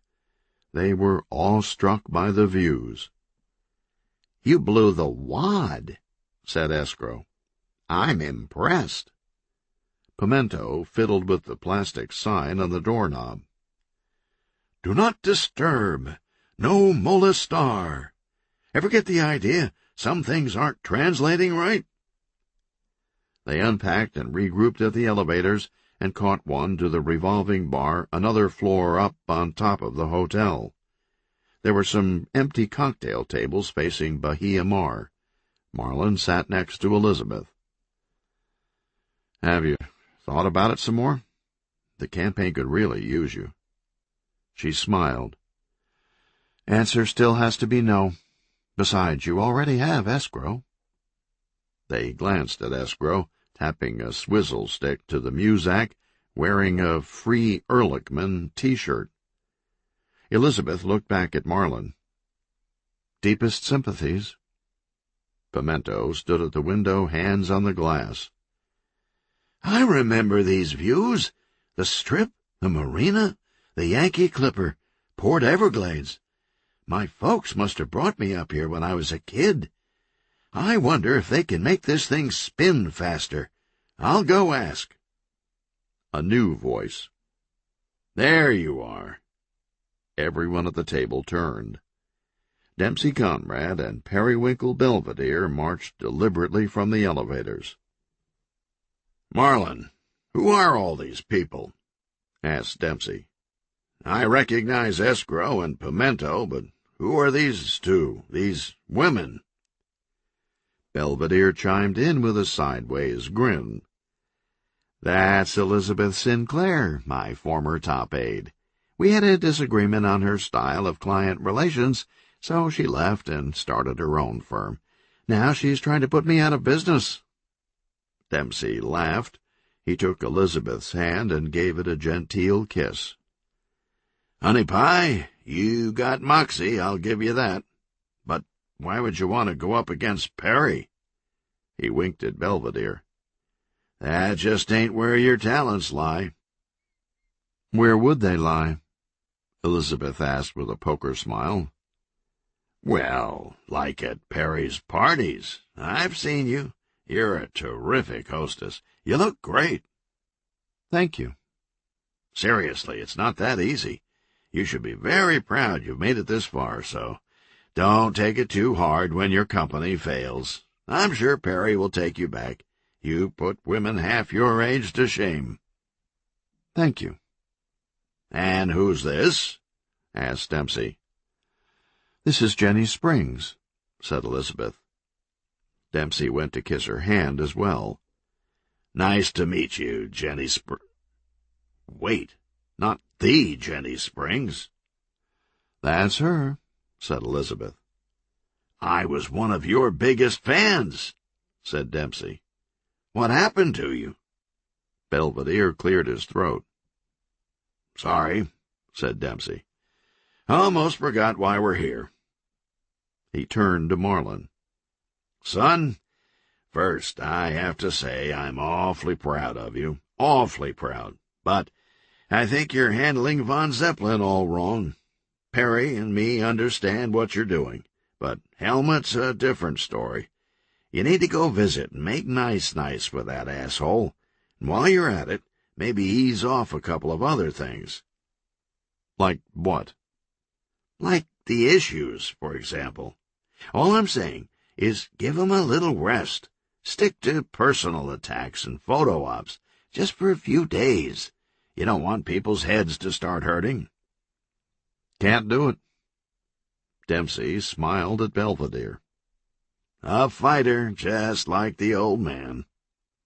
Belvedere broke in. "Marlin, your father and I agreed early on not to interfere, since you've obviously got the Conrad instincts. But now big money is coming into play." Dempsey tapped Perry's arm. "The boy's got a head on his shoulders. We've made our point. I'm sure he won't let us down. Isn't that right, Marlin?" "I promise I won't let you down." "See, there you go," said Dempsey. "Y'all have a nice day." He smiled again at Elizabeth and gave her hand another kiss. "You take care, sweetie, and don't bankrupt Perry too fast. He'd look kind of funny wearing suspenders in a pickle barrel." They laughed all the way out of the bar at that one. Then Dempsey started coughing and fell in the elevator. Perry pressed the button and the doors closed. Chapter 31.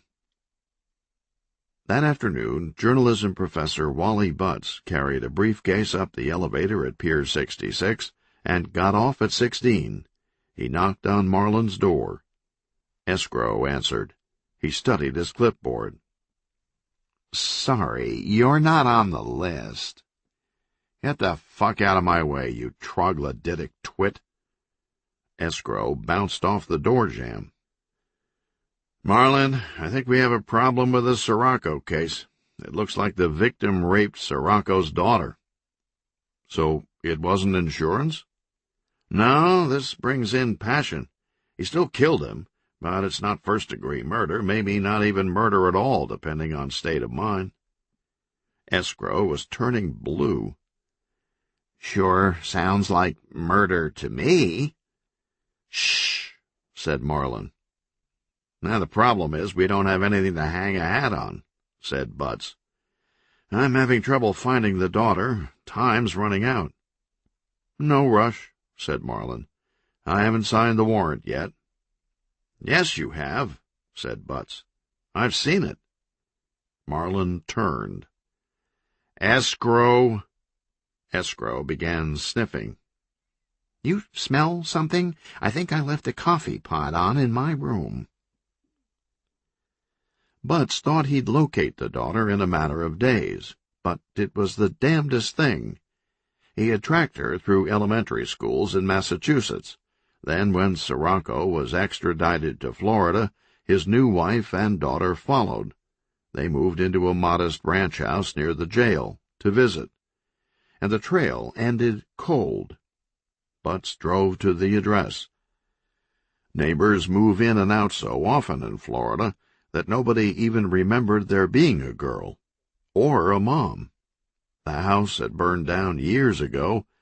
It was like they'd never been there. Butts was clutching at straws. He drove out to the state prison at Stark. Frank Lloyd Sirocco sat at a flaking metal table. He wore a bright orange shirt, handcuffs chained to his belt, and ankle cuffs. "Do you know where your daughter is?" "She's got nothing to do with this."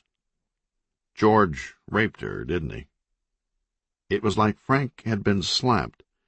He stared coldly at Butts, but didn't speak. "If he did," said Butts, "you can probably get out of the electric chair." "Interview's over," said Frank, turning around. "Guard!" The guard opened the door and began leading Frank out of the room. "You're going to let yourself be killed just to keep the rape a secret?" Frank stopped and glared back at Butts. "She's my only daughter." At 10 p.m. they were all in their rooms, Jenny in 1604, Elizabeth in 1605, Marlin in 1606, and Escrow and Pimento fighting over the remote control in their pajamas in 1607. Marlin banged on the wall. "Don't make me come in there." Escrow and Pimento lowered their voices. "It's my turn." "Mine." Elizabeth skimmed a magazine in bed, unable to concentrate. She was mad at herself. She was way too together to let these creeps get under her skin. Honey pie, sweetie, when your company fails. She always demanded composure, but now she couldn't stop their words from repeating inside her head. The phone rang. "Hello." "You're working on Marlin's campaign, aren't you?" "Who is this?" "That's not important. I was talking with some friends in the capital today, and I threw your name out for a PR project. Pays $100,000. I said, 'Who is this?' But it starts right away. You'd have to come back to Tallahassee. You wouldn't be able to keep working on the governor's campaign." "I'm not on the campaign." "Good, then there's no conflict." "I'm hanging up." "Think about it." She hung up. Elizabeth sat on the side of her bed and clenched her fists. Her breathing became shallower and more rapid. She rummaged through her purse and found a .25 caliber pistol. She pushed it aside and grabbed an old pack of Salem's and lit the occasional cigarette she allowed herself. The phone rang again. "Hello," she snapped. "It's me, Marlin." "Oh, sorry." She opened the courtesy bar in her room and twisted the cap off a Dewar's as she talked. "Hope I'm not getting on your nerves, but I have to keep trying. About the campaign." "It would be my pleasure." "That was easy. Must have caught you in the right mood." "The wrong mood." "What?" "Good night, Marlin." Elizabeth deserved credit. She gave absolutely no hint that her business was indeed failing, and it had nothing to do with her yeoman effort. It had to do with the male blacklist Periwinkle had invoked against her getting any clients. That's why Dempsey wasn't just guessing when he said she was going under. An hour later she was sitting up in bed back against the wall, remote controlling over to the Discovery Channel. "I'm not going back to Perry or anyone else," she told herself, "no matter what." But she couldn't stop fuming. Nothing was working, and she had broken all her rules. The ashtray was filling up, and there were 2 empty Scotch miniatures on the nightstand. She started thinking about the campaign she had just agreed to join. Wonderful. Now I have to play den mother. There was a man's scream behind her on the other side of the hotel room wall, and she jumped. She ran out in the hall, praying it was what it sounded like, a nightmare. She tried the door, but it was locked. She knocked. "Marlin, you all right?" No answer. She went back in her room and tried the pass-through door between the rooms. To her surprise, it was unlocked. She pushed it open and looked around. "Marlin?" No Marlin. She saw a light under the bathroom door. Her heart pounded as she slowly pushed it open. She was relieved. It had been a nightmare. Marlin was sitting on the floor in his briefs next to the toilet, staring down, crying silently. Lying on the tiles was the 8x10 group photo of his army unit. He never looked up. Elizabeth watched him for a long time. Such a boy. He was 10 years younger than she was, and, factoring maturity, even younger. But he was so much different now. She reached and grabbed him by the arm. "Come on." He was distant as she walked him over to the bed and laid him on his back. She covered him up and sat in a chair next to the bed, trying to find something on TV. Marlin fell asleep for a short spell. When he awoke, he found Elizabeth nodded off in the chair. She never fully awoke, as Marlin coaxed her out of the chair and into his bed. Then he sat in the chair and checked channels with a remote. He fell asleep sitting up. Marlin was awakened at 2 a.m. by Elizabeth kissing him. The TV and all the lights were off. Only night reflections from the water were coming through the window. She pulled him into the bed, and he realized she didn't have any clothes on. He started to talk, but she put her hand over his mouth. They were perfectly still for 5 minutes. Then Marlin slowly began sliding toward the foot of the bed. Elizabeth reached her arms up behind her and grabbed the headboard and closed her eyes. "Where is he?" Babs Belvedere was drunk and hysterical, weaving down the 16th floor hallway of Pier 66, waving a large automatic pistol. Before leaving Tallahassee, she kept calling her father's office. She left several messages and finally got through to his personal secretary, who said he was meeting Marlin at Pier 66. It would be another 6 hours before Perry got back to the Capitol and checked his voicemail and heard Babs. "Daddy, Marlin's cheating on me. I saw him on TV with that little hussy." So Babs had packed one of her father's pistols in the check-through luggage and caught a Delta flight to Fort Lauderdale. Now she was roaming the 16th floor of Pier 66 in the middle of the night, mascara all over herself. "Where is he?" Marlin was inside room 1606, halfway down Elizabeth Sinclair. He stopped and turned his head sideways. "I thought I heard something." "It's nothing," said Elizabeth. Babs was out of her head, stumbling all over the hall, sobbing.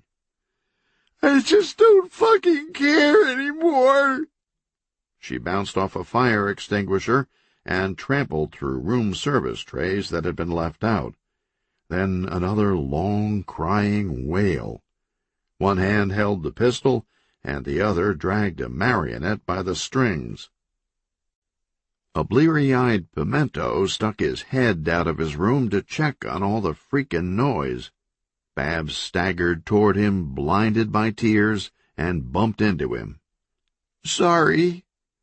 "Hey, you're Babs Belvedere." Babs stopped and opened her eyes. She dropped her gun hand to her side. "Yes, I am." "I knew it," said Pimento. "Miss Tallahassee. You should have been Miss Florida, except for that bullshit lightning round at the end." "It was a trick question." "You should have won just on the puppets. That was so artful." "You really think so?" "Absolutely." She broke into a pitiful smile and wiped away the tears as she lifted her puppet out of a room service tray. "Would you like a demonstration?" "Sure," said Pimento. He looked down at the puppet. "But I think you fucked up Charlie McCarthy there, dragging him through all those plates of beef Wellington." "All I need are some socks." "You got it." Escrow awoke from a sound sleep when Pimento and Babs came in the room and turned on the lights. "What's going on?" "You wanted to go see that late movie at the all-night theater." "What theater?"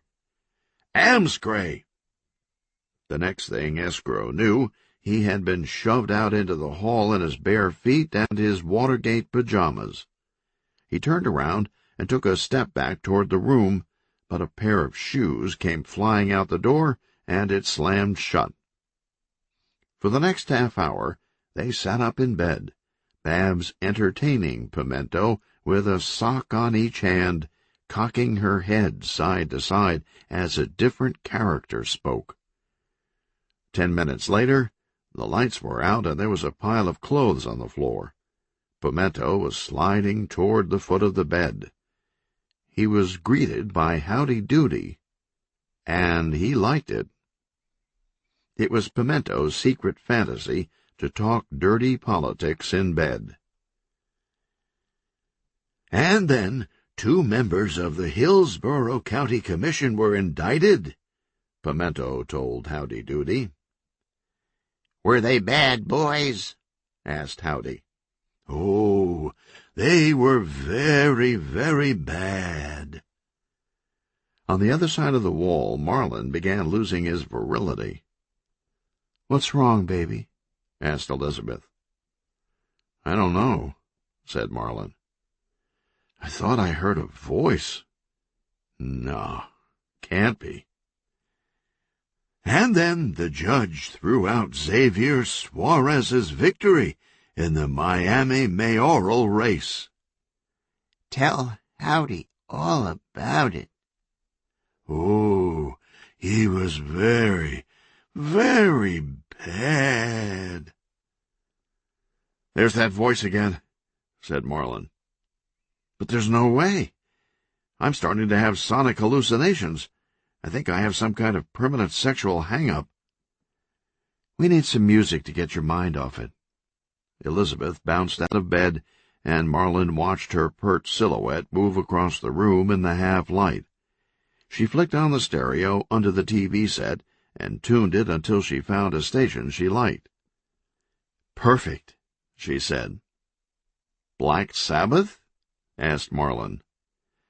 "Back in the 70s, I could fuck all night to Sabbath."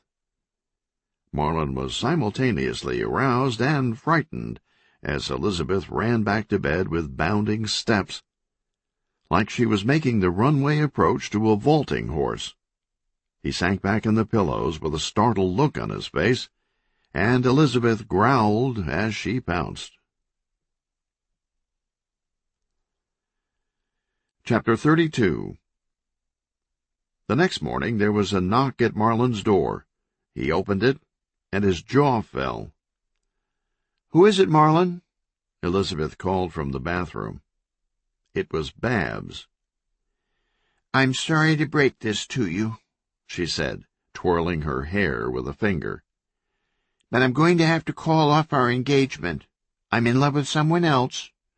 We'll see you round." And she skittered away. Marlin closed the door with his mouth still open. "Who was that?"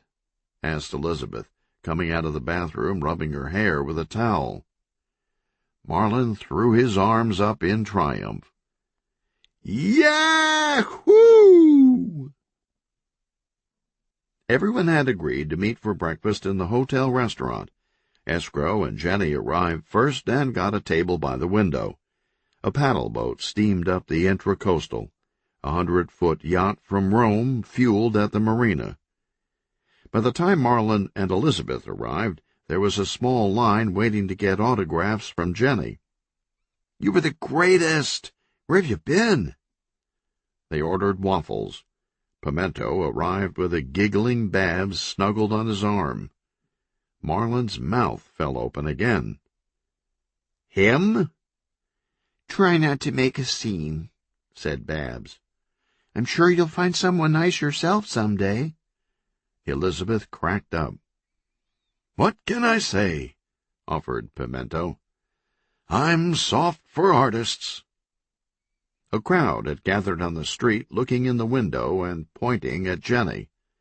A local TV crew entered the restaurant and started filming Jenny eating breakfast until Elizabeth stood up and put her hands on the lens. People from the network arrived. Suits, briefcases, contracts. A man with a ponytail and stubble pulled a chair up. Jenny, I'm sure you know what's going on in Miami this weekend. Normally this would be way too late to get you in, but after all, you're Jenny Springs. We can bend the laws of physics. Jenny looked down at the floor in embarrassment. Please leave her alone, said Elizabeth. Give her some privacy. Stay out of this, Grandma.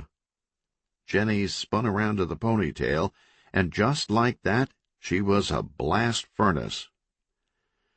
I'll do it, she said, and reached out and poked him in the eye with a stiff finger. Ow! Jesus Christ! He grabbed his face. What they said about you is true. The other suits helped him away from the table. Look, said Pimento, pointing at the restaurant's entrance. Ned made it. Ned Coppola smiled and waved. He came over to the table wearing shorts and a double-stitched photographer's vest with 74 Velcro pockets. He clapped his hands. Let's get this show on the road. It was a big day at Wacky Waldo's Guns and Explosives on US 1 in Hallandale. Strings of colorful pennants flapped in the breeze over the parking lot. A large inflatable .44 Magnum was tethered to the roof. A dancing chicken served hot dogs. The parking lot was jammed. A red Ferrari with a vanity tag backed out as a rented yellow Mustang pulled up. The driver wore a Miami Heat jacket. Inside, low-grade swimsuit models circulated with trays of bacon-wrapped Cheetos and champagne flutes of Coors and Busch. It was elbow to elbow at the glass display cases. People in trench coats, hunting jackets, rubber waders, Top Gun jumpsuits, bomb disposal armor, and a T-shirt. Third Annual Miami Armageddon Paintball Death Match and Bake-Off. A thin young woman from Brazil was at the counter, examining the sights of a Tango 51 just out of the crate. She dry-fired it. "Music to my ears," said the salesman. The woman shook her head in disagreement. Something was off. She calmly but swiftly disassembled the rifle. She located a small spring and stretched it to restore the memory, then reassembled and dry-fired again in under 2 minutes. The adroit demonstration caught the attention of several customers. A trench coat nudged a Top Gun. "That just gave me a Woody." The woman was satisfied with the new sound. She paid with consecutive hundreds, never saying a word. She left the store and placed the rifle in the trunk of her rented yellow Mustang. The Mustang pulled out of its parking slot, and a 1931 baby blue Stutz Bearcat Roadster pulled in. The driver stepped out wearing a long scarf and a monocle. Von Zeppelin went inside and approached the salesman. "I'd like to see something in a long-range sniper rifle, maybe a Tango 51, and I'd like to get an unassuming travel case for it, something I can sneak into a place with a lot of people." "No problem," said the salesman, taking a rifle off the wall. He handed it to Helmut and smiled. "Must be something big planned. I've already sold 2 today." The Orange Crush was in the high occupancy lane on I-95 when they first glimpsed the skyline. "Miami!" yelled Pimento, pointing out the windshield. "I love driving into this city. I get all goosebumpy." Marlin passed the Palmetto Expressway and kept going, deeper. The traffic became thick and Darwinian. Unlike Northerners who learn to drive on ice, Miamians have no genetic familiarity with surface traction. There had been a light rain, and cars sat crunched into the median's retaining wall every few hundred yards. The skyline grew closer. "There's the SunTrust building," said Pimento.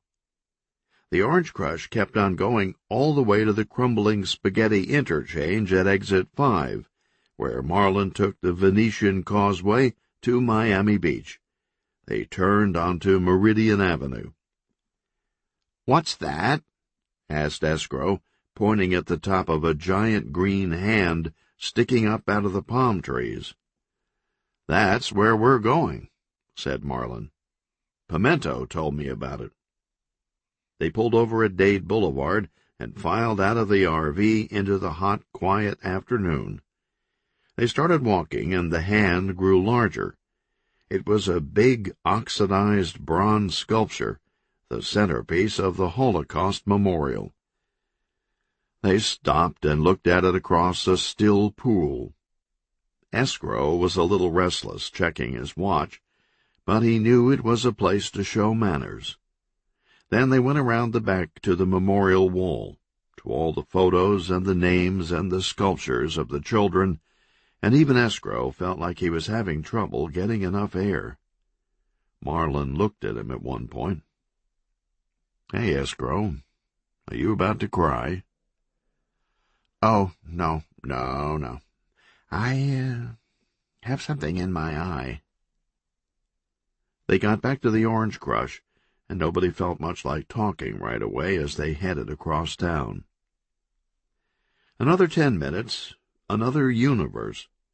Ned stuck his camera out the window, and they entered Little Havana and turned onto Calle Ocho. The Orange Crush pulled over, and they called a cab. Pimento and Babs had decided it would be best if she went back to Tallahassee until the campaign was over.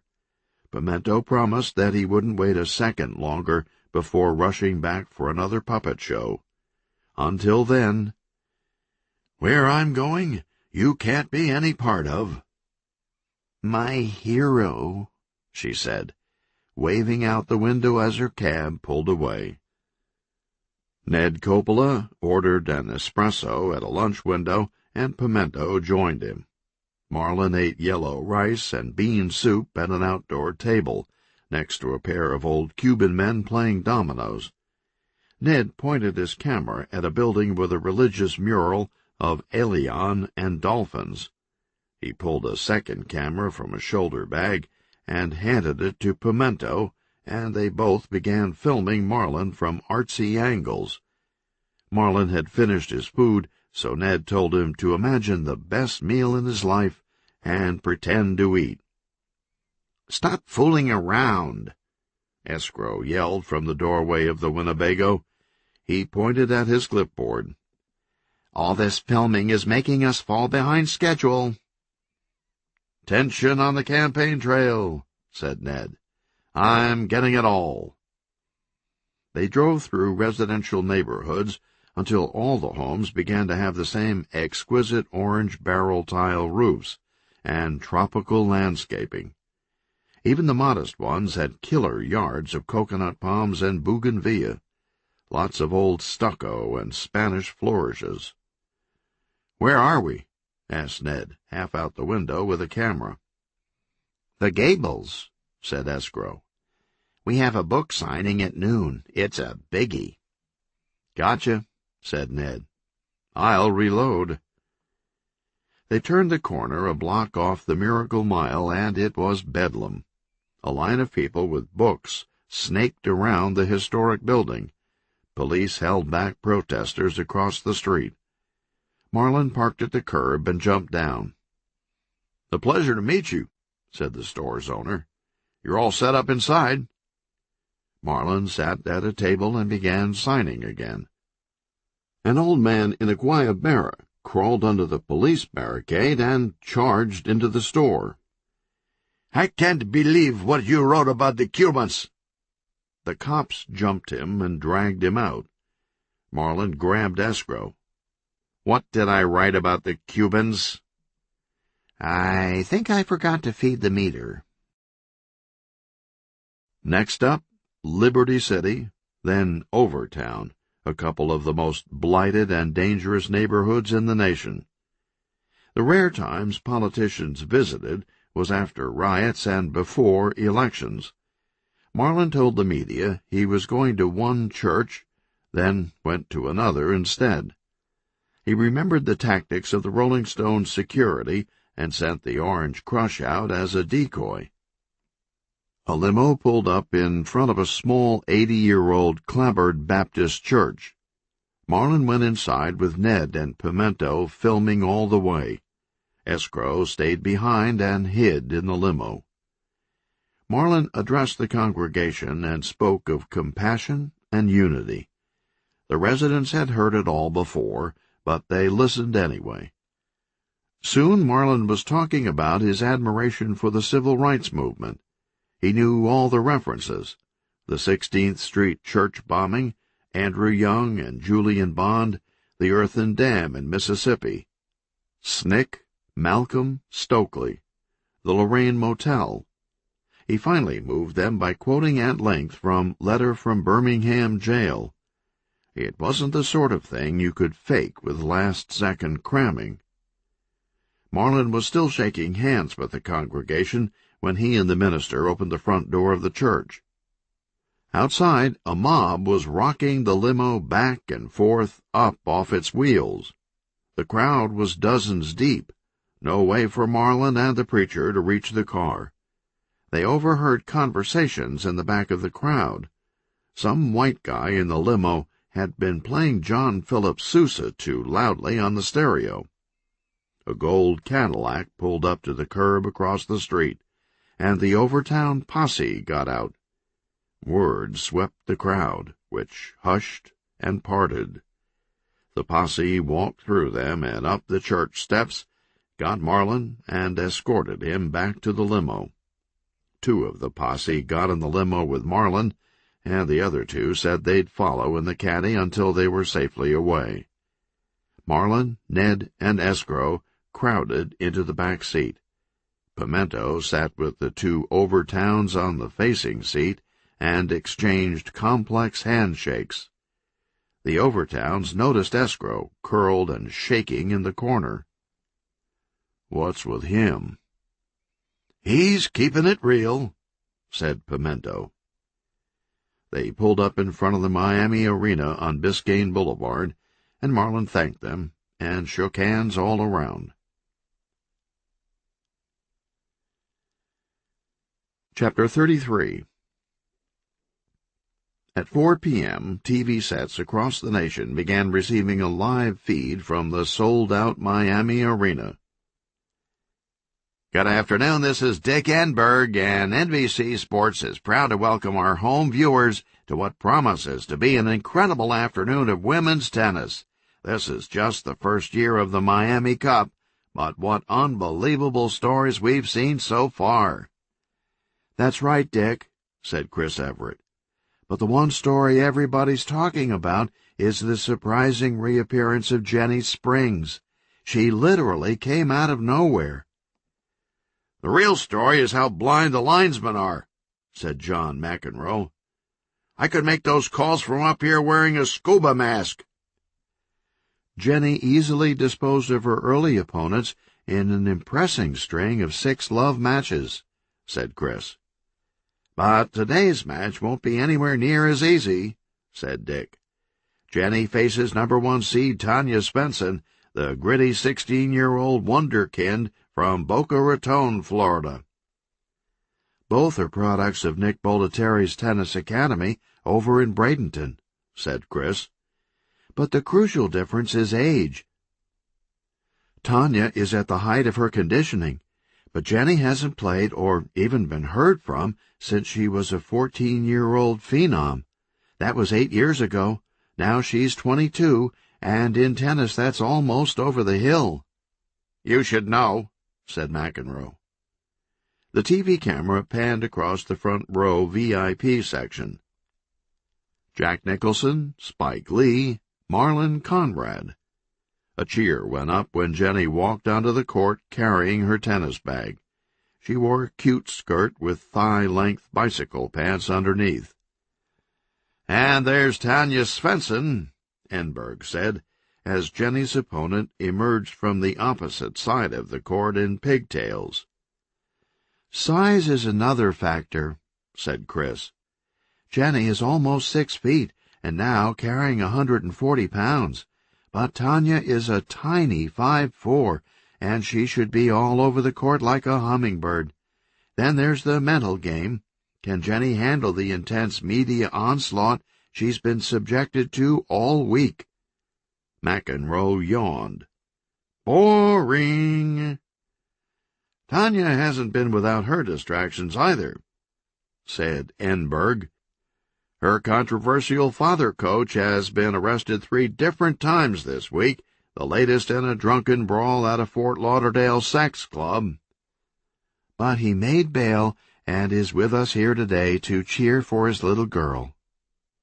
The camera zoomed in on Tanya's father at courtside, shirtless, with orange and blue body paint, wearing a gorilla mask and sloshing a jumbo mug of beer. "Woo! We're #1! Woo!" The 2 players met at mid-court to shake hands. Tanya beamed her cutest Shirley Temple smile for the camera. Then she turned and smirked at Jenny. Tanya had caught a glimpse of her getting dressed in the locker room. "What's with the bicycle pants, Scarlegs?" That set the tone. The first few games were coated with a film of latent violence. Instead of placing shots away, many were hit full force right at the opponent. Both players held service, and Tanya won the set on the tiebreaker. "The Jenny Spring story has had people buzzing all week," said Enberg. "Even before she disappeared, it was quite a saga." "That's right, Dick. Her whole life has been shrouded in secrecy. All we know was that she was adopted by a foster family in Sarasota shortly before she turned pro, and was touted as the next me," said Everett. "Everything before that has been tightly guarded. State law prohibits the release of any information about children placed in protective custody." "There were a few ugly rumors," said Enberg, "but her family maintained a wall of silence, not a shred about her before she turned up on the tour. Then a few months later she disappeared without a trace, adding another chapter to the deepening mystery." "I'll tell you what's a mystery," said McEnroe. $7 for a beer. "Hey, keep that away from the control panel." The second set started like the first ended, both women tough on service. Tanya was more mobile, but Jenny had the strength, and they were wearing each other down. Tanya would stagger Jenny with baseline shots, and Jenny would come back with a powerful slicing forehand that Tanya couldn't do anything with but hit into the net. They were drenched in sweat and snarling. Even the home audience could detect the growing venom. Each broke service in the third and fourth games. It took on a boxing flavor, 2 heavyweights beating each other stupid in the late rounds. "This is great," said the network producer. "They're ready to kill each other. Turn up the volume on the courtside mics. I want the TV audience to hear every grunt." In the 9th game, Jenny's forehand overpowered Tanya, who put 3 in the net and had her service broken again. After the game, they switched sides of the court, breaking the rules by walking around the same end of the net. They elbowed each other. "Slut, whore." The mics picked it up perfectly. "Whoa," said Enberg. "Now that's spunk." "You idiot!" Tanya's father screamed through the gorilla mask. "That old maid's kicking your ass. Why can't you do anything right? You're a disgrace." Jenny's serve was only getting stronger. She started the next game with an ace that froze Tanya on the baseline. 5 minutes later, she won the second set on another wicked overhead. Both players dragged to the sidelines and collapsed in chairs. They panted and poured water over their heads. Tanya's father was seated 5 feet behind his daughter. "What are you, a loser? You disgust me. You're letting that skanked-out, crazy old bitch beat you." Jenny walked briskly across the court and swung the side of her racket into Mr. Svensson's Adam's apple. His eyes poked out, and he fell back in his seat, clutching his throat. The crowd cheered. "Ooh," said Enberg. "That must have tickled." "Thanks," said Tanya. "My treat," said Jenny. The third set was brutal. Halfway through, neither player had anything left. The boxers, too tired to block any blows, just taking and returning punches. It was worse for the older Jenny. Tanya was exhausted, but Jenny was starting to see black around the edges. Spirit and adrenaline carried her. After the 7th game, Jenny fell into her chair and thought she would never get back out. She put her head between her legs and strained like a fighter pilot in a 6G turn to get more blood to her brain. The network went to a commercial break. "I'm so proud of Jenny," Elizabeth told Marlon. "I've never seen anything like this," he replied. "I see now why she was so famous." Out in the parking lot, someone was arriving late in a red Ferrari with a vanity tag. The players staggered back onto the court. Each still had strong serves and first returns, but after that it was painful to watch. Jenny lunged for a backhand she would have easily reached in the first set, but this time she went sprawling. On the next point, Tanya got turned the wrong way, going back for a lob, and fell. Up high in the arena, in the maintenance room with the electrical fuses, the bolt of a Tango 51 slid shut, and the end of the barrel rested on the lip of a small observation window. Marlon's head filled the bull's-eye of the scope. Jenny reached back with everything she had and aced Tanya to even the set at 6-all. They switched sides for the tiebreaker. In the rifle scope, Marlon turned silently and smiled at Elizabeth. Tanya ran to the net for a drop shot and took the lead. The rifle's safety was clicked off. Jenny fired another ace that bounded off the rim of Tanya's racket. A finger began to squeeze the trigger. Jenny fell down again, diving for the ball, and it rolled into the net. The door opened in the maintenance room. The man with the rifle turned around. "Who are you?" "No!" Tanya dove for the ball, then Jenny back and forth, giving every shot their all. Tanya was up, serving match point. She placed it wide, then came to the net for Jenny's return and hit it cross-court. Jenny ran for it and dove and fell again, just out of reach. It was over. Game, set, match. Tanya fell to her knees and started crying in a burst of emotion and exhaustion. Jenny stayed where she had fallen on the court and closed her eyes. The crowd went nuts. They stood and applauded and wouldn't stop. Jenny finally got up and walked to her chair, staring at the ground the whole way. Her mouth quivered, but she refused to break. She fell in the chair and buried her face in a towel. After a few moments, she felt someone hugging her. She looked up. It was Tanya. Tanya pulled her to her feet, and they put their arms around each other and waved to the crowd. The standing ovation shook the arena. "I think I'm going to cry," said Enberg. "Me too," said Everett. McEnroe wiped his eyes. "I've always loved Bjorn." 6 hours later, the Miami arena was dark and quiet. Only a few people left. Investigators up high in a maintenance area. A yellow crime tape sealed the doorway to the electrical fuses. Detective Mahoney arrived on the scene. The head of arena security shook his hand. Cleaning woman found him. Dead long? Long enough so he'll never play Carnegie again. He got a name? Yes, but we don't know it. I see. His femur was contused, clavicle fractured, and thorax crushed. You a doctor? No, but I slept at a Holiday Inn Express. You're a real funny guy. Funny ha-ha or funny strange? That's what everyone wants to know. I see.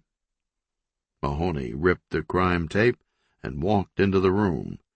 Day Trader was face down on the floor. What have you been hearing? Asked the head of arena security. I hear you should take Dallas and the points at home. What else you hear? I hear your wife is loud in bed. Mahoney rolled the man onto his back and unbuttoned his shirt. There was magic marker. Just what I was afraid of. What's that? Asked the head of arena security. We have a copycat. How can you tell? This one's reading a more interesting brand of bumper sticker. Also, the handwriting is different, almost unnoticeable to the untrained eye. I see what you mean. The descenders slant more to the left. That, and he dots his I's with hearts. Jesus saves, but Gretzky gets his stick on it. He shoots, he scores. Chapter 34. The last weekend before the election, the campaign went into the final turn. The Orange Crush swung across the Everglades and up the Gulf Coast home stretch. They were a half-hour out of Miami on the Tamiami Trail, surrounded by swamp, and Pimento was counting alligators sunning on the banks next to the road. They came upon a massive, glitzy, Vegas-like complex that rose by itself in the middle of nowhere at the crossroads of Route 997. An Indian bingo palace. When did that go up? Said Marlin. The gang was really coming together, falling into the road trip groove. Jenny and Elizabeth sat cross-legged on the floor and back, laughing together as they went through magazines. Pimento and Ned were at the kitchenette playing a Hollywood board game. Ned picked a card. Pay no attention to the man behind the curtain. Marlin was content. Escrow was in a wad. There's no discipline in this campaign. Look at all these people. Lighten up, said Marlin. You're missing your life. Escrow grumbled and went back to the morning paper. The Post had a big front-page article about the upcoming execution of Frank Lloyd Sirocco. Escrow looked sideways out of the corner of his eye as he slid the paper under the seat. Next was the Tribune. Escrow's eyes widened. He held the paper out to Marlin. Look at this! They found someone murdered at the Miami Arena just hours after the tennis match. So, said Marlin. So your dad's right. You've got to take a security team. First Todd Vanderbilt, now this. You worry too much. Ned came forward and began filming out the windows, miles and miles of untouched sawgrass. On the horizon, islands of palms bloomed under billowing white clouds trailing off to the sea. They passed an Everglades-style country store with a bleached tin sign advertising frog legs and gator tails. Marlin turned up the radio. Some folks are born silver spoon in hand. Lord, don't they help themselves. Oh, it ain't me, it ain't me. I ain't no fortunate son. No. The Orange Crush passed the big Cypress Ranger stations and Miccosukee Chickie huts and made the wide turn north up through Naples. 20 miles back, a westbound Lincoln town car doing 110 passed 4 cars at once on the 2-laner, barely missing a gasoline tanker. Ned and Pimento were accumulating a tremendous amount of footage, and they'd been FedExing the daily rushes to Hollywood each evening. But they hadn't heard anything back yet. "They're fools not to jump all over this," said Pimento, filming escrow throwing incoming mail in the "you suck" pile. Much of the footage, however, was dubious. They had kept the cameras rolling without selectivity. There was a lot of bumping into things in the tight quarters of the RV, shaking the cameras.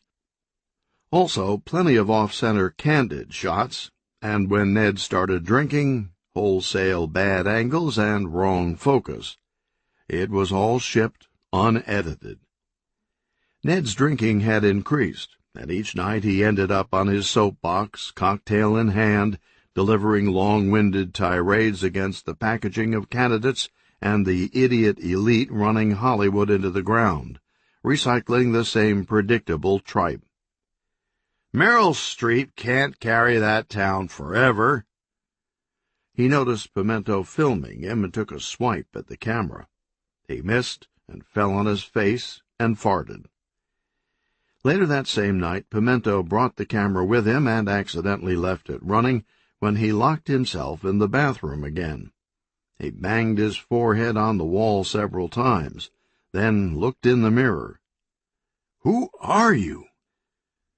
Marlin took the second Naples exit off I-75, and the gang checked in at the nerve center of Gulf Coast culture, a convenience store. They pulled up to the pumps at an addiction world. At the next pump, a carload of Midwestern students had laundry piled in the back of a Plymouth with Key West or Bust written across the back window in shaving cream. A group of shirtless, sunburned men towing a boat came out of the store with 4 12-packs of Old Milwaukee. A hyperactive family tried to regroup in a minivan. "We're almost there." Kids covered with grape Slurpee. Elizabeth and Jenny were happy as kids, standing barefoot on the cigarette-butt-littered black tar next to the RV, smashing up 10-pound bags of ice for the cooler. Marlin got a ham sandwich and an Arizona iced tea. Escrow thumbed through Fortune and Forbes at the magazine rack. Pimento bought a croquet set.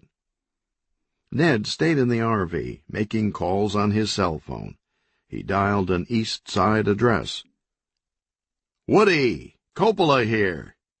"Ned Coppola." "What do you mean, how did I get your number?" "Listen, Woodman, this is your lucky day. Clear some space on the bookshelf for another Oscar. Are you ready? Annie Hall 2, starring that Oriental chick you've been seeing." "Hello, Woody." Pimento climbed back in the Orange Crush. "What's with the croquet set?" asked Ned. "I'm feeling British today." Ned's cell phone rang. He looked at Pimento. "Who could this be?" He pressed the answer button. "Coppola here." "Spielberg?" He covered the phone and whispered excitedly to Pimento. "It's Spielberg!" Pimento gave him an enthusiastic thumbs up. Ned uncovered the phone again. "What can I do for you, Stephen?" "Oh, Felix Spielberg." "Yeah, Felix, look, I'm kind of busy right now." "I know. I said we'd do lunch. My people tried to reach your people." "I forgot you don't have people." "No, I'm not trying to rub it in." "I gotta run, Felix." "I gotta run." "Bye, Felix." "I'm hanging up now, Felix." He hung up. Ned gave Pimento an exasperated look. How Schindler's List could have come out of the same gene pool is beyond me. The cell phone rang again. "What now?" He flipped the phone open. "Coppola here." "Ned, this is Isaac out in Hollywood." What the hell is all this stuff you've been FedExing me? Isaac, I'm not in the mood. I love it. Ned went mute. Everyone out here is dazzled. It's what we've all been looking for. The rawness, the energy, the edge work, all the bad camera angles, abrupt editing, horrible lighting. It's so Scandinavian? Exactly. And it was a stroke of genius getting a bunch of unknown actors. Adds to the realism. Who's doing the screenplay? Sid? Murray? Ned looked at Pimento. New guy. I don't want another studio talking to him. Tell him he can name his price. Can't you send the rest of the script over? It's in revisions. Well, don't tinker with it too much. The writing's immediate. It's now. The scene with the guy banging his head on the bathroom wall, it had my guts in knots. Who are you? Very existential. Nobody's captured that kind of intensity since Raging Bull. And that cameo of yours? The whole Days of Wine and Roses thing? I didn't know you could act. Forget Nicolas Cage and Leaving Las Vegas. Your portrayal of a drunk has just raised the bar. And that was a nice tongue-in-cheek touch, calling the Motion Picture Academy one big circle jerk. Thank you. Gotta run, Ned. I'm overnighting the contracts. Keep those dailies coming. This is going to be blockbuster. Ned closed his cell phone. What is it? Asked Pimento, filming him. In technical terms, we're hot. It was after dark, another long day of campaigning. It started to rain. They were already on the north side of Bonita Beach, and Marlin decided to shoot for Fort Myers and put up for the night. The drive was relaxing. They abandoned the Tamiami Trail and headed to the coast. The Orange Crush crossed a bridge to the Barrier Islands, where they picked up the thin road along the shore, one of the least populated beachfronts left in Florida. It was dark inside the Winnebago, except for a couple of reading lights in the back. Marlin now knew the group had gelled. They were so comfortable with each other that they had become themselves. They were together, and yet they were all doing their own thing in their own space. Jenny and Elizabeth sat at a small table in back, sipping cocoa. Jenny was asking Elizabeth her advice on men. The key is to underestimate them. Escrow was in the passenger seat reading a book under the map light, The Life and Times of the Nixon Plumbers. Ned paced in the middle of the RV with a glass of vodka, holding court on the travesty of a colorized Casablanca. Pimento had locked himself in the bathroom again, raving in the mirror. Marlin felt like he was driving the bus for the Partridge Family on acid. There were no streetlights for long stretches, and no other cars, just the Orange Crush's high beams catching occasional gusts of sea mist, and a dog trotting along the side of the road. They entered Lover's Key State Recreation Area and crossed the bridge at Big Carlos Pass onto Estero Island. Marlin could see the lights ahead on Fort Myers Beach. Pimento came out of the bathroom a little drained. He sat down on the floor behind Marlin and Escrow and chugged some Gatorade to restore needed fluids. "You all right?" asked Marlin. "Fine," said Pimento. "Listen, we're going to be in Fort Myers tomorrow, right? Can we go to Thomas Edison's house? I've always wanted to see it." "No," said Escrow. "Don't see why not," said Marlin. "Why am I even here?" asked Escrow. "So we can rub off on you," said Marlin. They slowed as they passed the strip on Fort Myers Beach. They heard Ned yelling in back, "Bogart looks like he has scurvy, and Peter Lorre's wearing lipstick." Then something got knocked over. The cell phone rang. It was for Marlin. "Son, you gotta accept some security," said Dempsey Conrad. "You know another body turned up in the Miami arena?" "I read the papers. Just a coincidence." Coincidence, my ass. I'm perfectly safe, said Marlin, hanging up. Back at Big Carlos Pass, a Lincoln Town car flew over the hump at 90, and the muffler bottomed out and showered sparks. The women were asleep, and Ned was passed out when Marlin finally pulled into Lazy Shore's RV park, which was nowhere near any water. He paid a night attendant who had broken parole in Michigan and was hooked on cough syrup. The attendant held a spoon in his mouth as he handed Marlin sticky dollar bills and change. Escrow and Pimento were already snoozing when Marlin got back from the office, and he was hard asleep in minutes, too. Lazy Shores may not have had a shore, but it was definitely lazy. By midnight there was no sound but frogs, crickets, bug zappers, and a light patter of rain. A little after 2, the rain had really begun to come down. A Lincoln Town car pulled into Lazy Shores and turned off the headlights. Periwinkle Belvedere had gotten his daughter's first tearful messages, but he had missed her later ones where she said the wedding was back on. She would just be marrying Marlin's press secretary instead. Belvedere got out of the town car and cursed alliteratively. Jilt my daughter like she's some tawdry 2-bit Tallahassee tramp? I'll kill the son of a bitch. Lightning crackled across the sky as he retrieved a Tango 51 from the trunk. Inside the Orange Crush, Pimento suddenly sprang upright in his bunk from a deep sleep. He got out of bed silently and pulled up his trousers. He grabbed his movie camera, put it in a watertight bag, and slipped out the side of the RV into the driving rain. There was a big commotion at the Thomas Edison Museum the next morning. The Orange Crush was at a crawl, and Marlin was having trouble negotiating the Winnebago on the tight, jammed street. Ambulances, fire trucks, news vans, police set up barricades and waved people around the block. Crime scene tape went up around the expansive lawn in front of the famous inventor's winter residence. Escrow and Pimento rubbernecked as police motioned the RV past Edison's white picket fence.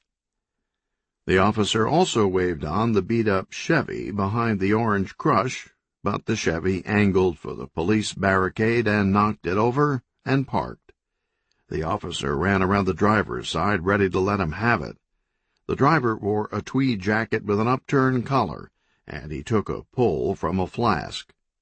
"You're under arrest," yelled the officer, going for his gun. The driver opened a wallet and flashed a gold badge. "Homicide, Mahoney." The officer took a half-step back. "Sorry, Detective." He looked over the car and the tweed coat and the flask. "I didn't realize—" "None of us do," said Mahoney. "Watch my wheels." He left the car on top of the barricade and climbed through the shrubs into the front yard. There was a sheet over a body. From under the sheet came a long string that stretched across the lawn and into some trees, where it disappeared. "What have we got here?" Mahoney asked the Fort Myers detective in charge of the scene. "A nice day spoiled by a corpse." "I see." "The Vic's name was Periwinkle Belvedere." "There's a mouthful. Try saying that 3 times. Periwinkle Belvedere, Periwinkle Belvedere, Periwinkle Belvedere." "I was being rhetorical." "We don't go for that around here." "What do you go for?"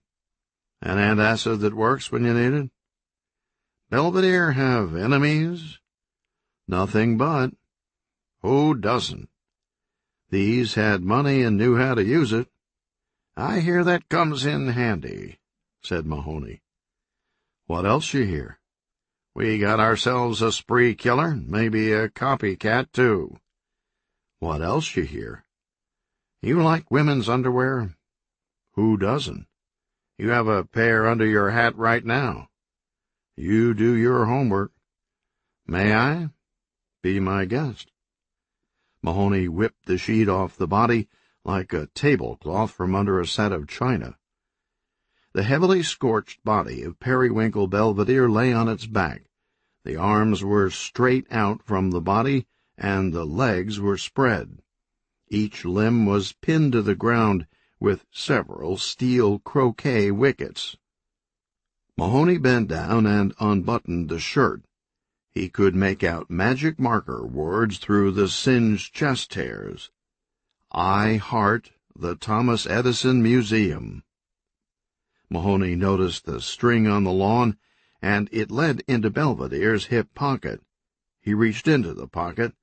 The end of the string was tied to Belvedere's car keys. Mahoney stood up and followed the string across the lawn with his eyes.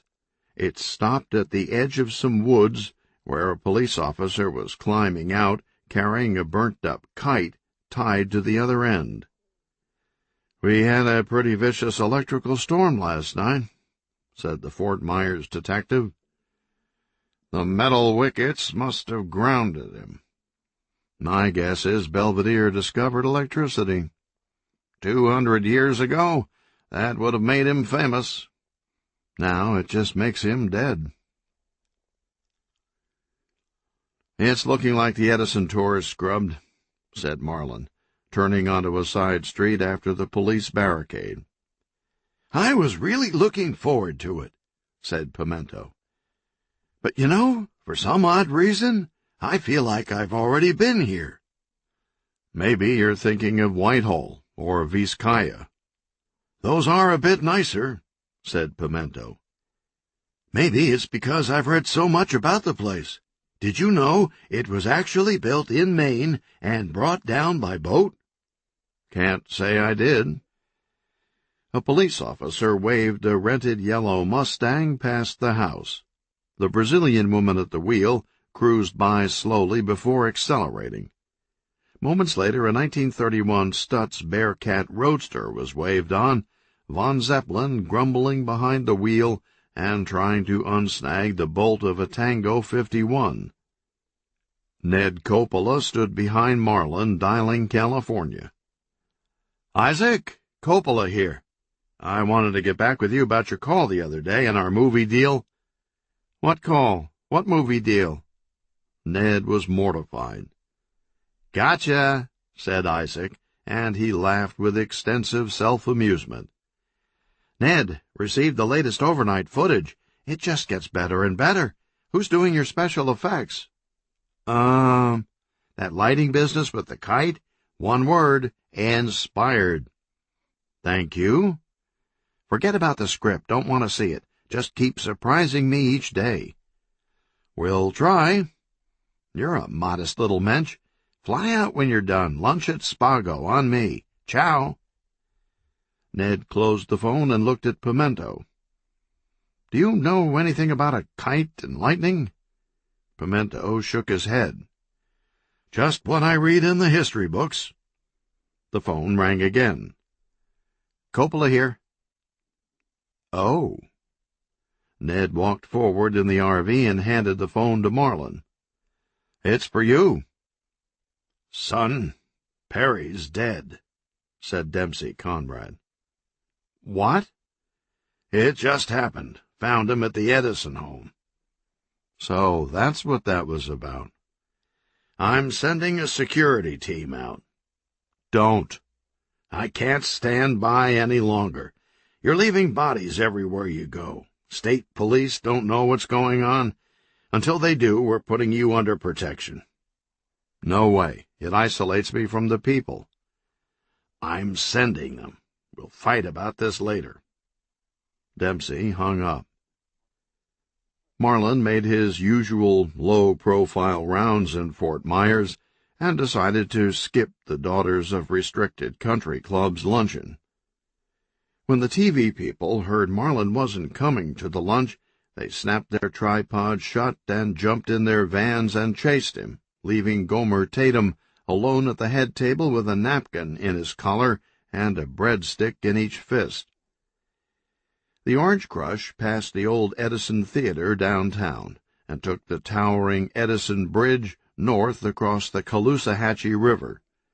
They crossed another big bridge over the Peace River at Punta Gorda and took the Tamiami up through Port Charlotte and Venice. They got to Sarasota, and Marlin pulled over in the parking lot of the historic brick Sarasota High School, Pee Wee Herman's alma mater. He spread a map out on the steering wheel and ran his finger down it. Vista Isles is just north of here. Vista Isles? Asked Pimento. Yeah, said Marlin. It's the sister park of Vista Isles East on the other coast. Where Bright Boy back there pulled some funny stuff. I won't sleep well until I fix the damage and set the record straight. He called ahead to the park on his cell phone, then the TV stations.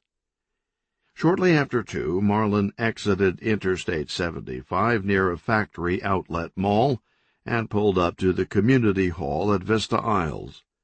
The park's manager had said it was the best time to catch most of the residents in the same place.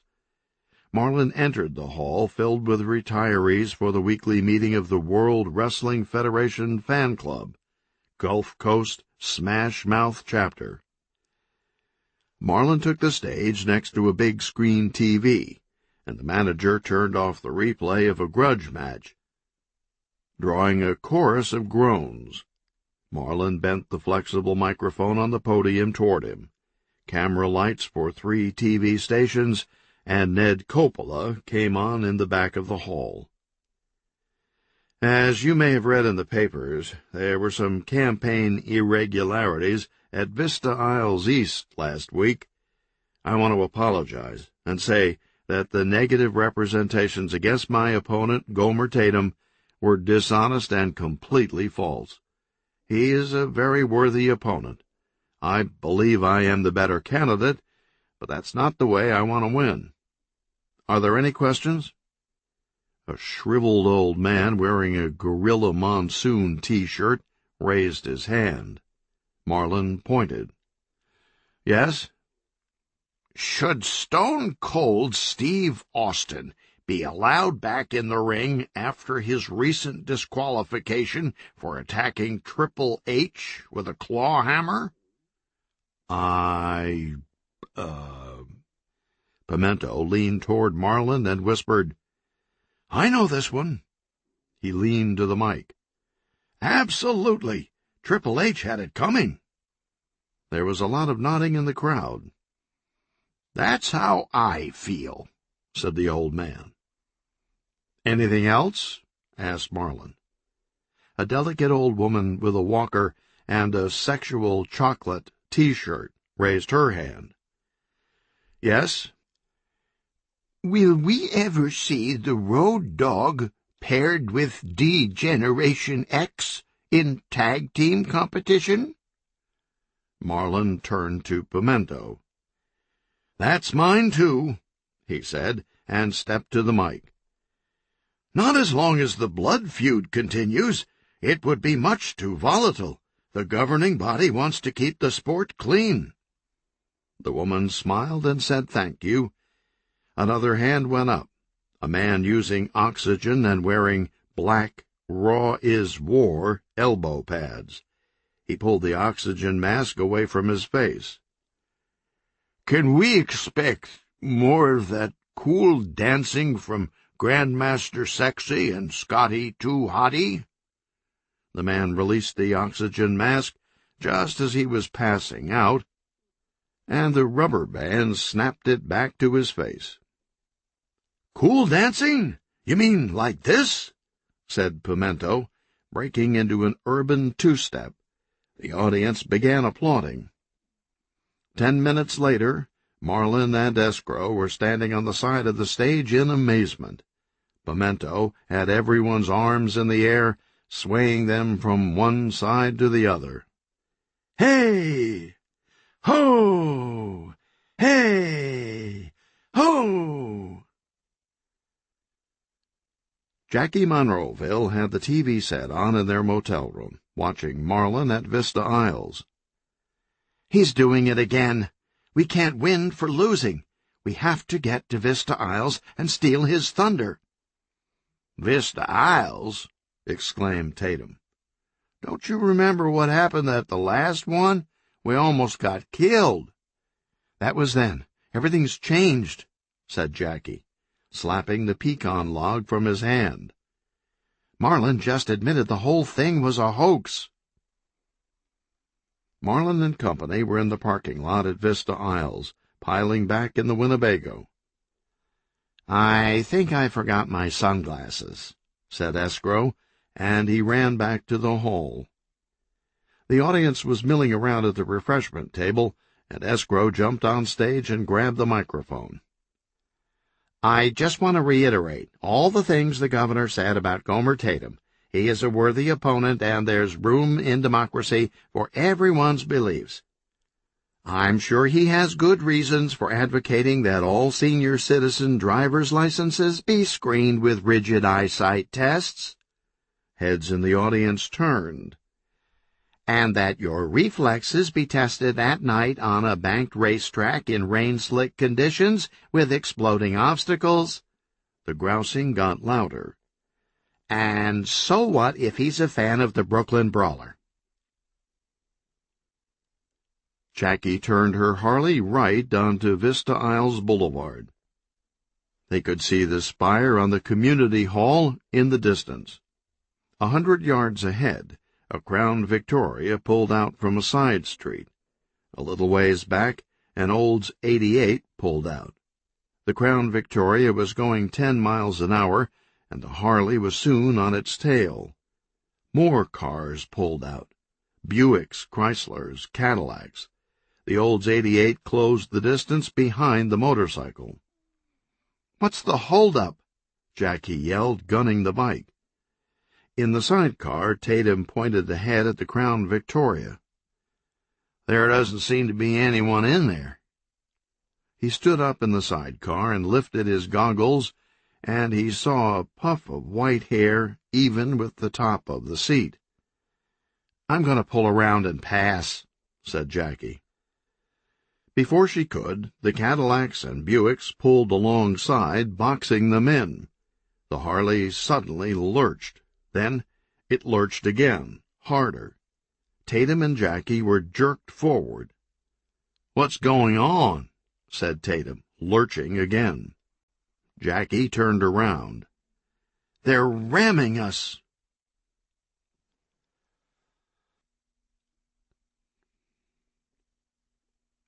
Chapter 35. Joe Blow's life was graphed, plotted, timelined, and rotated in a 3D computer model. It was recapped during a biographical special on Fox. Blow paraphernalia was everywhere. T-shirts and baseball caps with Joe's face above a variety of mottos. It all averages out. Shit happens 2 to 3 times a week. Ordinary folks do it in the median. The cameras went to his high school, where he graduated 200th in a class of 400. "He always seemed to follow the crowd," recalled a teacher. His grades were nothing special. "He didn't stand out," said an old classmate. "Who would have ever thought he'd become this big?" During the 3 months before the election, reporters collected 1,657 pounds of trash before dawn from the curb outside the Blow residence. They rented a small warehouse, where they spread it out on the floor like an FAA team trying to determine the cause of an airline disaster. The debris was segregated in piles and rows: bills, letters, receipts, beverage containers, cleaning products, steak bones, junk mail. The discoveries were mundane but consistent. Joe didn't eat the crusts from bread or the fat from pork chops. He had an enormous use for D and AA batteries. His razor blades still had some life left in them. He threw away warranty cards, didn't separate aluminum from glass, preferred paper to plastic. Joe could do better on his long-distance plan. The blows went through peanut butter at an alarming rate, chunky style. On the 5th day, a breakthrough. "What's this?" asked a TV reporter from Entertainment Tonight, wiping mayonnaise off a Polaroid photo. It was a picture taken in the Blow bedroom, Mr. and Mrs. Blow in a compromising position, wearing beaver costumes. It was as though the reporters had stumbled upon the missing link, a spike on the seismograph. Finally, Joe had deviated from the norm. It led all the newscasts. That night, however, Dr. Ruth said on CNN that the average person in America has at least one secret little twist they like to throw into the bedroom routine. What's more, it's healthy. "It's the abnormal person who tries to suppress such tendencies, and the resulting internal pressure can lead to dangerous and dysfunctional behavior, like joining the religious right," said Dr. Ruth. "I applaud Joe Blow for helping America come to terms with his sexuality." Joe Blow opened the front door the next morning and picked up the newspaper. He screamed when he read the top headline, "Perv Goes Mainstream." He ran back in the house and collapsed on the living room floor, trying to bury his face in the carpet. "What is it?" asked his wife, timing an egg. "They know about the beaver suits. They all know. Oh, God, this is so humiliating." He rolled on the floor, squealing. "I can't face anyone. I can never leave the house again." Mrs. Blow looked out the window. Animal rights advocates arrived, wanting to know whether the costumes were natural or synthetic. A Rocky Horror fan club showed up with signs of support. Fetish rights now. "Please, God, kill me," said Joe. The family decided it would be better if Mrs. Blow and the children went to stay with her parents in Ohio for a while, until the beaver thing blew over. That night Joe turned off all the lights in the house. He sat alone in the dark for hours. He could see reporters on his lawn with flashlights. He came to a conclusion. "I have nothing to lose." The Tatum campaign rolled into Tampa in a taxicab. They were a day early, and their room at the Sheraton wasn't available yet.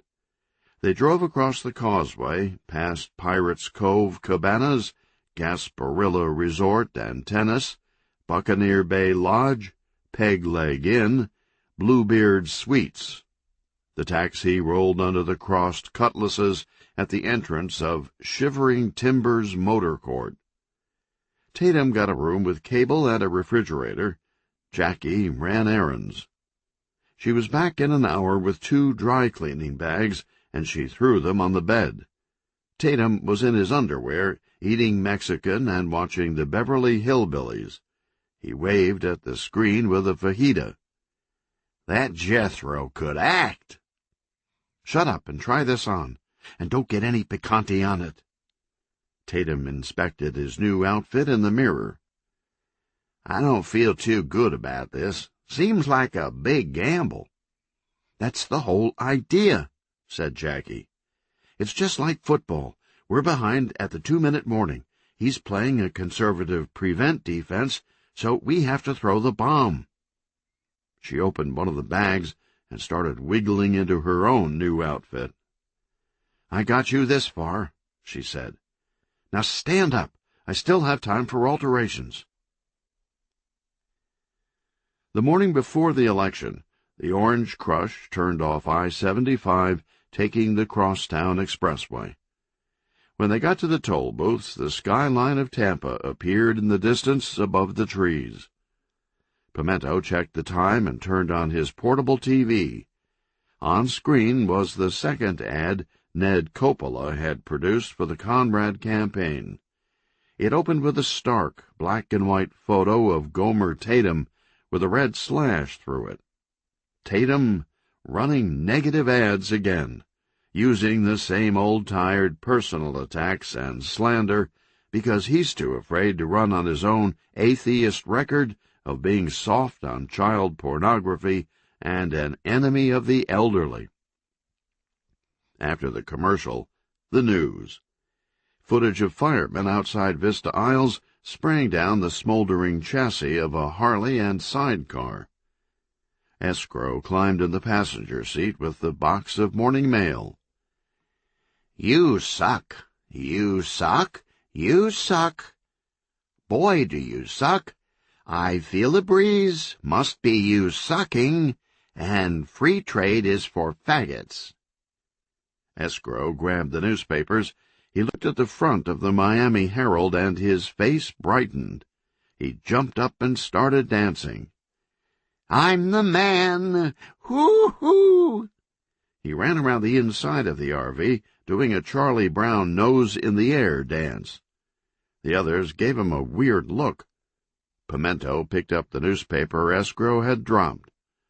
On the bottom of the page, a story about an impostor who had appeared before an audience of retirees at Vista Isles East, pretending to be from the Tatum camp. The headline, Senate Investigates Senior Gate. "What is it?" asked Marlin. Escrow dancing with a broomstick in the background. "He finally got his gate." "What?" "I'll explain later." Pimento reviewed the rest of the headlines. "Everyone is going big with Sirocco's execution tonight at Stark. The Times, the Sentinel, and the Herald are all leading with it. Everyone except the Tribune, which is leading with the WWF Raw is War show tonight at the Ice Palace. Oh, man, we have to go. Wrestling rules. Can we?" "Actually, that's not a bad idea," said Marlin. "You know how many people watch that show? They always introduce local notables on the air." "It's probably some of the best exposure we can get," said Pimento. "Kind of surprised Tatum didn't think of it first," said Marlin. The midday news cut to a commercial on Pimento's little TV. It was a campaign ad for Gomer Tatum. "Turn it up," said Marlin. Tatum appeared on the screen in dark sunglasses and a sequined cape. He had a walking cane topped with a carved ivory skull. On his arm was Jackie, looking hot in a bustier and Xena the warrior princess outfit. Tatum pointed at the camera. "I want you, Conrad. Tonight, Ice Palace, lights-out cage match, no time limit gubernatorial smackdown for the whole enchilada." "So this is where we've evolved," said Marlin. "Actually," said Pimento, "it can't help but add dignity to the process." Marlin drove over to Ybor City for lunch. He looked up and down 7th Avenue.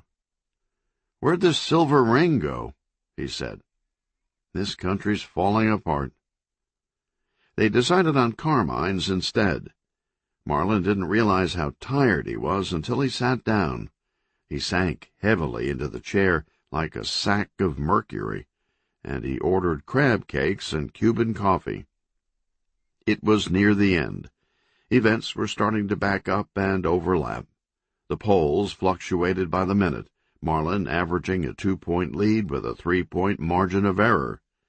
Sirocco's execution was tonight. Tomorrow the polls opened. Marlin and Tatum were beyond fatigue, both running on fumes now, ready to drop. Marlin from an incredibly ambitious pace, Tatum from a cardiovascular system laboring like turbines at Hoover Dam. They were both marathon runners in the 26th mile. They had entered the stadium reeling and staggering, and the crowd shouted them on. Marlin's brain montaged through the last weeks, all the people he had met across over the state, all the differences and the common ground, the cultures morphing as he moved from region to region. The Southerners in the north part of the state, the Northerners in the south, the inland crackers, the outlying migrants, the Latins, the Jews, the Irish, the Germans, the blacks. The old migrating for their health, and the carpetbaggers migrating to feed on the old. Marlin was tired and depressed. He had started thinking dangerously that he could actually make a difference. He regretted being so cavalier at the beginning of the campaign. He just had to win. Escrow anxiously awaited the lab report on Pimento's fingerprints. The suspense was making him a head case. He had extra worries about Pimento that he had never shared with anyone. Escrow locked himself in the RV's tiny bathroom with Pimento's personnel file. He opened it.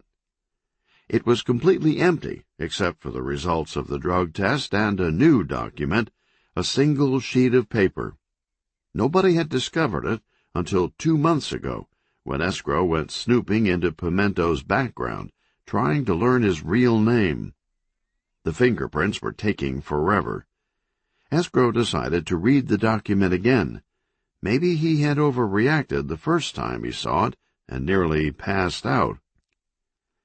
The piece of paper was Pimento's new employee questionnaire, to be used for the in-house newsletter to introduce recent hires. It had a sentence of instruction at the top, and the rest of the page was left blank for the employee to complete.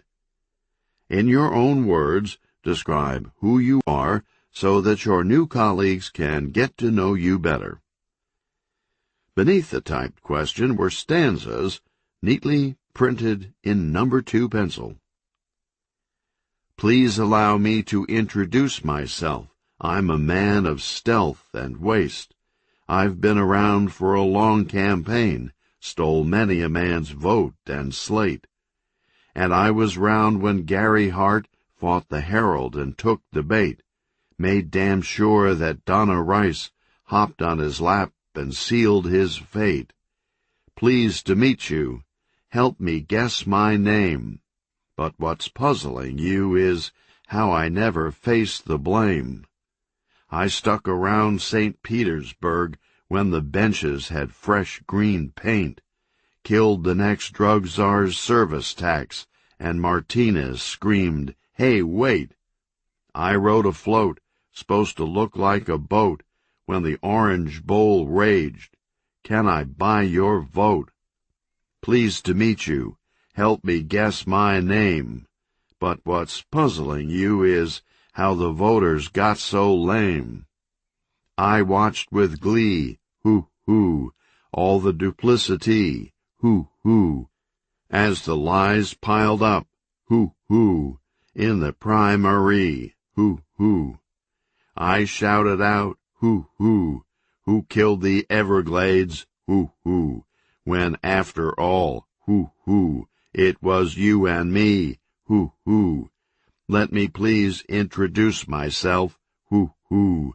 I'm a man of stealth and waste, hoo-hoo, and I made ads for nominees, hoo-hoo, who sold their souls before they reached Palm Bay, hoo-hoo.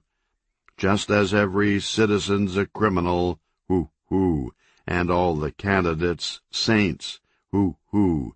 As heads his tails, I'm with the governor, hoo-hoo, and I'm in need of some restraint, hoo-hoo. So if you meet me, see the irony, hoo-hoo, the hypocrisy and the hate, hoo-hoo. Use all your well-learned politics, hoo-hoo, or I'll lay your vote to waste. Escrow hit his head on the towel rack as he passed out. Chapter 36. Tampa's Ice Palace was packed to the rafters. People waved homemade signs and wore T-shirts of their favorite wrestlers. Marlin and his entourage were sitting in the front row. Pimento's seat was empty. Escrow looked around. Where the hell was he? The crowd erupted when a ring announcer in a tux finally appeared. We're about to go live on the USA Network, so I want everyone to get ready to give the country your biggest Tampa welcome. Viewers at home watched a campaign commercial showing small children playing in a field of daisies, families filing into a country church, a grandmother serving the Sunday ham. The ad was for casino gambling. The commercial ended, and viewers nationwide were taken inside the arena, where the camera panned over thousands of cheering people. A microphone descended from the ceiling, and the ring announcer grabbed it.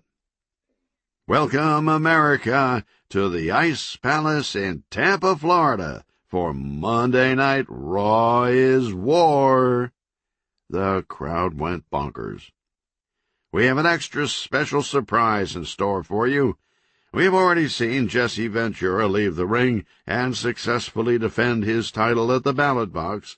Tonight, we're going to take it a step further.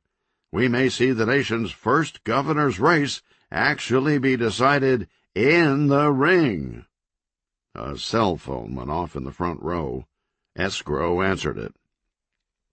"This is Major Banks with the Florida Department of Law Enforcement. I'm calling you back with the results of that fingerprint sample you sent us. Mr. Escrow, where did you get the sample?" Routine security check. "Do you know where this individual is?" Escrow glanced at Pimento's empty chair. No idea. "Whatever you do, stay clear of this guy. Do not, I repeat, do not attempt to apprehend him. Don't even let local police try. He's way too violent. If you know where this guy is, we're standing by with a specially trained commando unit." Escrow lost all color. Who is he? "He's wanted in connection with a string of grisly murders in South Florida. Unarmed, he took out a 3-man hit squad all by himself." Escrow trembled. Are you sure you have the right person? Lean, 6 feet tall, ice blue eyes, short hair, starting to gray on the sides. Escrow felt faint. "We lost his trail in Cocoa Beach a couple of years back. What makes him so dangerous is that he's borderline genius and totally insane. He can appear perfectly normal for weeks and function at high levels of society, even excel. Then, bam, he snaps, and we're bagging bodies for days." Escrow was trying to get his jaw to work. "Hello? You still there?" "I'm here. What's his name?" "Serge A. Storms. You call us if you ever see him again." "You got it." Escrow closed the phone and slipped it back into his coat. "Are you all right?" asked Marlin. "Geez, you look awful." "I think I got a bad sausage." "For a second I thought you were having a heart attack. Look, you're all flushed and clammy. You're soaked right through your shirt." "I'm okay." He was not okay. He was suffering a monster anxiety attack. "How could I have done this?" he thought. "As soon as it gets out, there goes the election. Guess who they'll all blame? Me. They'll gang up like they always have." He squeezed his fists in self-anger and crunched his eyes shut. "I'm such a dipshit. I'll be featured in political science textbooks. My name will live in infamy. I'll have to be buried in an anonymous grave so the young Republicans can't dig me up and pee on my bones." "Okay, you're completely freaking out now. Calm down. Calm down. That's better. You're looking at this completely wrong.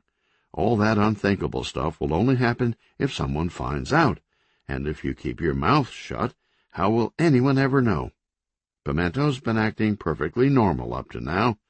Sure, the governor will be in danger, but just for another 24 hours. After that, it won't matter. In fact, I'll be the hero, the chief of staff, who held the rudder steady through the storm. Then, single-handedly, drugged and apprehended the incredibly dangerous fugitive the day after the election." He made a mental note to get hold of some drugs to dissolve in a beverage. He smiled. All Escrow had to do now was cross his fingers and hope Pimento could hold it together one more day. Piece of cake. Speaking of the devil, where was he anyway? Marlin looked up. Dad? Dempsey Conrad was moving down the aisle with 6 men in satin jackets, Bridges to Babylon 97 World Tour. They took the row of seats behind Marlin. I told you, no security, said Marlin. What security? Said Dempsey. We're wrestling fans. Isn't that right, guys? Outside, a 1931 Stutz Bearcat Roadster pulled into the Ice Palace parking lot. Von Zeppelin got out with a long leather pouch. Inside the arena, giant rock concert flash pots exploded, and Gomer Tatum emerged from behind the curtains with Jackie at his side. They strutted down the gangway to the ring. Bad to the Bone boomed from the sound system. Overhead, the Jumbotron played video clips of Tatum debating in the legislature, interspersed with footage of burning skyscrapers, earthquakes, hurricanes, mushrooming H-bombs, and a biplane flying into the side of a barn. The crowd cheered wildly as Tatum handed Jackie his cape and started bouncing around the ring. The announcer then introduced Marlin Conrad in the front row. Marlin stood and received his own standing ovation. As rehearsed, Tatum snatched the microphone from the ring announcer. "Get in here, you coward!" he yelled at Marlin. The crowd let loose again. "Yeah, Marlin, get him." Marlin just kept smiling and waving. "Girly man!" yelled Tatum. He held the ring ropes open for Marlin to climb in, but Marlin shook his head no. The audience started to boo. Tatum began prancing around the ring, whipping his arms in the air, inciting the crowd to boo more. "This was a mistake," Escrow whispered to Marlin. "We've been ambushed. This is exactly what he wanted." "Relax," said Marlin. The ring announcer took the mic back. "We're very disappointed in our governor. It looks like we have a new champion by default." Tatum had started climbing out of the ring when the announcer spoke up again. "Wait! What's this?" Everyone turned to see someone bounding down an aisle on the far side of the arena wearing a white silk boxing robe. "Holy Jesus!" said Escrow. "This can't be happening." Marlin and Elizabeth broke up laughing. The announcer held the ropes open, and Pimento jumped into the ring and started doing the Ali shuffle. The crowd went wild. The announcer covered his microphone and leaned over the ropes to Marlin. "Who is this guy?" Marlin was still laughing. "My press secretary." The announcer nodded and uncovered the microphone. He stepped back into the center of the ring. "Ladies and gentlemen, we have a late change on tonight's card." The announcer looked over at Pimento, facing his corner and limbering up at the turnbuckle with deep knee squats. He read the name on the back of Pimento's robe. "Representing the governor's office, weighing in at 160 pounds and hailing from parts unknown, the Florida Phantom." Pimento threw off his robe and spun around. He was now, under both legal and clinical definitions, completely unhinged. He wore an orange 1950s-style high school wrestling uniform with the 2 little straps over the shoulders, and he crouched in a menacing Greco-Roman stance. Jackie yelled across the ring, "What the hell do you think you're doing?" "Fighting for truth, justice, and the American way." He sashayed side to side. Tatum was frantic. He turned to Jackie. "You said I wouldn't have to fight. You said Marlin would refuse, and I'd only have to perform a little victory dance. What do I do now?" Jackie shoved him out into the ring. "Wrestle!" The bell clanged. Pimento charged across the ring, and Tatum screamed and tried to climb over the ropes. Pimento caught him by the back of his shorts and gave him a wedgie so brutal it made people queasy all the way to the third balcony. He pulled Tatum into the middle of the ring by his shorts. He grabbed him by the legs and began spinning in a circle, swinging Tatum around and around with enormous centrifugal force. He let go. Tatum flew through the ropes and crashed into a set of folding metal chairs kept on hand at ringside for wrestlers to bash each other over the head with. Jackie ran to him. "I'm hurt. I'm seriously hurt," said Tatum. "Get back in there," yelled Jackie. "It's going to take more than this to stop me from being First Lady." She propped Tatum up at the side of the ring, crouched down to get her shoulder under his butt, and with a great oomph, sent him back onto the canvas. "Kill him!" Tatum stood up and was swarmed immediately. Pimento raked his eyes. He gave him a Dusty Rhodes elbow to the skull. He punched him in the stomach. He kicked him in the groin. He bounced him off the ropes and caught him in the neck with a forearm. He gave him the atomic knee drop. He climbed up on the turnbuckle to administer the flying guillotine. Jackie stood in the corner, grabbing the top rope and screaming. "He's killing you! Stand up and be a man!" Tatum was down on the mat, bloody, blinded, disoriented, crawling in a circle.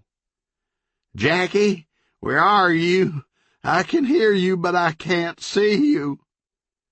Pimento marched around his victim in the ring, doing a Mick Jagger rooster strut.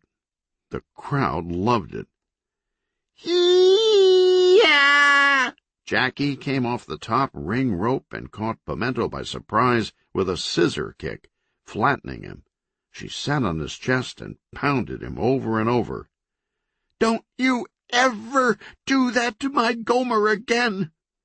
The referee slapped the canvas once, twice, but before Pimento could be counted out, he did the patented body shake that always removes an opponent before the third slap. Now Pimento and Jackie were face to face, the fallen Tatum on the canvas between them, moaning and wiping the blood out of his eyes. They started circling each other warily, both hissing. The rest of Tatum's campaign staff became concerned. They were sitting in the first row on the opposite side of the ring from Marlin, and they got up and approached the officials' table. "I think he's really hurt," said the chief of staff. "Nonsense," said the ring announcer. "This is great television. Listen to that crowd." Behind them, "Hee-yah!" Jackie grabbed Pimento's head between her legs in the vice of death. He started turning blue. As he was about to pass out, Pimento pulled a foreign object from his trunks, hit Jackie in the nose with it, then threw it out of the ring before the officials got wise. Jackie released her hold and fought to her feet. The blood returned to Pimento's head, and he struggled to stand up on the other side of the ring. Tatum crawled and collapsed in the middle of the mat. Jackie was feeling her nose with both hands. "I think you broke it," she said in a nasal voice. "It's gonna look all fucked up. I'll kill you. Ah!" She charged across the ring, running over Tatum's back and mashing his face into the mat. She leaped for a flying drop kick and took Pimento down in the corner. "I'm pretty sure Tatum's hurt," the chief of staff told the ring announcer. "I want you to stop the fight." The announcer laughed. "Are you kidding? We're live on national TV. Do you know how much money we're making? Stop the fight. Forget it." The rest of Tatum's staff was now out of their chairs, and a major brouhaha ensued at the officials' table. "Stop the fight! No way! I'll stop it myself!" The chief of staff went for the ring. The announcer tried to block him, but was shoved to the ground. Tatum's entire camp blustered past the officials' table and started climbing into the ring. Several WWF wrestlers saw the ring announcer get shoved, and it offended them. They came pouring in from backstage.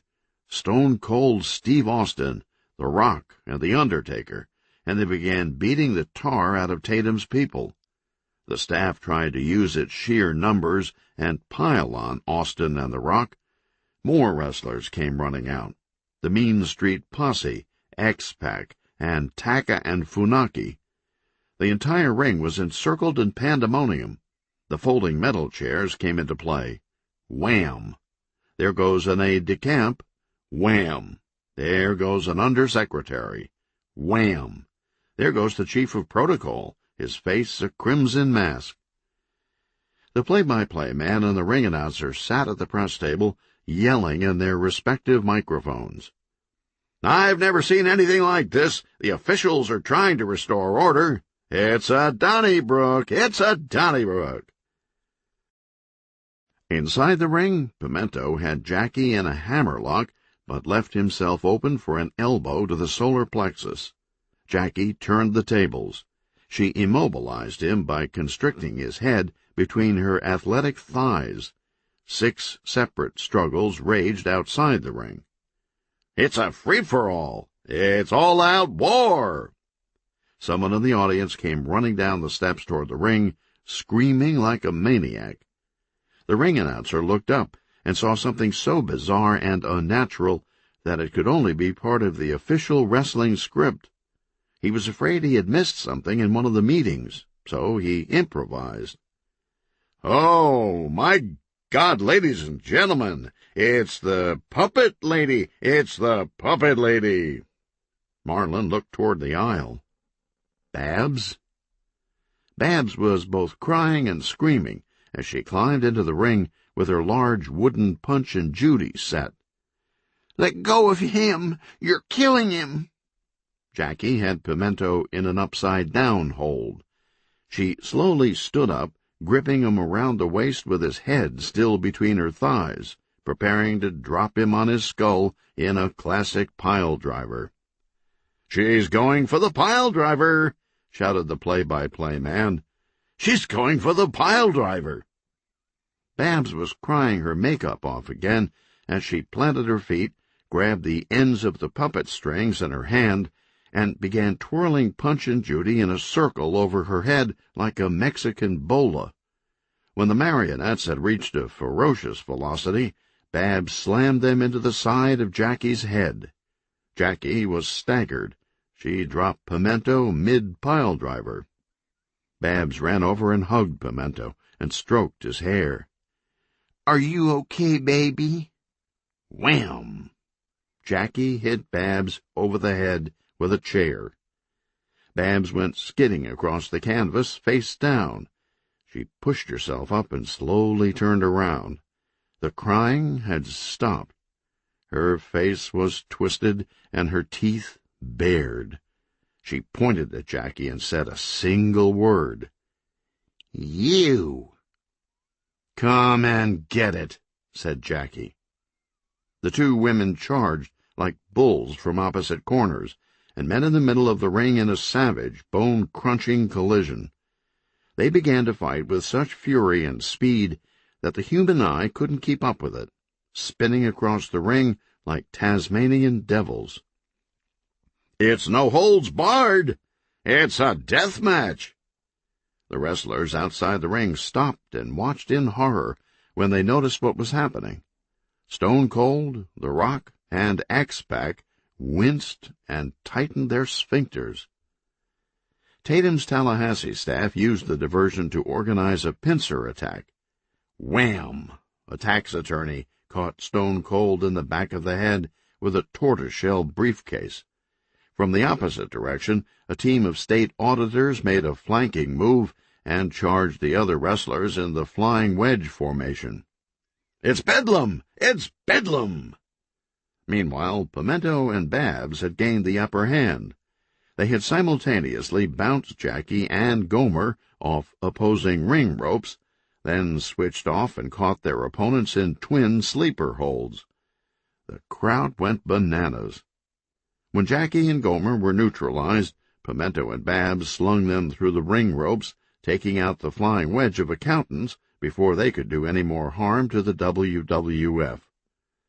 The crowd had never been louder. Rolls of toilet paper flew. The network switchboard lit up, wanting to know if the Florida Phantom and the Puppet Lady would become regulars. Stone Cold Steve Austin and Tampa native The Rock climbed into the ring and raised Pimento's and Babs' arms in triumph.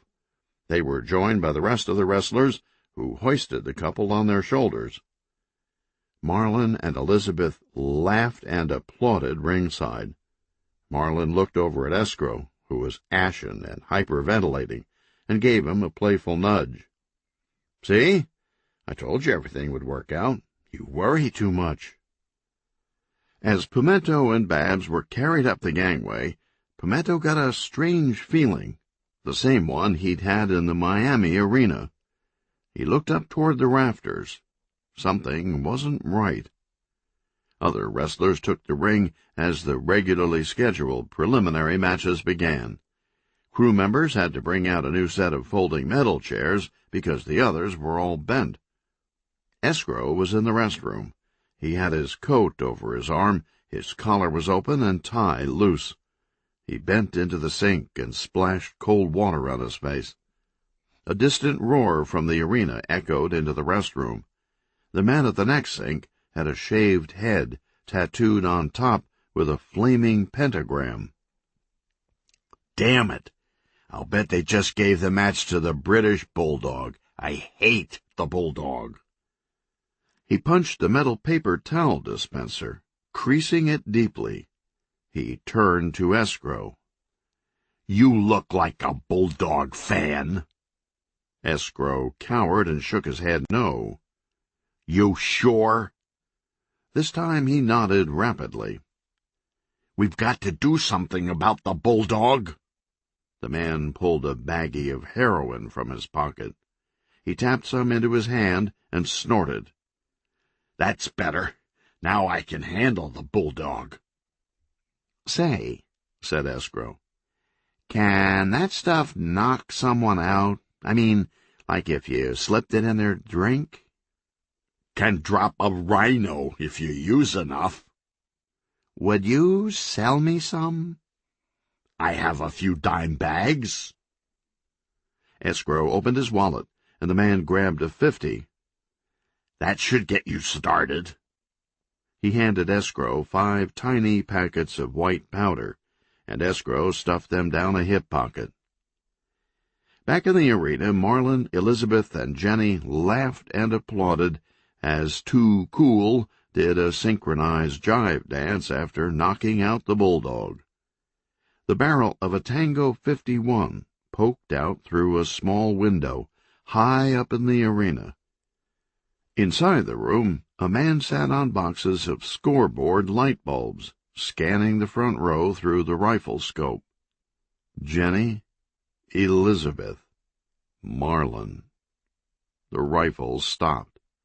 The safety came off. More flash pots ignited, and electric motors began lowering a steel cage over the ring. A sweaty index finger twitched on the trigger of the Tango 51. Suddenly the door to the light bulb room opened. The gunman turned around. "Who are you? No, wait! No! I can explain! Ah!" The shirt on the man's limp body was unbuttoned. A magic marker scribbled across his chest. The eye was dotted with a heart. Someone slipped out of the light bulb room and silently slipped away on a catwalk. He wore a robe with a name on the back. The Florida Phantom. "Homicide, Mahoney," said Mahoney, flashing a badge. "Metro Dade." "You're a long way from your sandbox," said the head of Ice Palace Security. It's all one big sandbox now. Amen. What have we got here? A stiff, crushed monocle next to the head, magic marker on the chest. Mahoney lifted the sheet. Written across the nipple line, Tampa, America's next great city. You've seen it all, haven't you? Asked Mahoney. He nodded. I got a week till I retire, but now they're teaming me up with some rookie who wants to throw away the rule book and do things his way. He's gonna get me killed.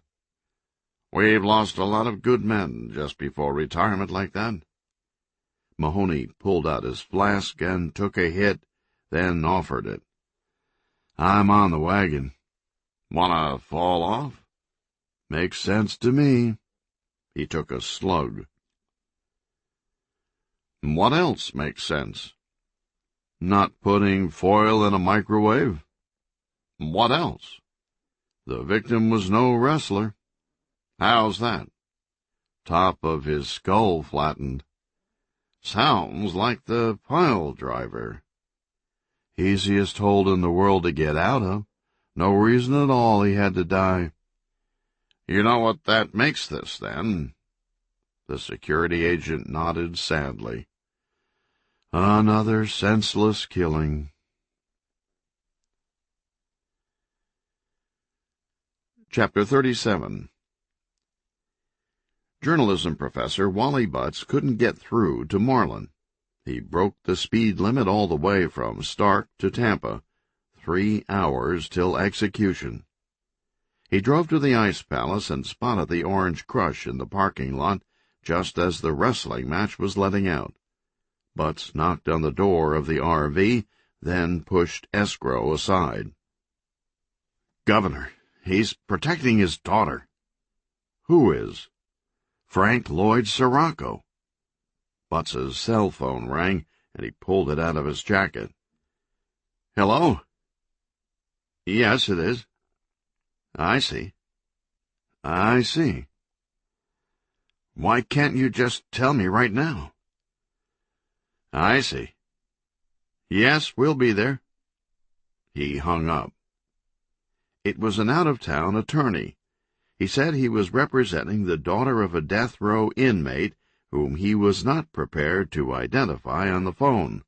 He said he had to see the governor and Butts in person. He was driving over from Lakeland, and they agreed to meet halfway to save time. The attorney said he'd bring the daughter. The state troopers were the first to arrive at the Hillsborough River State Park, 30 minutes east of Tampa, in the middle of nowhere. It was after dark, and the park was closed, but the troopers unlocked the gate. A black Lexus came around a lonely bend and pulled into the park. The troopers waved them over to the picnic tables just inside the entrance. A man and a woman got out. The troopers frisked them and used handheld metal detectors. The Orange Crush pulled in the park.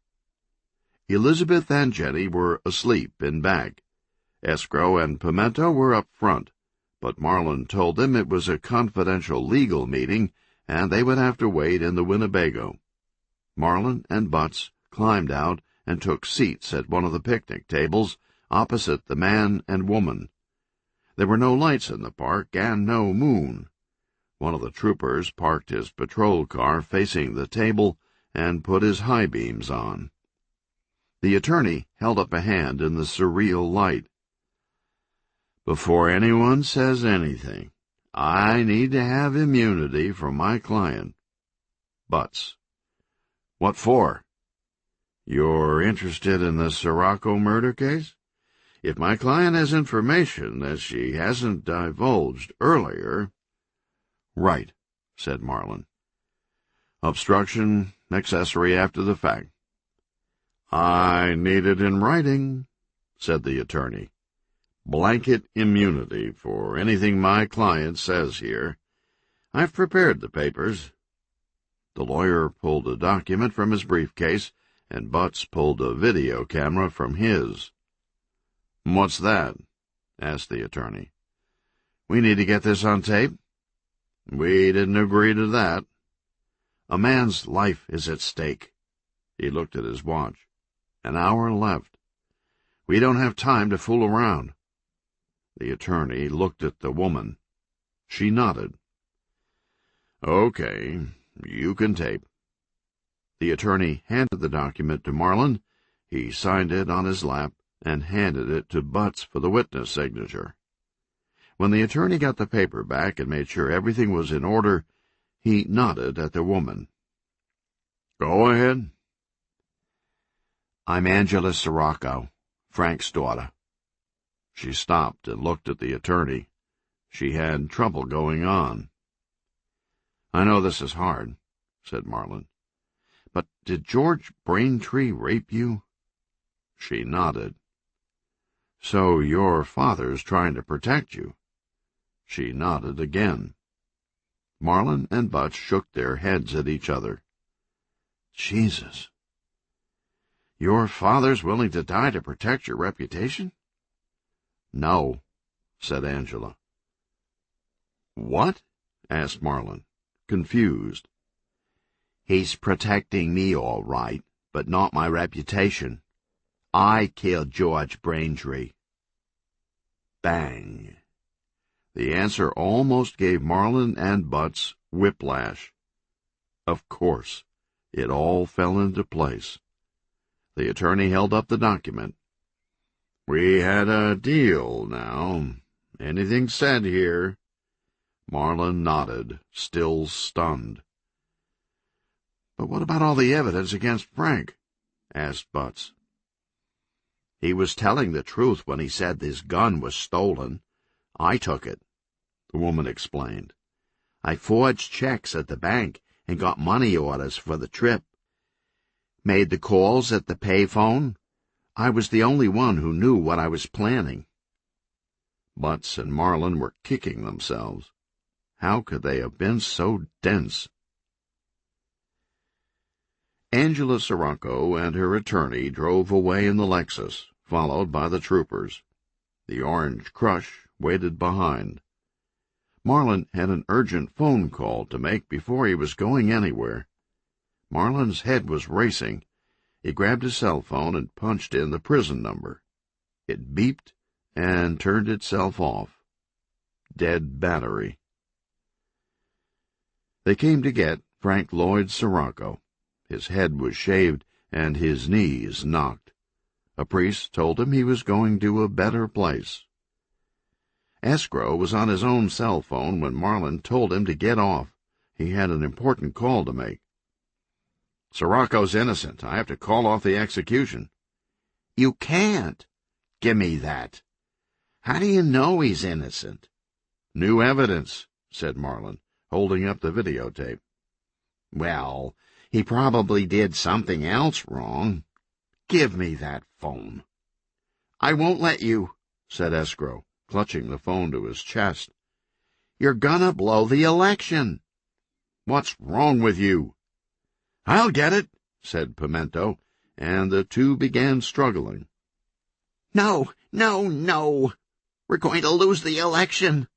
Escrow started crying, then made a heaving expression. "I'm going to be sick." Pimento let go, and Escrow jumped out the door. He ran to the front of the Winnebago and opened the hood. "What's he doing?"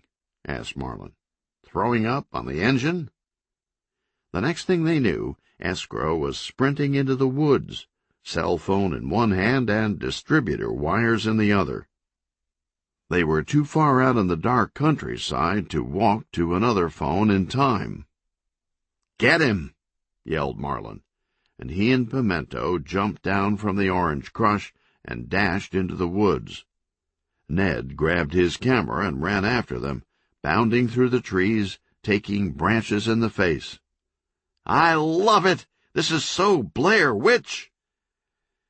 They had almost caught up to Escrow when they came to a clearing, and the ground dropped away quickly.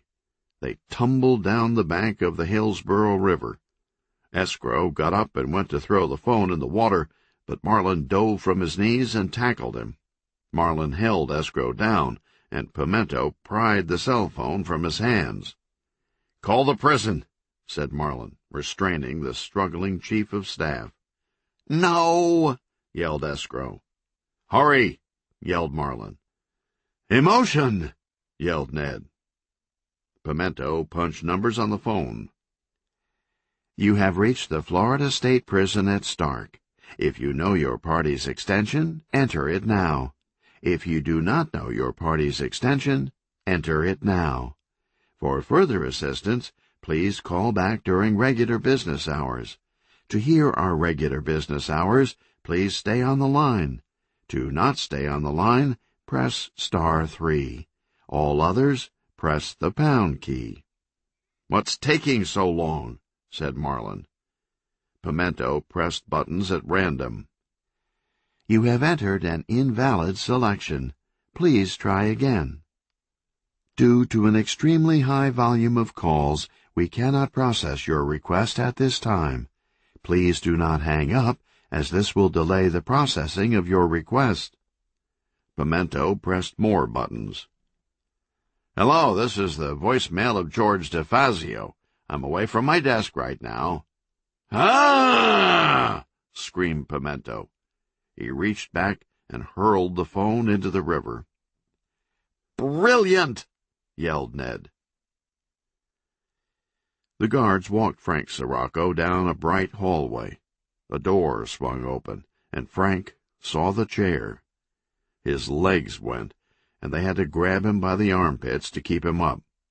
The curtain was lowered to block the witnesses' view as they carried limp Frank to the chair. Marlin and Pimento made it back to the edge of the woods and ran to the park entrance on the dark country road. Headlights came around the bend. Marlin ran into the street and put up his arms, and the car skidded to a stop. Marlin ran around to the driver's side. "Do you have a cell phone?" Frank was in the chair, arms strapped fast against oak. The drill was to get the prisoner trussed up as quickly as possible and start the juice. They wanted everything moving so fast that there was no idle time for the prisoner to think about it and make a scene. Frank's head twitched around like a scared rabbit. Two men pulled the leather buckles tight on his legs, and another pulled the hood down over his head. As soon as the phone rang, the warden yelled for everyone not to move a muscle. He took the governor's call. The warden hung up. "Get him out of there." They unstrapped Frank and took him back to his cell, and he fainted. Chapter 38. Election Day. The parrot heads for economic progress were all jazzed up. Their biggest event of the year was only hours away. Months of preparation and thousands of dollars spent. They had their assembly permits from the city council, and the stage was already set up on the Franklin Street Pedestrian Mall in downtown Tampa. Blaine Crease arrived early in a bright floral beach shirt, preparing to moderate the final debate of the campaign. A debate had never been held so late, but the race was a statistical dead heat, and Crease smelled a ratings coup. He'd made the campaigns an offer they couldn't refuse. If either turned him down, the other would show up alone and get an hour of free airtime and a crucial bounce in the polls. The showdown was set for noon sharp. "Quite an impressive gathering you've got planned," Crease told the event chairman. "And it isn't just Florida," said the Parrothead official. "We've got Jimmy Buffett disciples coming from all over the country." "What's this whole parrot-head phenomenon about, anyway?" asked Crease. "It's kind of like AA in reverse." A giant banner went up over the stage. The Million Parrot-Head March. A hair trimmer buzzed in room 308 of the Gaspar Motor Lodge on Tampa's Kennedy Boulevard. Tufts of freshly cut hair fell and clumped in the bathroom sink. Pimento looked in the mirror and inspected his fresh mohawk. He had finally remembered who he was. His name was Serge, and he'd lost all communication with the tower. Serge slipped on dark sunglasses and pointed at his reflection. "You talking to me? You talking to me? You talking to me?" Serge left the bathroom and went over to the window. He pulled back the curtain. On the street, crack deals, male prostitution, people pushing baby carriages filled with trash, screaming at invisible enemies. "Everything's okay now," he said to himself. "You're home again." Serge pinned a Marlin button on his shirt, locked up the room, and started walking the 15 blocks to the Franklin Street Mall. Reform Party candidate Albert Fresco sat in his kitchen, madder than a sumbitch, watching a TV program showing preparations for the gubernatorial debate in downtown Tampa. "By God, they're gonna let me participate in this one," Fresco said to himself as he loaded a .38 special at the kitchen table. He stood up and grabbed his car keys. The reporters showed up at dawn for Joe Blow duty. They knew something was wrong as soon as they turned onto Elm Street. That can't be the same house, they thought, but they knew it was. Overnight it had been painted completely black, with dripping blood-red letters across the front. House of Pain. The reporters massed at the end of the street and cautiously approached the residence like they had come upon a big glowing crater. When they were all in front of the home, a powerful sound system began playing Thriller by Michael Jackson. Joe Blow suddenly appeared at the top of the roof, tap dancing. He was naked except for a beaver head. The reporters flipped open their notepads. "I think the streak is over," one of them whispered. "I can't see this catching on." Joe wasn't through. He climbed down from the roof, got dressed in beach clothes, and carried a tote bag out to his car. The reporters gave Joe a wide berth as he pulled out of the driveway and sped off toward downtown Tampa. A young Brazilian woman stood over the bed in room 17 of the Buccaneer Lodge, breaking down a Tango 51 and packing it into a padded attaché case. She stuck the briefcase in the trunk of a rented yellow Mustang, drove onto I-275, and headed south for the downtown Tampa exit. Marlin couldn't sleep. He was the first one up that morning in the Orange Crush, and he sent a fax to the prison at Stark just before dawn. A half-hour later he followed up with a phone call to the warden. "I'm granting clemency." "I just got your fax. We should have the paperwork done by Friday." "Release him immediately." "But 12 years on death row for something he didn't do? Every minute now is a further injustice. Release him." It was an hour before the others got up. Marlin was scrambling eggs in the RV kitchenette when they began spilling out of their bunks. "What's this?" asked Jenny. She had found Butts's videotape on the dashboard. Sirocco's daughter was written on a piece of masking tape on the side. "That's a statement by Frank Sirocco's daughter," said Marlin. Jenny began shaking. "What's the matter?" She didn't answer. She ran to the VCR and stuck the tape in. "Are you okay?" Still no answer. The tape began. "Who's that?" said Jenny, pointing at the woman in the video. "That's Frank's daughter." "No, she's not."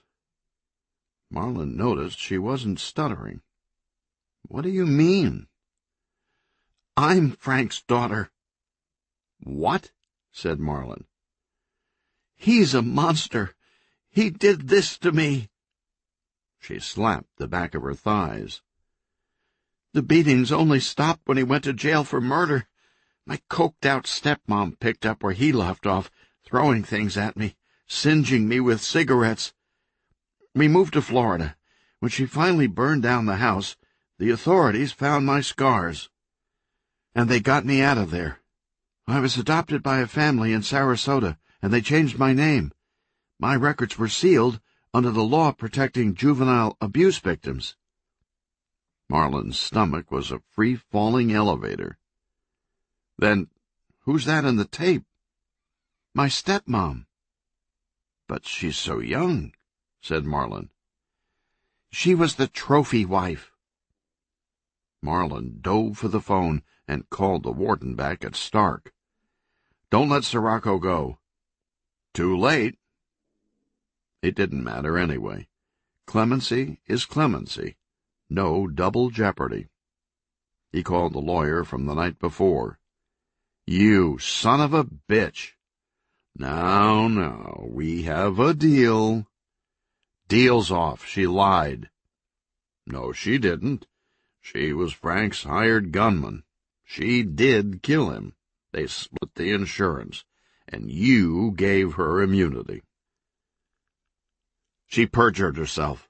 I'll put her away, and I'll have you disbarred for suborning that perjury. You got us there. Wait, I can't remember. You did put her under oath, didn't you? Well, we can always check the video you took. Oh, did you hear? We have a book deal, and Frank and Anita are going to renew their vows. If you don't know what to get them, they're registered at Saks. I'll get you. Here's the best part, said the attorney, starting to laugh. I'm a Democrat. Have a nice victory party tonight. Gotta run. I need to call some TV stations. Marlin and Jenny were silent in the front of the Orange Crush. Escrow walked up, combing his hair. You guys need to get moving. We have to start over to the debate. Chapter 39. Serge checked his watch. Almost noon. Police had set up barricades in a 20-block perimeter around the stage on Franklin Street, and they were overwhelmed by the thousands of people pouring into downtown Tampa on foot. The crowd jammed the pedestrian mall and spilled down the side streets. SWAT helicopters circled the high-rises. Sharpshooters on top of the AmSouth Bank building passed a thermos of coffee. Serge approached from the south. Two grinning young executives stood at the rear of the crowd. Serge stood next to them, dark sunglasses and mohawk. The executives noticed Serge's Marlin button. They waved their Gomer Tatum signs in his face. Yes, Marlin's going down. Serge smiled and grabbed them by the carotid arteries until they fell to the ground unconscious. He tore their signs to confetti. That was an interesting encounter, Serge thought, as he continued on. They had absolutely no life experience to tell them that was coming. Such are the hazards of privilege. Serge spotted someone else with dark sunglasses at the corner of Zack Street. The man wore a black suit and had a small transistor earphone with a wire trailing into his collar. "You're security, aren't you?" asked Serge. "I'd like to join you guys. I think I'd be pretty good at it." "Sure thing," said the agent, opening a notepad. "What's your name?" "Travis Bickle." The agent waved over a security cameraman to take a photo, but Serge had disappeared into the crowd. As the agent craned his neck to find Serge, a young woman wearing a Miami Heat jacket walked behind him with an attaché case and turned into the lobby of an office building. There was a shout from down the street. "Hey, you can't park there!" yelled a young police officer. "Some bitch!"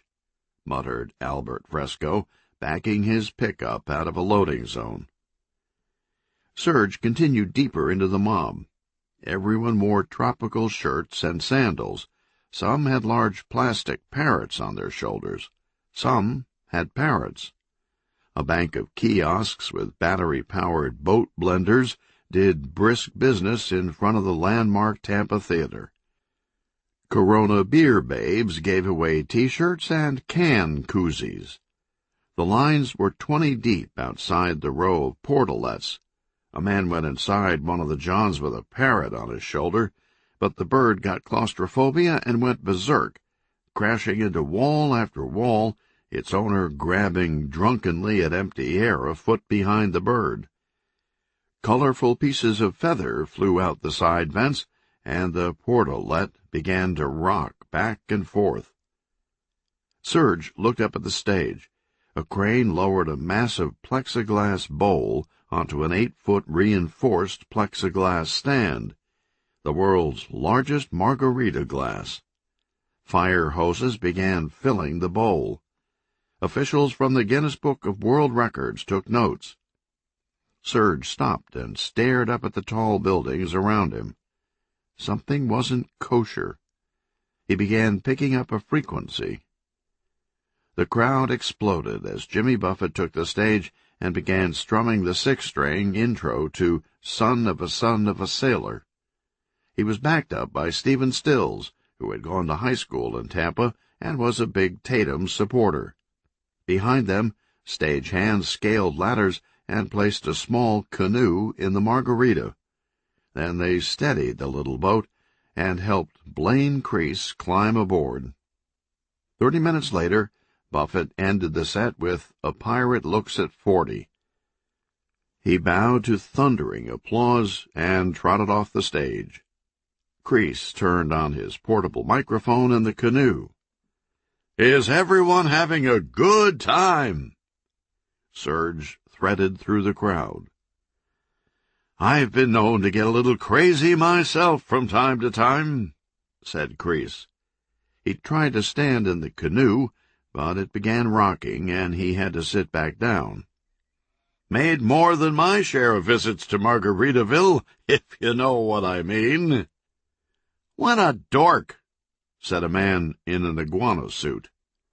"So put your hands together and give your biggest parrot head welcome to Marlon Conrad and Gomer Tatum." Marlon climbed the steps on the right side of the stage and waved. On the other side, Jackie Monroeville snatched a chalupa from Tatum's mouth and stomped on it. "Hey, that was 99 cents. Get out there."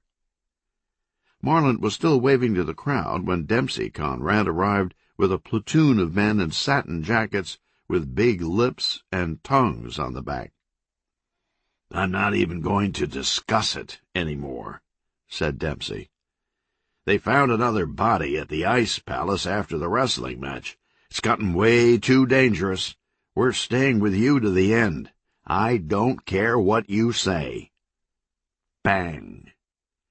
Dempsey Conrad reflexively ducked at the sharp noise and spun around. A portalet had fallen over, and a parrot flew out. But the Rolling Stones people were already in motion. They tackled Marlon and formed a pile of human shields. "Get off me!" yelled Marlon. By the time he got up, Tatum was already at the microphone. "Did y'all hear Marlon pardoned a death row prisoner late last night?" Most shook their heads no. Tatum pulled a sheet of paper from his jacket and held it up. "This just moved on the Associated Press wire. The prisoner's attorney has admitted to the Miami Herald that his client really was guilty. Here's a picture of the killer, holding up a Marlon for Governor sticker and drinking champagne." The crowd booed. Tatum looked stage right. "What have you got to say for yourself?" Marlon walked to the microphone with his chin up. I made a mistake. I thought we were about to execute an innocent man. The booing increased. I'm sorry, I was trying to do the right thing. The jeering became so loud Marlin had to stop. 10 floors above Franklin Street, a rifle barrel poked out a closet window. Marlin's head appeared in the scope. Serge was in the middle of the packed street. He began tingling again. He looked up at the buildings. Nothing. Wait, what was that? Something about an old 1930s brick hotel that had been converted into law offices. He scanned window by window. His eyes got to the 10th floor, and he began tearing through the crowd. He got to the sidewalk and darted into the building's lobby. The law office was empty for the rally, only a receptionist. He pressed the up button on the elevator next to her desk. "Hey! You can't just go—" Serge jumped into the elevator behind the unconscious receptionist and took it to the 10th floor and began checking room to room. The first 2 were empty. 1 to go. He grabbed the door handle. Tempers had started to flare. Marlin's people and Tatum's people were yelling across the stage at each other over political points. The Parrot Heads argued musical taste with the Rolling Stones security. The Parrot Heads were laid back, but the Stones security screwed together portable pool cues and began smacking them around. A major skirmish broke out in front of the stage. Marlin grabbed the microphone and urged calm. "Brothers and sisters, cool out. We don't want another Altamont." Jackie Monroeville stood off the side of the stage, holding up a chalkboard. Albert Fresco came up from behind. He jammed a .38 special into her back. "You're my ticket on stage. Florida's finally going to hear my message. Start walking." Jackie stiffly climbed the steps and moved across the stage. Tatum saw the gun first, and he backed away. Fresco kept the pistol in Jackie's back. He had her around the neck with his free arm and dragged her toward Tatum's microphone. When the Stones security saw the gun, they piled on top of Marlin again. "Get off me!" 20 cops pulled their own weapons on Fresco. "Don't shoot!" yelled Tatum. "You'll hit Jackie!" A standoff. Serge opened a closet door on the 10th floor of the law building. A thin, young woman was at the window, bracing a rifle on a stack of boxes. She clicked off the safety and wrapped a finger around the trigger. Serge dove and knocked her over. He grabbed the rifle around the trigger guard and clicked the safety back on. He slugged her. She was much smaller, but made use of leverage and guile. She elbowed and bit. Boxes flew. She clicked the safety off again and ran to the window and aimed quickly. Serge caught her from behind and dragged her back. She stomped on his instep and ran to the window again. 10 floors below the struggle, Joe Blow was sitting behind the stage, sipping his 7th kamikaze from one of the kiosk vendors. He had been waiting since 8 that morning, and he struggled to his feet and started up the stage steps. Albert Fresco got to the microphone. "It's a rigged political system, and I demand to be heard. I've got street smarts, walking around sense, and I've been to the school of hard knocks. I'm a meat and potatoes kind of guy. I put my pants on one leg at a time, and I'm madder than a some bitch." And with that, Jackie snapped her head back as hard as she could, catching Fresco in the teeth. He shrieked and released Jackie and grabbed his bloody mouth. Jackie spun and judo kicked him in the chest. "Don't you ever pull a gun on me again." Fresco was knocked off balance, and police charged up the stage steps. In all the drama, nobody noticed Joe Blow weaving across the stage. He bumped into the back of Fresco. Fresco grabbed Joe and put the gun to his head. "Back off!" The police backed off. Fresco snatched the microphone again. "I'm a straight shooter, and I say what's on my mind." "Yak, yak, yak," said Joe Blow. "What did you say?" "I wish you'd shut up." "I'm madder than a some bitch." "I'm madder." "I got a gun." Fresco cocked the hammer and pressed the barrel harder into Joe's temple. Joe ripped open his shirt, revealing sticks of dynamite strapped around his chest. "You win," said Fresco, letting go and walking backward. Joe Blow stood alone in the middle of the stage. He looked around. Everyone was silent, staring at him. An orange lanyard hung from the side of the dynamite attached to the detonator. Joe grabbed the cord and got ready to pull. "Goodbye, mediocre world." A shot rang out from the 10th floor of a law office. Everyone looked around. They heard a creaking sound. The shot had hit the margarita glass, and hairline cracks snaked out in 5 directions. Then a chunk of plexiglass broke loose from the lip, and a stream of margarita gushed out and hit Joe Blow just as he yanked the detonation cord. The sticks of dynamite were now damp, and instead of blowing Joe to smithereens, they blew out their end caps in a brilliant stream of sparks that knocked Joe down and spun him across the stage like a Chinese pinwheel. "Watch out! He's coming this way!" yelled Escrow. He and Marlin timed their jump perfectly, and Joe spun under their feet and down the steps. After Joe had finally burned himself out in front of the portalettes, people's eyes began to return to the stage. Fresco was aiming his gun at Marlin. "Looks like the ball is back in my court." He began squeezing the trigger. "Whoa!" yelled Blaine Crease. The rest of the margarita glass had chosen that moment to give way, and Crease came flying out in his canoe, running over Fresco and cascading off the stage into the crowd. The injured lay everywhere. People screamed and stampeded from the stage. Others ran toward it with plastic cups to catch the runoff. Smoke rose from the side of the stage.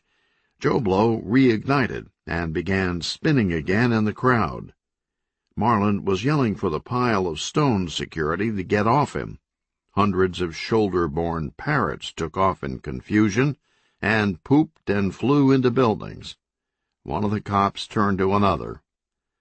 "I hate these Buffett things." Serge had been able to dive and knock the woman's arm as she squeezed off a shot, resulting in the shattered margarita. Then he kicked the rifle away and pinned her to the floor and began to pummel. Something was wrong. She wasn't resisting, just lying there limp, taking the fists. She didn't make a sound, and didn't seem to feel pain. Serge stopped, and the woman angled her head, looking at Serge with a flicker of understanding. Serge studied her face, too. He sat her up. "You want to tell me about it?" Chapter 40. For election night headquarters, Marlin rented Centuro Asturiano, the old Latin cultural hall. Tatum's people were waiting it out in a hall at the convention center. The scene was the same at both: balloons and streamers, hats, political buttons, noisemakers, liquor, and Doritos. The candidates themselves were nowhere to be seen. They sat ensconced in their respective hotel rooms with only their closest supporters. Staff members had laptops plugged into the phone lines, getting a direct feed from the Secretary of State in Tallahassee. The candidates remained still, but everyone else was involved in nervous activity. Elizabeth gave Marlin a shoulder rub. Centro Asturiano erupted when Marlin took the lead on a bunch of small-town returns. The convention center shook when Tatum pulled ahead on big city precincts. Then Marlin, then Tatum, back and forth, deep into the night. Various controversies arose: ballot irregularities, missing signatures on absentees. Fisticuffs were reported outside churches and VFW halls. Then all hell broke loose. A shaken Jimmy Carter appeared on CNN outside a post office in Palm Beach, flames in the background. "I've never seen anything like this." Carter had been scheduled to observe elections in a remote mountainous region of Central America, controlled by death squads, but he was rerouted instead to Palm Beach County because the election there was expected to be more primitive and unstable. Precincts kept trickling in, the lead seesawing. Serge made excellent time racing across the state. He arrived in Miami an hour after sunset and pulled over on the side of the MacArthur Causeway. He pointed to a waterfront property on Star Island, not too far from Loco Benny's old place. It was set back from the seawall, and a single house light twinkled through the palms. "They're all there," said Serge. The Brazilian woman nodded. Inside the home, Frank Lloyd Sirocco, his wife Anita, and their attorney agent were nearing the bottom of a bottle of Smirnoff. The TV was tuned to election returns, and they fell apart laughing every time Marlin fell behind. They also had a tape recorder running in fulfillment of their $1.2 million book contract. "What about those 4 women who told the journalism teacher they'd been molested?" asked the lawyer. "Addicts, friends of mine. We paid him with Skag right after their interviews," said Anita. "Remember, he didn't find them canvassing the area. They called him, and they met at neutral sites. He didn't do his homework." "How did you two team up in the first place?" Frank and Anita grinned at each other. "That's really a funny story," said Frank. "Anita and George were going through a divorce, and I realized we'd screwed up the contracts. We would have to dissolve the company just to pay off Anita's share of the split."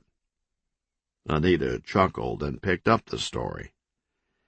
"So Frank goes to George and starts hinting around about killing me, and George gets all mad and tells Frank, 'We may be getting divorced, but I still love her, and I'll kick your ass if you ever say anything like that again.'" Anita and Frank got the giggles. Frank caught his breath.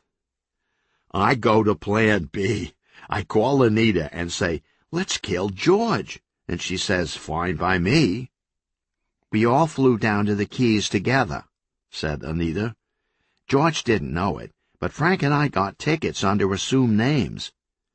I killed him in the room, and then Frank came in and cleaned it up with his professional expertise. We flew back to establish our alibis during the Patriots game." The TV showed Marlin falling behind again, which was hysterical. Back on the causeway, Serge kept a lookout while the Brazilian woman put on a mask and snorkel. He pulled into traffic as she slipped into the black night water of Biscayne Bay. In a 20th-floor hotel room overlooking downtown Tampa, Escrow sat on the edge of a bed typing on his laptop. He jumped up and ran to Marlin. "We need to lodge a protest. Reform Party candidate Albert Fresco has polled 10,000 in Palm Beach. Those are your votes. The citizens got confused by something called the reticulated lawn beetle ballot." "No protests," said Marlin. "That's how the ball bounces." "But—" "Forget it." Escrow fumed. "I need to get out of here." He left the room in disgust. The returns updated at 10 p.m. The numbers rolled over. Marlin took the lead, 2,876,352 to 2,876,021. Jackie Monroeville got on the phone to Tallahassee, demanding they skip the regular count and go directly to a recount. Escrow burst back into the room in a panic. He ran up to Marlin carrying 2 blue canvas bags marked Palm Beach and held out his arms. "Hide these." "I hope you haven't done what I think you've done." "Who would have thought they'd ever miss them?" said Escrow. "How was I supposed to know they'd have Jimmy Carter?" There was a knock at the door. Escrow looked around in panic again and then jumped inside a closet with the canvas bags. An agent from the Florida Department of Law Enforcement walked in the room. "Is there a Gottfried Escrow here?" A whimpering sound came from the closet. The agent opened it.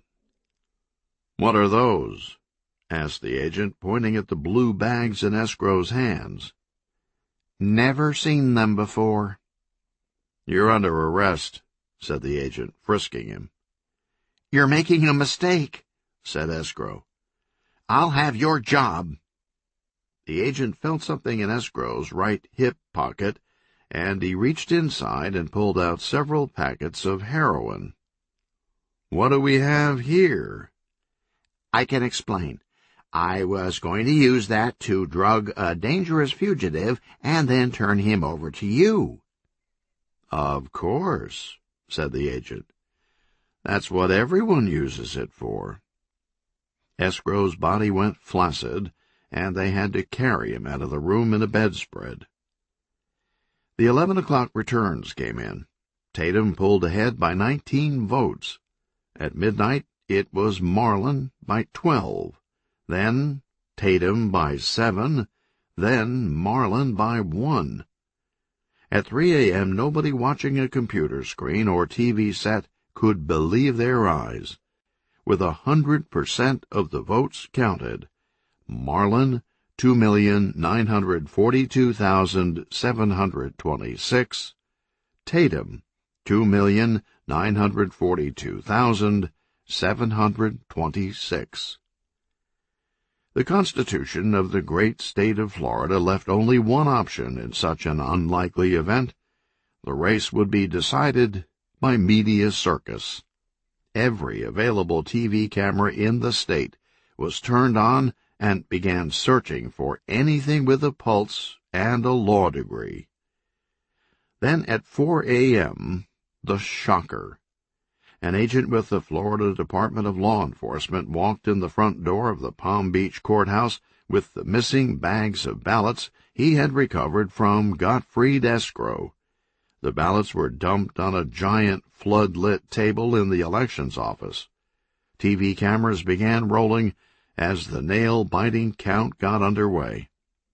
They were almost finished, but had to start over after the Republicans successfully filed a protest against a Democratic observer standing behind one of the counters going, 42, 17, 29, 6, 908. The count had almost been completed again when a press conference was hastily arranged in Tallahassee. The Florida Secretary of State was about to step in front of the cameras, but the drama had been too stressful for her, and she had overdosed on rouge.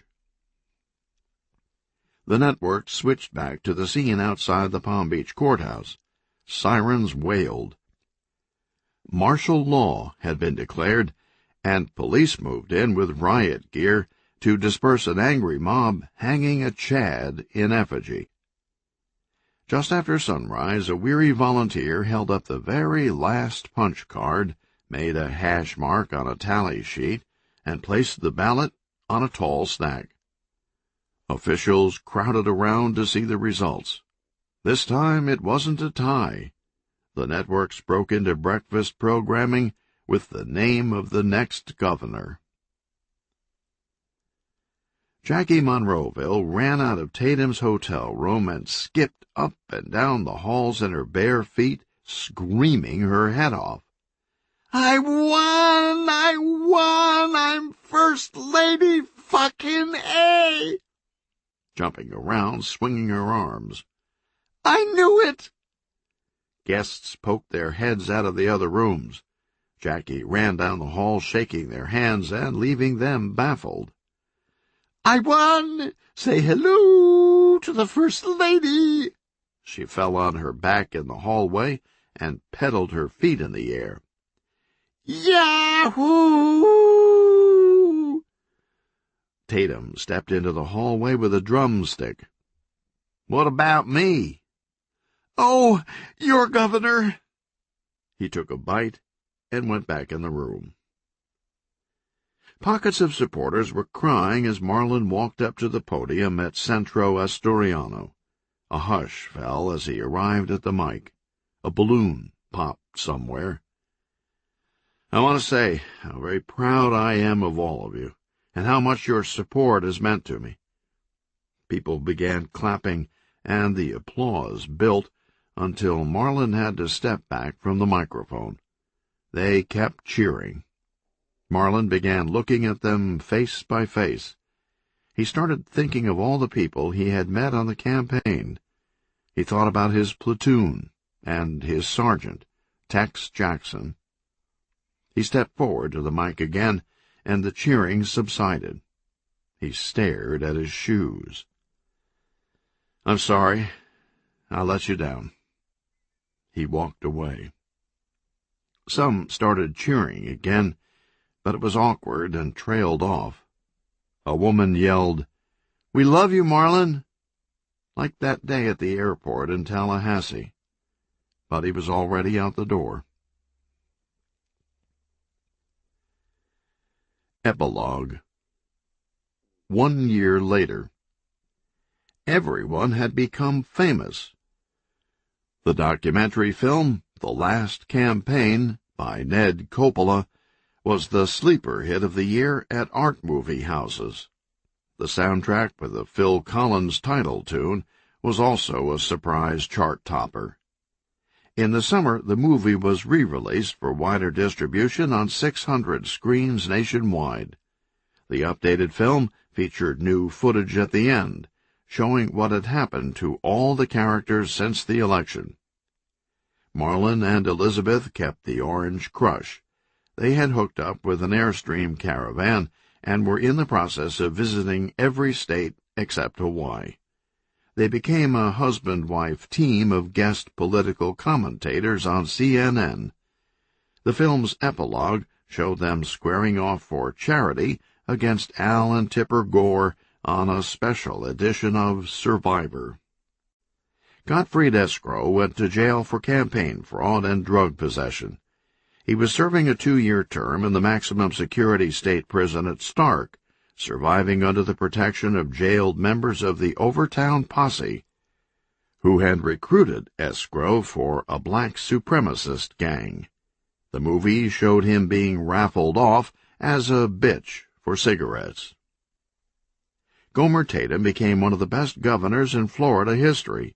He streamlined government, cut taxes, and rammed through a slate of lobbying reforms that closed loopholes for food and drink.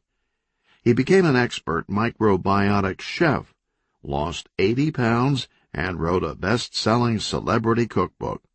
The film showed him standing in front of the governor's mansion in a pair of his old pants, smiling and holding the waistband a foot away from his body. Jackie Monroeville was secretly calling all the shots in the governor's office. She continued her education with night classes at Florida State, and blossomed into one of the most erudite and sophisticated first ladies in the country. The film showed her in Paris, where she was the toast of the town, charming everyone and wooing 24 international businesses to the state against a backdrop of paparazzi flashbulbs. Jenny Springs won several Lipton tennis events, then married her new coach and retired. She permanently lost her stutter when she got the results back from her pregnancy test and was now happily expecting her first child in February. The film showed her in maternity clothes carving decorative gourds on the porch of their secluded horse farm near Ocala. Detective Mahoney's wife had taken him back and thrown him out again 3 more times. He later resigned from the force, dramatically flinging his badge onto a major's desk in protest of a candy-ass department crackdown on police brutality. He currently resided in an efficiency over the Biscayne Boulevard pawn shop he was managing. The film showed 2 bouncers 86ing him from Louie's bar.